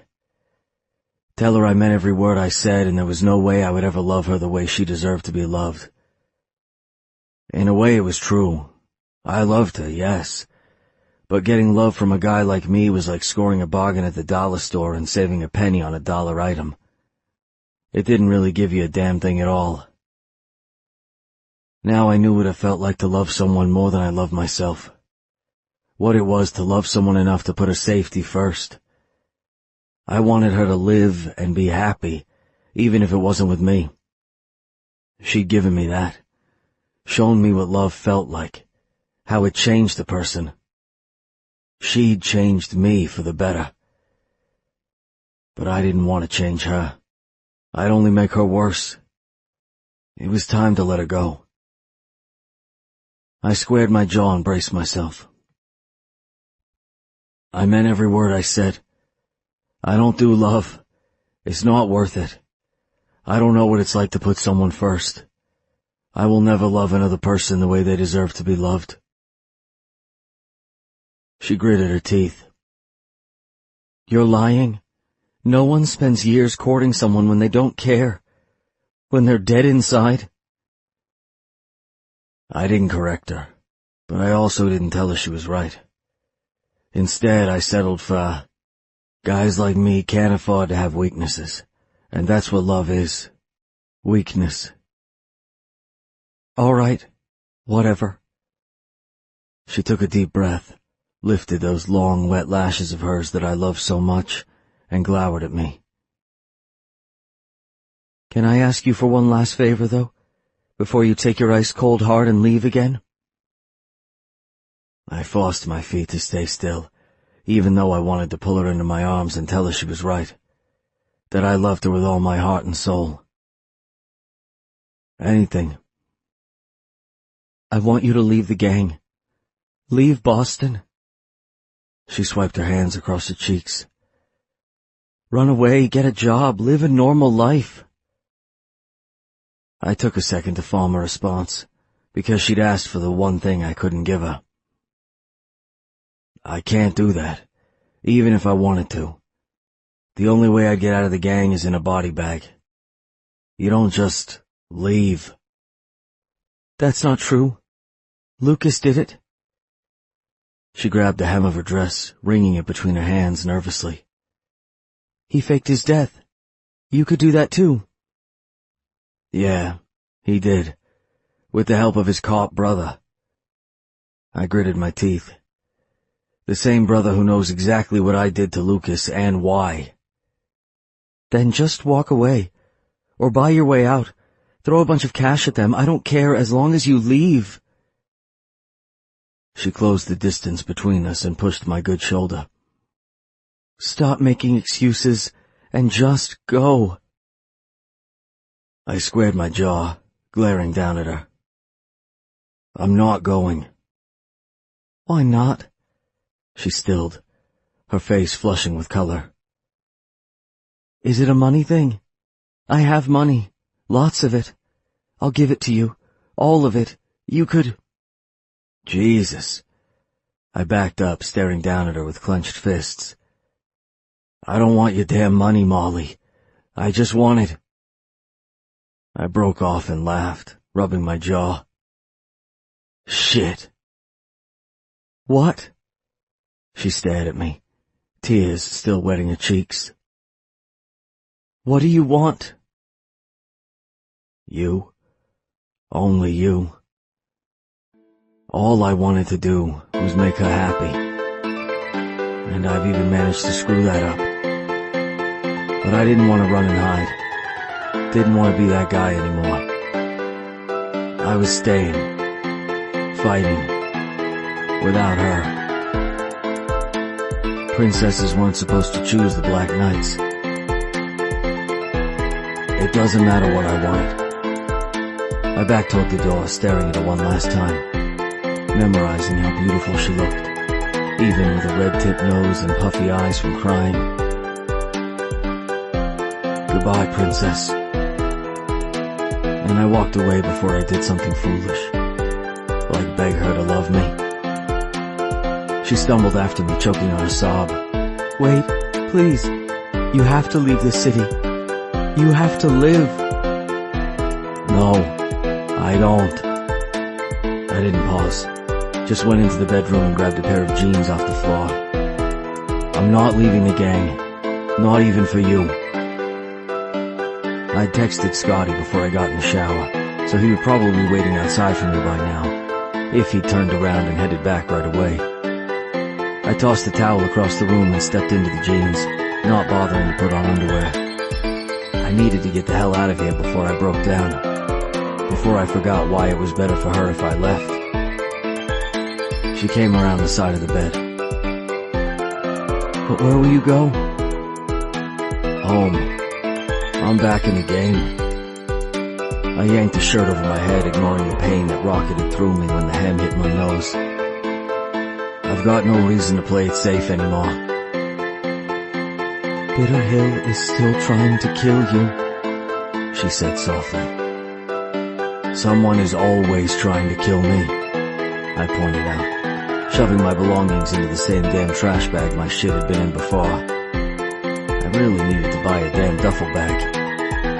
I made sure to keep my voice perfectly even, to pretend like my heart wasn't breaking. "That's my life, Princess, but it's not yours. Not anymore. Go back to teaching kids and making the world a happier place. You're good at it." She bit down on her lip. It didn't stop the trembling. "Chris." "Don't." I picked up my bag and slung it over my shoulder. "Just don't. You're you and I'm me, and we both know this could never work out. I'm leaving, and this time, I'm not coming back. That's a promise." "I'm sorry," she whispered. "I just can't be with you if you refuse to leave the gang. I can't do it." "You don't have anything to be sorry for," I snapped, angry that she felt like she did. No one would blame her for not wanting to be with me. Not even me. "Don't apologize for being smart." She bit down on her lip harder. I walked around the bed, pausing when I reached her. Closing my eyes, I reached out, wrapped my hand around the back of her head, and pulled her into my arms, hugging her close. For a second, the world felt right. She was soft and warm, and everything I couldn't have. "You're doing the right thing. Trust me." She fisted my shirt right over my heart, not letting go. "It doesn't feel right?" "Most of the time the right thing feels wrong." I ground my teeth together and let go of her, and the world went right back to being a shitty place. "Trust me. I'd know." And I walked out of her life without telling her how much I loved her. It was hands down the nicest thing I'd ever done for someone else. The single best thing I'd ever done. Hopefully the first in a line of good things. This was my new beginning. I had to make sure not to waste it. Chapter 24. Molly. 4 days later, I sat on the porch of my Cape house, rocking in the off-white wooden rocking chair that had been placed there 2 days after Chris left, and watched the sunrise. He'd left a card on the chair, but I hadn't read it yet. Just seeing that envelope with the familiar sloppy handwriting on it had been enough to bring me to tears. That was all I could handle right now. I rested my head on the chair and closed my eyes, a tear trickling down my cheek. It was stupid, really. I used to think losing my father had used up all my tears, that I didn't have any left. Turned out, I was saving them all for this, for losing the second man in my life I loved and lost. Chris O'Brien. Tires crunched on gravel, and I opened my eyes, my heart picking up speed when I saw the car. It was a black Escalade. Scotty. I stood up unsteadily, not sure whether his arrival was a good or bad thing. After all, he was the only one who knew who I was, or that Chris had been here. If he was here... Please, God, let Chris be okay. I went down the steps of my porch as he got out of his car. He smoothed his leather jacket, pushed his sunglasses into place, and shut the door. No one else came out. I stopped walking, pressing a hand to my chest. Is he... No. He dragged a hand through his hair, messing it up, and walked over to me. He had this way of walking that made him look as if he didn't have a care in the world. But we both knew that wasn't the case. He's not dead, if that's what you're asking. Thank God. I collapsed against the banister, still pressing a hand to my chest. Then why are you here? What's wrong? Nothing's wrong. He climbed the stairs and walked onto my porch. His gaze drifted to the left, toward my new rocking chair before sliding back to me. I just wanted to talk to you for a minute. So talk, I swallowed. Does Chris know you're here? No. He cocked a brow and touched my bird feeder, tracing it with his pointer finger. Is that going to be a problem? I shook my head. He's not here anymore. We're done. So if you were planning on hurting me to get to him, I'm afraid you'll be disappointed. I told you, I'm one of the good guys. Someone once told me that you being a cop didn't make you a good guy. Scotty snorted. Let me guess. Chris? Maybe. I shifted.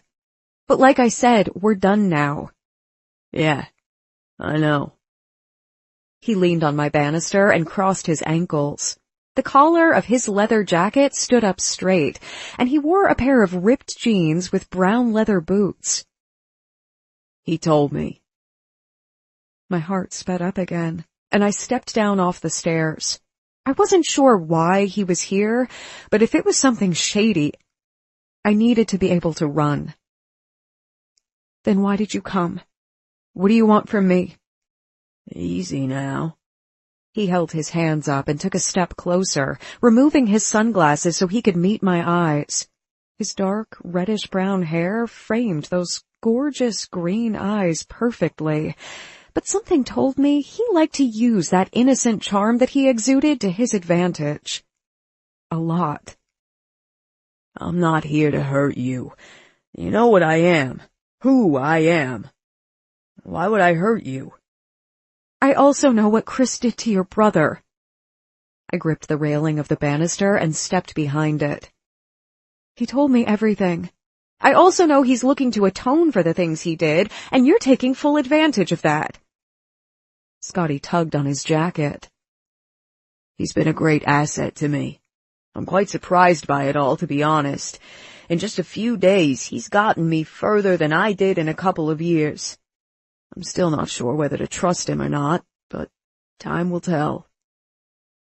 You can trust him. I said slowly, not liking his attitude toward Chris, even though I understood where it came from. But I knew firsthand just how committed to keeping Scotty safe he was. He's telling the truth. I swear it. No offense, but I've known Chris a long time. A lot longer than you have. Scotty pinched the bridge of his nose. The thing about him is, he's always playing an angle, even when you think he's being sincere. Not this time. I crossed my arms and frowned. He's dead serious about making it up to you and Lucas. He's prepared to do anything to make sure he does. Yeah, I kinda gathered as much. He shrugged and looked at the water before turning back to me. He rubbed the back of his neck and ducked his head down, grinning at me mischievously.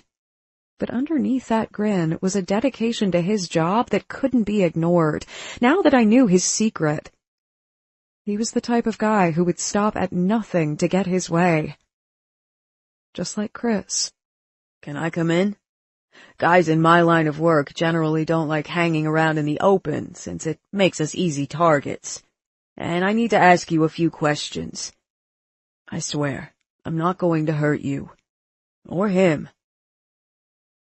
I swallowed, trying to get a better read on him. I was 99% certain he was genuine and didn't intend to do me any harm, but that 1%. Yeah, sure. I shifted on my feet and dropped my arms back to my sides. I can make you some coffee if you'd like. He smiled. I never turn down coffee, especially when it's being offered by a beautiful woman. My ma taught me better than that. Oh yeah? I walked by him and right into my house. Buttons came to the foyer to greet me, but once he saw Scotty, he took off for the bedroom upstairs. And your father? Never knew him. He shut the door. Never cared to. So he was that kid. The one who didn't know his dad and probably acted out in class to get attention. The one who sat in the last row and spit spitballs in girls' hair. Ah. He cocked a brow. Huh? Yeah. I shrugged and headed for the Keurig. Caramel coffee okay? Perfect. He sat down at the island, settling in Chris's favorite stool. It left him facing the front door, which was probably why he chose it. Just like Chris. Thank you. I nodded, slipping the K-cup in the machine and pulling out a mug. So, what did you want to talk about? Chris? He rested his elbows on the gray granite, watching me closely. Too closely. What happened between the two of you? I stared at the coffee as it brewed. Once it was finished, I set it in front of him, leaned over, and positioned myself the same way as him. I don't really see how that's any of your business. Sugar? Cream? You're right. It's not. He wrapped his hands around his coffee and picked it up. And no, thank you, I drink it black. I nodded once. If it's none of your business, why say anything? What's your angle? I don't have one, he said, laughing. But I've known him a long time. So you said, I answered dryly. And yet, you still seem to think the worst of him. Was he always a guy you couldn't trust, or is this a recent development? Recent? He blew on his coffee. But do you blame me for being hesitant? He did a shitty thing. In my world, that makes you a shitty person. So you've never done something shitty? I never said that. Of course I have. He gave me that easy grin that was way too perfect not to be fake. And I'm a shitty person.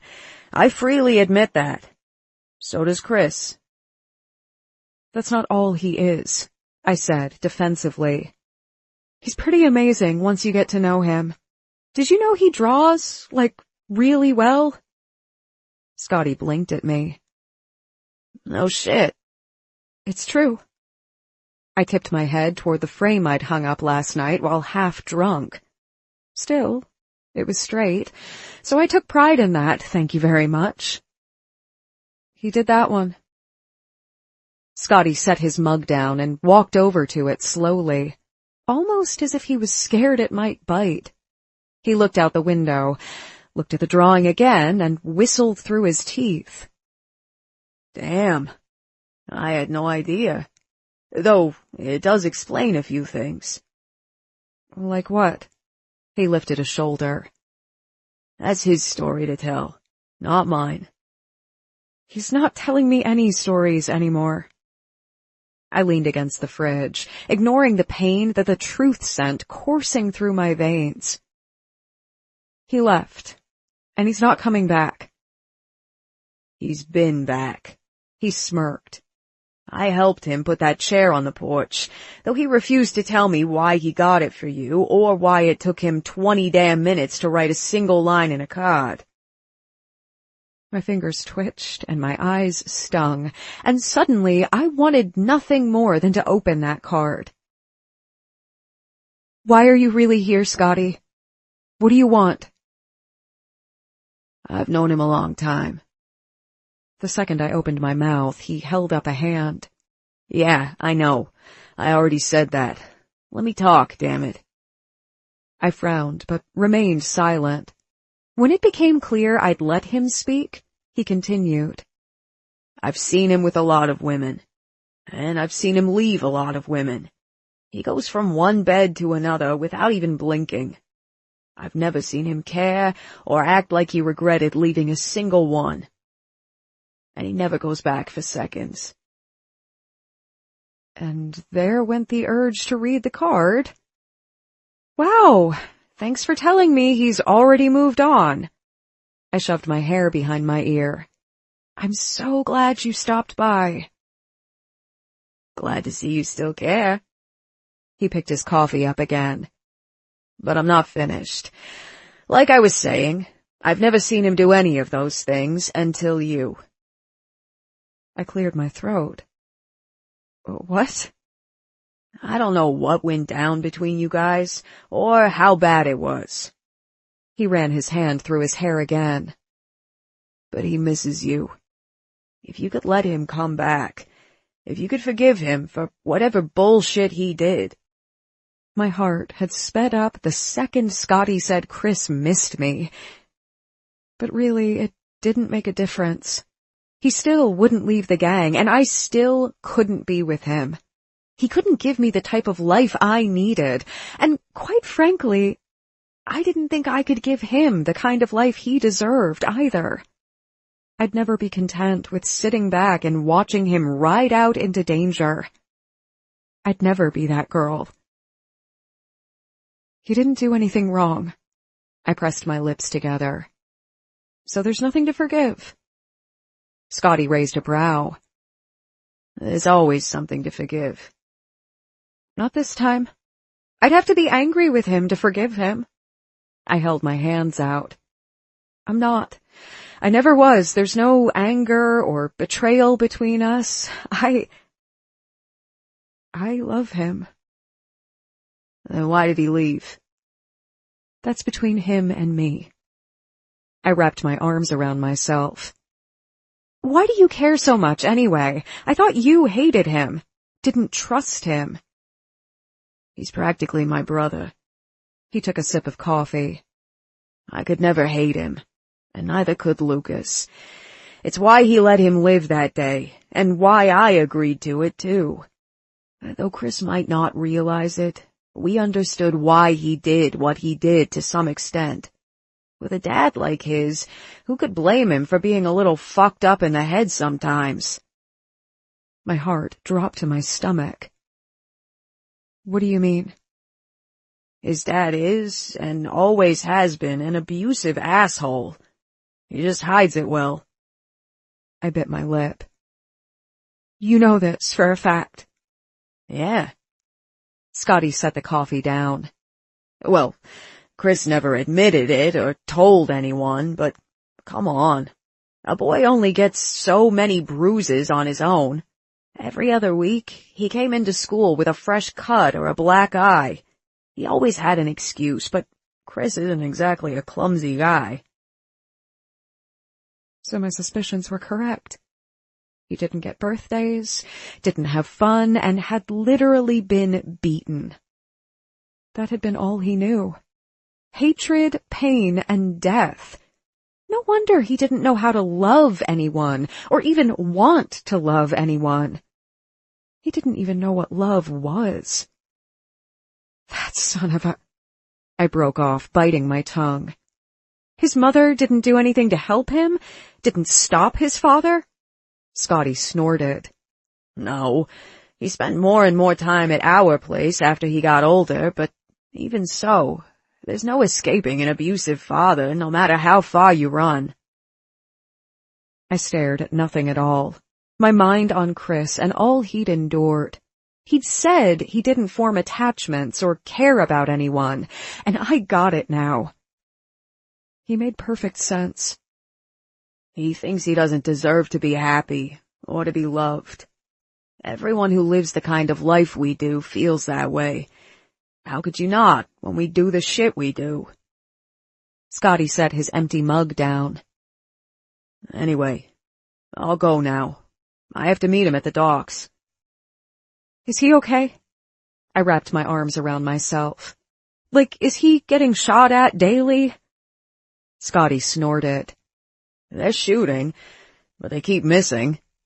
He's fine. Reggie is laying low, but he'll show up sooner or later. He paused. Be careful, Molly. Take care of yourself. I will. Make sure he takes care of himself, too. I'll try, but he's miserable without you. He walked past me and grabbed my shoulder, squeezing. And you don't look so good yourself. I didn't say anything. Really, what was there to say? He was right. I did look and feel awful. I missed Chris, too. I missed everything about him. Everything except his imminent death. As soon as the door closed behind him, I locked it and stared out the window.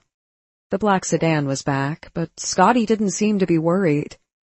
Maybe it was one of his guys, helping out by keeping an eye on my house or something like that. Dropping the curtain back into place, I went into the kitchen and pulled the envelope Chris had left on the chair out of the drawer I'd shoved it in.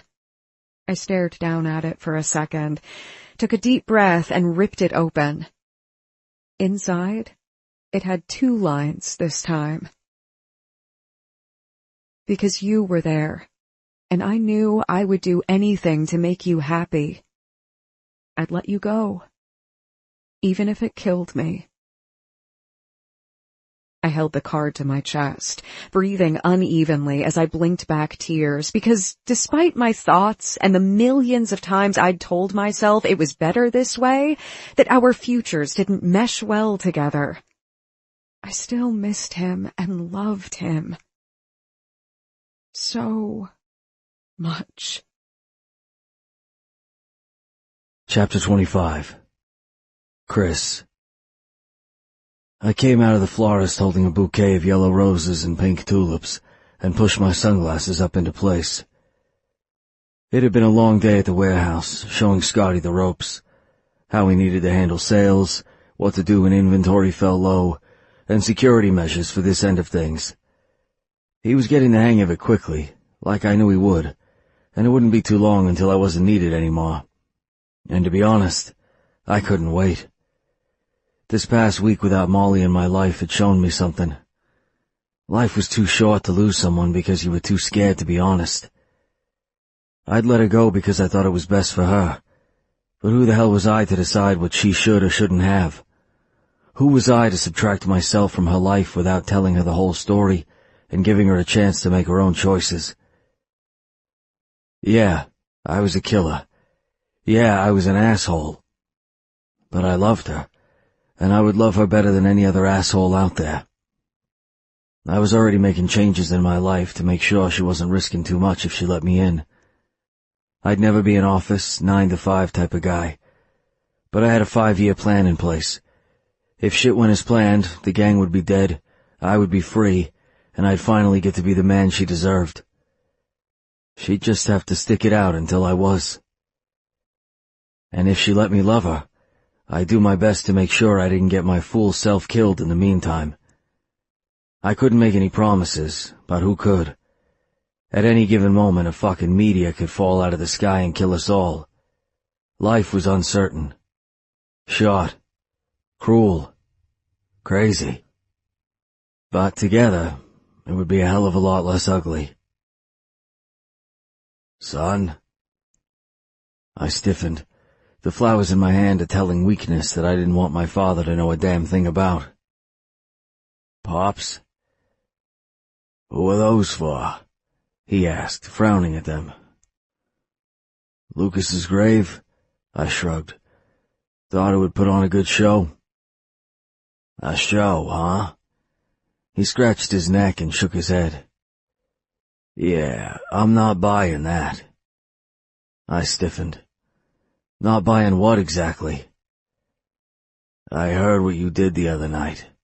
You were offered Lucas's position, but you told Tate to give it to Scotty instead, and saved his life instead of letting him die. Pops shook his head. What the hell were you thinking? I was thinking it would be a good play for the long run.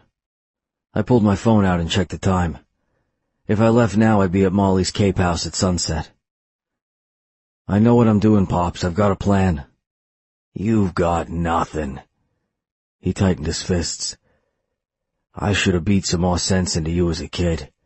Maybe then you'd have taken the position. Damn fool. You have no idea how to play this game properly. You could be raking in money right now, but instead you're too busy kissing Donahue's ass. Do you wipe it for him too? Maybe I do, I said dryly. Pops flushed. Should have known better than to think that you could actually do something to make me proud. Once upon a time those words might have hurt me, but not anymore. I was over it. Over him. I don't give a damn if you're proud of me or not, because you're nothing but an old man. Time's running out, Pops, and you know who will be taking over when you're gone. Me.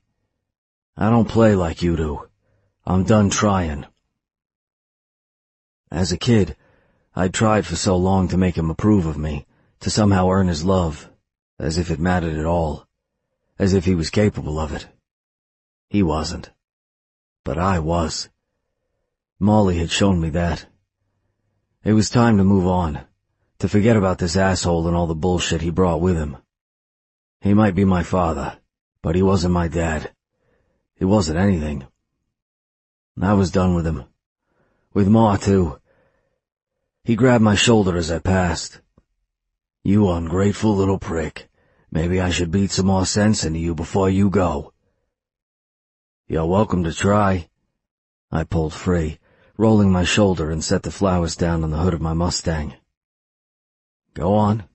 Hit me. But fair warning, I'm not a scared little kid anymore, Pops. I'll hit back. I stared at him, waiting to see if he'd follow through. He, of course, didn't. Instead, he shuffled back on his feet and shook his head, spitting between my boots. Prick.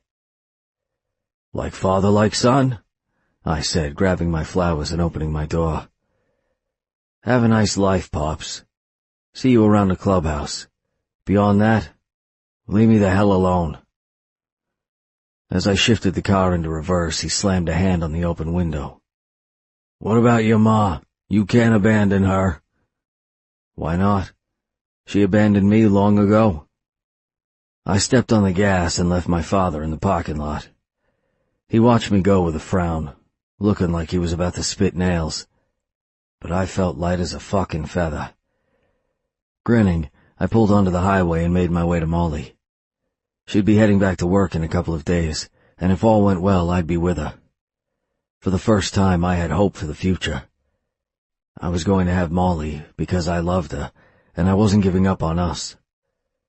When we were together, the world made sense, Everything worked. But when we were apart, it all collapsed and the world became a shitstorm. That was love. If she wanted to date other people while I was still in the gang, I'd accept that. I wouldn't like it, but I'd accept it. I'd still come by her place, bring her poems and presents, and I wouldn't even scare the fuckers off as they left the house. I'd let them have their fun. Let them think they were going to be happy with my Molly. In the end, she'd be with me. I didn't need to be her only lover, but I intended to be her last. The drive to her place passed pretty quickly, and before I knew it, I pulled into her driveway. I sat in the car, staring at her house, and took a deep breath. It was time to open myself up to her, to let her in. I was ready for this. I really fucking was. But what if she laughed at me when I told her I loved her? What if she thought the idea was so ludicrous that a guy like me thought a woman as perfect as she was could even debate loving me back? If she did, I'd set her straight. I didn't really think she could love me. I didn't expect her to. I loved her enough for the both of us. She was scared to care about another person again, to lose someone like she had her father. So I had the perfect solution for that. I'd never leave her side. But first I had to go tell her I loved her, and that was the hard part. Swallowing, I flexed my fingers on the wheel, staring at the front door. It was the only thing that stood between me and my Molly. She wouldn't laugh at me. And if she did, then whatever, I'd be fine. It wouldn't be the first time someone had laughed at me. However, it would be the first time that shooting them in the head wasn't an appropriate response. Squaring my jaw, I let go of the wheel, grabbed the flowers, opened the car door, and got out. When I was halfway up the walkway, the door opened. I froze, not sure if she was about to tell me to fuck off or not. "Thanks for dinner." The asshat with pleated khakis came out the door instead of Molly. That Mitchell guy. I'd never forget the fucker's name. Not in a million years. "It was delicious." "Anytime. It was nice having someone to talk to," Molly said, hugging her sweater closed and leaning on the door jamb. Her back was to me, so she hadn't noticed me yet. "See you in the summer?" "You know it." Leaning in, the man kissed her temple and hugged her. Molly patted his shoulder. "I wouldn't miss it." I gritted my teeth. Looked like I was going to get some early practice at standing to the side as she dated some asshole who didn't deserve her. He turned around, still smiling, until he saw me. I wore a pair of jeans, my leather jacket, and a red t-shirt. He could maybe see some of my ink, but not a whole lot, and he had no idea I had a gun behind my back, tucked into a holster. Even so, he looked scared. Good. He should be. If he so much as harmed a hair on Molly's head, he'd be answering to me. And I didn't knock nicely on doors. I came in with guns and fists. He stepped in front of Molly protectively. "We don't have any money on us." I snorted. I couldn't help it. We both knew they did. "What?" Molly asked, confused. "Go back inside," Mitchell said. "Lock the door." "Why? What's—" "I didn't come here for money," I gritted out. "I came here for her." "But—" Mitchell's focus shifted to the flowers and his eyes widened with recognition. "No shit, Sherlock. I don't rob people and give them fucking flowers." "Oh." "Yeah. Oh." Mitchell stared me down. Molly had frozen the second she heard my voice, but now she slowly faced me. When her eyes locked with mine, my chest hollowed out. It was like someone took a spoon and scooped my heart out. She looked tired. Beautiful, but tired. "Chris?" "Yeah." I tightened my grip on her flowers and inclined my head. "Hi." She stared at me. Mitchell frowned. "Chris? As in the artist?" Yes." Molly's cheeks flushed. Chris, meet Mitchell. Mitchell, meet my friend, Chris. Friend. I walked forward and held a hand out to him, even though I'd rather punch him in the gut and laugh as he fell to the ground wheezing. My nose was mostly healed now, but I still had bruising under my eyes. He was, of course, impeccably groomed. Asshole. Nice to meet you, man. Yeah.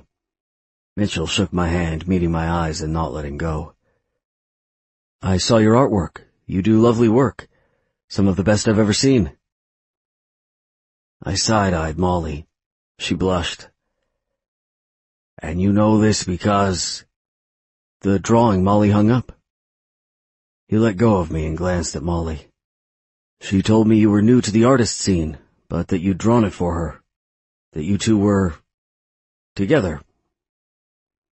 I could see the confusion in his eyes, because he couldn't picture a girl like Molly with a guy like me. I didn't blame him. She was all sundresses and babies and the girl next door, while I was leather and guns and a gangbanger. On paper, we just didn't make sense. I inclined my head. I see. I'd love to talk to you about commissioning a piece from my house, like you drew for her. He smoothed his shirt and looked at Molly again. Maybe over dinner sometime? Once you guys are back in town? Seeing as I wasn't even sure if she'd let me come back, I wasn't sure how to answer that. Maybe. Excellent. Mitchell cleared his throat. You good? Molly nodded. Yeah. All right. See you this summer. As he passed me, he frowned. Nice meeting you. Likewise. I walked right up to the door and stopped just short of entering. I was a couple of steps from the woman who held my heart in her hands, even if she didn't know it. The second we were alone, I said, I'm sorry that I broke my promise. I swear it's the only promise I'll ever break to you, but I couldn't stay away for another second. She swallowed and didn't look at me. Why did you come back? I had to. I held the flowers out, locking eyes with her. I'm sorry. She stepped back, not taking the bouquet. For what? For letting you think I don't care about you. I held the flowers out more. I do. I always have. I always will. You're the one exception to my rule. It's why I've always left you presents and poems and a cat. It's why I could never stay away from you, no matter how hard I tried. And it's why I'm here now, holding flowers yet again, with another line to my poem. Her gaze dipped down to the bouquet, and she took it, lifting it to her nose to inhale. Then she looked at me, and I couldn't read her. Chris, let me talk. I have a lot to say. Things I should have said all along, but I was too much of a pussy to do it. I stepped closer to her. Not anymore. I refused to hold this in another second. I said I don't love anyone, and I said I never would, but I lied. The thing is, I never really knew what love was. Not until the first time I saw you, and you literally stole my breath away, like in one of those corny movies you see. She covered her mouth, eyes wide with tears in them. Well, at least she hadn't laughed. Yet. I know I'm not a sure bet, and that I live a crazy life, but I'm working on that. Aside from helping Scotty, I have a 5-year plan. I'm going to do my best to keep my head down, kill as few people as possible, avoid starting any more gang wars, and help Scotty take down the gangs in Southie. All of them. I rubbed my jaw. I'm officially a paid informant, with immunity and all that shit, and every single penny I make is going into funding an arts community center for kids in the middle of Steel Row. I'll have to be a secret investor, because if Tate finds out I'm dead, but I'm going to have people there, teaching kids to draw and maybe learn computers and basketball courts and anything else I can think of to keep the kids out of gangs. to give them more choices than I had. That's wonderful, she said, her voice sounding choked. And I know you don't love me and probably never will. Hell, I don't blame you. And I know you're scared that if you let me in, it'll hurt when I die. So don't let me in. Don't love me, don't need me. Just let me love you. I took another step closer. One more and she'd be in my arms. And if she agreed to let me love her, she'd never leave them again. You don't need to love me or pretend you do, or even give me your heart. Just let me give you mine, and hold on to it, and I swear on the sun and the moon and the stars that I'll do my best to make you happy, that I'll never let you go again. Chris? Dropping a hand, she shook her head. I already I saw it out of the corner of my eye, barely. A black sedan slowly pulled up, which wasn't unusual. Lots of cars drove slowly here. But what was abnormal was the fact that the window rolled down, and a fucking gun came out. This is for Phil. Reggie. Fucking Reggie. Shit. And he pulled the trigger on the AK-47. Chapter 26. Molly. It all happened so fast. 1 second, Chris was telling me he loved me and had always loved me, and the next he was throwing himself at me. I didn't even know why until I heard the unmistakable boom of a gun being fired, followed by fast repeats that I'd only ever heard in movies. As I hit the porch, glass exploded behind me and the siding blew out as bullets littered the front of my house like darts in a dartboard. Chris landed on top of me, covering my body with his. As we fell, I heard a bullet hit something soft, and Chris groaned. I couldn't see who was shooting at us or where from, but I knew one thing. It sounded like one of those bullets had hit Chris. And he wasn't moving. I arched my neck, trying to see where the threat came from, but he pressed me into the porch more firmly. Thank God. He wasn't dead, but he was shot.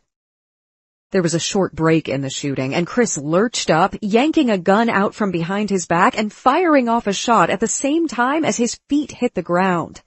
I looked over just in time to see a man driving a black sedan. The same black sedan I'd seen outside my house a few times fall onto the steering wheel, his skull and brains painting the window to his left. The car kept driving before crashing into Mitchell's BMW, which was parked in front of his house. Chris collapsed against the house, breathing heavily. His gaze slammed into mine. Are you hit? No, I don't think so. I swallowed hard and struggled to sit up, but my body was trembling too badly. I stared at his left arm, which was rapidly soaking his jacket in dark blood. But you are. It's nothing. Just a flesh wound. He scanned the road and pulled his phone out, dialing quickly. Scotty, I got hit outside of Molly's Cape house. It was Reggie and he was working alone. I'm going to call Tate and put a spin on it. A pause, and then, he's finished. And I took a bullet to the arm.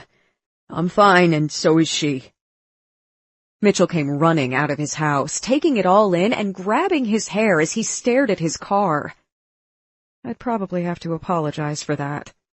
A nervous laugh escaped me, bubbling out of me in a way that couldn't be contained, because this was my life now. I need to call Tate before the boys get here. Chris shot me a look as he swept his finger over the screen of his phone. You all right, princess? Yeah, sure. He eyed me skeptically, but lifted the phone to his ear anyway. Sir, I was visiting my girl's house to make sure everything was okay, and Reggie from Bitter Hill showed up. He's dead, and I took a bullet to the arm, but there will likely be more retaliation. Since I'm in the Cape area, the boys are going to show up any second now, but I'll make sure this doesn't fall on us. When Mitchell came running over, Chris turned his back to us and lowered his voice. I couldn't make out what he said anymore, but I was past paying attention anyway. Molly? Mitchell skidded to a halt at the bottom of the stairs. Are you okay? I'm fine. He's shot, though. I pointed to Chris. In the arm. You should look at it, make sure it's okay. Mitchell didn't even look at him. He took the steps 2 at a time and knelt beside me. You're not fine. You're in shock. Oh! I laughed again, staring at the blood-splattered car. We'd almost died, and I'd thought Chris had. Can't imagine why. Mitchell grabbed my hand. Molly, look at me. I didn't. I couldn't look away from that car. He was outside of my house the other day, too, just waiting to shoot Chris. Just waiting. Who does that? Chris hung up and came to my side, too, kneeling there. Hey, princess. Yeah? I asked, finally looking away from the car. Sirens blared in the background, already responding. The boys are almost here, he said softly. Should he run? Hide the gun? Hide himself? I jumped, whipping my head to him. You're shot, and you killed him, and the cops are coming. You have to go. Go, now. I'm not leaving you ever again, and I can't go. The people saw us. He looked at Mitchell pointedly and gently cradled my face in his hands before kissing me. I curled my hands around his wrists, not letting go, tears running down my face. When he pulled back, I strained to get closer. I'm going to get taken in, but it's okay. I'll get out by tonight. It'll be fine. No! I shook my head, tears blurring my eyes. They can't arrest you. I'll come back. I swear it. He leaned in and rested his forehead on mine, his fingers tightening on my skin. I'll always come back to you. Mitchell cleared his throat and stood. I'll go fill the cops in on what happened and give you guys a minute. Thank you, Chris said, not taking his eyes off me. I'll be right here. Mitchell walked toward the cops, his hands raised in the air. I don't want you to get arrested. I clung to Chris and closed my eyes. He shot at us, not the other way around. I know, but I shot back. And I'm not supposed to have a gun. It's against my parole. He pulled back and smiled at me tenderly. But we have guys and the boys, and I have Scotty, too. I'll be out in a few hours, I promise. I took a deep breath and nodded. All right. He kissed me again. I tasted my tears on him, and I didn't want to let go. What if he was wrong, and they didn't let him out? What if he was in jail for years? What if something happened to him in there?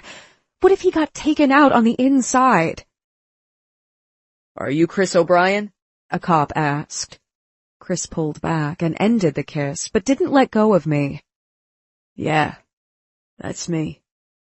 Release the woman, slowly. The cop walked toward us, cautiously, with his hand on his weapon. Another walked behind him, gun already drawn.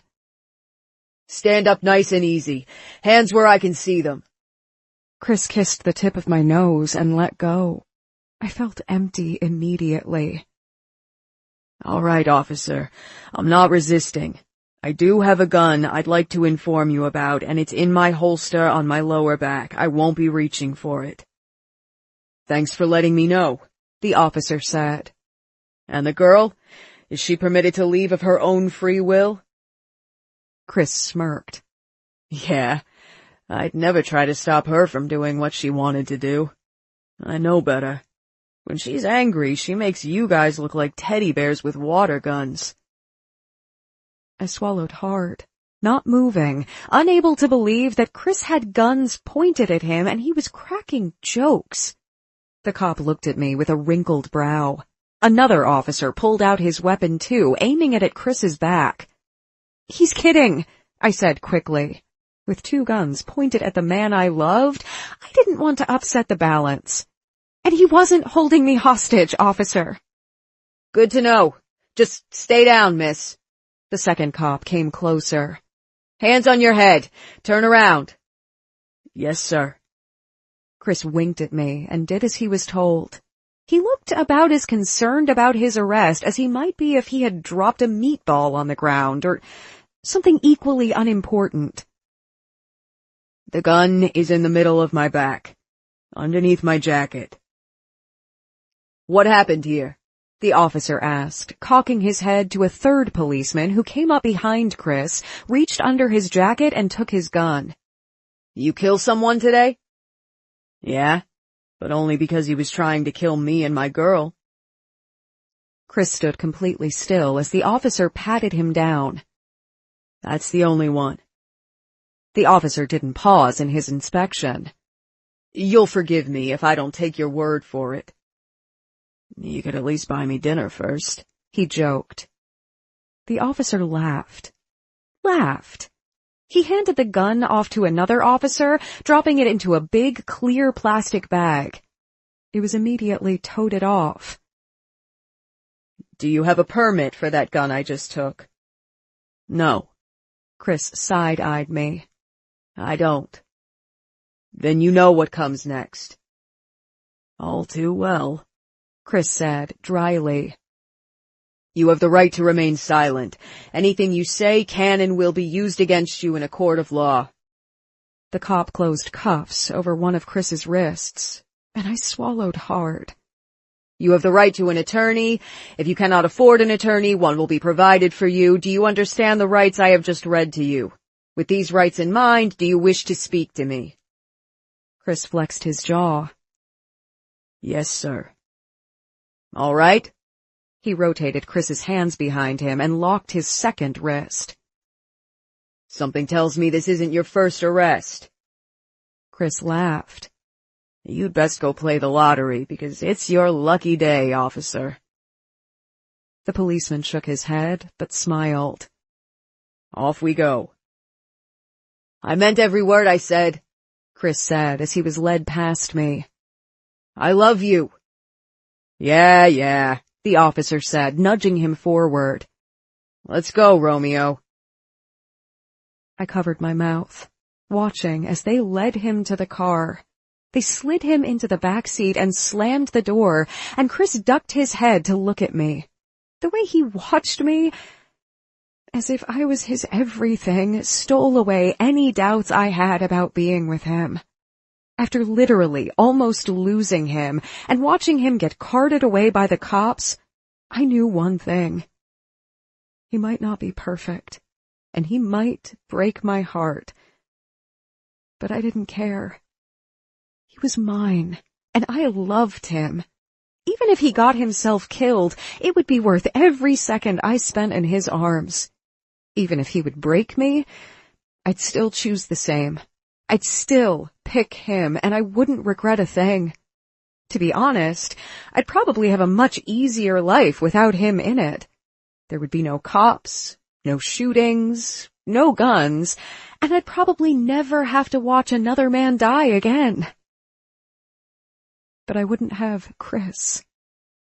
And that wasn't a life I wanted to live. I stood up, my legs trembling badly enough that I had to hold on to the banister for support. "To the precinct. He'll be printed, processed, and we'll go from there," the policeman to my left said. "If I were you, I'd start choosing your friends better." I stiffened, not answering. This judgment was something I'd have to get used to.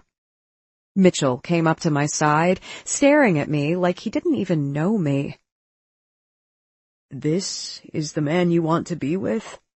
A guy who gets shot at, almost killed, almost gets you killed, and admits he has a gun illegally?" When he said it like that, it sounded crazy. I gripped the banister tighter. Yes, that's the man I love with all my heart. Mitchell shook his head. God help you. I don't need help. Bending down, I picked up the flowers Chris had gotten me. They'd miraculously managed to remain intact.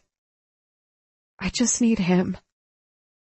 Miss, we'll need to bring you to the station for questioning. I nodded.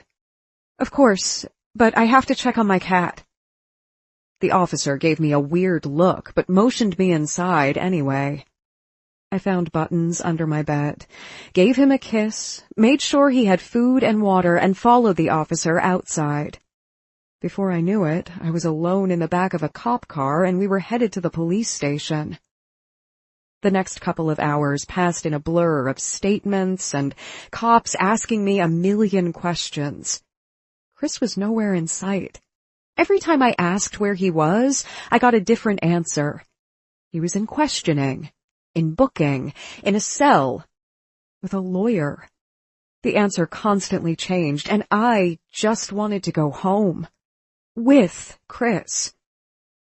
The door to the interview room opened. I glanced up, exhausted and sore and just done. Can I go home? Scotty? Yeah, it's me. He shut the door behind him. He wore his dark leather jacket and a pair of jeans. Tate sent me here to get Chris out. So he wasn't here as a cop today. Is he okay? He's fine. I just saw him a little while ago, shooting the shit with some of the officers. Scotty walked over to me, grabbed my chin, and lifted my face. How are you doing, though? Tired? I admitted. I'm sure. He let go of me and cocked his head to the door. They're done with you, so you can go home and sleep if you want. Do you need a ride home? I stood up and tucked my hair behind my ears. I'm not going home. I want to wait for Chris. All right. It'll be a little longer, though. The Southie boys are talking to these guys, so he won't be out for another couple of hours yet. I don't care. I picked up the bottle of water an officer had given me. I need to talk to him. Scotty opened the door and cocked a brow. Good or bad? 'Cause he's had a pretty shitty day already. I didn't answer. After we left the room, Scotty led me outside. It was dark out, and we were far away from the water now, but I still drew in a deep breath of fresh air.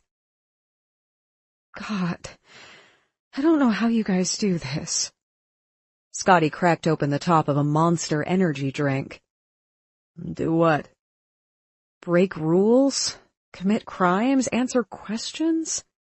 I gestured toward the closed double doors. Be in there in general. Scotty snorted, his bright green eyes standing out in the moonlight.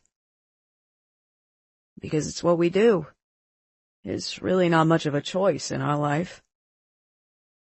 His words reminded me of Chris's plans to open a youth center, to give kids the choices they had never had. You know about Chris's plans? The youth center? He took a sip. Yeah. He asked for my help with getting it set up the second he agreed to be on the payroll. I swallowed hard. If they find out, they won't. He met my gaze, and for once, the dancing laughter was gone from his eyes. I'll make sure of that. I promise. It wasn't enough.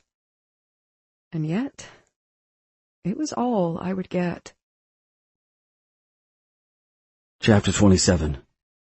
Chris. Half a day later, I stumbled out of the precinct, rubbing my eyes at the dawn sun. It had taken a lot longer to get out of there than it would have if I'd been taken in on Steel Road territory, since we had to play a lot of politics to get me out. But Tate came through, like always, and I was shot a good pistol, but I was now a free man. As I stumbled outside, I took out my phone.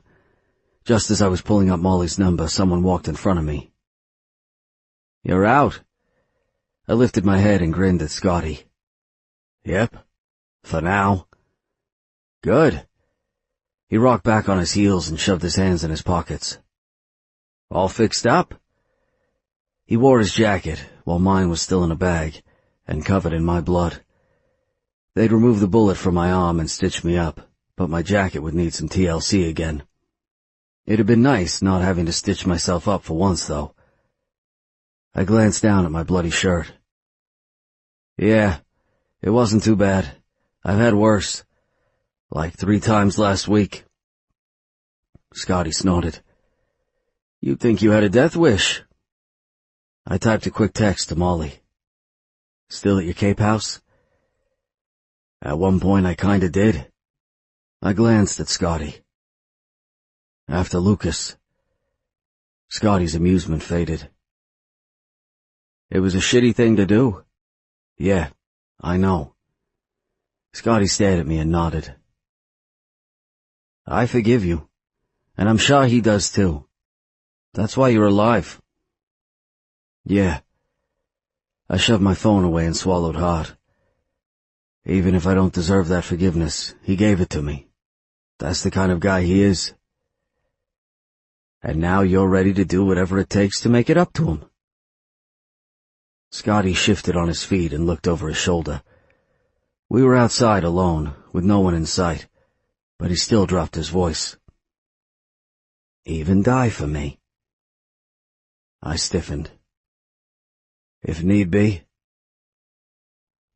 Well, you're not allowed. What I do because I'm willing to risk it. I'm willing to take that chance with my life. He placed a hand on his chest. That's my choice to make.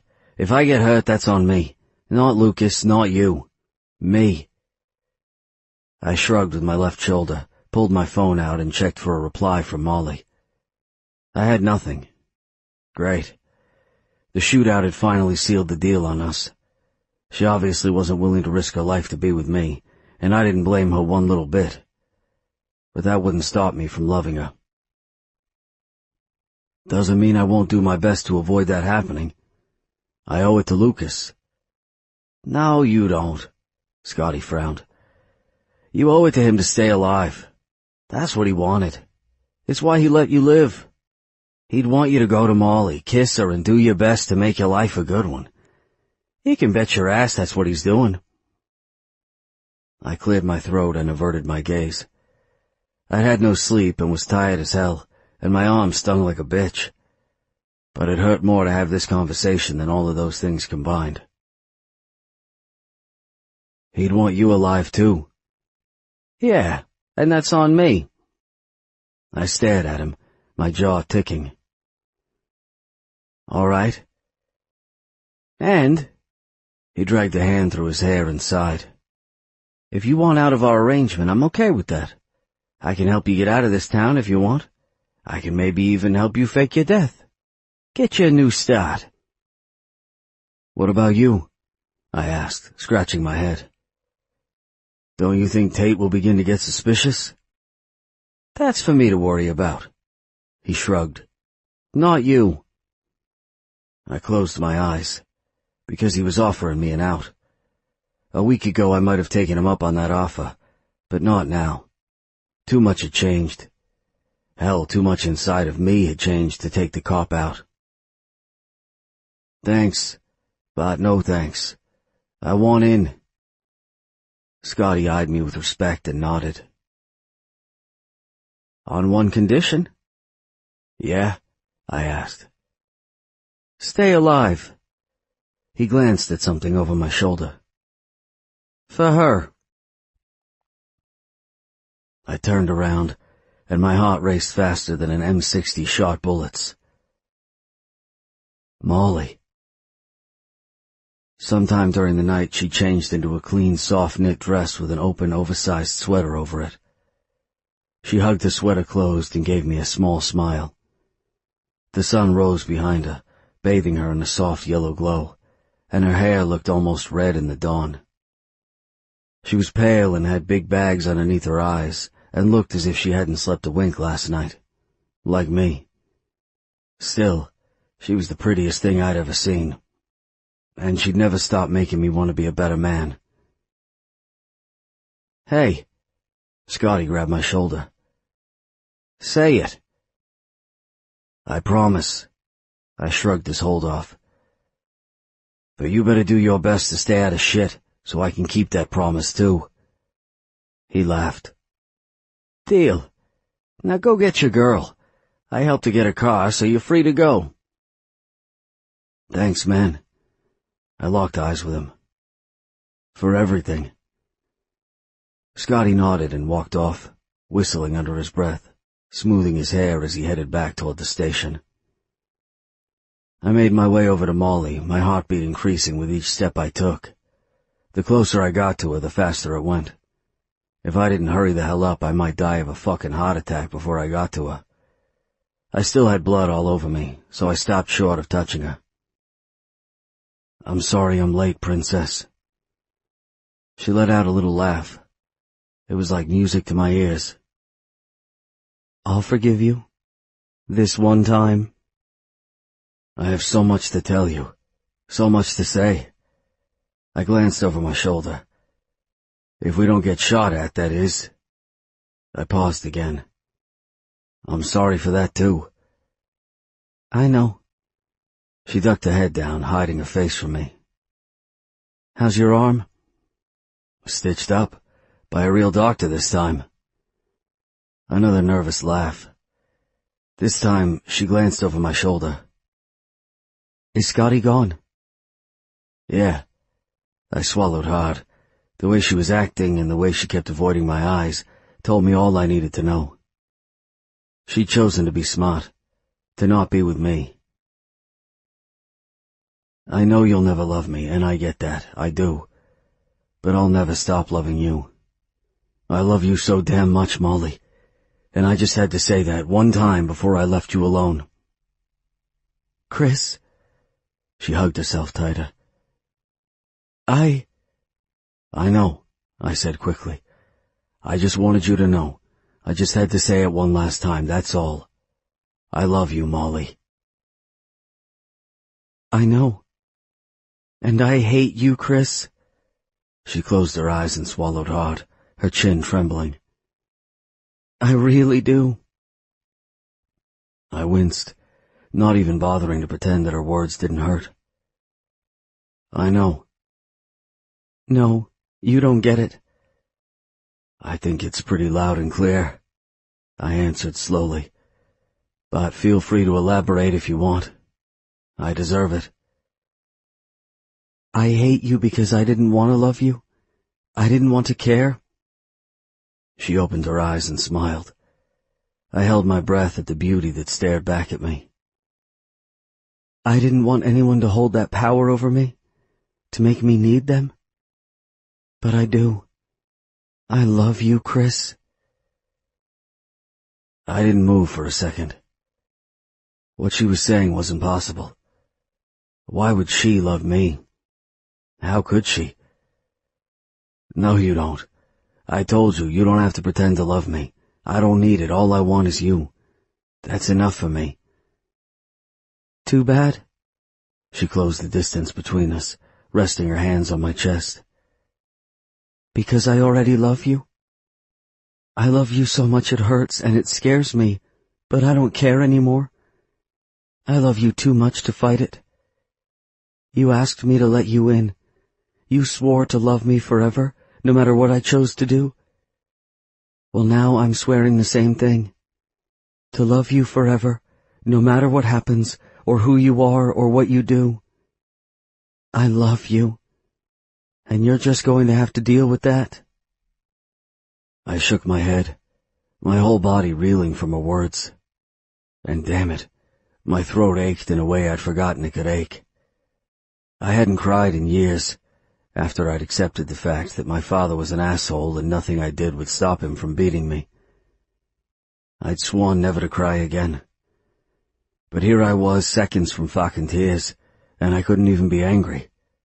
Because Molly loved me. Actually loved me. I'd never in a million years thought I would get this. That someone would love me. I wasn't that guy. Shit. I covered my face and let out a nervous laugh. I rubbed my eyes, trying to play it cool because I was a fucking guy. I didn't do emotions. You love me? I do. She smiled up at me, tears rolling down her cheeks. So much. I closed her in my arms, hugging her tightly. So tightly she squealed. I promise to do my best to give you the life you deserve. I promise I'll be out of this life, and once I am, I'm going to fucking marry you. I framed her face with my hands. And I'm never gonna hurt you ever again. I promise that too. And I'll give you lots of orgasms every day, as many as you want. She let out a happy laugh, her cheeks pinking. Chris. I mean it. Every word.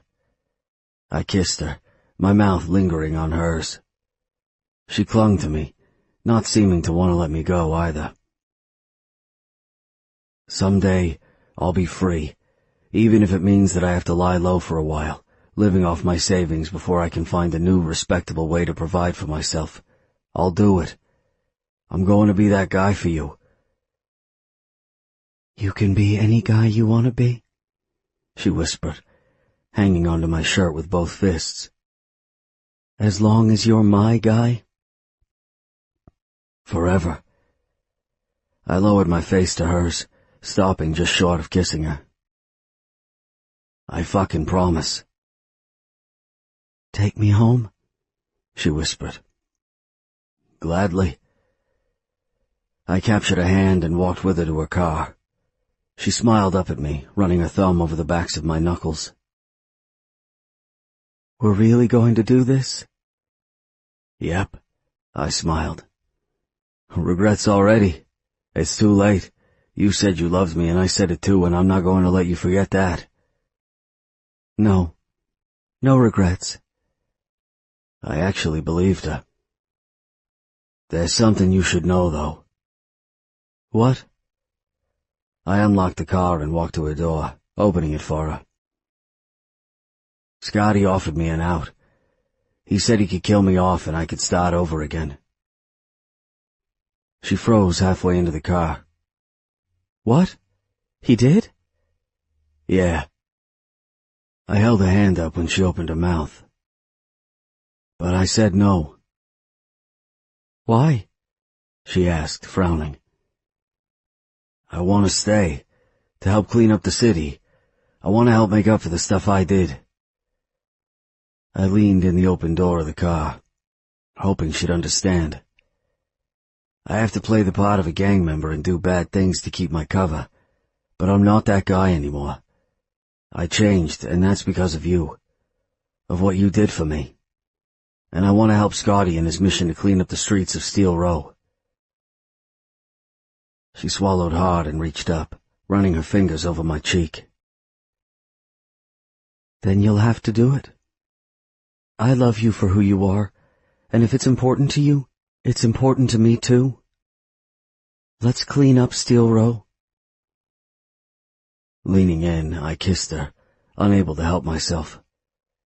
And if we hadn't been in the parking lot of a police station, I wouldn't have stopped there. I'd have her naked in my arms, screaming my name for all to hear. Because she loved me. When I finally pulled back, she held onto my shirt, not letting go. Can you promise me one thing? She asked breathily. I swallowed hard. What? Can we go home, close the door, and not get shot at for 24 hours? I laughed. Yeah, I think I can promise you that. Tate said I don't have to come in until tomorrow morning. Thank God. She drifted her hand down my chest, tugging on the waist of my jeans. Because the things I need from you, they're going to require some peace and quiet. Oh yeah? And what are these things? You. Me. Her hand dipped lower, and she cut my hard cock, squeezing with just enough pressure to make my eyes roll back in my head. And a bed? Just a bed. I kissed the side of her neck and teased the curves of her cleavage with my fingertips. Not a wall, or a shower, or the floor. She let out a breathy moan. My terms are negotiable. Good. I nipped the skin right over her racing pulse. Because I plan on making love to you in every room of that house, in every way possible, till you're too weak to stand. And I'm going to take you one more time in your bed so you can fall asleep in my arms. And I won't let you go. She swallowed so hard I heard it. Well, what are we waiting for? Take me home, Chris. Gladly. I slid my hand between her legs, pressing up against her clit. But first... she asked, her lids dipping down and her breath hitching in her throat. I need to do something for you. I traced the curve of her inner thigh. Open your legs for me, princess. Now? She asked, her nostrils flaring. Here? I'll be quick. Less than 30 seconds, no one will ever know. I urged her thighs apart, locking eyes with her as my fingers dipped under her dress and inside her panties. The second I touched her hot pussy, I thrust my fingers inside of her, because she was already wet for me, pressing my thumb against her clit. I promise. She moaned and spread her legs more, her cheeks flushing. I pulled my fingers out and thrust them back in, hitting the spot guaranteed to drive her crazy. Chris. I moved my hand in between her thighs, still leaning in the car as if we were having a conversation. She bit down on her lip, her cheeks coloring more with each thrust of my fingers. When her pussy tightened around me and her breaths came faster and she cried out, muffling the sound with a hand, I grinned with satisfaction. True to my word, I'd gotten her off in less than 30 seconds. She collapsed against the seat, gripping my hand that was still between her thighs. God, I love you. And I love you. I leaned in and said, but just so you know, that orgasm you just felt. I rolled my thumb over her clit and she tensed. The pressure building in your stomach even now, after I already made you come. That's mine. And I plan to collect more of those the second I have you home. I'm going to strip you naked, drop to my knees, and taste your sweet pussy. And I won't stop till you come so many times you forget your name. Now that's a promise I can handle, she murmured, smiling. I kissed her, and the world felt right again. Epilogue. Chris. 3 months later. I juggled the keys, my phone, and a bottle of wine, trying to open the garage door to my and Molly's new home. We'd moved in a little over a month ago. Being next to my father didn't work so well when I was trying my best to avoid him and all the shit he brought with him. We'd made a new start here. A good one. Scotty and I was still doing our thing over in Steel Row, and we'd even managed to bring down a few rival gang members. After the attack on me and Reggie's death, both sides had sort of cooled their heels. An eye for an eye left everyone satisfied. For now. It didn't change the fact that we were still locked in a heated war with Bitter Hill, and it was far from over. But we were on the winning side. And I was still alive. So there was that. My youth community center was moving along nicely, and it was only a matter of time until I was actually making a difference in this shitty little city. Of course no one could know, because I'd be a dead man, but still, it was something. I finally managed to get the door open, kicking it shut behind me and locking it. I entered the code to the security system, the code only Molly and I knew, and flipped the kitchen light on. Princess, I'm home. No answer came back. Her car had been in the garage, so she was here. Molly, I yelled out, setting the wine down. Answer me. Still nothing. Buttons came into the kitchen, sitting and staring at me. He didn't have blood on his paws or look as if he was upset. But she wasn't answering me. I pulled my gun out of my holster and stalked through the kitchen, my heart pounding and my stomach churning. If something had happened to her, hell, I wouldn't be around much longer. I refused to live without my Molly. Halfway through the living room, I froze. Molly had ordered an old-fashioned fainting couch the other day, and I'd rolled my eyes but helped to pick out a pretty print anyway. If Molly wanted something, she'd damn well get it. Anything. But if I'd known what she planned for it, I would have bought 12. Swallowing hard, I lowered my gun. You didn't answer me. I know. She lifted a naked leg, uncrossed it, and let it drape over the side of the chair.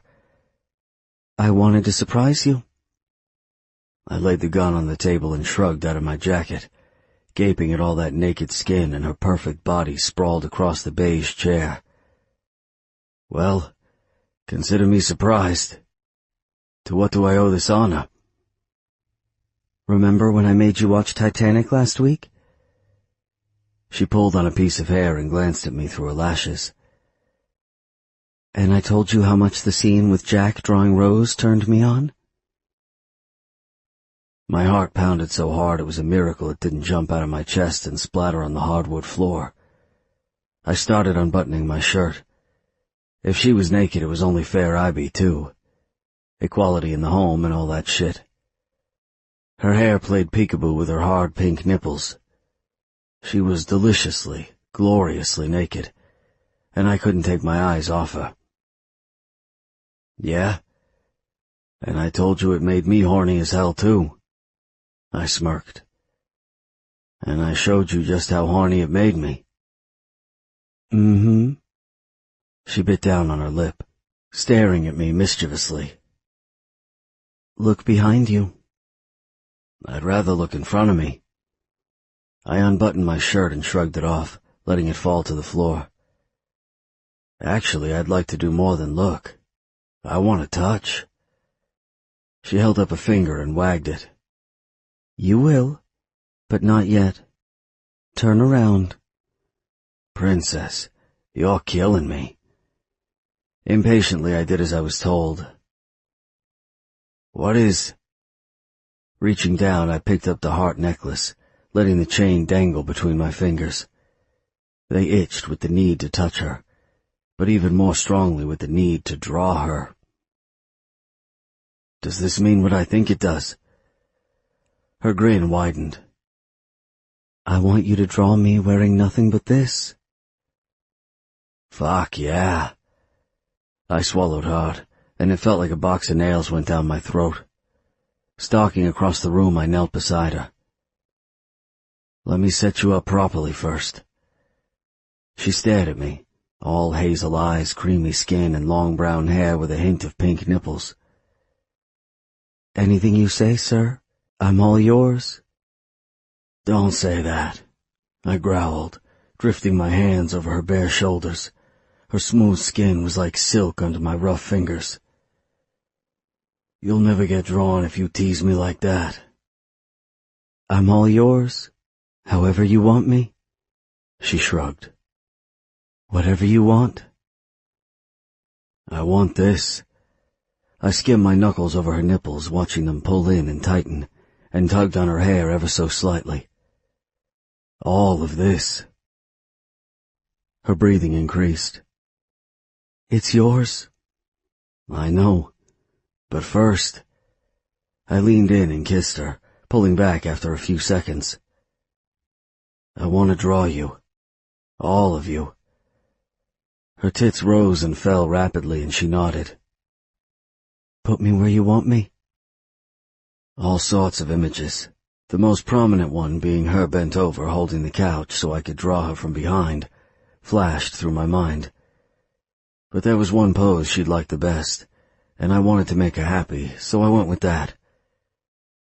I draped the necklace over her neck and pushed her back so she reclined against the cushions. Working from the memory of a movie I had only half paid attention to, I made it so she lay just like the actress in the movie had, complete with nipples peeking out of her long hair. I positioned the necklace between her breasts, raised her hand over her head, and nodded, satisfied with my handiwork. Fucking gorgeous. When I stepped back, all of my blood rushed south, hardening my cock, and I stared. She looked just like the actress in the movie, only 1,000,000 times prettier. Don't move. Her lips twitched. I won't, but I expect to be duly rewarded when this is over. I pulled up a chair, grabbed the drawing pencils she'd placed on the table, flipped open the pad, and stared at her for another second. Oh, you will. Now shut up and let me work. A small laugh escaped her, but she lay still, not moving so much as a muscle. I let my fingers take over, closing my mind off to everything but her and the paper in front of me. I started with a face, sketching out each line with perfect memory, not even needing to look at her. I'd drawn her hundreds of times by now. But when I got to her tits and her thin waist, it took a hell of a lot more concentration to keep on going and not toss the book aside to take up a more personal approach to appreciating the artwork that was her body. My hands flew over the paper, and she watched me the whole time, her eyes glowing with love and desire. It was a combination I'd never get enough of. As I rounded out the pink buds of her nipples, the last finishing touch to my drawing, I slammed it on the table, stood, and undid my pants. Done. She bit her lip, still not moving. I want to see it. You will. I plan on hanging that fucker in our bedroom. I let my jeans hit the floor, and I lay on top of her, settling between her legs where I belonged. But first, I need to touch you, kiss you, love you. God, yes. She curled her legs around my waist and her arms around my neck, threading her fingers into my hair and grabbing hold. Now... Nodding, I melded my lips to hers and I thrust inside of her, not bothering with foreplay. Her warm, wet pussy claimed me, like it always did, and I groaned into her mouth. She was so fucking wet and so tight that I was close to coming already. Each stroke of the pencil, each lingering gaze, had been like me stroking her chin. I'd seen her desire building with each passing moment, with each ragged breath, and mine was out of control at this point. Pulling out of her, I slammed back in, angling my hips. She dug her nails into my scalp and cried out, coming. I swallowed her cries, thrusting into her with a wild abandon only she brought out in me. She was with me for every stroke, and when a pussy clamped down on my cock and she screamed out my name in pleasure, I was right there with her, holding her. Chris, she tightened her hold on me, kissing my shoulder. I love you so much. I love you too. I reared back, meeting her eyes. I never thought I deserved this, and I still don't, but every day I fall more and more in love with you. You are my life, my love, my heart, and I thank God every day, even though I don't believe in him, that you found me in that alley. She gave me an emotional smile and smoothed her hands through my hair. Me too, Chris. Me too. Tugging me down by my hair, she kissed me, and I started moving inside of her again. Once wasn't enough with her. It would never be enough. Not with how much I loved her. Part of me was 99% certain she would never understand exactly how much she meant to me, how much I loved her, what I would do for her. She was my heart, my body, and my soul. And she completed me. This concludes Dare to Stay by Jen McLaughlin, narrated by Joe Arden and Maxine Mitchell.